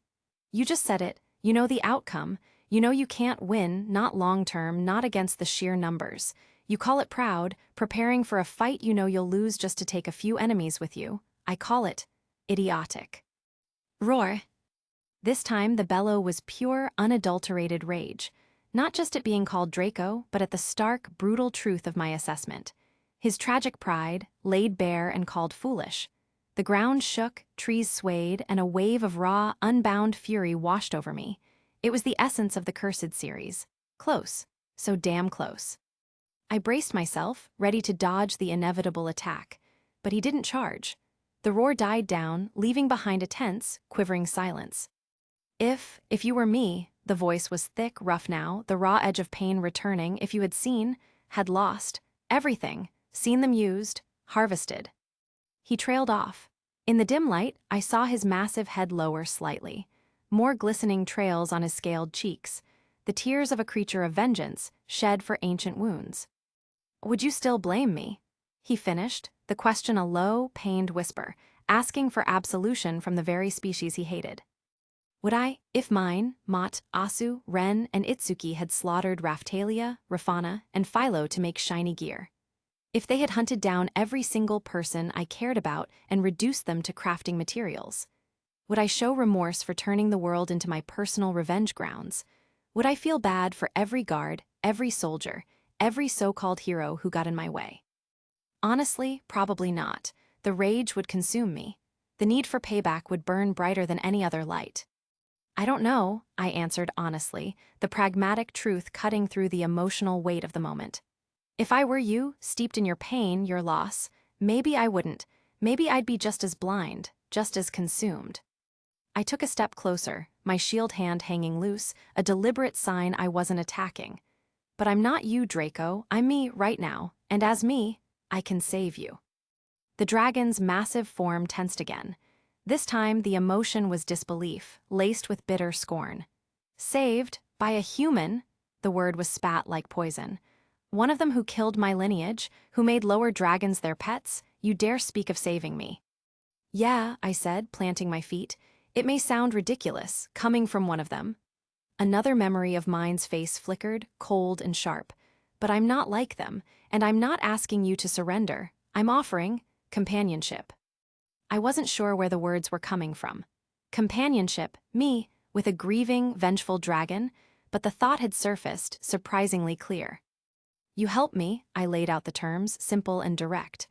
I need power, I need to get strong, fast, and I need to protect those who are with me. You have the power, the rage, the connection I need. The cursed series, I didn't say it out loud, but the unspoken goal hung in the air between us. And in return, I looked up at his massive form, pushing aside the cynical voice that screamed liar every time a human made a promise. I promise you this, I won't let your pride be hurted. Not by me, not by anyone else in my wake. No one will be able to give you as much as a scratch. They'll pay, every single one of them.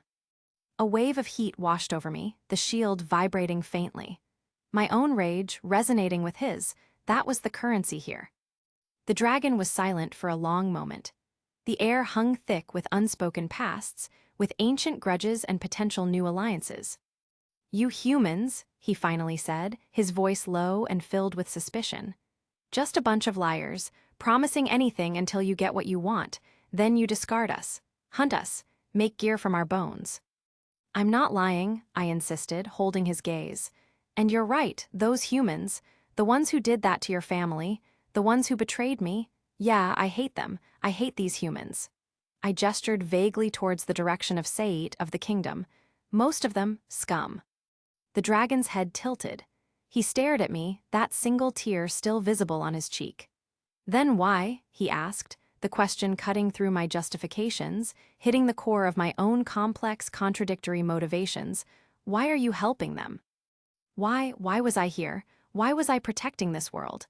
Why was I saving villages, taking in children, preparing for waves that threatened the very humans I despised? The question hung there, heavy and demanding. I had no simple answer, no easy platitude.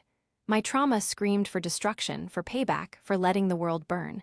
But Raphtalia's trusting eyes, Rafana's small hand in mine, Philo's cheerful master, they were the inconvenient, undeniable anchors. Tell me, the dragon pressed, sensing my hesitation. May also happen, I finally said, finding the words, pulling them from that complicated, contradictory place inside me, that you hate your own kinsmen, the ones who hurt you, the ones who betrayed you. I thought of Elna, her face twisted in feigned tears, then cold indifference, then pure fury. But that doesn't mean you become so heartless as to bring their destruction, to wipe out every single one, good or bad, the ones who didn't do anything, the ones who are just trying to survive. I took another step, closer still, reducing the distance between the hated shield hero and the vengeful dragon.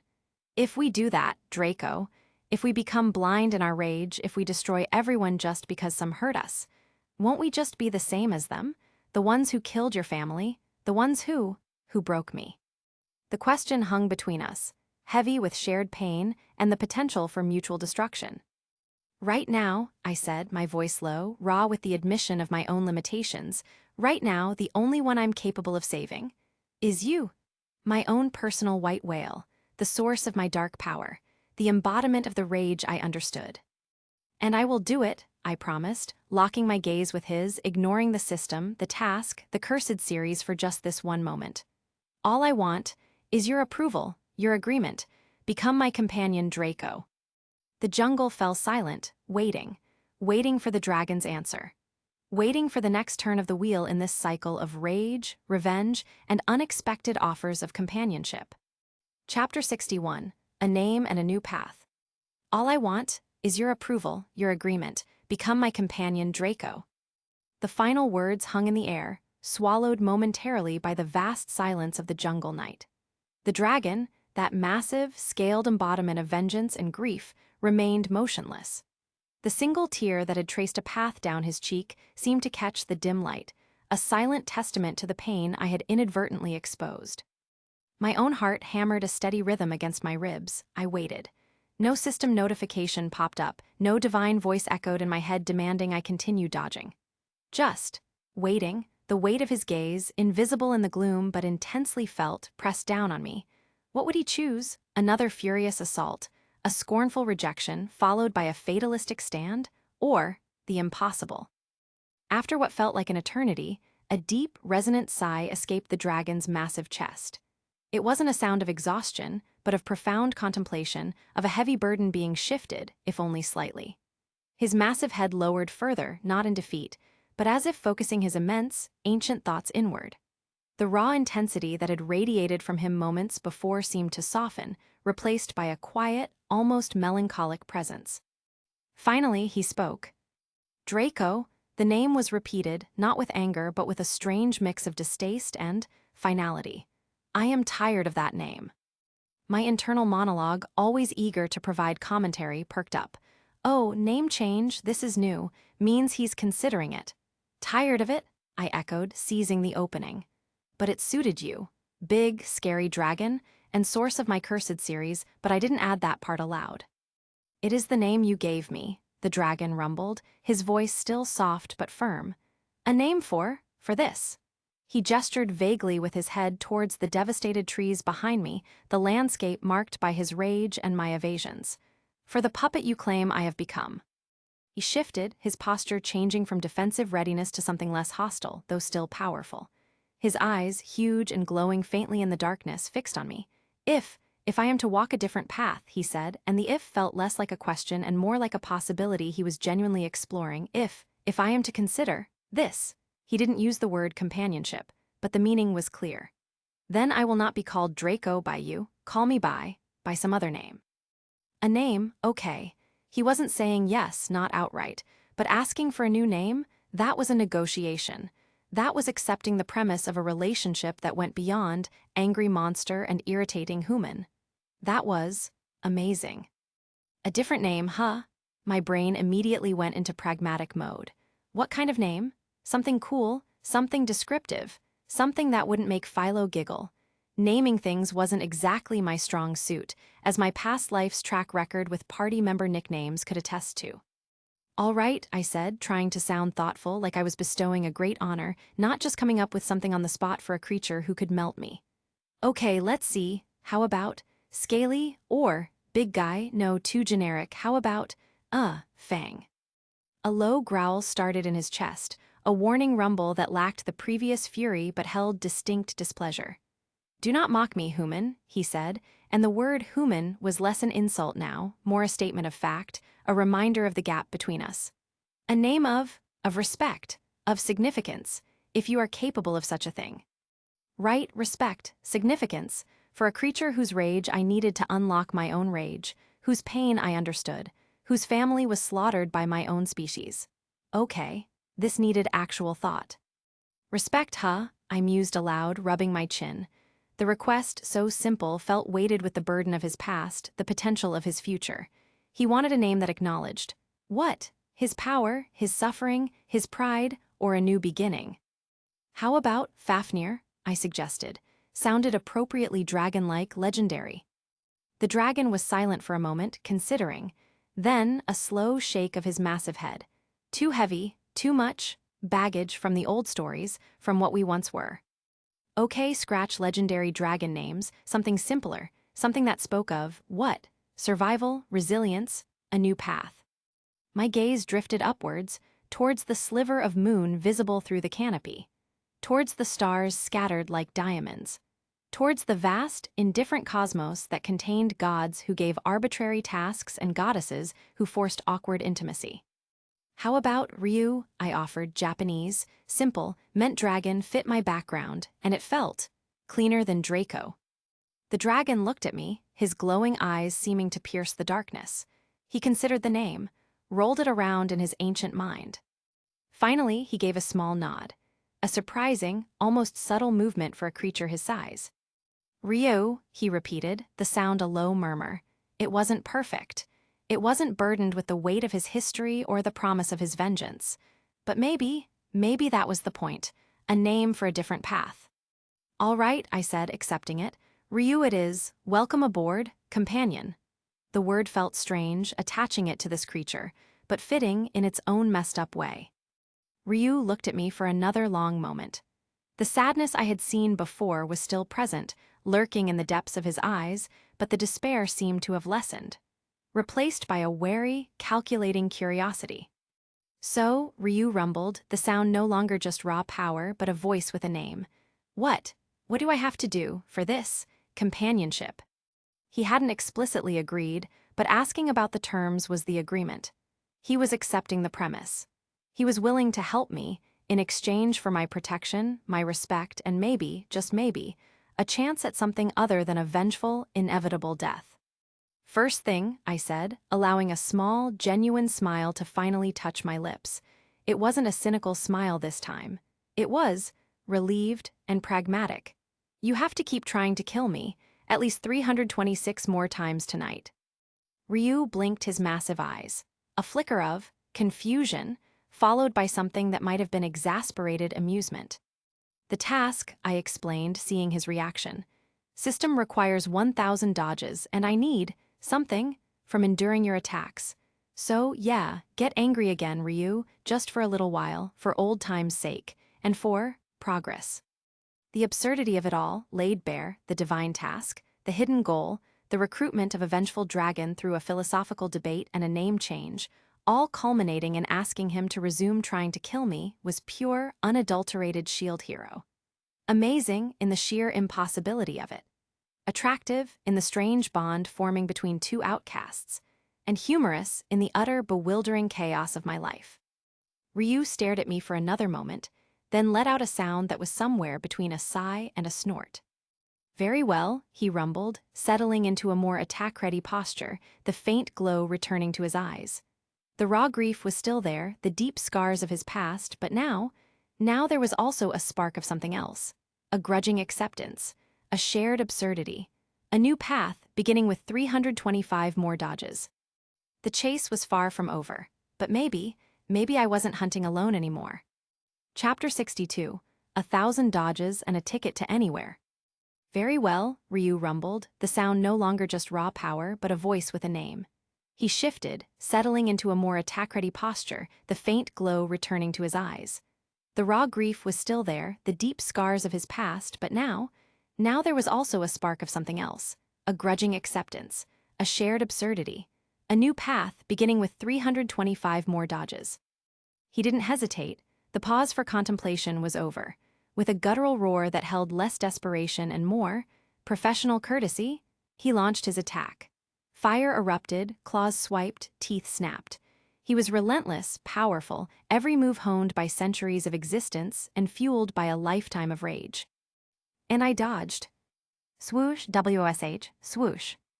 My body moved on instinct, fueled by adrenaline, practice, and the sheer absurdity of the situation. 15 meters away, Ryu was trying to kill me. I was avoiding it not just to survive, but to fulfill a divine checklist. And with each near miss, each wave of Ryu's power washing over me, I felt my shield vibrate, subtly absorbing the raw, ancient energy radiating from him. It wasn't the system counting this, not directly. This was a separate process, related to Ryu. Related to the rage. Related, I suspected, to that dark power I sought, but not the task itself. Progress, 675, 1,000. The system notification flickered at the edge of my vision, a constant, digital tally of my absurd task. Ryu attacked with renewed vigor. Now that the decision was made, the conversation was over, he was putting his full, considerable power into it. Tail sweeps that flattened trees, charges that cratered the earth, roars that sent smaller jungle creatures fleeing in terror. He was magnificent, a terrifying, beautiful engine of destruction. And I was a human-sized anomaly, weaving between death, dodging with a precision born of necessity and a touch of divine amplification, I suspected. My life depended on not making a single mistake. My goal, the 1,000 dodges, depended on enduring all of them. Progress, 701,000. Progress, 751,000. Progress, 801,000. The rhythm became hypnotic. The sounds of the jungle faded, replaced by the roar of the dragon, the snap of breaking branches, the whistle of near misses, and the constant, quiet hum of my shield absorbing power. My movements were fluid, almost graceful, ducking under a swipe, leaping over a fire stream, sidestepping a charge at the last possible second. I wasn't just dodging, I was dancing with death. And winning one step at a time. My muscles screamed, yes, but the potions and beverages from earlier kept the worst of it at bay. My mind was sharp, focused purely on survival and that damn number. Progress, 901,000. Almost there. The end was in sight, just 100 more dances with destruction. Ryu seemed to sense the shift.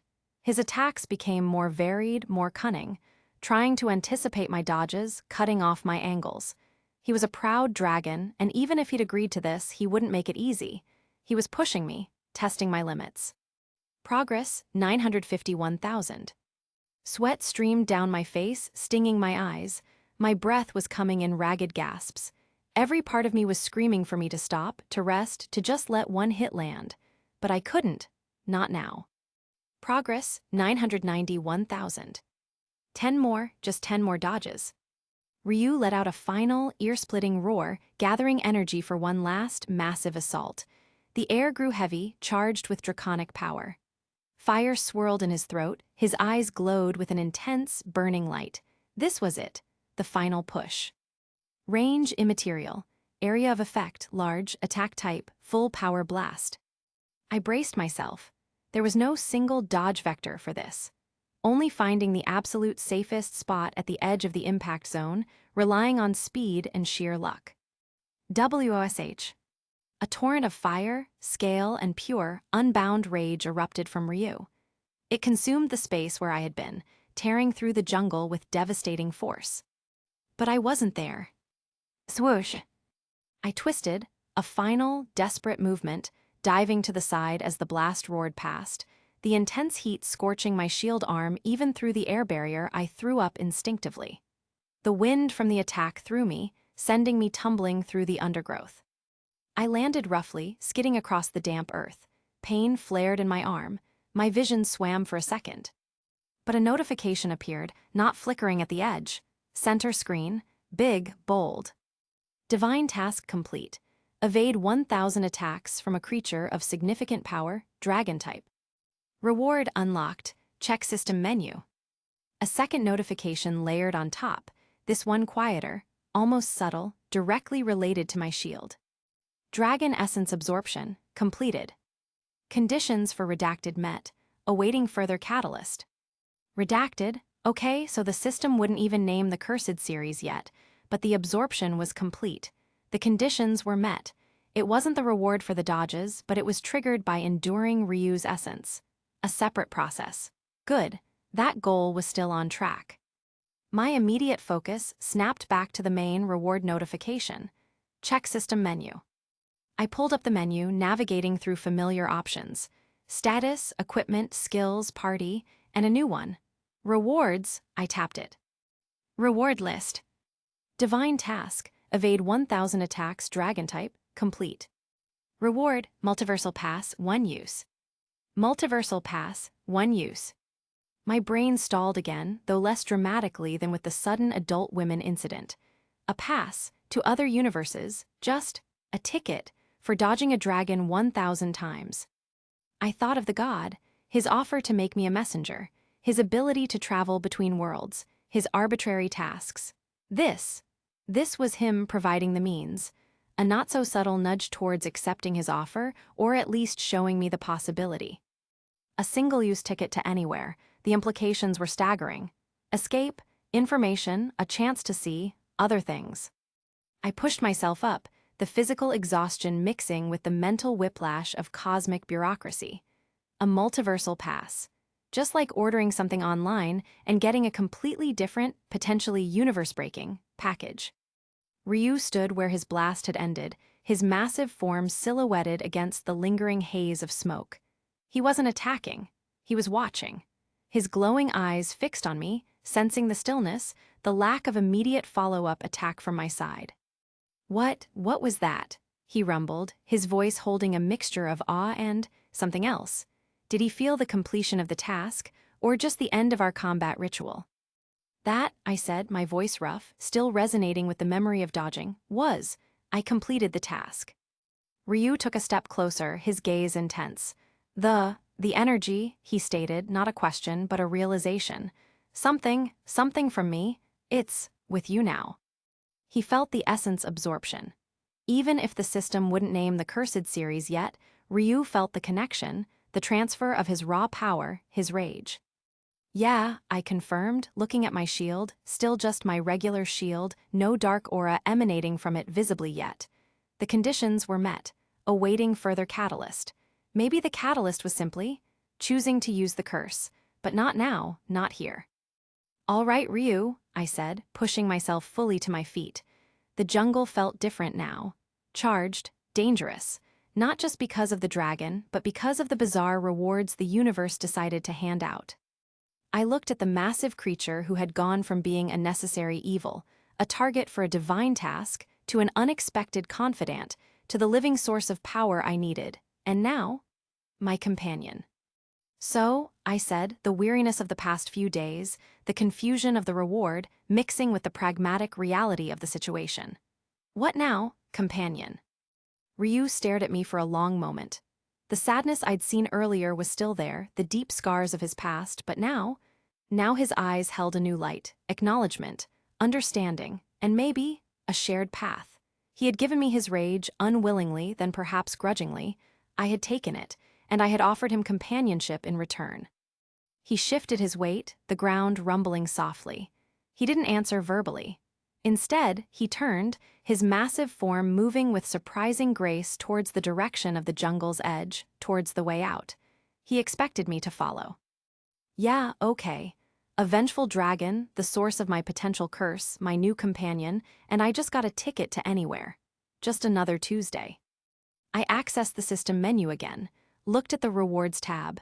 Multiversal Pass, one use? I didn't need it right now. My priority was here with Raphtalia, Rafana, and Philo, getting them strong, securing our place, maybe figuring out this curse catalyst thing. But later, maybe. I looked towards the jungle's edge, where Ryu was patiently waiting. The 1,000 dodges were over. The task was complete. But the real journey, the one accompanied by a dragon and potentially crossing dimensions, was just beginning. Chapter 63, The Dragon Express. Ryu didn't look back. He simply moved, his massive frame parting the dense undergrowth with surprising ease, heading towards the faint glow of the horizon where the jungle met more open land. He expected me to follow. A silent acceptance. A simple, all right, let's go. No fanfare, no vows, just a mutual understanding forged in the crucible of shared pain, philosophical debate, and 1,000 near-death experiences. Right, I muttered to myself, dusting off my shield. A dragon, my companion.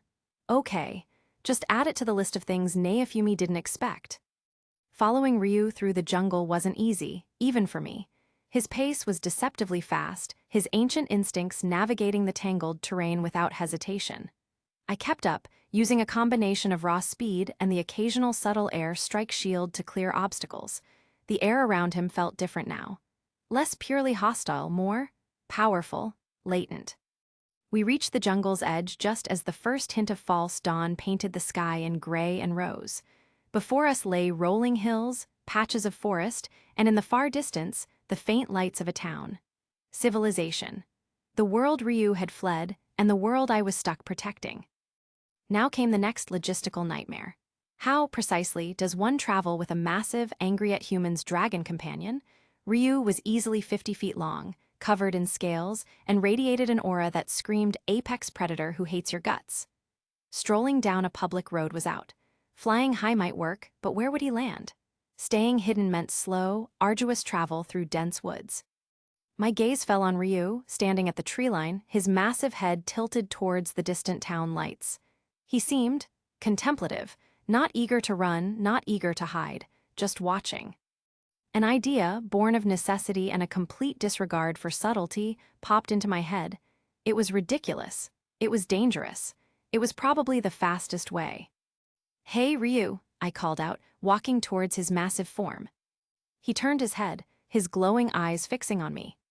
"The place I need to go," I explained, gesturing towards the direction of Seit, or wherever the girls had set up camp relative to this jungle.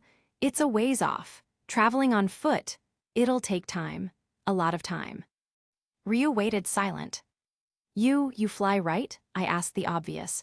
Dragons flew, it was kind of their thing. A rumble in his chest, something that might have been a low chuckle.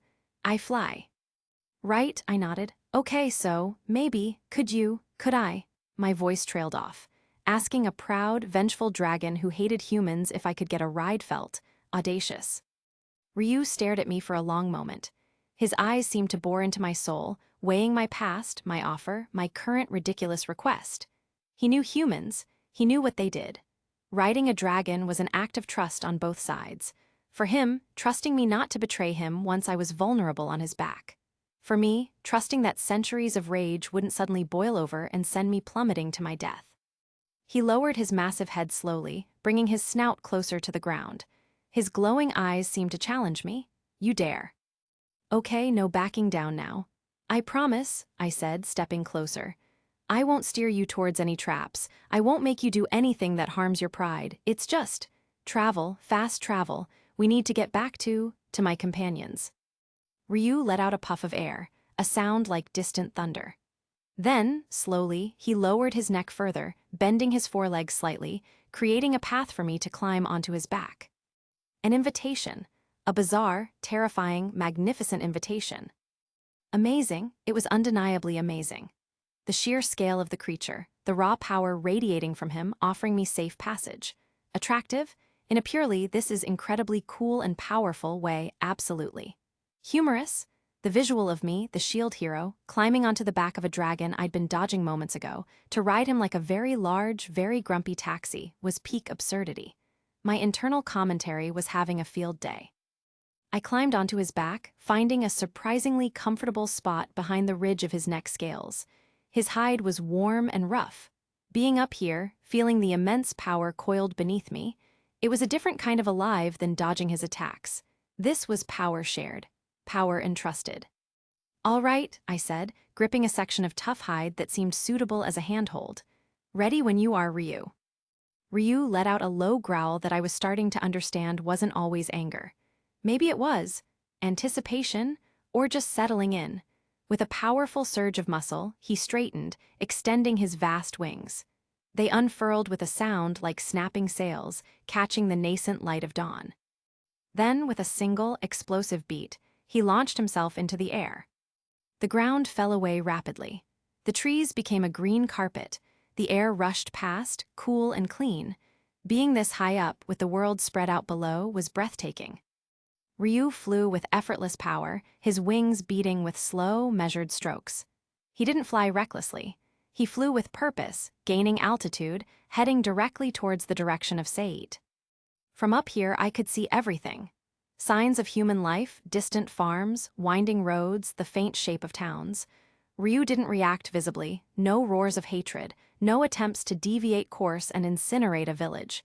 He was focused. He was a companion now, accepting the path I needed to take. The journey was quiet.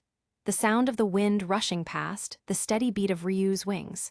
My thoughts drifted back to the girls, to Philo. They'd be waking up soon, getting ready for training. What would their faces look like when I arrived, not walking into camp, but descending from the sky on the back of a dragon? That was going to be a sight. Probably worth whatever temporary panic it caused. Teleporting there with Ryu would have been more efficient, but you don't get a chance to ride a dragon every day. I thought about the multiversal pass in my system menu, a ticket to anywhere.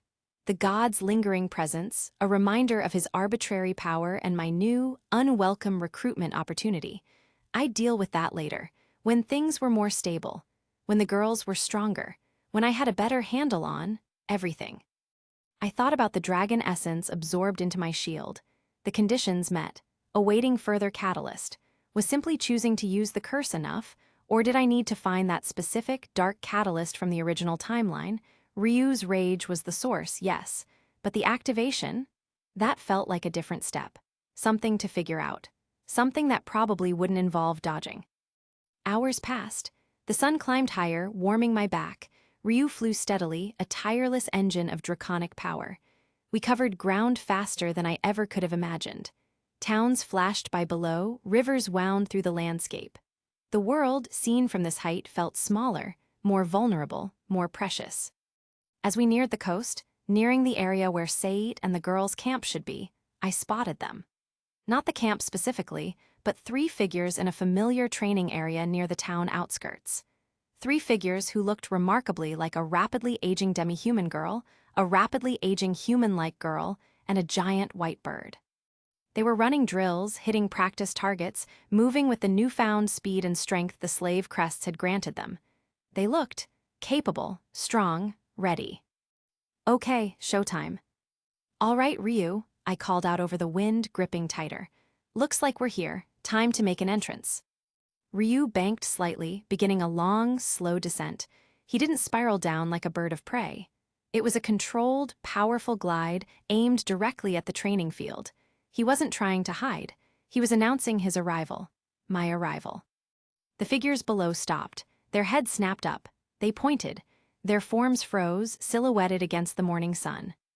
As we got closer, I could make out their faces. Raphtalia's eyes were wide, a mixture of shock and awe. Rafana's jaw had dropped. And Philo, bless her giant bird heart, transformed back into her humanoid form with a flash of light, jumped up and down, waving wildly. Ryu landed smoothly, his massive claws digging gently into the earth, sending up a small cloud of dust. The ground shook slightly with his weight. He settled, his wings folding elegantly behind him. I dismounted, landing on the grass. My legs felt steady, despite the flight. I looked at the 3 figures standing frozen before us. My companions, my responsibility. Raphtalia, I said, walking towards them, gesturing back at the massive dragon. Rafana, Philo. They just stared, at Ryu, then at me, back at Ryu. This is Ryu, I introduced, keeping it simple. My companion, he's going to be helping us out from now on. Philo was the first to react. With a high-pitched, joyful chirp squeal that defied her adult appearance, she launched herself at Ryu, tackling his massive leg in a surprisingly strong hug. Wow, big bird, she chirped, looking up at him with sparkling eyes. Ryu looked down at her, his glowing eyes softening slightly. He nudged her gently with his snout. Raphtalia and Rafana, meanwhile, were still staring, slack-jawed. Master, Raphtalia finally stammered, her voice filled with disbelief. You came back, with a dragon. Rafana just nodded mutely, her eyes fixed on Ryu. Yeah, I said, walking fully up to them. I looked at the girls, their faces now a picture of awe rather than fear. Looked at Philo happily hugging a dragon's leg. Looked at Ryu, standing calmly beside me, a testament to impossible conversations and broken cycles. Looks like, I said, allowing a tired, genuine smile to touch my lips. Our party just got an upgrade. The multiversal pass could wait. The Cursed Series catalyst could wait. Right now, the task was simple. Explain the giant, sad, formerly vengeful dragon standing in our training field. And maybe, just maybe, figure out what the next step in this beautifully chaotic, increasingly crowded life of the shield hero was going to be. Chapter 64, Party of the Peculiar.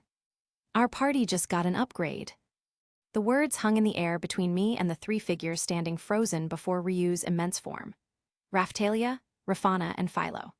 Their faces were a mixture of awe, disbelief, and that slightly slack-jawed look people get when their reality fundamentally rearranges itself. Ryu, meanwhile, stood calmly behind me, a massive, scaled, formerly vengeful presence, accepting the affectionate tackle of a giant bird woman who currently resembled a delighted human child discovering a very large puppy. Philo, still chirping excitedly, had her arms wrapped around Ryu's foreleg. Big bird, so big, she squealed, looking up at his massive head with wide, sparkling eyes. Ryu, to his credit, didn't stomp her. He nudged her gently with his snout, a rumble in his chest that might have been a chuckle or maybe just digestive rumblings. Hard to tell with dragons. Raphtalia was the first to find her voice beyond the initial stammer. Master, is that a dragon? She asked, stating the obvious, her eyes wide. Yeah, I confirmed, stepping fully into the space between my old companions and my new one. This is Ryu. He's going to be helping us out from now on. Rafana seemed to snap out of her daze. Helping us, a dragon, but Aren't they dangerous? And weren't we just fighting one, in Master's memories? Her gaze flickered towards Ryu, then back to me, a flicker of apprehension in her eyes. This one's different, I stated, simplifying things drastically. No need to get into divine tasks, cursed series catalysts, or philosophical debates about vengeance and human cruelty just yet. He also dislikes some humans. An understatement, perhaps, but accurate. And he's agreed to be our companion. He's incredibly strong, and he can help us get even stronger. And he flies. Ryu let out another low rumble, a sound that somehow conveyed agreement without words. Raphtalia looked at Ryu, then at Philo still hugging his leg, then back at me. Her expression shifted from apprehension to cautious curiosity. He seems gentle. He has his moments, I said dryly, remembering the rain of fire and claws from the past few nights. But he gave me his word, and a name. Philo, meanwhile, had apparently moved on from hugging to attempting to race Ryu. Big bird, race, master can watch. She transformed into her massive philolial form with a flash of light and took off across the field with a squawk of challenge. Ryu watched her go for a moment, then let out a sigh that sounded remarkably human. He looked at me, then back at the rapidly disappearing white blur that was Philo. He didn't follow immediately. Raphtalia and Rafana, seeing Philo's complete lack of fear, seemed to relax further. Their awe remained, but the apprehension faded. Rafana tentatively took a step closer to Ryu. He's really a dragon, she asked, looking up at him with wide, wondering eyes. Ryu lowered his head slightly, bringing his snout closer to her. He radiated power, yes, but also a strange, quiet sorrow that I was starting to recognize as his default state when not actively being provoked. Raphtalia, gathering her courage, stepped forward too. She reached out a hand, hesitating for a moment, then gently placed it on Ryu's scaled hide. It was warm, solid, ancient. Ryu didn't flinch. He just watched them, his glowing eyes observing the two young women, formerly small demi-human children, who were now bound to the human he'd agreed to follow. This was the attractive aspect, I supposed. Not physical beauty, but the formation of a genuinely bizarre, incredibly powerful, deeply unconventional family unit. Me, the hated shield hero. Two rapidly aged demi-humans with slave crests. A giant bird woman who thought dragons were for racing. And a massive, formerly vengeful dragon who agreed to be called Ryu. All right, I said, breaking the moment. He's going to be with us. He's strong. He can help with training, finding resources, maybe even transportation if we need to cover long distances quickly and subtlety isn't a concern. Which it almost never is anymore, I added internally. Subtlety died the night mine accused me. Transportation, Raphtalia's eyes widened. Master, can he fly? Yeah, I confirmed, allowing myself a small smirk. He flies. Rafana gasped. We can fly, with a dragon? Her voice was filled with childish wonder, momentarily forgetting she looked like an adult woman. Maybe later, I said, logistics first. Right now, we need to figure out where a dragon lives. This camp is too exposed for someone his size, and we need to train somewhere he can stretch his wings without flattening a village. Ryu seemed to understand, letting out another sigh. He looked around the open field with a critical eye, then towards the distant forests and mountains. We should move, I stated. Find a more secluded place. Somewhere we can train effectively, maybe practice some larger-scale combat with Ryu, and keep a lower profile. Finding food for him is going to be a problem too. He probably doesn't live on orange balloons. My brain was already whirring through the new set of challenges. Where do you hide a dragon? What does a dragon eat when you're on a budget? How do you explain the sudden appearance of a dragon companion if anyone does spot us? It was a glorious, frustrating, utterly ridiculous set of problems. Philo returned then, having apparently completed her solo race. She transformed back into her humanoid form and ran towards Ryu, grabbing his leg again. Big Bird is slow, Philo is faster, she declared proudly. Ryu looked down at her, then back at me, a look in his glowing eyes that clearly said, you said companionship. You didn't mention the energetic bird woman. Yeah, I said, rubbing my temples. She's unique, she races. She thinks everything is a bird. My party was a collection of walking, talking paradoxes. Two rapidly aged demi-humans, a giant bird who thought she was a human mostly, and a grieving dragon who was now my companion and somehow stuck with a nickname like Big Bird Courtesy of Philo. All right, I clapped my hands together. Let's pack up. Ryu, think you can help carry the gear?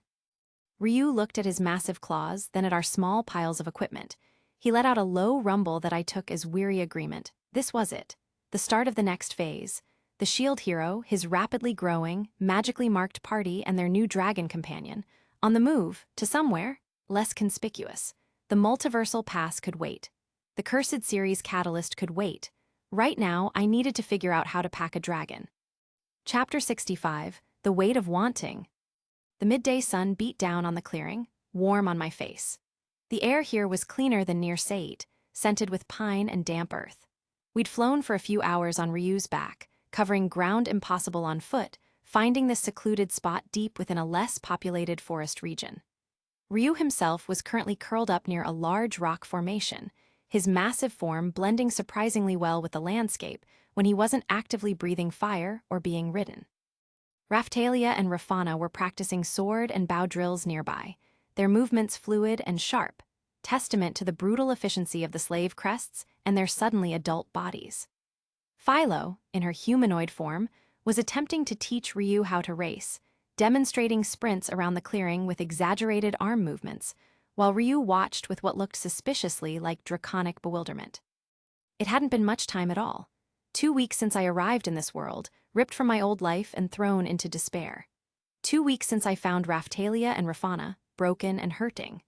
3 days exactly since Philo hatched from her egg, a squawking ball of fluff that rapidly turned into that. And only a few hours since Ryu, the vengeful dragon, agreed to be called Ryu and become my companion. Their presence here, the sounds of their training, Philo's cheerful chirping directed at a bemused dragon, it was reassuring. A constant, vibrant counterpoint to the silence and despair of my first timeline. I wasn't alone anymore. I had powerful companions, rapidly growing stronger, capable of fighting by my side. But there was a thought. A quiet, persistent thing that lingered in the back of my mind like a stone in my boot. I wanted them to stay. Raphtalia, Rafana, Philo, I wanted them here, by my side, fighting with me, growing with me, filling the silence. But did they want that? In my previous life, the answer would have been obvious. The bond wasn't just about me saving them. It was forged in shared hardship, in fear faced together, in near-death experiences where we relied on each other completely. There was an emotional connection, a mutual trust built through months of fighting against a world that hated us. They didn't want to be separated from me because I was their anchor, their protector, yes, but also because we were a unit. We were a family, messy and unconventional, but bound by unbreakable threads of shared history and affection. In this life, that history wasn't there. Not yet. They'd only met me 2 weeks ago. I was their savior, yes. The one who bought them, freed them in a manner of speaking, healed them, gave them power. They were dependent on me, grateful to me, loyal to me in their own way because of what I'd done. But it wasn't the same as facing death side by side for months. And the future, my life was full of hardships, full of troubles I couldn't avoid, waves of destruction that would tear through the world, political enemies who would scheme and slander, divine tasks from capricious gods, potentially vengeful assassins from Q10 Ulna, nursing a fresh, potent betrayal, likely plotting her own brand of chaos. My path was a minefield of unavoidable conflict and near-death situations. I didn't want them to go through that again. Not Raphtalia, who had suffered enough in her short life. Not Rafana, who deserved peace. Not Philo, who radiated pure, unburdened joy. They were strong now, yes. Beautiful with bodies that had matured at an impossible pace. Smart, adapting quickly to this world's brutal realities. They would have very good lives, easy lives, lives free from my chaos, if they weren't with me. Sadina, she was the key to that easy life. She was already watching out for Raphtalia and Rafana, and now, presumably, aware of their condition, thanks to my bribe and note at the previous inn. She could give them a safe place, a normal life, far away from the front lines of my war. They could grow old without constantly looking over their shoulders, without the taste of blood and fear in their mouths. And me, I already had Ryu, a powerful companion bound by a strange mix of mutual need and understanding. He could handle the dangers I attracted, and soon I'd need more. Other strong people, yes. People who would join my cause for pragmatic reasons, for power, for revenge against the waves. People who would be honest about their intentions, unlike Ulna, who wanted to. Forget it. People whose companionship wouldn't be based on saving them from the depths of despair, but on standing as equals against a common enemy.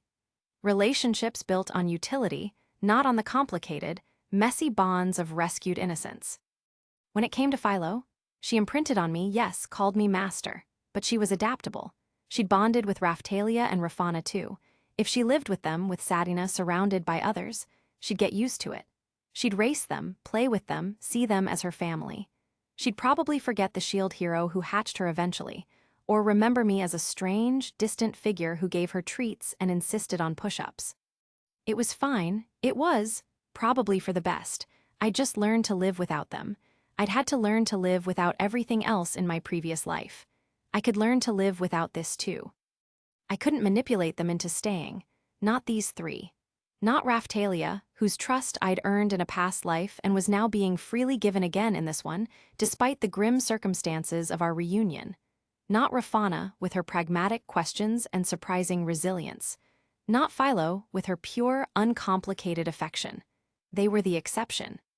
The people I held dear enough that I couldn't twist their choices, couldn't bind them with emotional debt beyond what was already inherent in their dependency and the slave crests.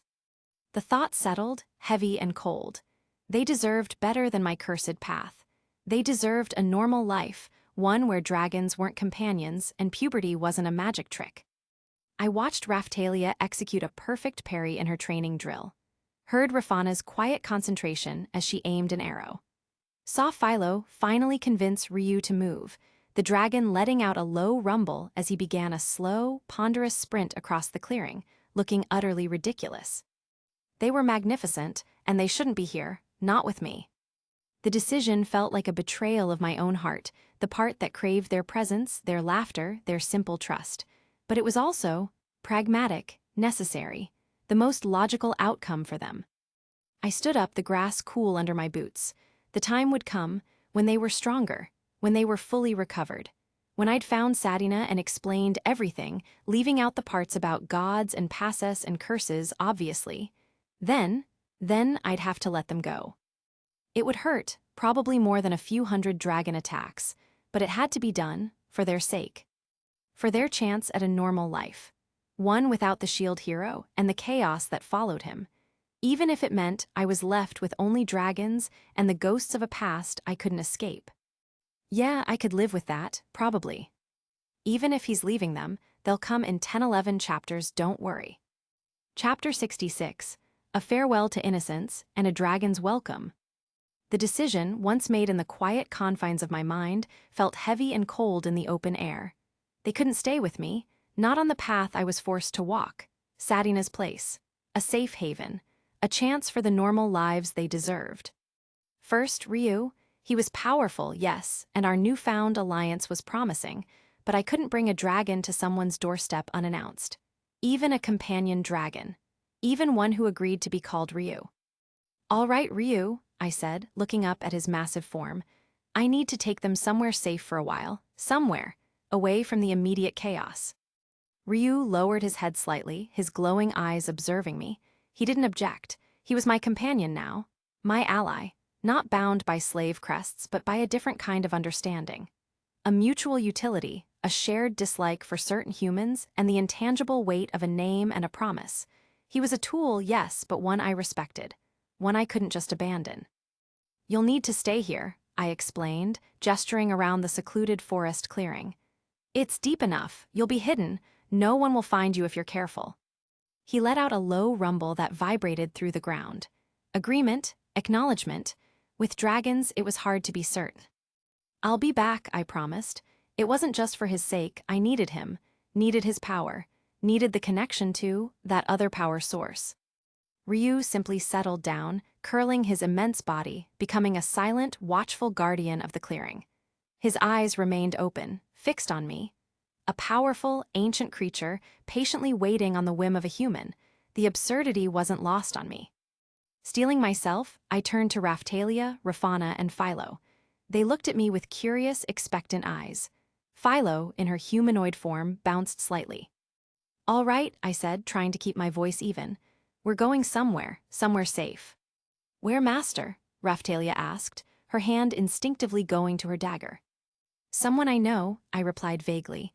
"They'll look after you for a while." I saw the subtle shifts in their expressions. Curiosity mixed with a flicker of apprehension. Going somewhere without me, but they trusted me, they followed.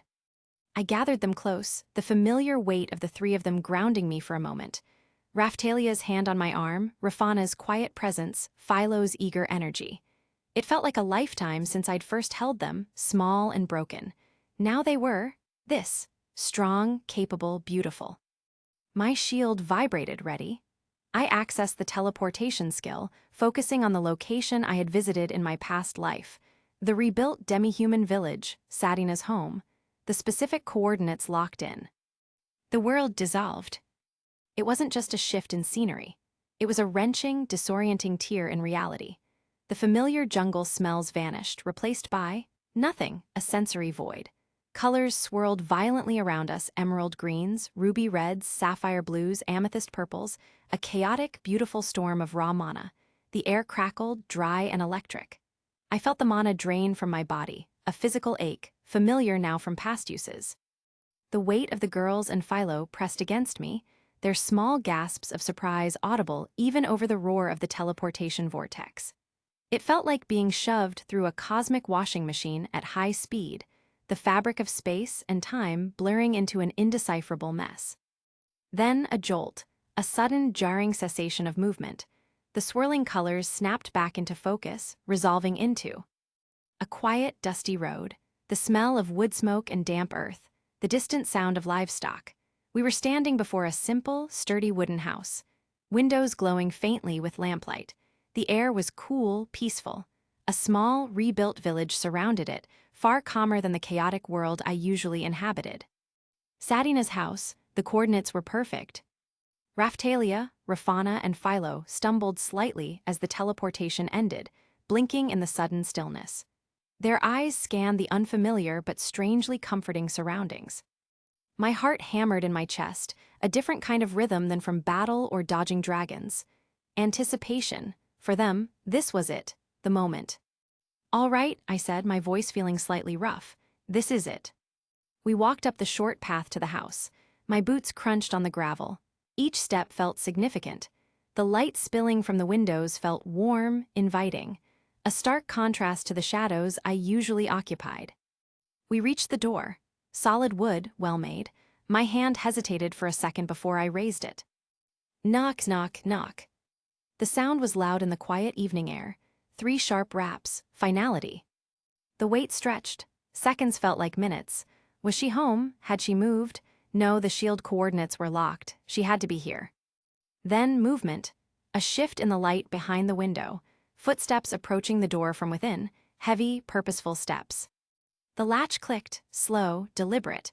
The heavy wooden door began to open, revealing Sadina. She stood there in the doorway, silhouetted against the light of the room behind her. She looked older than the memory I carried. Her face, etched with the lines of hardship and resilience, held an initial expression of wary inquiry. She was dressed simply, practically. Her eyes, sharp and intelligent, scanned the 3 adult figures standing before her, and then landed on me. Recognition flickered. Surprise. But then her gaze shifted back to the 3 companions standing beside me. Her eyes widened. Her wary posture crumbled. She looked at Raphtalia, at Rafana, at Philo, standing there tall, their faces illuminated by the light from her home. Grown. Raphtalia, Rafana, her voice was barely a whisper, thick with disbelief. "Who is this?" she said after looking at Philo. She's my new companion. Her name is Philo." For a moment, the world stopped. The quiet village, the rustling leaves, the distant sounds, everything faded. There was only the light from the doorway and the 4 figures bathed in it. Then a sound, a choked sob from Sadina. And then, simultaneously, Raphtalia's voice filled with raw emotion, "Sadina?" And Rafana's, equally tearful, somehow sensing the gravity of the moment despite their usual cheer, "Sadina." They surged forward. Philo was just standing, looking at me. Sadina gasped, tears streaming down her face as her arms flew open. Raphtalia and Rafana launched themselves into her embrace, their strong, new adult bodies clinging to the woman who represented their past, their home, their lost innocence. Philo, adapting instantly, wrapped her own long arms around the group, a whirlwind of blonde hair and heartfelt emotion. It was a tangle of tears, laughter, and overlapping voices. Sadina sobbing, murmuring their names over and over, running her hands over their faces, their hair, their arms, as if she couldn't believe they were real, that they were grown. Raphtalia and Rafana crying, burying their faces in her shoulder, the sounds of their grief for the past and relief for the present mixing into a single, raw wave of emotion. Philo, not understanding the nuances, just flowed with the situation, joined in the crying, hugging everyone tightly. I stood back a few steps from the doorway, watching, observing. The pragmatist in me noted their increased height, the strength in their embrace, the surprising volume of sound they could produce. The jaded part of me felt a familiar pang of being an outsider, watching an emotional display I wasn't fully a part of.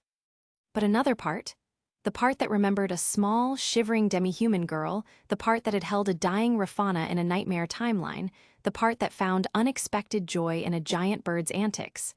That part felt a profound, quiet satisfaction. This was what they deserved. This was the safe haven, the warmth, the reunion. My decision, it was the right one, the painful, necessary right one. After the initial storm of emotion subsided slightly, Sadina pulled back, holding the girls and Philo at arm's length, looking at their faces through her tears. Her eyes found mine, standing in the shadows just outside the light. A look of question, of gratitude, of overwhelming confusion filled her gaze. I stepped forward then, into the light. Sadina, I said, keeping my voice calm, pragmatic, they're safe, they've grown, rapidly, it's complicated. Simplification was key. I need to leave them here for a while. Sadina's eyes widened again. Leave them here for a while? Her gaze flickered back to the girls and Philo still clinging to her. But why? Raphtalia's head snapped up, her eyes, red-rimmed with tears, fixing on me. Master, leaving us? Why? Rafana looked up too, her lower lip trembling slightly. Philo looked between me and Sadina, sensing the shift in the atmosphere. Yeah, master, Philo chirped, sounding confused. Where are you going? Philo wants to go too. The questions, the sad looks, the raw, clinging need in their voices, it was a blow to the chest. This is why I couldn't tell them the truth. Not now, not ever if I could help it. They wouldn't let me. They would insist on coming, on following me into the inevitable storm. I searched for a simple, unassailable excuse. Something that wouldn't invite argument, wouldn't reveal the scale of the danger or the depth of my intention. I have important work to do. Important work, dodging dragons, acquiring curses, dealing with gods, fighting the coming waves, all the things that would put them in danger. Important work, Raphtalia's brow furrowed. But master, we can help, we're strong now. Yeah, we can fight, Rafana insisted. Philo is super strong, Philo will help master. Philo bounced, trying to project an aura of immense helpfulness. It's work I have to do alone, I lied, my voice firm, projecting an air of finality. Something, that requires just me, it's too dangerous for you, too specific. I avoided their eyes then, turning slightly back towards the darkness from which I'd come. Looking at them, their tear-streaked faces, their desperate pleas, it would break my resolve. Stay here, I said, my voice rough. Stay with Sadina, she'll protect you, she'll give you a safe place for a while. The lie tasted like ash. I'll come back when I'm done. The silence that followed was deafening, save for Sadina's quiet sobs and the rustle of clothes as she held the girls closer. They weren't arguing anymore, just looking at me with wide, hurt eyes. This was the hardest part, leaving them, knowing I probably wouldn't be coming back for them, not like this. With a final, stealing breath, I accessed the teleportation skill again, focused on the coordinates of the forest clearing. Ryu, my pragmatic companion, awaiting my return. I have to go, I muttered, more to myself than to them. The familiar, disorienting pull began. The air crackled. The edges of my vision blurred into swirling colors. I saw their faces for a final, agonizing second, hurt, confusion, disbelief etched there. Satina holding them, watching me disappear. Wait. Hey, we need to talk. Master. Then darkness, the roar of the vortex, the tearing of space. And then silence, the smell of pine, the cool night air. I stood in the clearing, the grass damp under my boots. Ryu's massive form was still curled near the rock formation, his eyes opening as I materialized. He rumbled low in his chest. My companion, waiting. The contrast was stark. Moments ago, a tangle of raw human emotion. Now, the quiet presence of an ancient dragon, a shared glance that held understanding forged in silence and struggle. The sadness of leaving them behind, of choosing their safety over my own desire for their presence, settled deep in my gut. But the decision was made. The task was done. They were safe. For now. All right, Ryu, I said, walking towards him, dusting off my shield. The emotional display was over. The pragmatic reality returned. The multiversal pass, the waves, the enemies, my path. I had left behind the possibility of a normal life, both for myself and for them. Now there was only this. The shield hero, his dragon companion, and the endless, chaotic journey ahead. Chapter 67, The Lowest Ebb, Another World's Shield. Why? The question was a raw, burning knot in my gut, mirroring the gnawing ache of hunger and the rasping dryness in my throat. Why me? Why did it only happen to me? Thorns scraped against my skin, unnoticed. The damp earth seeped through my thin, torn clothes. I was huddled deep within a bush, somewhere in a forest I didn't know, wasn't sure I could even find my way out of. If I could run anymore, that is. My legs trembled, not just from exhaustion, but from a bone-deep terror that had become my constant companion. It started like some twisted joke. One moment, I was just a university student, adrift in my own quiet despair. The next, I was here, forcibly brought into this world, ripped from everything familiar. And the other heroes, the sword, the spear, the bow, they got magnificent weapons, gleaming with power. And I got a shield. Just a shield, a defensive tool, not even a weapon. I couldn't fight with it, couldn't attack. From the start, I was marked. Different, useless. They left me alone, just like that. The other heroes, the kingdom's people, they looked at me, saw the shield, and turned away. No one joined my party. I was isolated, adrift in a strange, hostile world with nothing but a useless piece of metal on my arm. I tolerated that, I did. I told myself I'd manage, I'd find a way. And then he joined, the first, the only one, mine. He seemed charming, kind. He looked at me with admiration, told me he believed in me, a spark of hope. Finally, someone. And then came the betrayal. It was swift, cruel. We were in a private room, just us. The charming facade dropped. His eyes, they held a look that turned my blood to ice. He was powerful, he said. I was weak. And I owed him, for joining me, for giving me a chance.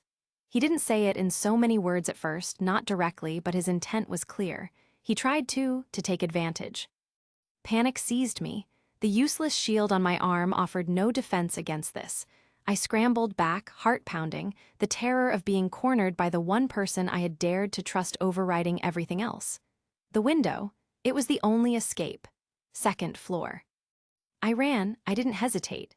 Threw myself through the glass, the shards tearing at my clothes, my skin, plummeting to the hard ground below. It didn't hurt as much as it should have. The shield absorbed some of the impact, I think. A cruel irony. The one time it offered a sort of protection, it was from escaping the very person it was meant to help me travel with. I was bruised, bleeding, but alive. I tried to appeal to the queen. Surely she would listen, to a summoned hero, injured and betrayed. She didn't, her eyes were cold, dismissive, she barely heard my stammered pleas. And then mine appeared, his charming mask firmly back in place. He looked hurt, innocent, and he lied, in front of everyone, accused me, said I had tried to seduce him. I was the depraved one. The whispers started, the looks, disgust, contempt, just like when they saw the shield, but worse. Now I was not just useless, I was vile.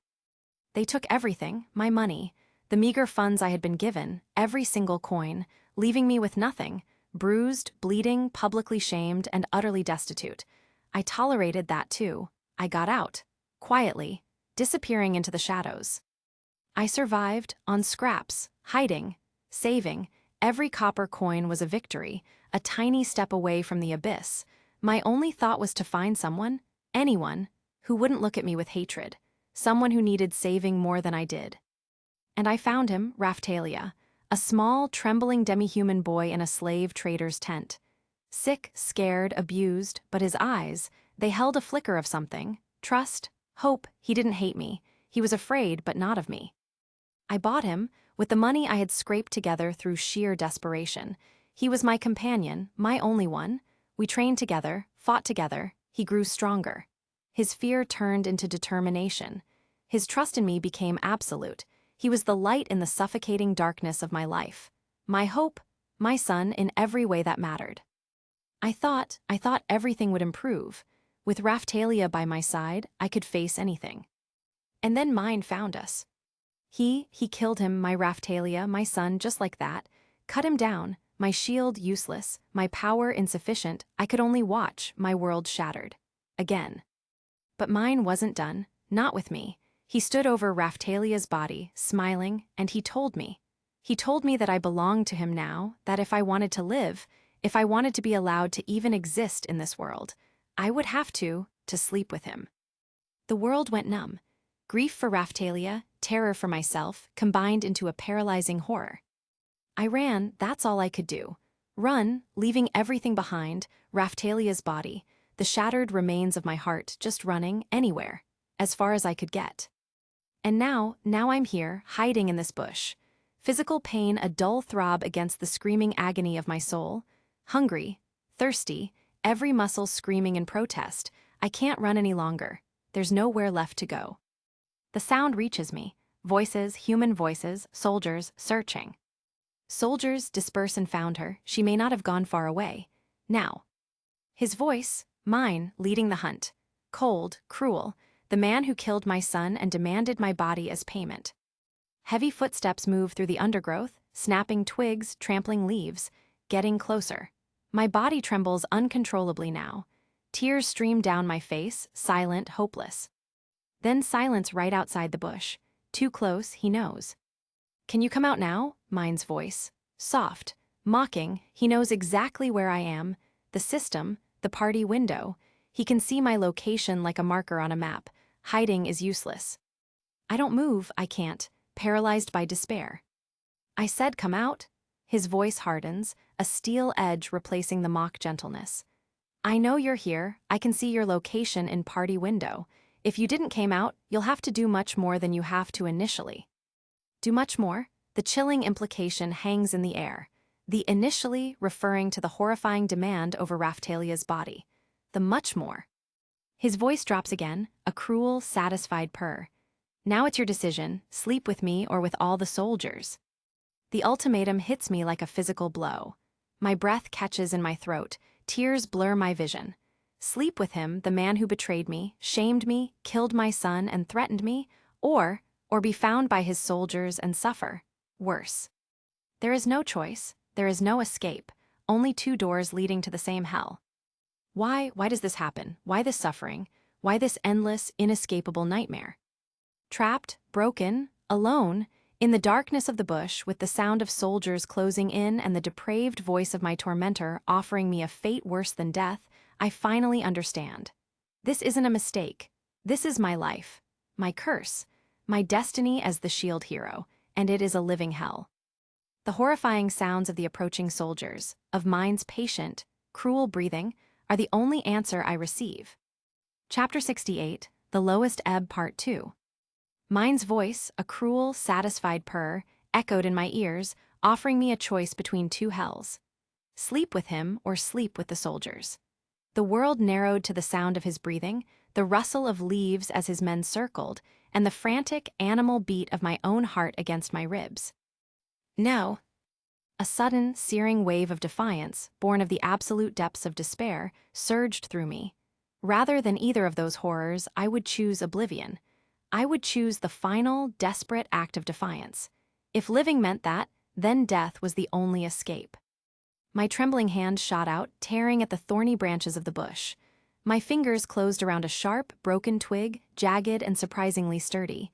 It wasn't a weapon, not a real one, but it was sharp. Sharp enough. One swift thrust. To the neck. Quick. Final. I raised the stick, bringing the point towards my throat. My breath hitched. A single, clean act to reclaim the only thing I had left, the right to choose my own end. ZZZT. A searing bolt of electricity lanced through my arm, jolting through my entire body. A cry tore from my throat, raw and involuntary. My muscles spasmed, my hand flung outwards, and the sharp stick flew from my grasp, tumbling uselessly into the undergrowth. The heroes may not hold a weapon, aside from their assigned legendary weapon, with the intent to fight with it. The system message appeared at the edge of my vision, cold and clinical, a divine sentence. Not even. The realization crashed down on me, crushing the last vestige of defiance. I couldn't die, not by my own hand, using anything other than this useless shield. The universe, the system, whatever cruel force had brought me here and tormented me, had even denied me the escape of death. I was trapped. Utterly, completely trapped in this nightmare. Tears, hot and heavy, streamed down my face. Not tears of pain from the shock, but tears of hopeless, crushing despair. Worse than any physical agony I had endured. To want to die, to grasp for it as the only salvation, and to be denied even that. It was a torture beyond comprehension. The rustling outside the bush grew louder. Closer. He knew I was there. He knew I couldn't run. He knew I couldn't fight. He knew I couldn't even die. Found you. Mine's voice, triumphant and cruel, cut through the air. A moment later, the bush was ripped away, torn from the earth with brutal force, exposing me. I flinched back, huddled on the ground, illuminated by the harsh light of dawn filtering through the trees. Soldiers stood behind mine, their faces grim, their eyes cold. And mine? He stood over me, his charming facade twisted into a devilish smile that promised only pain. My legs screamed at me to run, to crawl, to do anything to get away. I pushed, tried to scramble, but my limbs were useless. Numb, paralyzed by terror, by exhaustion, by the system's shock. I could only writhe uselessly on the damp earth. No, please. The words were a choked whimper, barely audible. Mine took a step closer, his shadow falling over me. He knelt, his smile widening, becoming a terrifying rictus of depravity. His hand reached out, not towards my face, not towards my shield, towards my chest. His fingers, long and cruel, reaching. Terror, absolute and consuming, seized me. This was it. The nightmare wasn't ending. It was beginning. I squeezed my eyes shut, tears still streaming, my body trembling uncontrollably. I wished for oblivion, wished I had never been summoned, wished I had died on impact when I jumped from the window, wished for anything but this. The sound of his breathing, the rustle of his clothes, the beating of my own frantic heart, those were the only sounds. And then a new sound, a voice, clear, unexpected, breaking through the haze of my despair. Hey, hooray you. My eyes, squeezed shut in desperate denial, flew open. Mine's hand was frozen midair. His devilish smile was gone, replaced by a look of shock and confusion, and his reaching hand was grabbed, held firm in the grasp of another hand.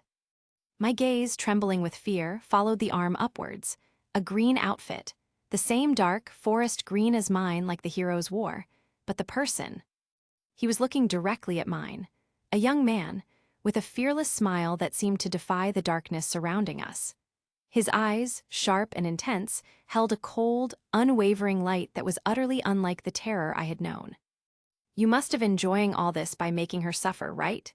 He said, his voice calm, almost casual, but with an undercurrent of steel that made mine visibly stiffen.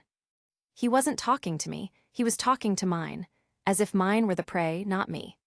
He turned his head slightly then, his gaze flickering towards me for a fraction of a second before returning to mine.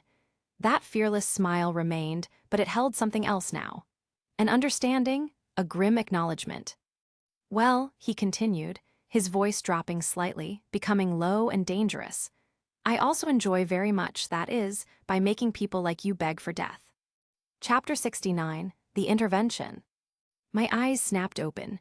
Mine's hand was frozen, caught, held tight in the grasp of another. A hand that looked strong, capable, utterly unlike the claw of my tormentor. I stared, huddled on the ground, my body still numb, my mind reeling. Mine's face, moments ago contorted in cruel triumph, was now a mask of shock. His arm was twisted at an unnatural angle. My gaze followed the arm upwards.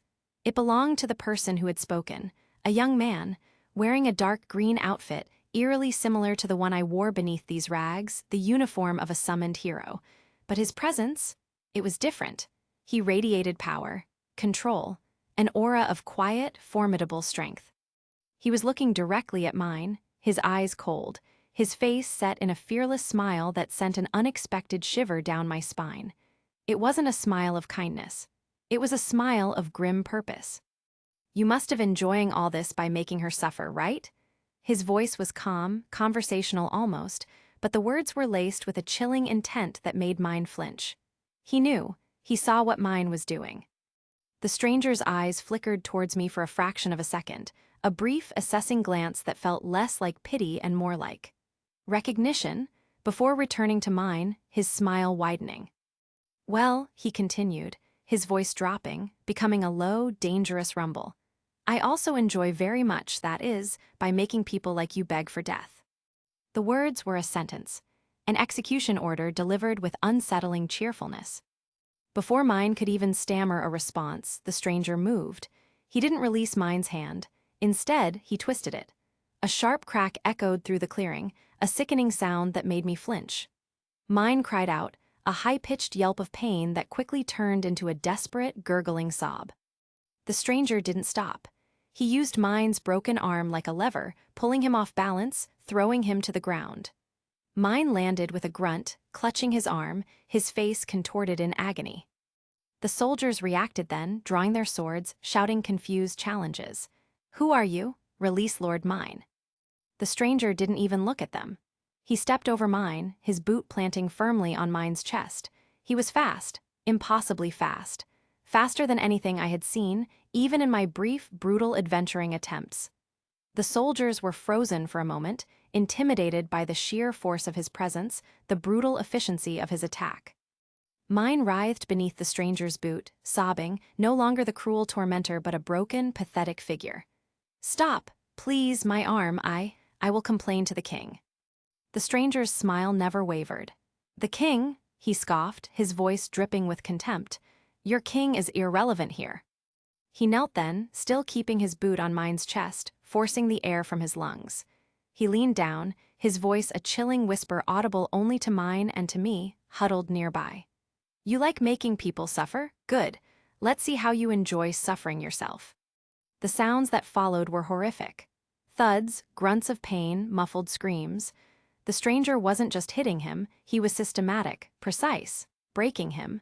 He seemed to know exactly where to strike, how to inflict maximum pain without killing him instantly.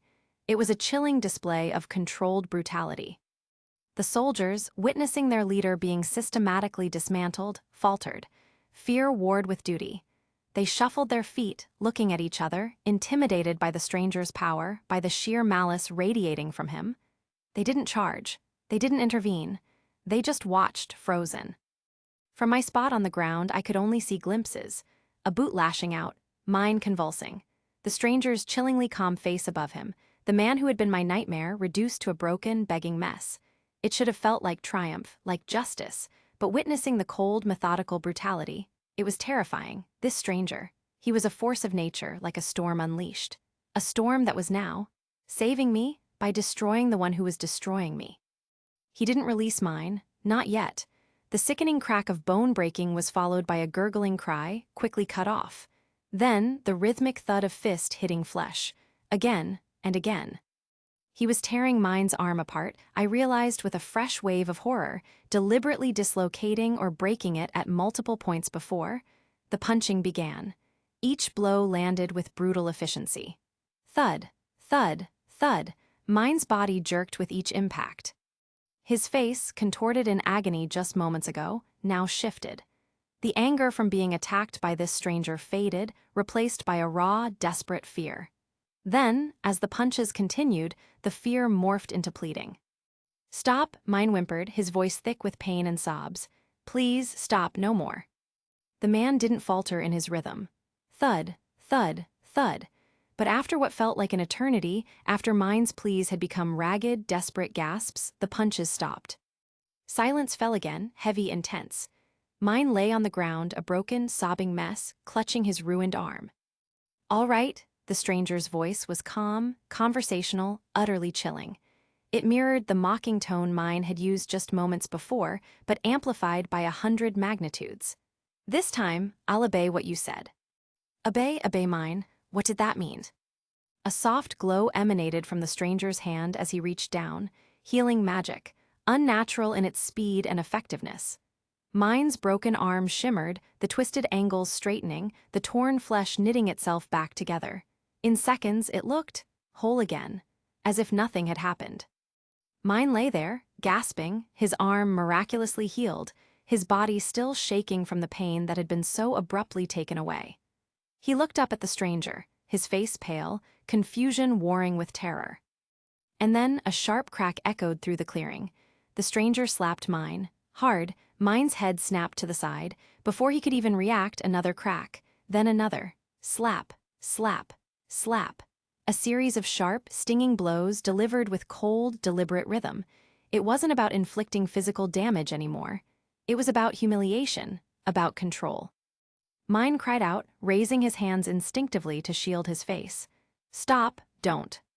He scrambled back slightly, trying to get away. His eyes darted around, wild with panic. He saw the soldiers, still frozen, useless. He saw me, huddled and helpless. There was nowhere to run. Desperation flared in his eyes. He snarled, a pathetic, cornered sound, and tried to lash out. His healed hand clenched into a fist, swinging weakly towards the stranger. The stranger moved with impossible speed. His hand shot out, grabbing Mind's attacking fist mid-swing. He held it firm, the contrast between Mind's desperate lunge and the stranger's effortless capture stark and terrifying. "Hey," the stranger's voice was light, almost playful, the smile still fixed on his face, but his eyes were cold, utterly without mirth. "You're cheating now." Mind stared at him, panting, trapped. "It's you who said not to punch, right?" The stranger's gaze flickered towards the soldiers, then back to mine. A clear reference to Mind's earlier command, the rule he had just broken by trying to punch. And then, without releasing Mind's captured hand, the stranger swung his other fist. The punch was heavy, solid, not the systematic blows from before, but a single, brutal impact. Mind's head snapped back with a sickening crack, a strangled cry tearing from his throat. His body went limp, collapsing back to the ground. He lay there dazed, moaning softly. He was barely conscious. The stranger didn't give him a moment to recover. He shifted his weight, his boot planting firmly on Mind's shoulder, pinning him down. His hand, still holding Mind's, began to twist. The sound came again, the awful, tearing crack of bone and sinew. Slower this time, more deliberate. The stranger leaned down slightly, applying steady, relentless pressure. Mind screamed, a choked, gurgling sound of absolute agony. He was tearing his arm apart, again. I watched, frozen in horror. My body numb, my eyes wide, unable to look away from the brutal spectacle. The man who had terrorized me, broken methodically, healed only to be broken again. The stranger didn't stop with the arm. Once it was twisted into a grotesque, unusable shape, he moved on. One leg, the sound of snapping bone, Mind's body convulsing, the other leg. Another crack, then the remaining arm, systematically, methodically, reducing the cruel, powerful man who had been my nightmare to a broken, limbless shell. Mind stopped screaming, stopped twitching. His body went utterly still. His eyes, wide with pain and terror just moments before, were now vacant, staring blankly at the sky. He was unconscious. Finally. The stranger straightened up, his boot still resting lightly on Mind's chest. His breathing was even. His fearless smile hadn't faded. There wasn't a drop of sweat on his brow. He looked completely unfazed, as if he had just finished a mild inconvenience, not systematically dismantled a human being. He knelt again, a soft glow emanating from his hands once more. Healing, unnatural, Mind's broken limbs shimmered, knitting themselves back together.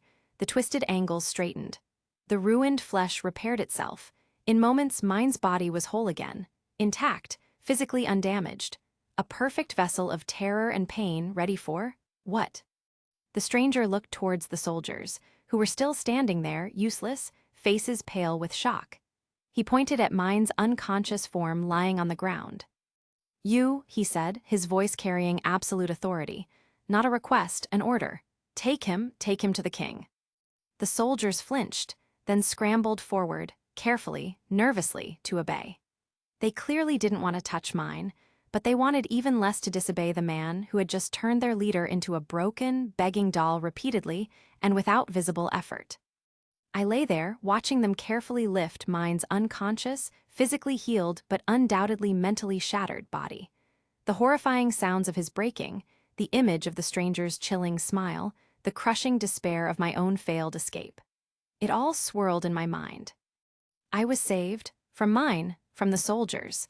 The immediate threat was gone, but the man who saved me, he was terrifying, powerful beyond belief, and capable of a cold, methodical cruelty that sent a shiver down my spine that had nothing to do with the damp ground. He turned then, his gaze finally resting on me. The fearless smile remained. What did he want? What was I to him? Just another problem solved, another person saved, whether I wanted to be or not. Chapter 70, The Intervention Part 2. He walked towards me, his footsteps quiet on the damp earth. My body still refused to obey me. I was frozen in place, watching him approach. He knelt a few feet away, his fearless eyes assessing me. My torn clothes, the grime on my face, the dried tears staining my cheeks, my trembling body, my useless shield arm, he saw it all. I felt exposed, utterly vulnerable under that gaze, like every moment of my suffering was laid bare before him. He didn't say anything immediately, just looked. His gaze felt intense, like he was seeing everything. My past, my suffering, the depths of my despair. He knew I was the shield hero. He was wearing similar clothes. Another shield hero? The thought was impossible, absurd, yet here he was. Then, slowly, deliberately, he reached out a hand. Not with the crude grab mine had attempted, not with the brutal force he had used on mine's limbs, but with a calm, purposeful gesture, extending towards my face. For a terrifying second, every fiber of my being screamed in protest. Flashing images of mine's cruel smile, of hands reaching for me with malicious intent, flooded my mind. I flinched violently, squeezing my eyes shut again, bracing myself for another blow, another violation. The trauma response was automatic, overwhelming. But the blow didn't come. Instead, his hand simply stopped in front of my face. It didn't touch me. I felt the faint stir of air as his hand hovered near my cheek. And then his thumb moved. Gentle. A feather-light touch against my skin, wiping a tear from my cheek. A simple, unexpected act of non-cruelty. My eyes flew open. His face was close now, no longer a terrifying mask of vengeance, but calm. His eyes, still intense, held a weary, pragmatic light I hadn't seen before. The chilling edge from when he spoke to mine was gone, replaced by a tone that sounded almost tired, almost normal. So, he said, his voice calm now, flat, lacking any melodrama. Don't worry, you're safe now. Safe, the word felt alien. Hollow, safe from mine? Yes, but safe from this world, from the suffering, from the man who had just demonstrated such terrifying power. I didn't know how to respond. My throat felt raw, choked with unshed sobs and unused words. I could only stare at him, bewildered, trembling. He continued to assess me, his gaze lingering on my appearance. You're a mess, he stated, a simple observation of fact, no judgment. How long do you think it's been you would have bathed? Bathed? The thought was so far removed from the horrors I had just endured, it felt surreal. Hunger, thirst, terror, betrayal, attempted suicide, brutal torture, inexplicable rescue. And he was asking about bathing. Well, he continued, a faint, dry note entering his voice, I'm not fond of bathing, but you smell. He said it matter-of-factly, wrinkling his nose slightly. The unexpected bluntness, the complete lack of charm or malice, was jarring, almost humorous in its sheer, misplaced practicality. After everything, my most immediate problem, apparently, was personal hygiene. And he, my terrifying rescuer, wasn't keen on fixing it himself, but felt obligated to point it out. He didn't wait for a response I couldn't give. His gaze dropped to his shield arm. The green shield on his arm pulsed faintly, a soft, warm light emanating from it. The light enveloped me, a gentle wave washing over my battered body. A strange sensation spread through me. The aching muscles, the screaming fatigue, the paralyzing numbness in my legs, it all began to fade. It wasn't the harsh jolt of the system's shock, but a soothing warmth, a feeling of repair. The physical weight of the past days lifted. I could feel strength returning to my limbs. The tremors subsided. The paralysis receded. In moments, I could move. I could have gotten up. The healing was instantaneous, complete, amazing. His power was amazing. To fix my body so completely, so casually. I sat there, physically healed, staring at this stranger. He had appeared from nowhere, ended my tormentor's reign of terror with terrifying efficiency, shown me a brief, confusing flicker of gentleness, pointed out I smelled, and then healed me with a glowing shield. He was a walking paradox, a savior forged in darkness, and I had no idea who he was or what he wanted. But for the first time in a long time, the abyss of despair felt, slightly less absolute. Though the fear of the man who stood over me, capable of such brutality, was just beginning. Chapter 71, The Intervention Part 3. The healing light faded. Her body relaxed, the tension draining away. Aching muscles, paralyzing numbness, the raw pain of exhaustion and despair, my shield took it all and reset her physical form back to zero. Perfect condition. Ready for, well, for whatever came next. I knelt there for a moment, looking at her. The shield hero of this world, Naomi Iwatani. Physically, she was the complete opposite of the broken, emaciated figure I'd found Raphtalia as in my world. She was beautiful, objectively. Even covered in dirt, with tear tracks on her cheeks and her clothes in tatters, she was one of the most beautiful girls I had ever seen. Her features were sharp, refined, utterly lacking the haggardness and fear that had defined me after mine's betrayal. And the world, it felt wrong, twisted. How could she be the shield hero here? How could she endure this suffering, this betrayal, when she looked like this? Like someone who should be protected, cherished, not hunted, abused, threatened with violations that turned my stomach. When I had become the walking embodiment of cynical despair and brutal pragmatism, looking like me. It didn't fit. It was a perversion of the shield hero's suffering. It clicked into place then. Mine. This world's mine, the male one, the one who had hounded her. In my world, mine went after the other heroes too, tried to manipulate them, but her primary target, her obsessive focus, was always me, because I was the shield hero, because I was convenient, because I was broken. But in this world, maybe mine hadn't bothered so much with the sword, spear, or bow. Maybe this shield hero, beautiful, vulnerable, and easy to isolate, was enough. Enough to satisfy his depravity, enough to capture his cruel attention. Yeah, that tracks, makes a sickening kind of sense. She was physically healed now, but her eyes were still wide, filled with the raw terror of what she'd just endured and witnessed. She didn't move, didn't speak, just stared at me, breathing shallowly. I couldn't leave her here, not like this. Not with soldiers searching, with mine knowing exactly where she was via the system. She was a magnet for trouble, just like I had been, just like I still was. But unlike me, she didn't have the hardened shell, the cynicism, the sheer, brutal willpower to just keep going. Not yet, anyway. And I wasn't about to leave the shield hero of any world to face that alone. Especially not this shield hero. I reached out a hand, not with healing light this time, but a simple physical gesture, towards her. She flinched violently, squeezing her eyes shut again, her body tensing, expecting a blow. Right. My methods with mine probably didn't instill a lot of confidence. Trauma response. Quick and sharp. I ignored the flinch. Pragmatism. No time for comforting words or gentle reassurances that would probably sound hollow coming from me anyway. I needed to get her somewhere safe. Now. My fingers closed around her hand. It was small in mine, trembling, still cold despite the healing. Without hesitation, I initiated teleportation, focused on the coordinates of the hidden clearing. Ryu, safe. The world dissolved into that familiar, disorienting rush of swirling colors. The feeling of displacement, the tear in reality. Her small hand felt fragile in mine, but I held firm. Then the jolt of arrival. The scent of pine, the feel of damp earth under my boots. We were back, the clearing. Rio. He was curled up exactly where I'd left him, a massive, dark shape in the gloom. My companion, my ride, my current best option for a dragon-shaped babysitter. Hey, Ryu, I called out, keeping my voice low. He was awake instantly, his massive head lifting, glowing eyes fixing on us. Take care of her while I'm gone. Mine's men were still out there.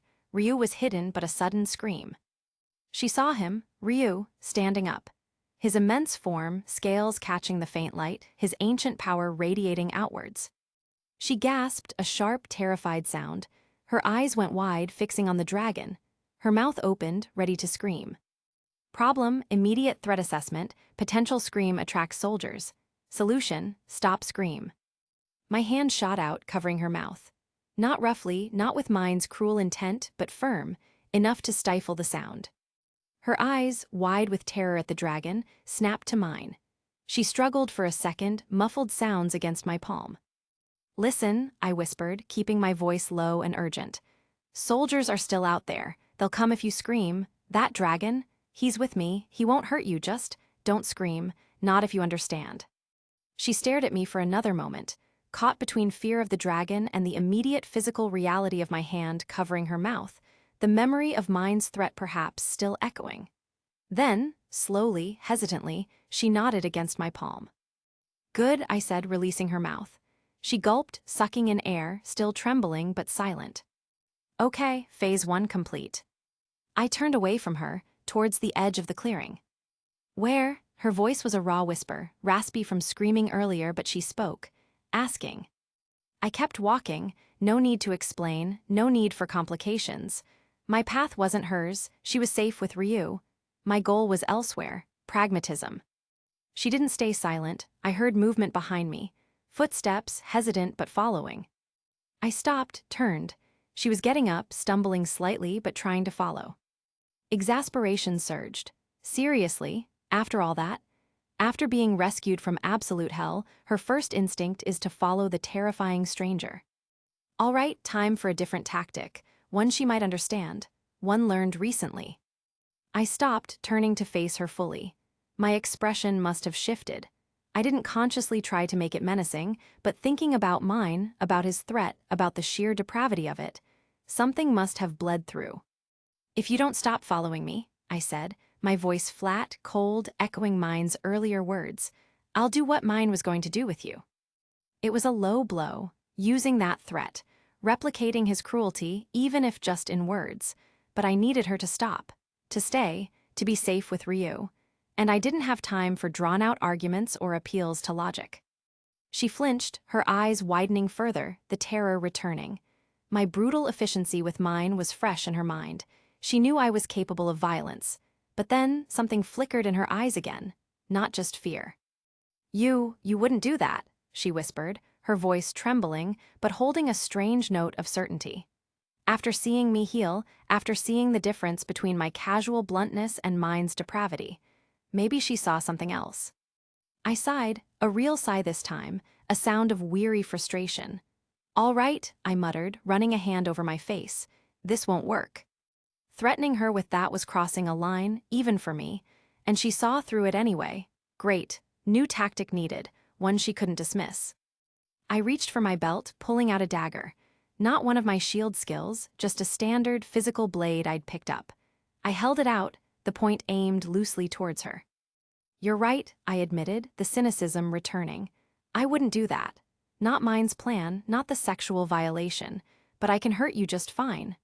I twirled the dagger in my fingers, a small, sharp glint of steel in the dim light. I'll just heal you to perfect shape right after, again and again, until you stay put. Her eyes fixed on the dagger. She remembered mine's limbs being broken, healed, broken again, the cold, methodical process. This wasn't mine's specific horror, but it was a promise of pain and control, delivered with the same chilling pragmatism she'd just witnessed. She was terrified, utterly. But she still didn't flee. She stood there, trembling but looking at the dagger, then at me.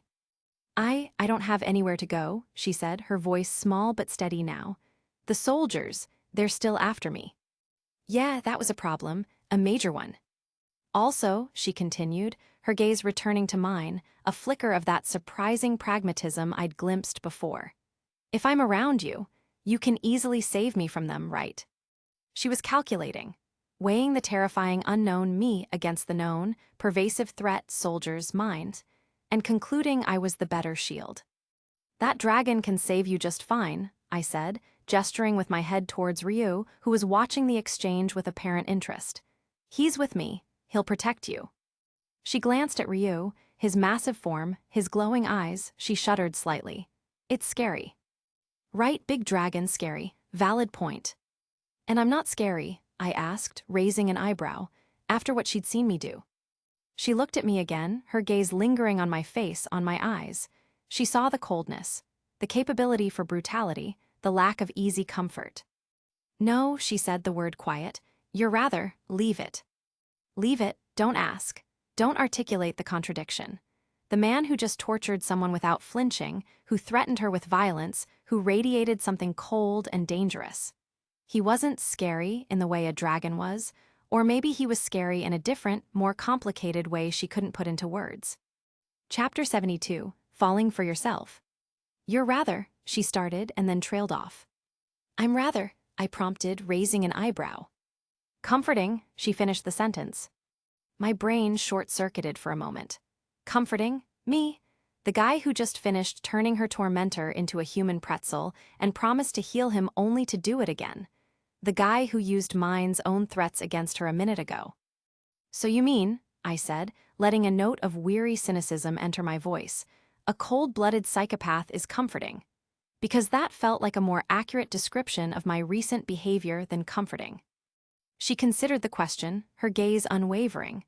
I don't know whether you are a cold-blooded psychopath or not, she stated, her honesty jarring in its simplicity. But I know one thing. She took a shallow breath, her eyes fixed on mine. That is, she said, the truth of it hanging in the air, you did all that, for me. Right, the motive, the reason, simplified down to a basic transaction. He hurt me, you hurt him, therefore you helped me. But you were scared of me just now, I pointed out. She had flinched, cowered, expected a blow. That wasn't the reaction of someone who found me comforting. A flicker of shame crossed her face. I'm sorry for that, she whispered. It's just that. I was horrified by how you tortured that prince. She shuddered slightly, the memory of mine's screams clearly fresh. But now, she looked at me again, her gaze clear, surprisingly trusting, now I know, you won't do anything that'll make me uncomfortable. Oh, for crying out loud. Was she serious? After all that, she was already convinced I was harmless to her. My methods were blunt, yes, and maybe not always cruel without reason, but harmless? That was pushing it. Sorry to offend you, I said, my voice flat, resisting the urge to sigh, but I'm thinking of doing something like that now. Making her uncomfortable, pushing her away, testing the limits of this bizarre trust. She didn't flinch, she didn't retreat.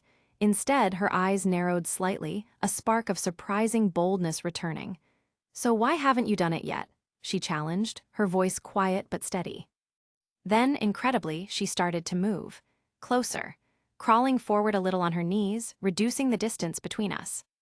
If you decide to do it, she said, her voice dropping slightly, almost conversational despite the intensity, I don't think anyone can stop you from doing that. She was right in front of me now, kneeling way too close. Her face upturned, those wide eyes searching mine, challenging me. What was she doing? Testing me? Daring me? This was absurd. Move away, I snapped, the order sharp, instinctive. She stopped, surprised by my sudden intensity, and scrambled back slightly, putting a few feet between us again. Good. Boundaries, necessary. An awkward silence stretched. She looked at me, bewildered by my reaction. I looked back, bewildered by her. Her sudden boldness, her challenge, her complete lack of self-preservation instincts around me, of all people. By the way, she said, breaking the silence, shifting gears abruptly, what's your name? My name, did that even matter here? I neither have any obligation nor any responsibility to tell you that, I stated, my voice back to its dismissive tone. Information was currency. My past wasn't on the market. She didn't push for it. She just looked at me, a faint, knowing smile touching her lips. All right, she said, accepting the refusal with surprising ease. So, Mr. No Name. Mr. No Name, great, already getting nicknames.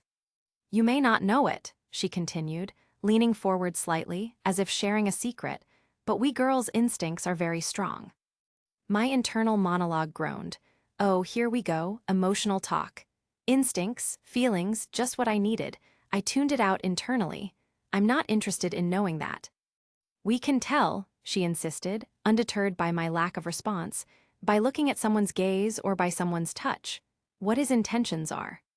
She was looking at me, those surprisingly perceptive eyes fixed on mine. Was she saying she could read my intentions? Hey Naofumi, I used my own name. And then I delivered the line, the one I knew would work, coldly, directly. Want me to leave you here alone? The question hung in the air, loaded with implication. The soldiers searching, mine knowing her location, the terrifying wilderness, her utter helplessness without someone like me or Ryu. Her eyes widened, filling instantly with fear.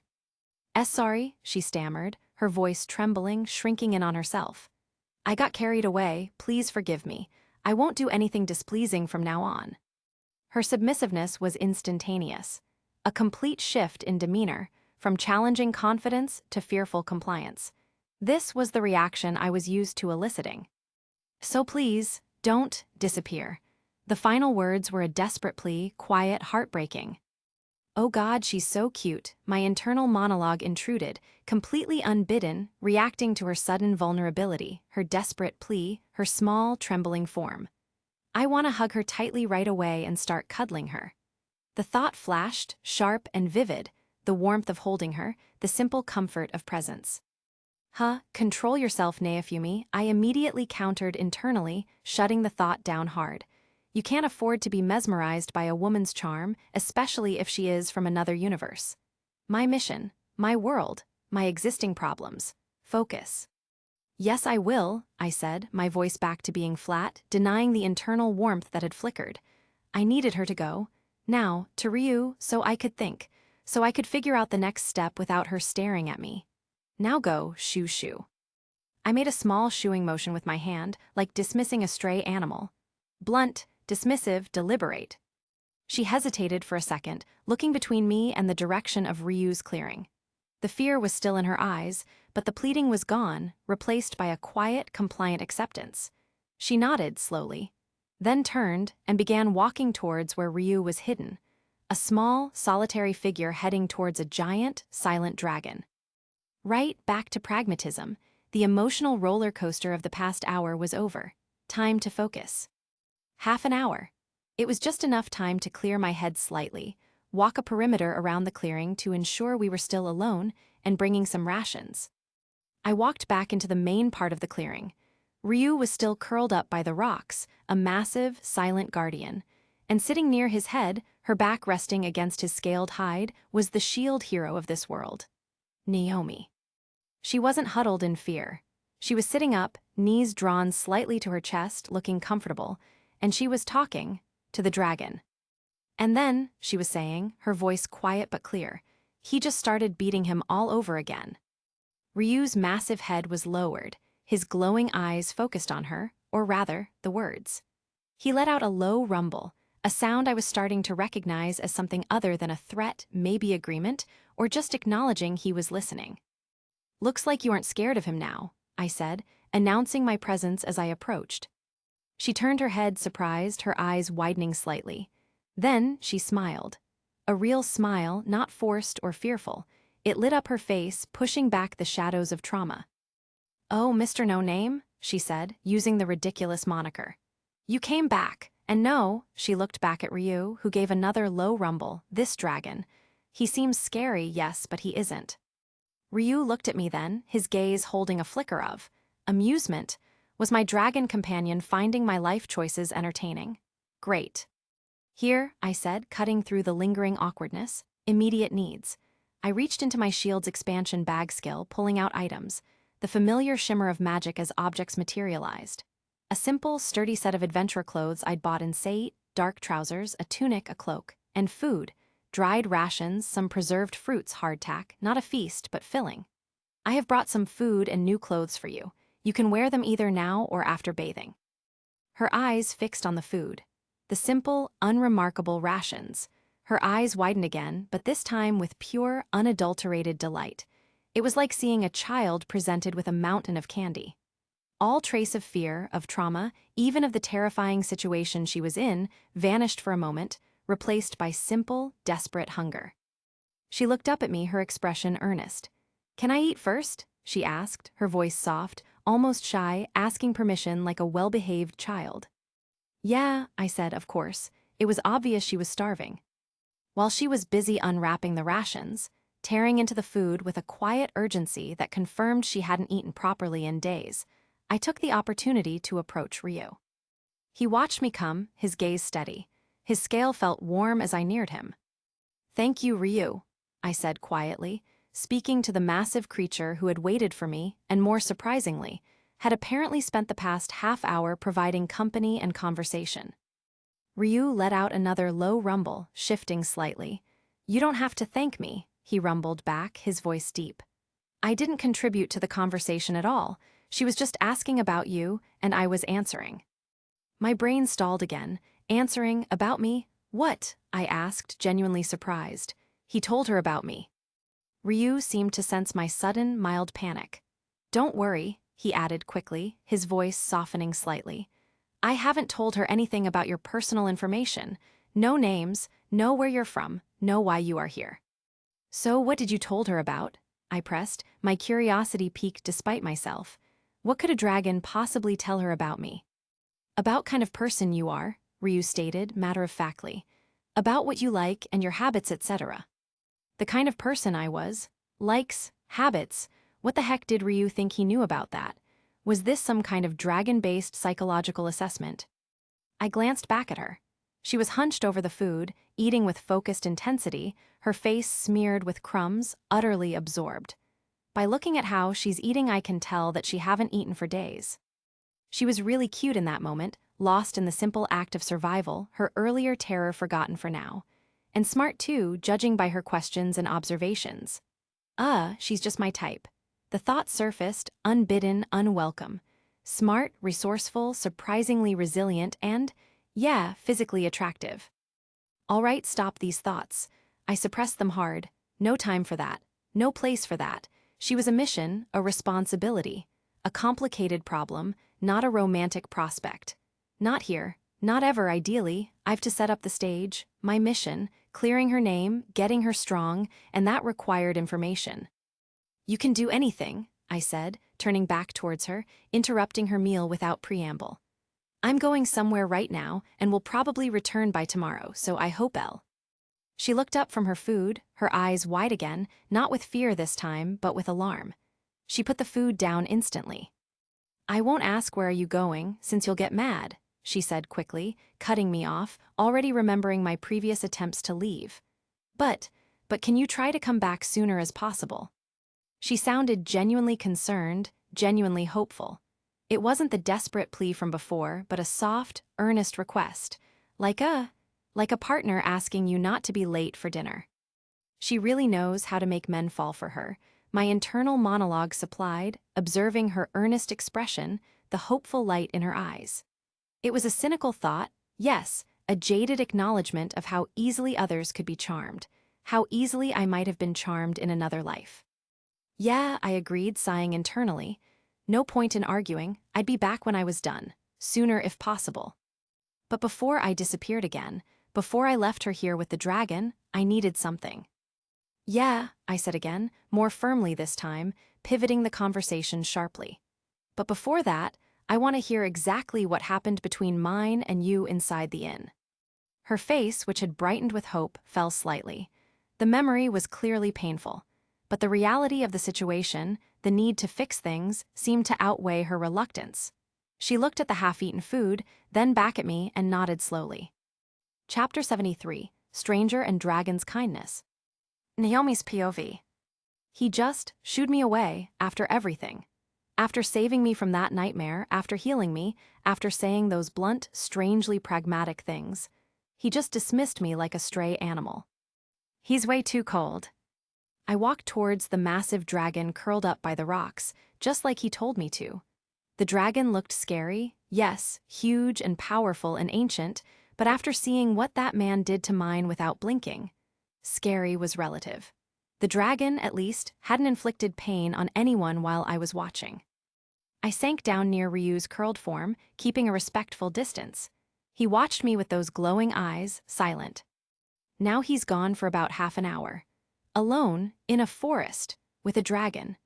The The silence felt vast after the chaos of the city, the terror of the hunt, the bewildering intensity of the man who saved me. Come to think of it, this dragon is nice too. He hasn't tried to eat me, he just watches, and he talks.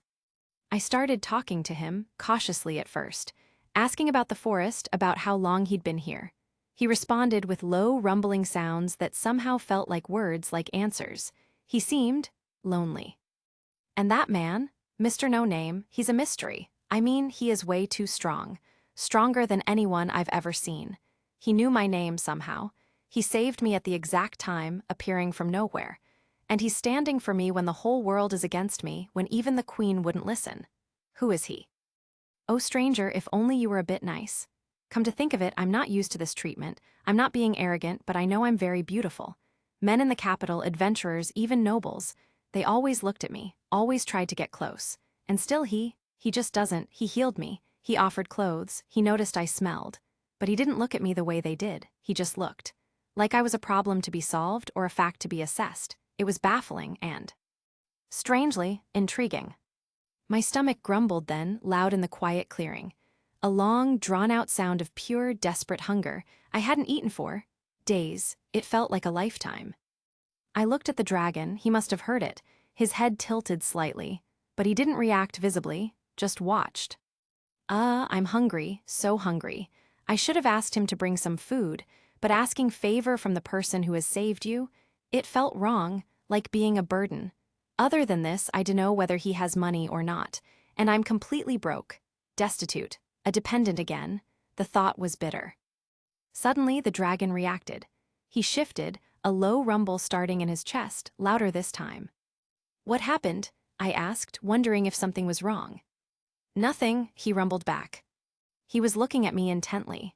Then, unexpectedly, he spoke in clearer, more deliberate words, though still deep and resonant.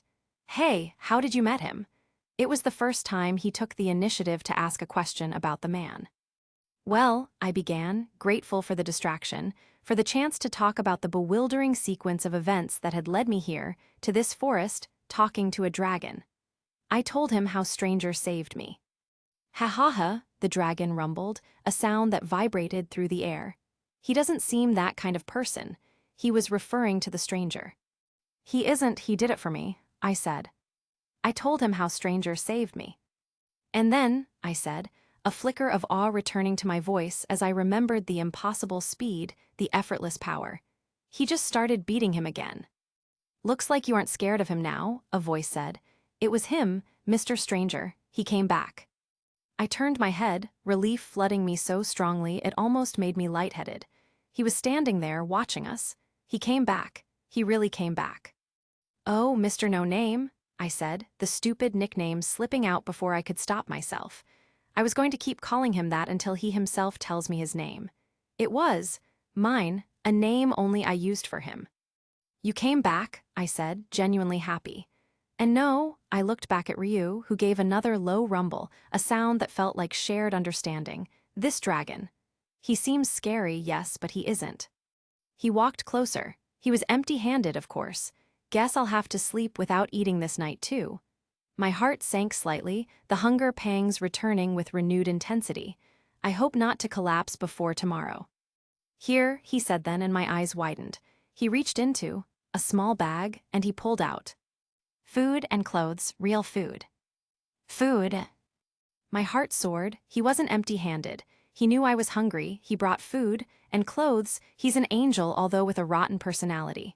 Kind in the most unexpected way. Blunt, but kind. I wanted to hug him badly, to thank him properly, to bury my face in his chest and cry out all the fear and relief, but he'll be angry. He'll tell me to move away, so I can't. I suppressed the urge, clenching my hands at my sides. Come to think of it, how did he found out I was hungry? My stomach grumbled just now, but was it loud enough for him to hear from?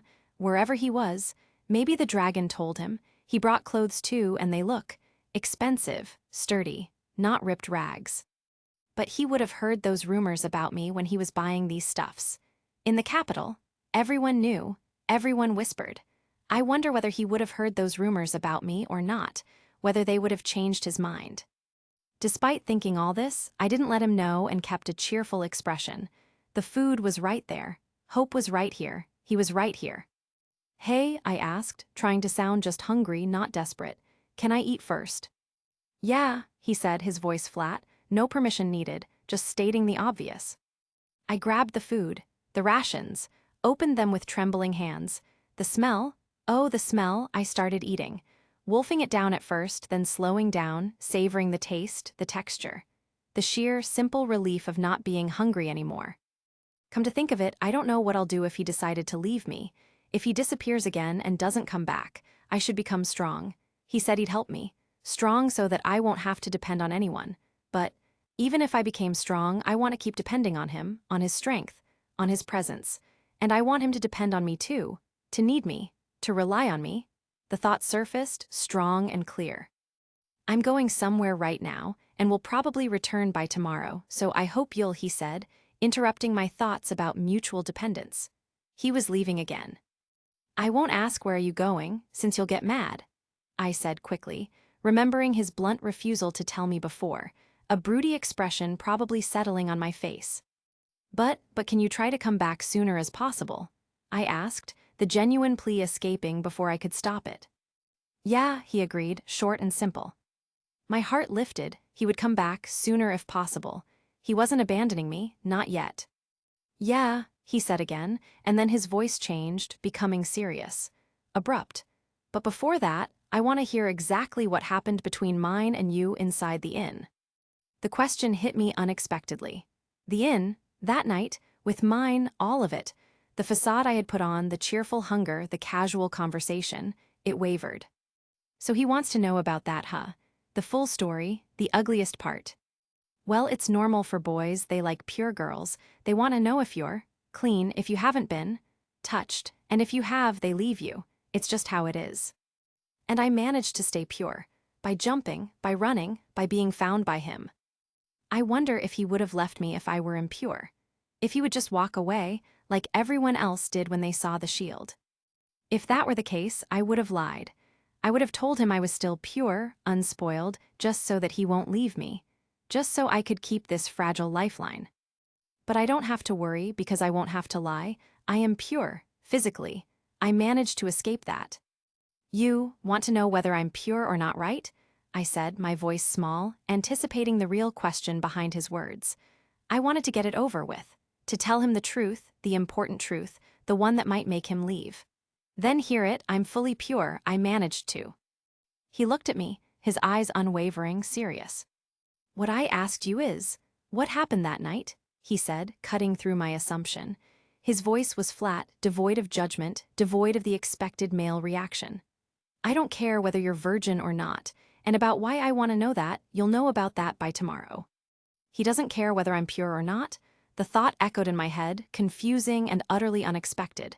Boys cared, men cared. It was the first thing they wanted to know, the line between acceptable and discarded, and he didn't care. I dunno whether I should be happy or sad. Happy that it doesn't matter to him, sad that, leave it. The food in my hand felt heavy. My world, which had just started to make sense again, tilted on its axis. He wanted the story, the real story, not the purity test. Okay, I could tell him that. The story of what mine did, the story of that night. The story that explained why I was here, hungry and hiding in a forest, talking to a dragon and a man who didn't care if I was pure. Chapter 74, A King and a Problem. Our Nafumi's POV. The silence of the king's audience chamber was heavy, broken only by the distant chiming of a clock tower signaling midnight and my own steady breathing. I stood before the throne, not bowing, not showing deference, just standing. The air was thick with power, his, the king's, the accumulated authority of a nation embodied in one man, and mine.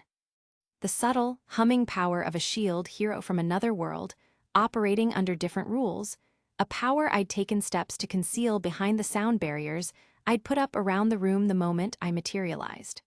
Less chance of interruptions, less chance of anyone outside hearing screaming if this went south. The king of Melremark sat on his throne, a man where Meyerlia had been a woman in my world.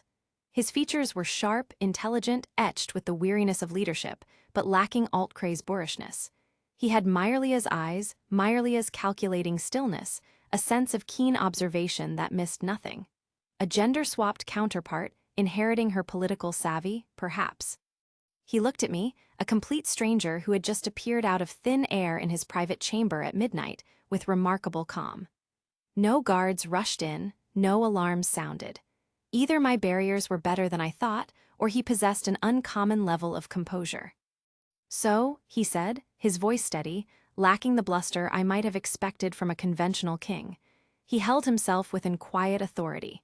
"Who gave you the permission to come here without an appointment, at midnight no less?" I met his gaze, my own expression flat. No point in pleasantries. He knew who I was, or at least what I was. The shield hero. Even from another world, the title resonated. "And who gave permission," I countered, my voice equally steady, cutting to the chase, "to summon the heroes without telling all the other countries? A unilateral action that risks global war during a world-ending crisis? Pretty irresponsible." His eyes narrowed slightly, a flicker of surprise, perhaps at my knowledge, perhaps at my bluntness. He hadn't expected that response. He recovered quickly, his expression returning to that calculating stillness. "You are here about the summoning, then?" "I have come here for the same reason," he confirmed, acknowledging the gravity of the situation. "There is a meeting of representatives of all the countries after 2 days." He stated it as a fact, a fixed point on the calendar. "It is after 2 days, right?" I asked, picking up on the detail. "It means you are free today and tomorrow." My days. Days I didn't want to spend dodging soldiers with a traumatized companion while waiting for this world's bureaucracy to catch up. Internally, I reiterated why I was here. Neafumi, the shield hero of this world. Broken, hunted, framed, and the people who did it. The queen of this Melremark, and her son, mine, the king's wife and his heir. I had come to lay bare their actions, to force his hand. This king knew I had appeared out of thin air. He knew I had set up barriers.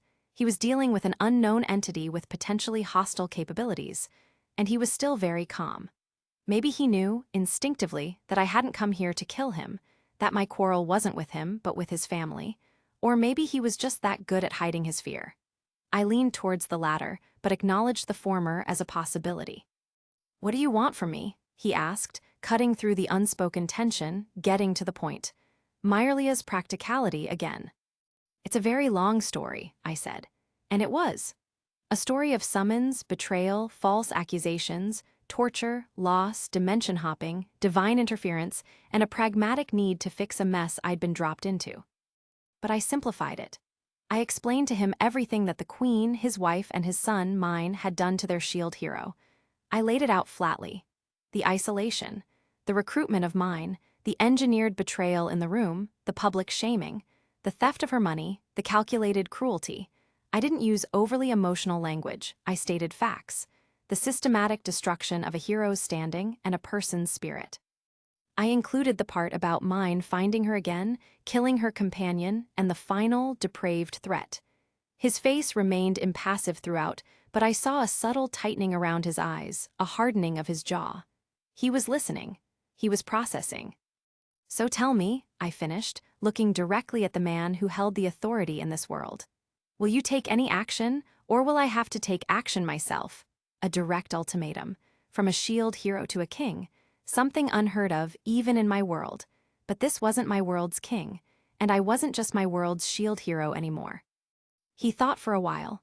The silence returned, thick with the weight of my accusation and the unspoken threat of my alternative. His gaze remained steady, assessing me, assessing the truth of my words, assessing the power behind them. "Can you tell me first," he finally said, his voice calm, "who you are?"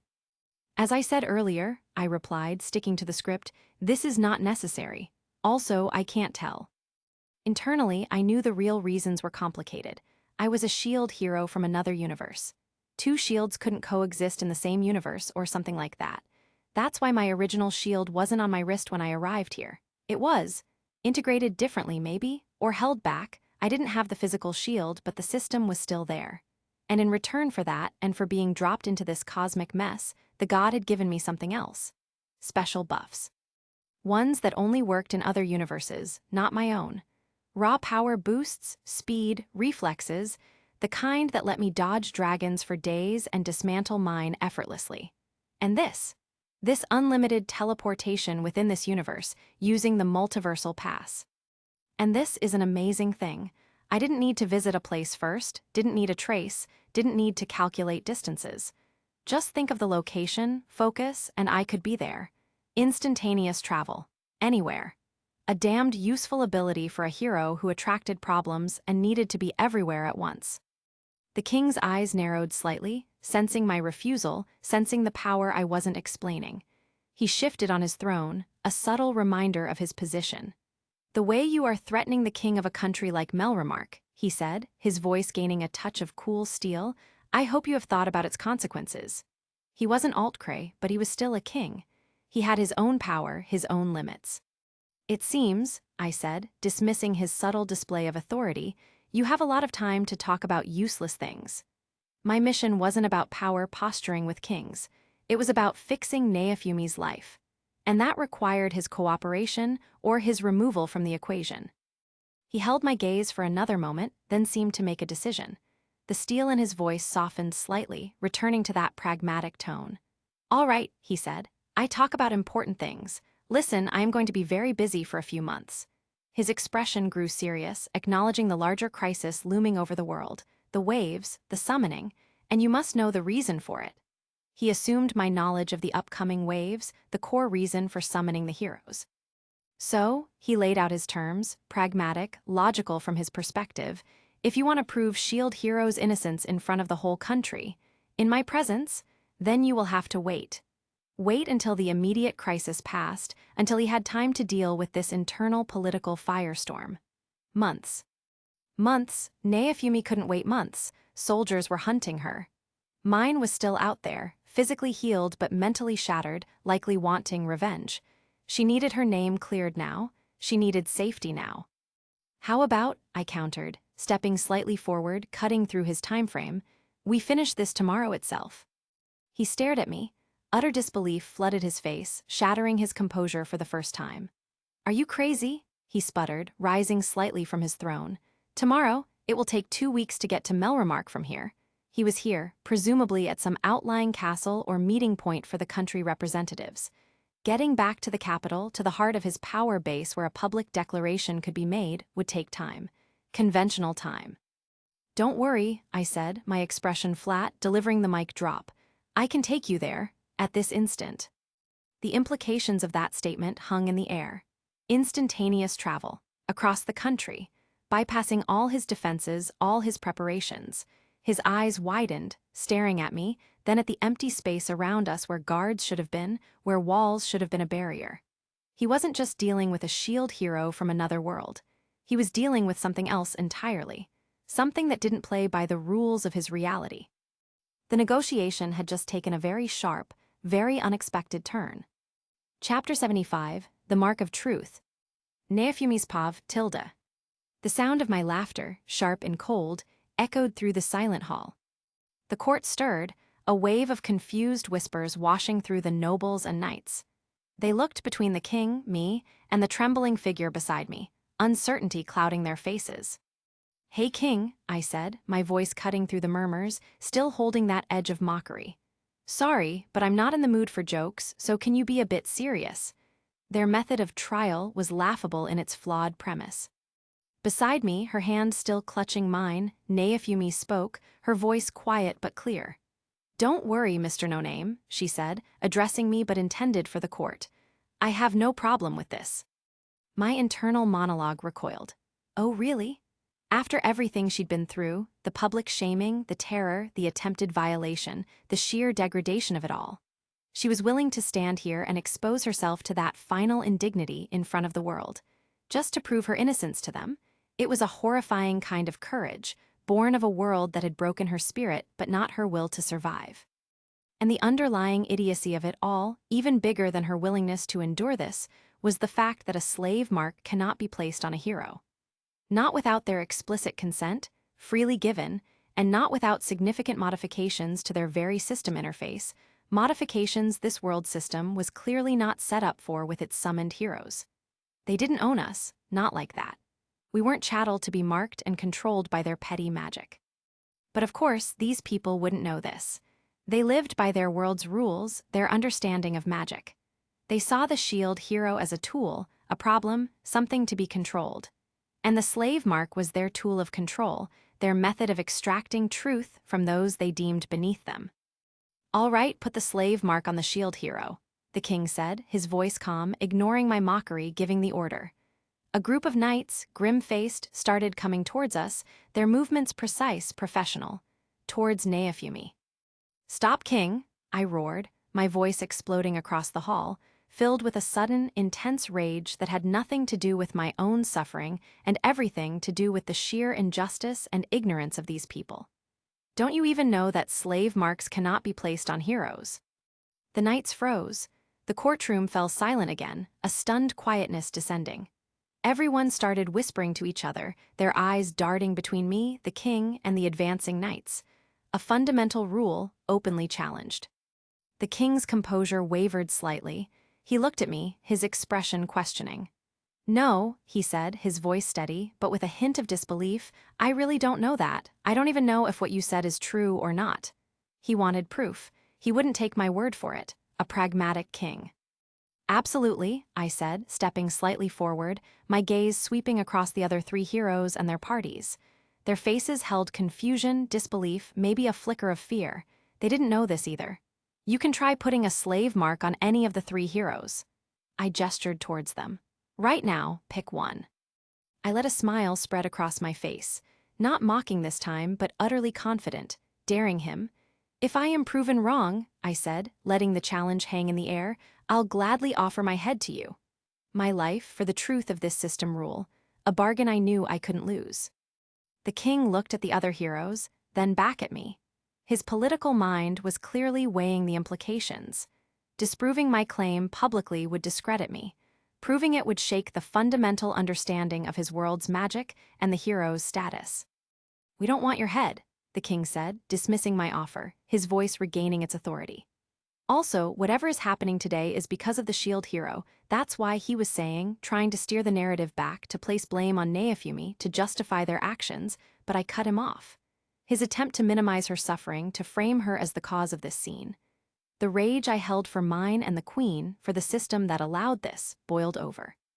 "What you said is wrong, King Myrla," I screamed, my voice booming across the hall, projecting all the fury I felt for the injustices inflicted on shield heroes, on people like Naomi, on people like myself.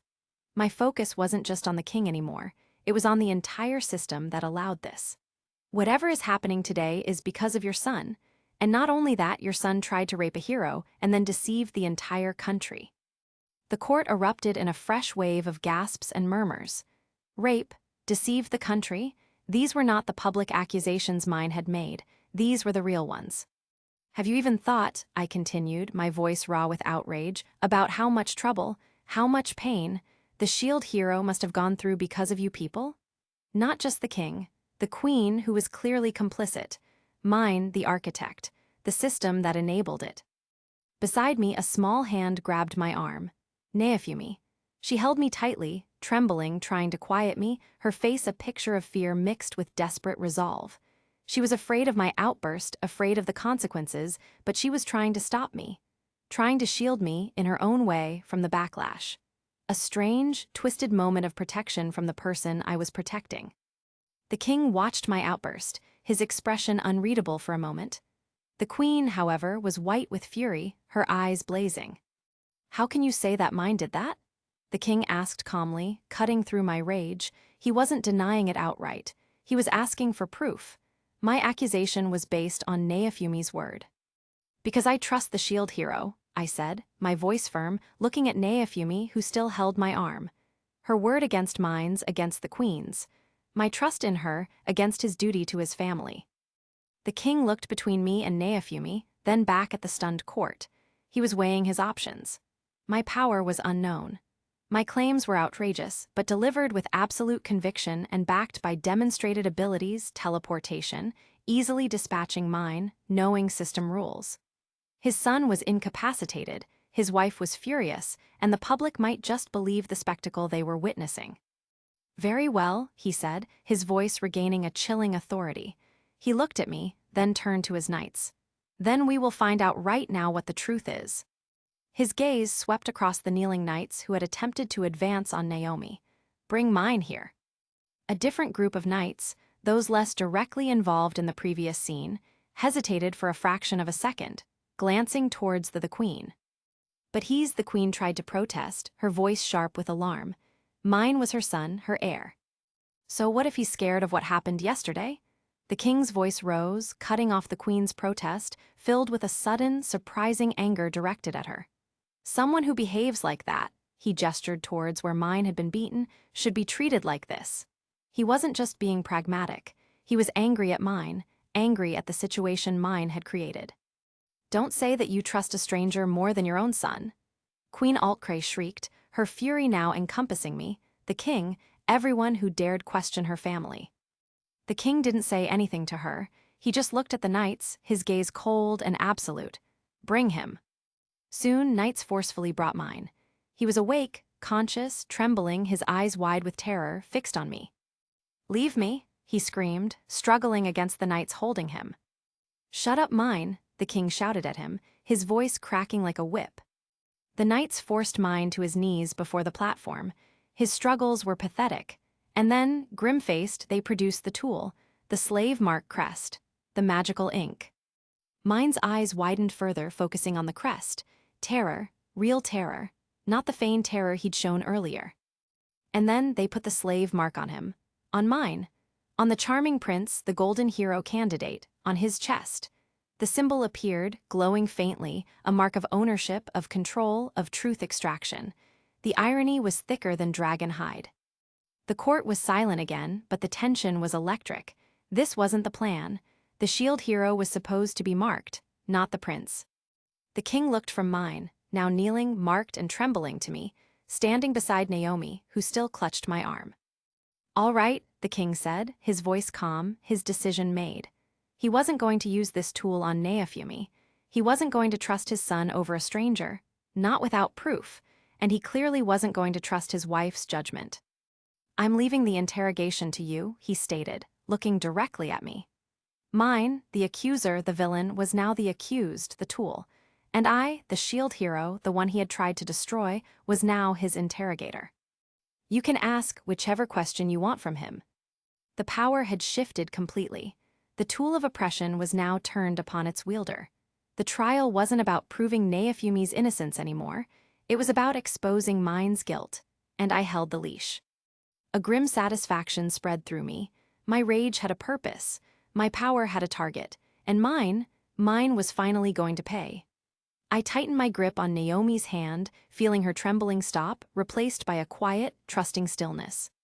Chapter 76, The Slave Mark's Verdict. Naofumi's Pav, Tilda. The court was silent again, but the tension was electric. This wasn't the plan. The shield hero was supposed to be marked, not the prince.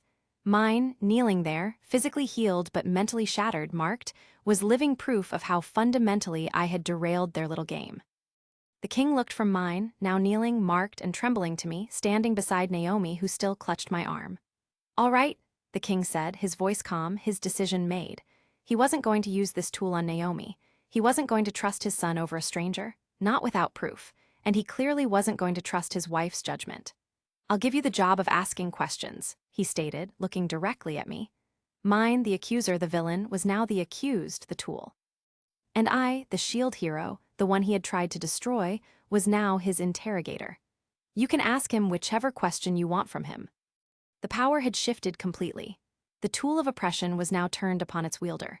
The trial wasn't about proving Naomi's innocence anymore. It was about exposing mine's guilt, and I held the leash.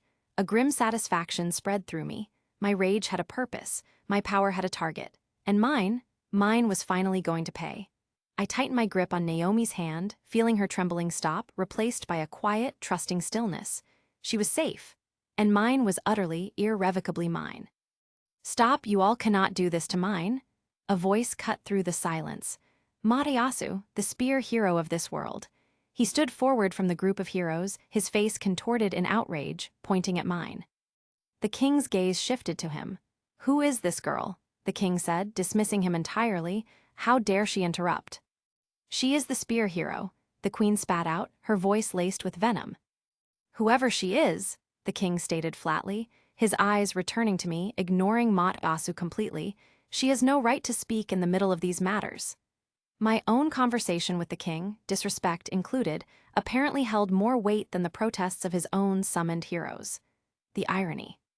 Mat-Asu looked stunned, then furious, but before he could retort, mine, kneeling there, managed to speak through his terror. "Don't worry, Mat-Asu," he rasped, his voice trembling. "I will show everyone here that I am right." Pathetic, he still thought he could lie his way out of this. "All right then," Ren, the sword hero, spoke up, her voice calm but sharp. She wasn't happy with the king dismissing Mat-Asu or with my presence. "Tell me something, king. What right does that handsome stranger have to speak to you in a loud voice?" Handsome, my internal monologue choked on that one. From what angle do I look handsome? After weeks of being covered in dirt, sleeping rough, dealing with cosmic horrors, and currently plotting torture. Ren's standards must be seriously messed up in this universe too.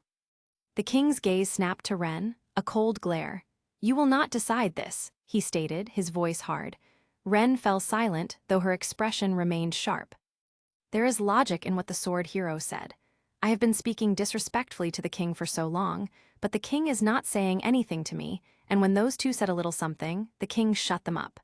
My immunity wasn't just the shield or the buffs. It was also the power I had demonstrated. I held the key to exposing his family, and the king, for all his authority, needed me for that. "So, may I start the interrogation?" I asked, my voice returning to a calm, interrogative tone, ignoring the other hero's interjections, ignoring the handsome comment. The king affirmed with a curt nod. "All right then, time to unravel his lies, piece by piece." "All right then, mine," I began, addressing the figure kneeling before me, whose face was a mask of terror, sweat beading on his forehead. "You said that the shield hero asked you to drink wine, is that true?" A simple question, the foundation of his public accusation. He thought for a moment, the slave mark on his chest pulsing faintly. He was trying to construct a lie that the mark wouldn't immediately reject. "It's not that," he stammered, his voice hoarse. "What I said was that it was Naofumi who ordered." Twisting words, classic. He wasn't saying Naomi asked him to drink, but that she ordered it. Subtle, pathetic. "Ordered what?" I pressed. "She was the one who gave the order." Why is he twisting things so much? Never mind, let's ask a direct question. No room for interpretation. "You mean the shield hero ordered the wine?" I asked, simplifying it. "Actually, she gave the order," he insisted, trying to cling to the sliver of truth that an order was given, and wine was included in it too. "Perhaps you didn't hear correctly," I said, my voice flat, utterly unimpressed by his pathetic attempts. "I asked who ordered the wine, as in, who specifically requested the wine from the server." "It was ordered with the food," he said, evading again. "So you didn't order the wine?" "The wine was ordered with the food, and the order was given by Naofumi," he was saying, trying to shove the blame back onto her again. But before he could complete his sentence, before the slave mark could even decide if his convoluted lie counted, I teleported. 1 second I was standing by Naomi. The next I was kneeling right beside mine. The teleportation was instantaneous, soundless. Thud. I gave him a sharp kick to the ribs. Not a brutal, bone-breaking kick. Just a hard, punishing one. Enough to make him gasp, to remind him of who was in control, to shut down his pathetic word games. "How dare you hit mine?" the queen shrieked, rising from her throne again, her face contorted in outrage. "Calm down," the king said, his voice sharp, silencing her. He looked from mine, gasping on the ground, to me, kneeling beside him. What he did was right. He sided with me. "Hey mine, just answer what you are being asked. Did you order the wine or not?" Mine, trembling, looked from the king to me, to the slave mark pulsing on his chest. He knew he had to answer. He knew he couldn't lie. "Yes," he said, the word a pained whisper, admitting he ordered it. "And Naofumi didn't order the wine?" I asked, pressing the point. He hesitated for a fraction of a second. The slave mark pulsed slightly. He was trying to lie, or perhaps just evade the full truth. "He did," he said, trying to implicate her. "See, Naofumi also ordered the wine." The queen jumped in, seizing on his words, her voice triumphant. "Oh, really?" I said, turning back to mine. Time to use the slave mark directly on the core lie. All right then, answer this question of mine with only a yes or no. I stared into his terrified eyes. Did Neafumi order wine with the food? He froze. The slave mark on his chest began to glow brightly, pulsing with increasing speed. He couldn't say yes if she didn't. He couldn't say no without admitting his lie. His body tensed, his face contorted in pain as the mark reacted, punishing his attempted deceit or evasion. Answer mine, the king said, his voice firm. Answer mine, I said, my voice calm, relentless. Did the shield hero order wine with the food? His body spasmed, a cry tore from his throat. No, no, he whimpered, the truth being forced out of him by the mark's agony. He didn't. The mark stopped hurting, the glow faded. Everyone started talking, loudly, whispering turning to exclamations of shock. What is happening? The slave mark reacted once and didn't the second time. The prince, he lied. Neafumi, I said, turning to the woman beside me, whose hand was still clutching mine, whose eyes were wide with shock and confusion at the scene. Can you tell me what happened at that time? About the wine order.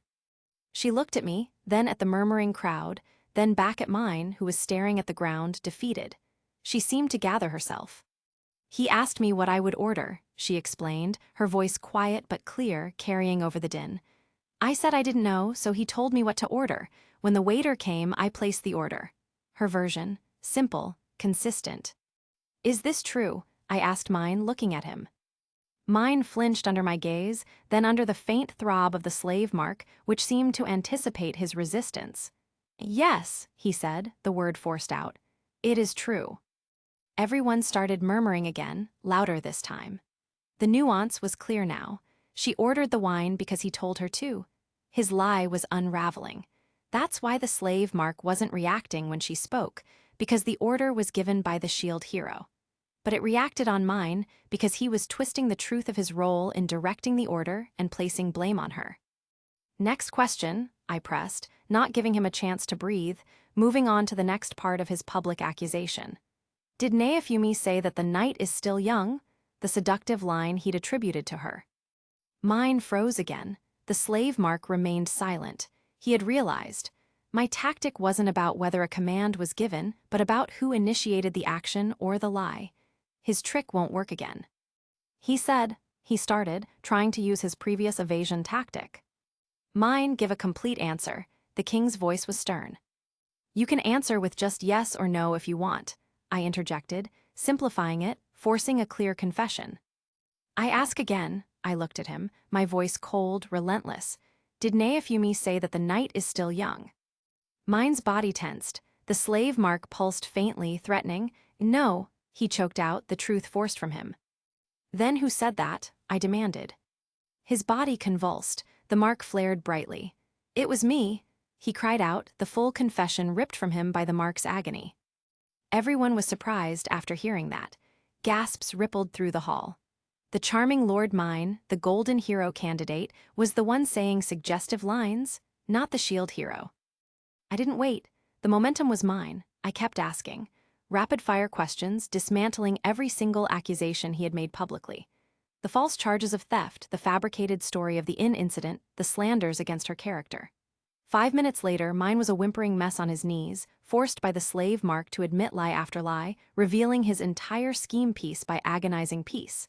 His face was pale, sweat-drenched, eyes wide with terror, fixed on me. All right, Neafumi, I said, turning back to the woman beside me, her hand still holding mine, her eyes wide with shock and relief. Time for the core of it, the worst part. Tell me what happened in the room at that time. The night of the betrayal. She looked at me. She was still sobbing, quiet tears streaming down her face, the memory clearly agonizing. She hesitated, gathering her courage. At night, she began, her voice small but steady, forcing the words out. He came to my room. Stop, she is definitely lying, the queen shrieked, her face a mask of desperation, trying to shut down the testimony before the worst was revealed. You will not decide that, I said, cutting her off, my voice sharp. I looked at mine. Mine, is this true? Did you go to her room that night? Yes, he choked out, the mark glowing. All right, Neafumi, continue, the king said, his voice grim.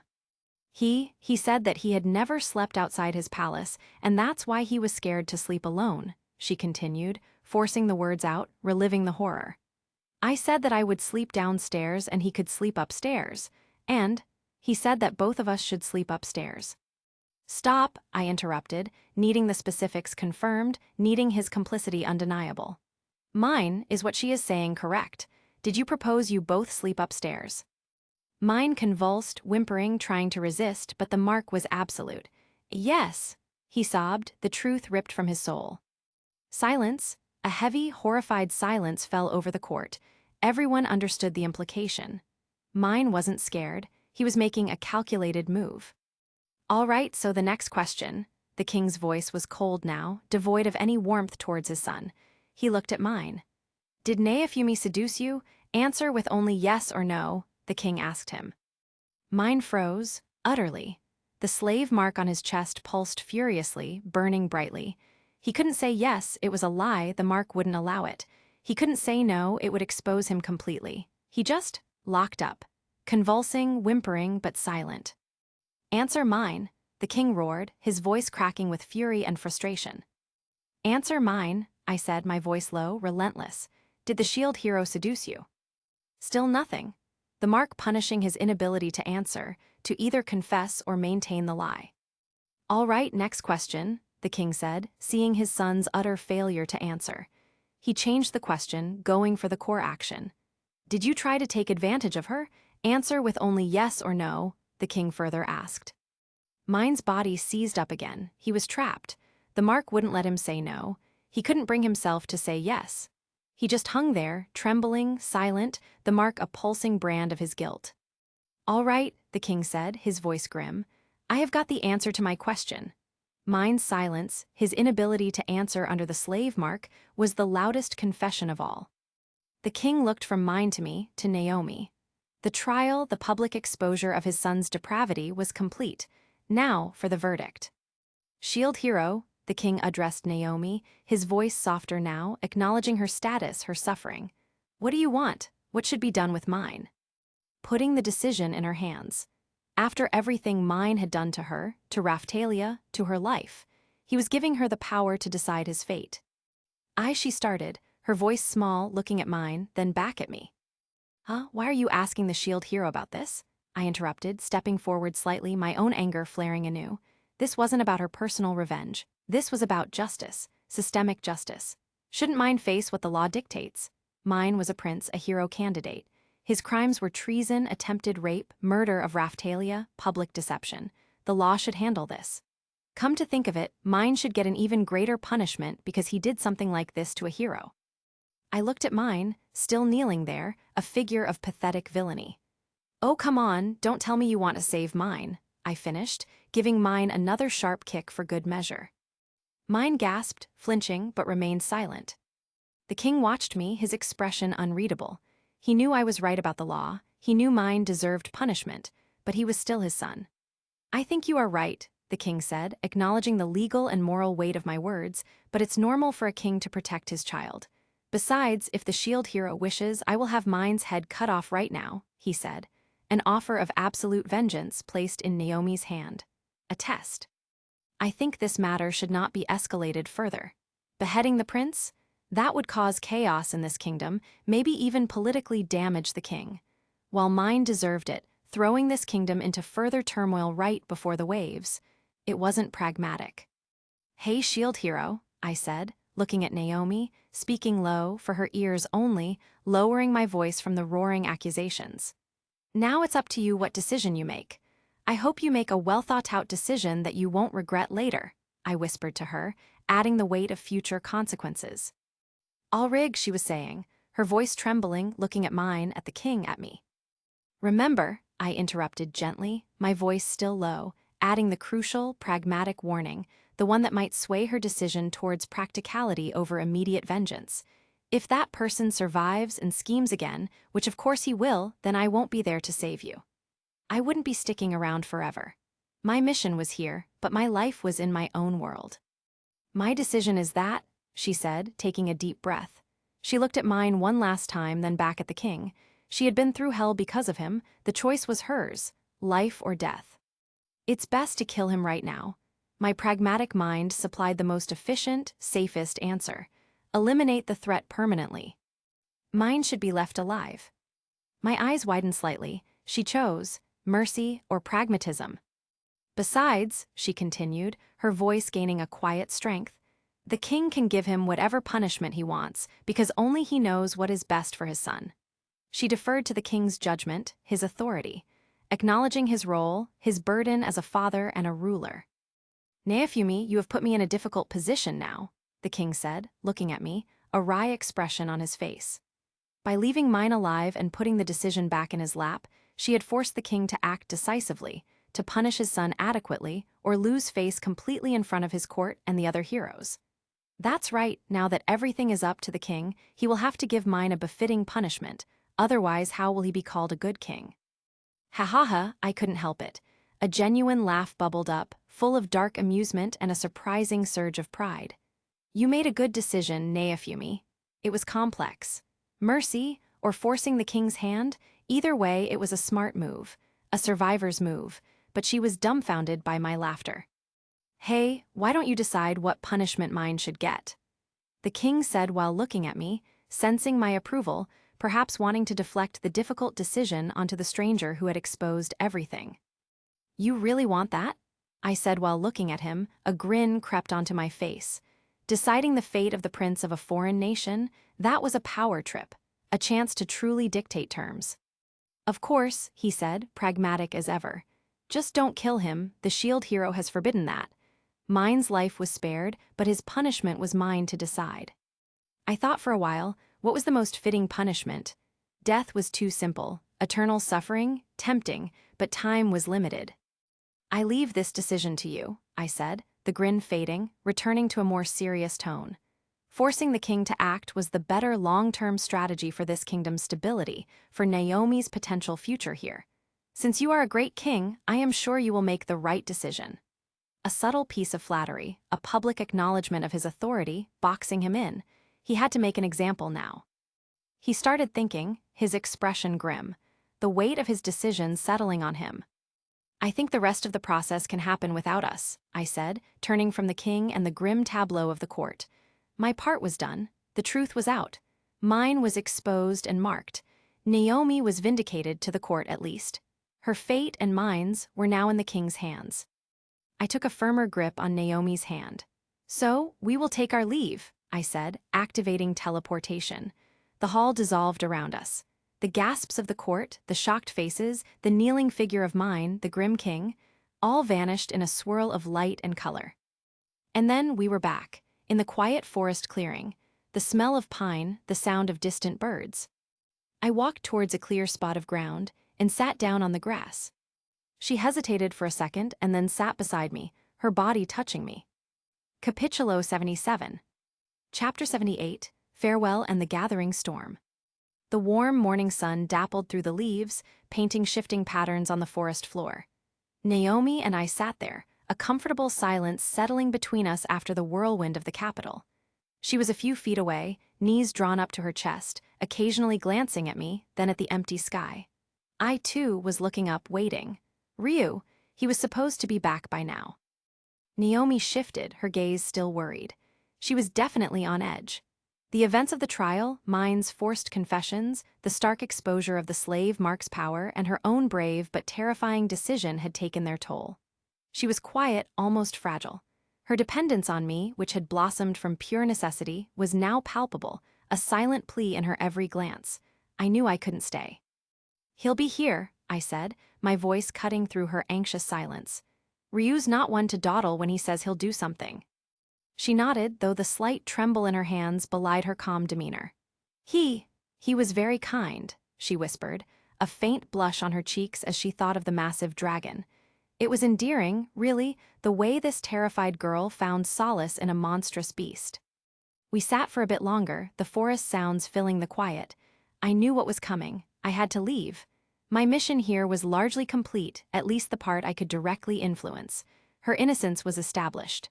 Mine was exposed. The king was forced to act. My personal quest for answers, for a way back, for strength, lay beyond this world.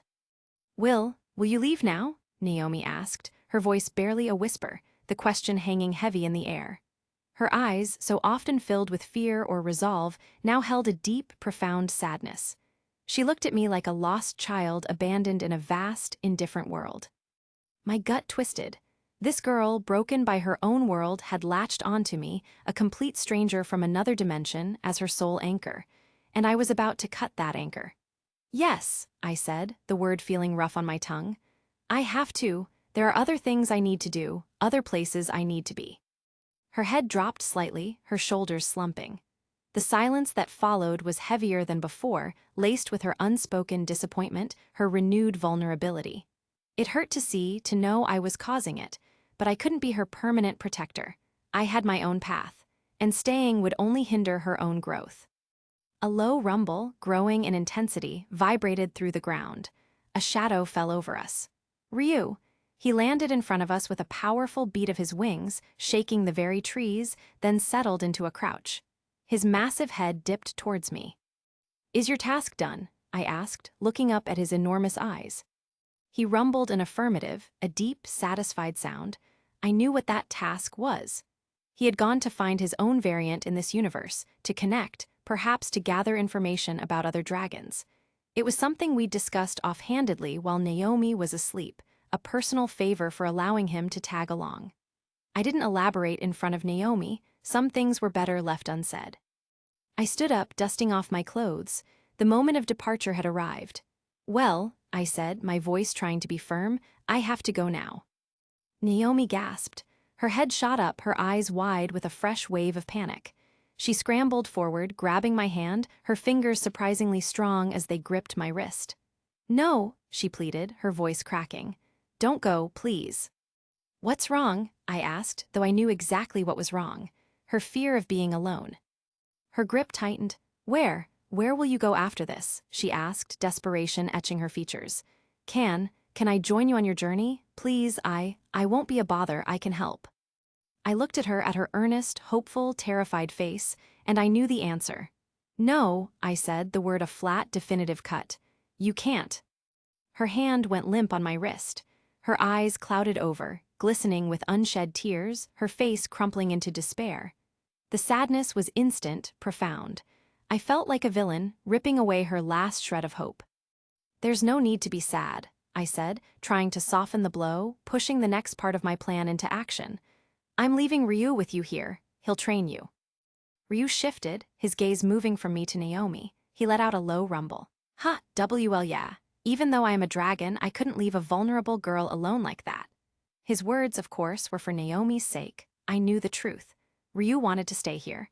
He wanted to continue to meet his variant from this universe, to explore his own existence in this new reality.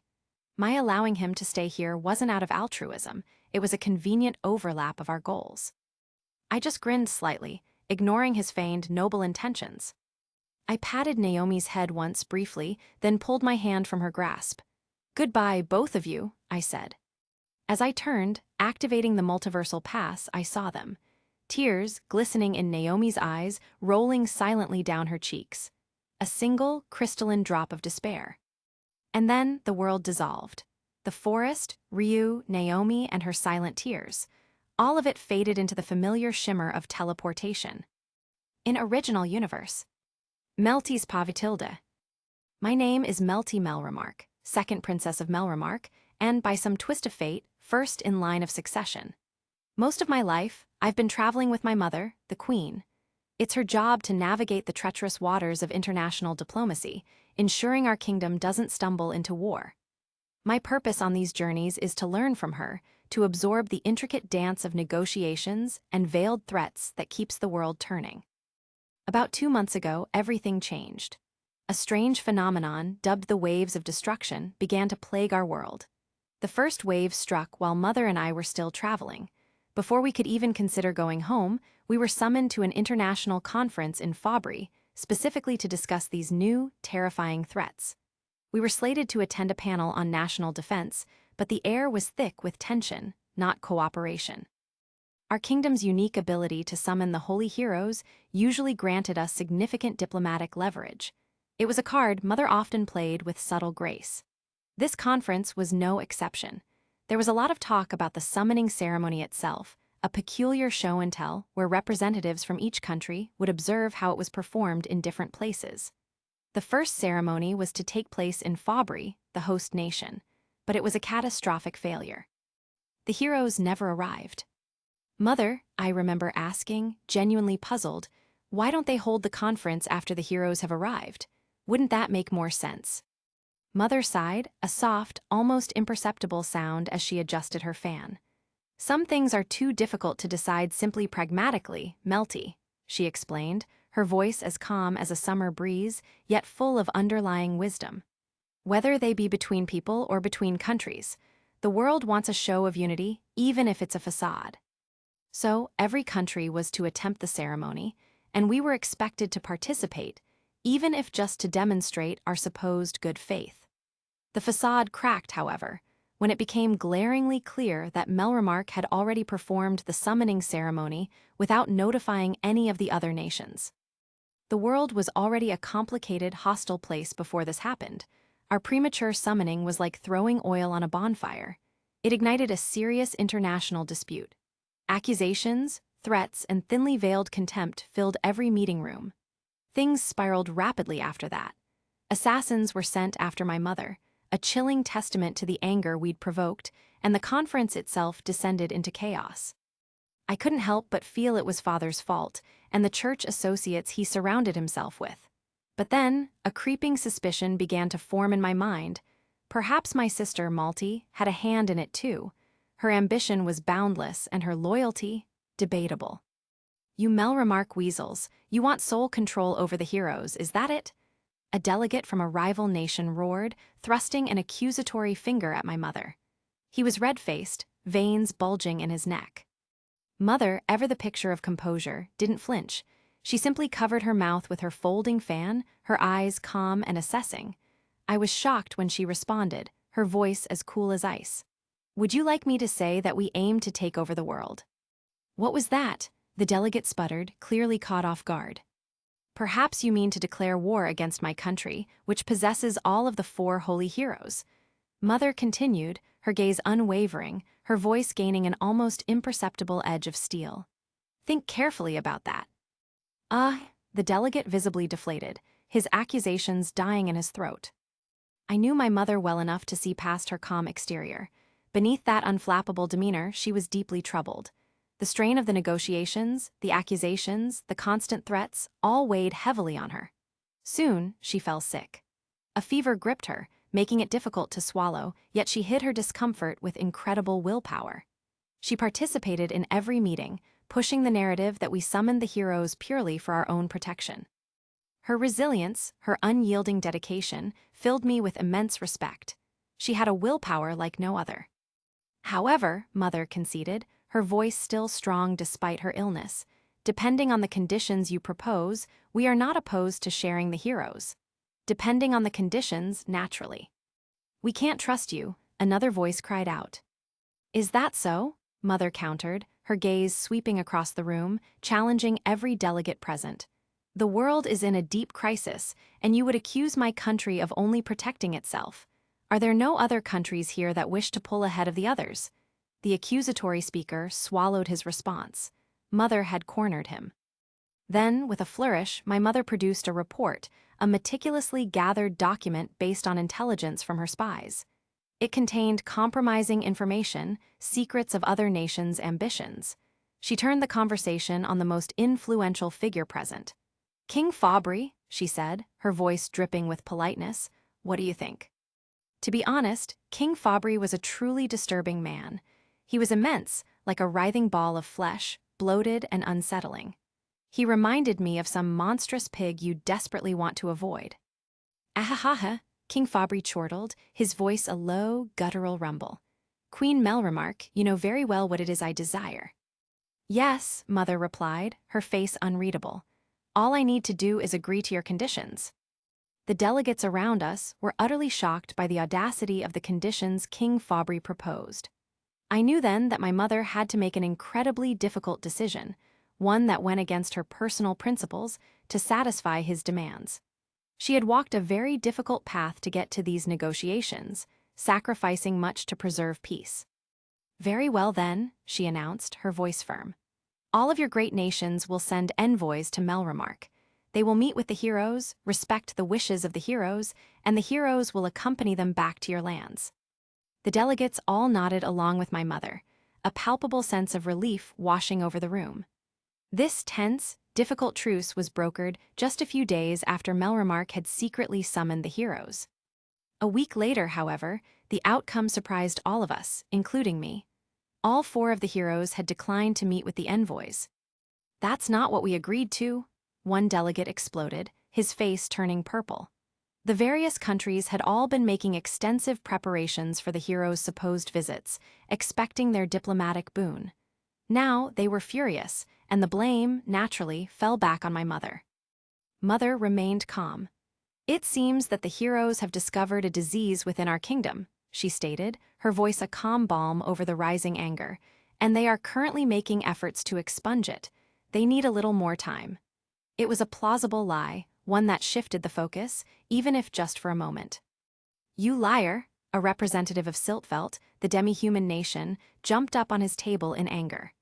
The demi-humans of Siltvelt, I knew, held a particular reverence for the shield hero, bordering on worship. Really, one of them said, have you heard that the shield hero has asked to be left alone? Just then, a new voice, surprisingly calm and deep, cut through the clamor, coming from the entry gate of the conference hall. I myself said it. Chapter 79, A Question. Chapter 80, The Assembly. The sudden stillness of the forest clearing was heavy with Naomi's despair.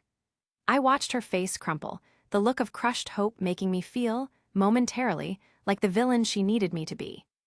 Don't go, please, can I join you on your journey? Her voice was a desperate whisper as she lunged forward, clutching my hand. My mind was clear. Sentiment is a vulnerability I can't afford. Taking her meant inviting chaos into the one place she was finally safe. My journey is not a training camp. It's a series of high-stakes gambits in an unknown world. No, I stated flatly. The word was a clean slice, severing the cord of attachment before it could fully bind us. Her grip went limp. Her face was a mask of pain, and I felt a faint, familiar twinge of self-loathing. Necessary cruelty, I reminded myself. She will thank me later for this piece. A ground-shaking roar announced Ryu's return. The dragon landed gracefully, the dust settling around us. He gave a low, knowing rumble. He'd done his small favor, checking on his counterpart here. I'm leaving Ryu with you here. He'll train you, I said, offering my final provision. Ryu, predictably, played the noble protector. Couldn't leave a vulnerable girl alone, he'd claimed. I suppressed a snort.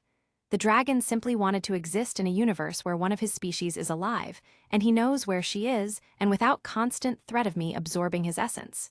His chivalry was self-serving, and it perfectly aligned with my plans. It was a good, reliable foundation for a tactical arrangement. Thank you, Mr. Ryu. Naomi put her hand on Ryu, and Ryu twitched. A sharp enough person can easily tell that the dragon doesn't want to be touched by some lower beings as humans. That racist dragon. I gave Naomi one last, brief pat on the head, a gesture of finality, not comfort. I pulled my hand free and stepped back. Goodbye, both of you. Also, Ryu, I'm leaving Naomi in your hands, don't disappoint me. I'm gonna ask about you from her when I'll return later.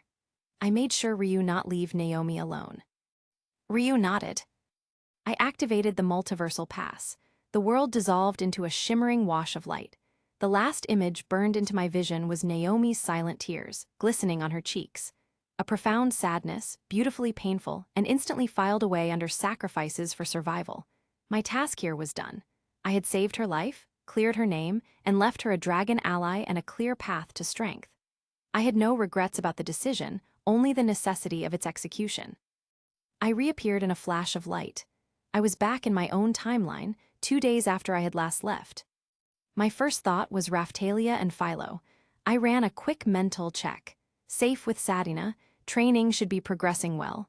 The fear of my absence was outweighed by the safety of their location. My next focus was politics. I needed to know the state of the kingdom and the whereabouts of the queen.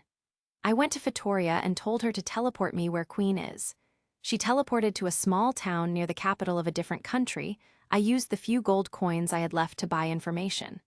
The news was a predictable disaster. International tensions were at a breaking point due to Melremark's secret summoning, and the Queen was here, in Fabre, at a conference. This was an opportunity. The political maneuverings would be focused on the hero's fate. They would be discussing my fate. I needed to insert myself into the conversation not as a victim, but as a player holding a power no one expected. I didn't need to win a debate, I needed to seize control of the narrative. I learned the conference was in full swing, rife with accusations. They were desperate for a solution, a show of control. I secretly went in a wide, echoing hall, filled with the stench of expensive perfumes and panicked, desperate nobles. I located the epicenter of the noise, a vast conference room. The air was thick with tension, a palpable mix of fear, anger, and arrogance. I could hear a delegate shouting at the Queen. I waited for the perfect moment, timing my entrance to coincide with the Siltvelt representative's demand. To know if the rumor about the shield hero asking to be left alone was true. I took a deep breath, centered my calm, and stepped through the conference hall entry gate. Every eye in the room snapped to figure who had just appeared. They didn't know I was shield hero yet. My voice, usually gruff, was controlled, calm and deep, cutting through the chaos with absolute authority. Every politician, noble, and envoy in the vast conference hall was locked in a tableau, eyes boring into the figure now standing in the entry arch. I let them stare. My travel-stained cloak and utilitarian shield were a jarring contrast to the silks and polished wood, a visible representation of the chaos they were all desperately trying to manage. I was back in my world, 2 days late, and stepping directly into the political epicenter of an international crisis. Perfect. Queen Myrlia was the first to regain composure. Her expression, however, held a flicker of genuine shock before settling into the practiced mask of a sovereign. Beside her, Melty was wide-eyed, clearly recognizing me, but overwhelmed by the sheer audacity of my timing. The air was thick with the scent of fear and expensive perfume. I didn't raise my voice. I didn't have to. "That's correct," I confirmed, stepping further into the room. "I am the shield hero." A collective, muted gasp rippled through the delegates. I watched them, cataloging their immediate reactions: the hostility of the Fabre contingent, the hopeful relief from the Siltvelt representative, and the calculating assessment in the eyes of the other nations. "I don't care about politics," I stated, cutting through the rising tide of murmurs before they could form accusations. "And I won't waste time on excuses for an unnecessary summoning. You're here to talk about the waves and the hero's refusal to play your diplomatic game. I'm here to solve that problem." I paused, allowing the weight of the statement to settle. They expected a feral beast, or at best, a timid pawn. I gave them neither. "For now, I'll remain in Melremark," I continued, meeting Myrlia's gaze. "And let me be absolutely clear, the Queen is not forcing us, nor has she tamed anyone. If she were, I wouldn't be standing here, openly challenging the premise of this entire conference." This declaration was a tactical gift to Myrlia. It neutralized the biggest political threat against her, while maintaining my own autonomy. A voice, precise and mildly sarcastic, cut across the room. It belonged to a blond young man near the front, too sharp, too calm, with a detached, almost bored curiosity in his eyes, like he was watching a play, not participating in a crisis. "So the Queen hasn't tamed you," he drawled, a slight smirk playing on his lips. "But you're still choosing to stay here after knowing about all this commotion. All 4 heroes have refused to leave. If you had been summoned to another nation, would your choice still lead you back to Melremark?" "A sly fox." "Maybe not," I admitted readily. I refused to lie when a measured truth served better. "But that doesn't matter. What matters is that we were summoned here. King Altcray is the one who acted prematurely and is now absent." I glanced around the hall, establishing eye contact with several key delegates. "You're wasting precious time dwelling on who is to blame," I pressed, injecting a hint of weary authority into my voice. "The heroes exist to stop the waves, not to be pawns in a political leverage game. My motivation is survival, not national allegiance." A subtle shift. The mood was turning from outright hostility to pragmatic calculation. They were beginning to see me as a resource, not a captive. "But you said you'll remain in Melremark," a a heavyset envoy pressed, frowning. "How do you intend to help the rest of the world?" "I can travel," I replied simply, "and I am not tied to a single place." A noblewoman expressed skepticism, calling out the impossibility of traversing continents overnight. This was the opening I needed to deploy my key leverage. "I can teleport," I explained, letting the word hang in the air. "To any location I've been before. Give me the coordinates and sufficient notice of an incoming wave, and I will be there." It's an exclusive skill of Shield Hero. I don't know if the other heroes have discovered this skill or not. The reaction was immediate: gasps, murmurs, and frantic note-taking. It was a clear display of unadvertised power. The sharp-eyed blonde watched me, the smirk momentarily replaced by genuine fascination. "That ability isn't unique to you, hero," an older, experienced-looking king interjected, attempting to destabilize my claim. "All heroes possess it. Did Melremark fail to tell you that as well? So you want to turn me against the queen?" I had assumed the ability was exclusive to me. "Yes," I replied, maintaining a calm, steady tone. "But if it's universal, that simplifies coordination.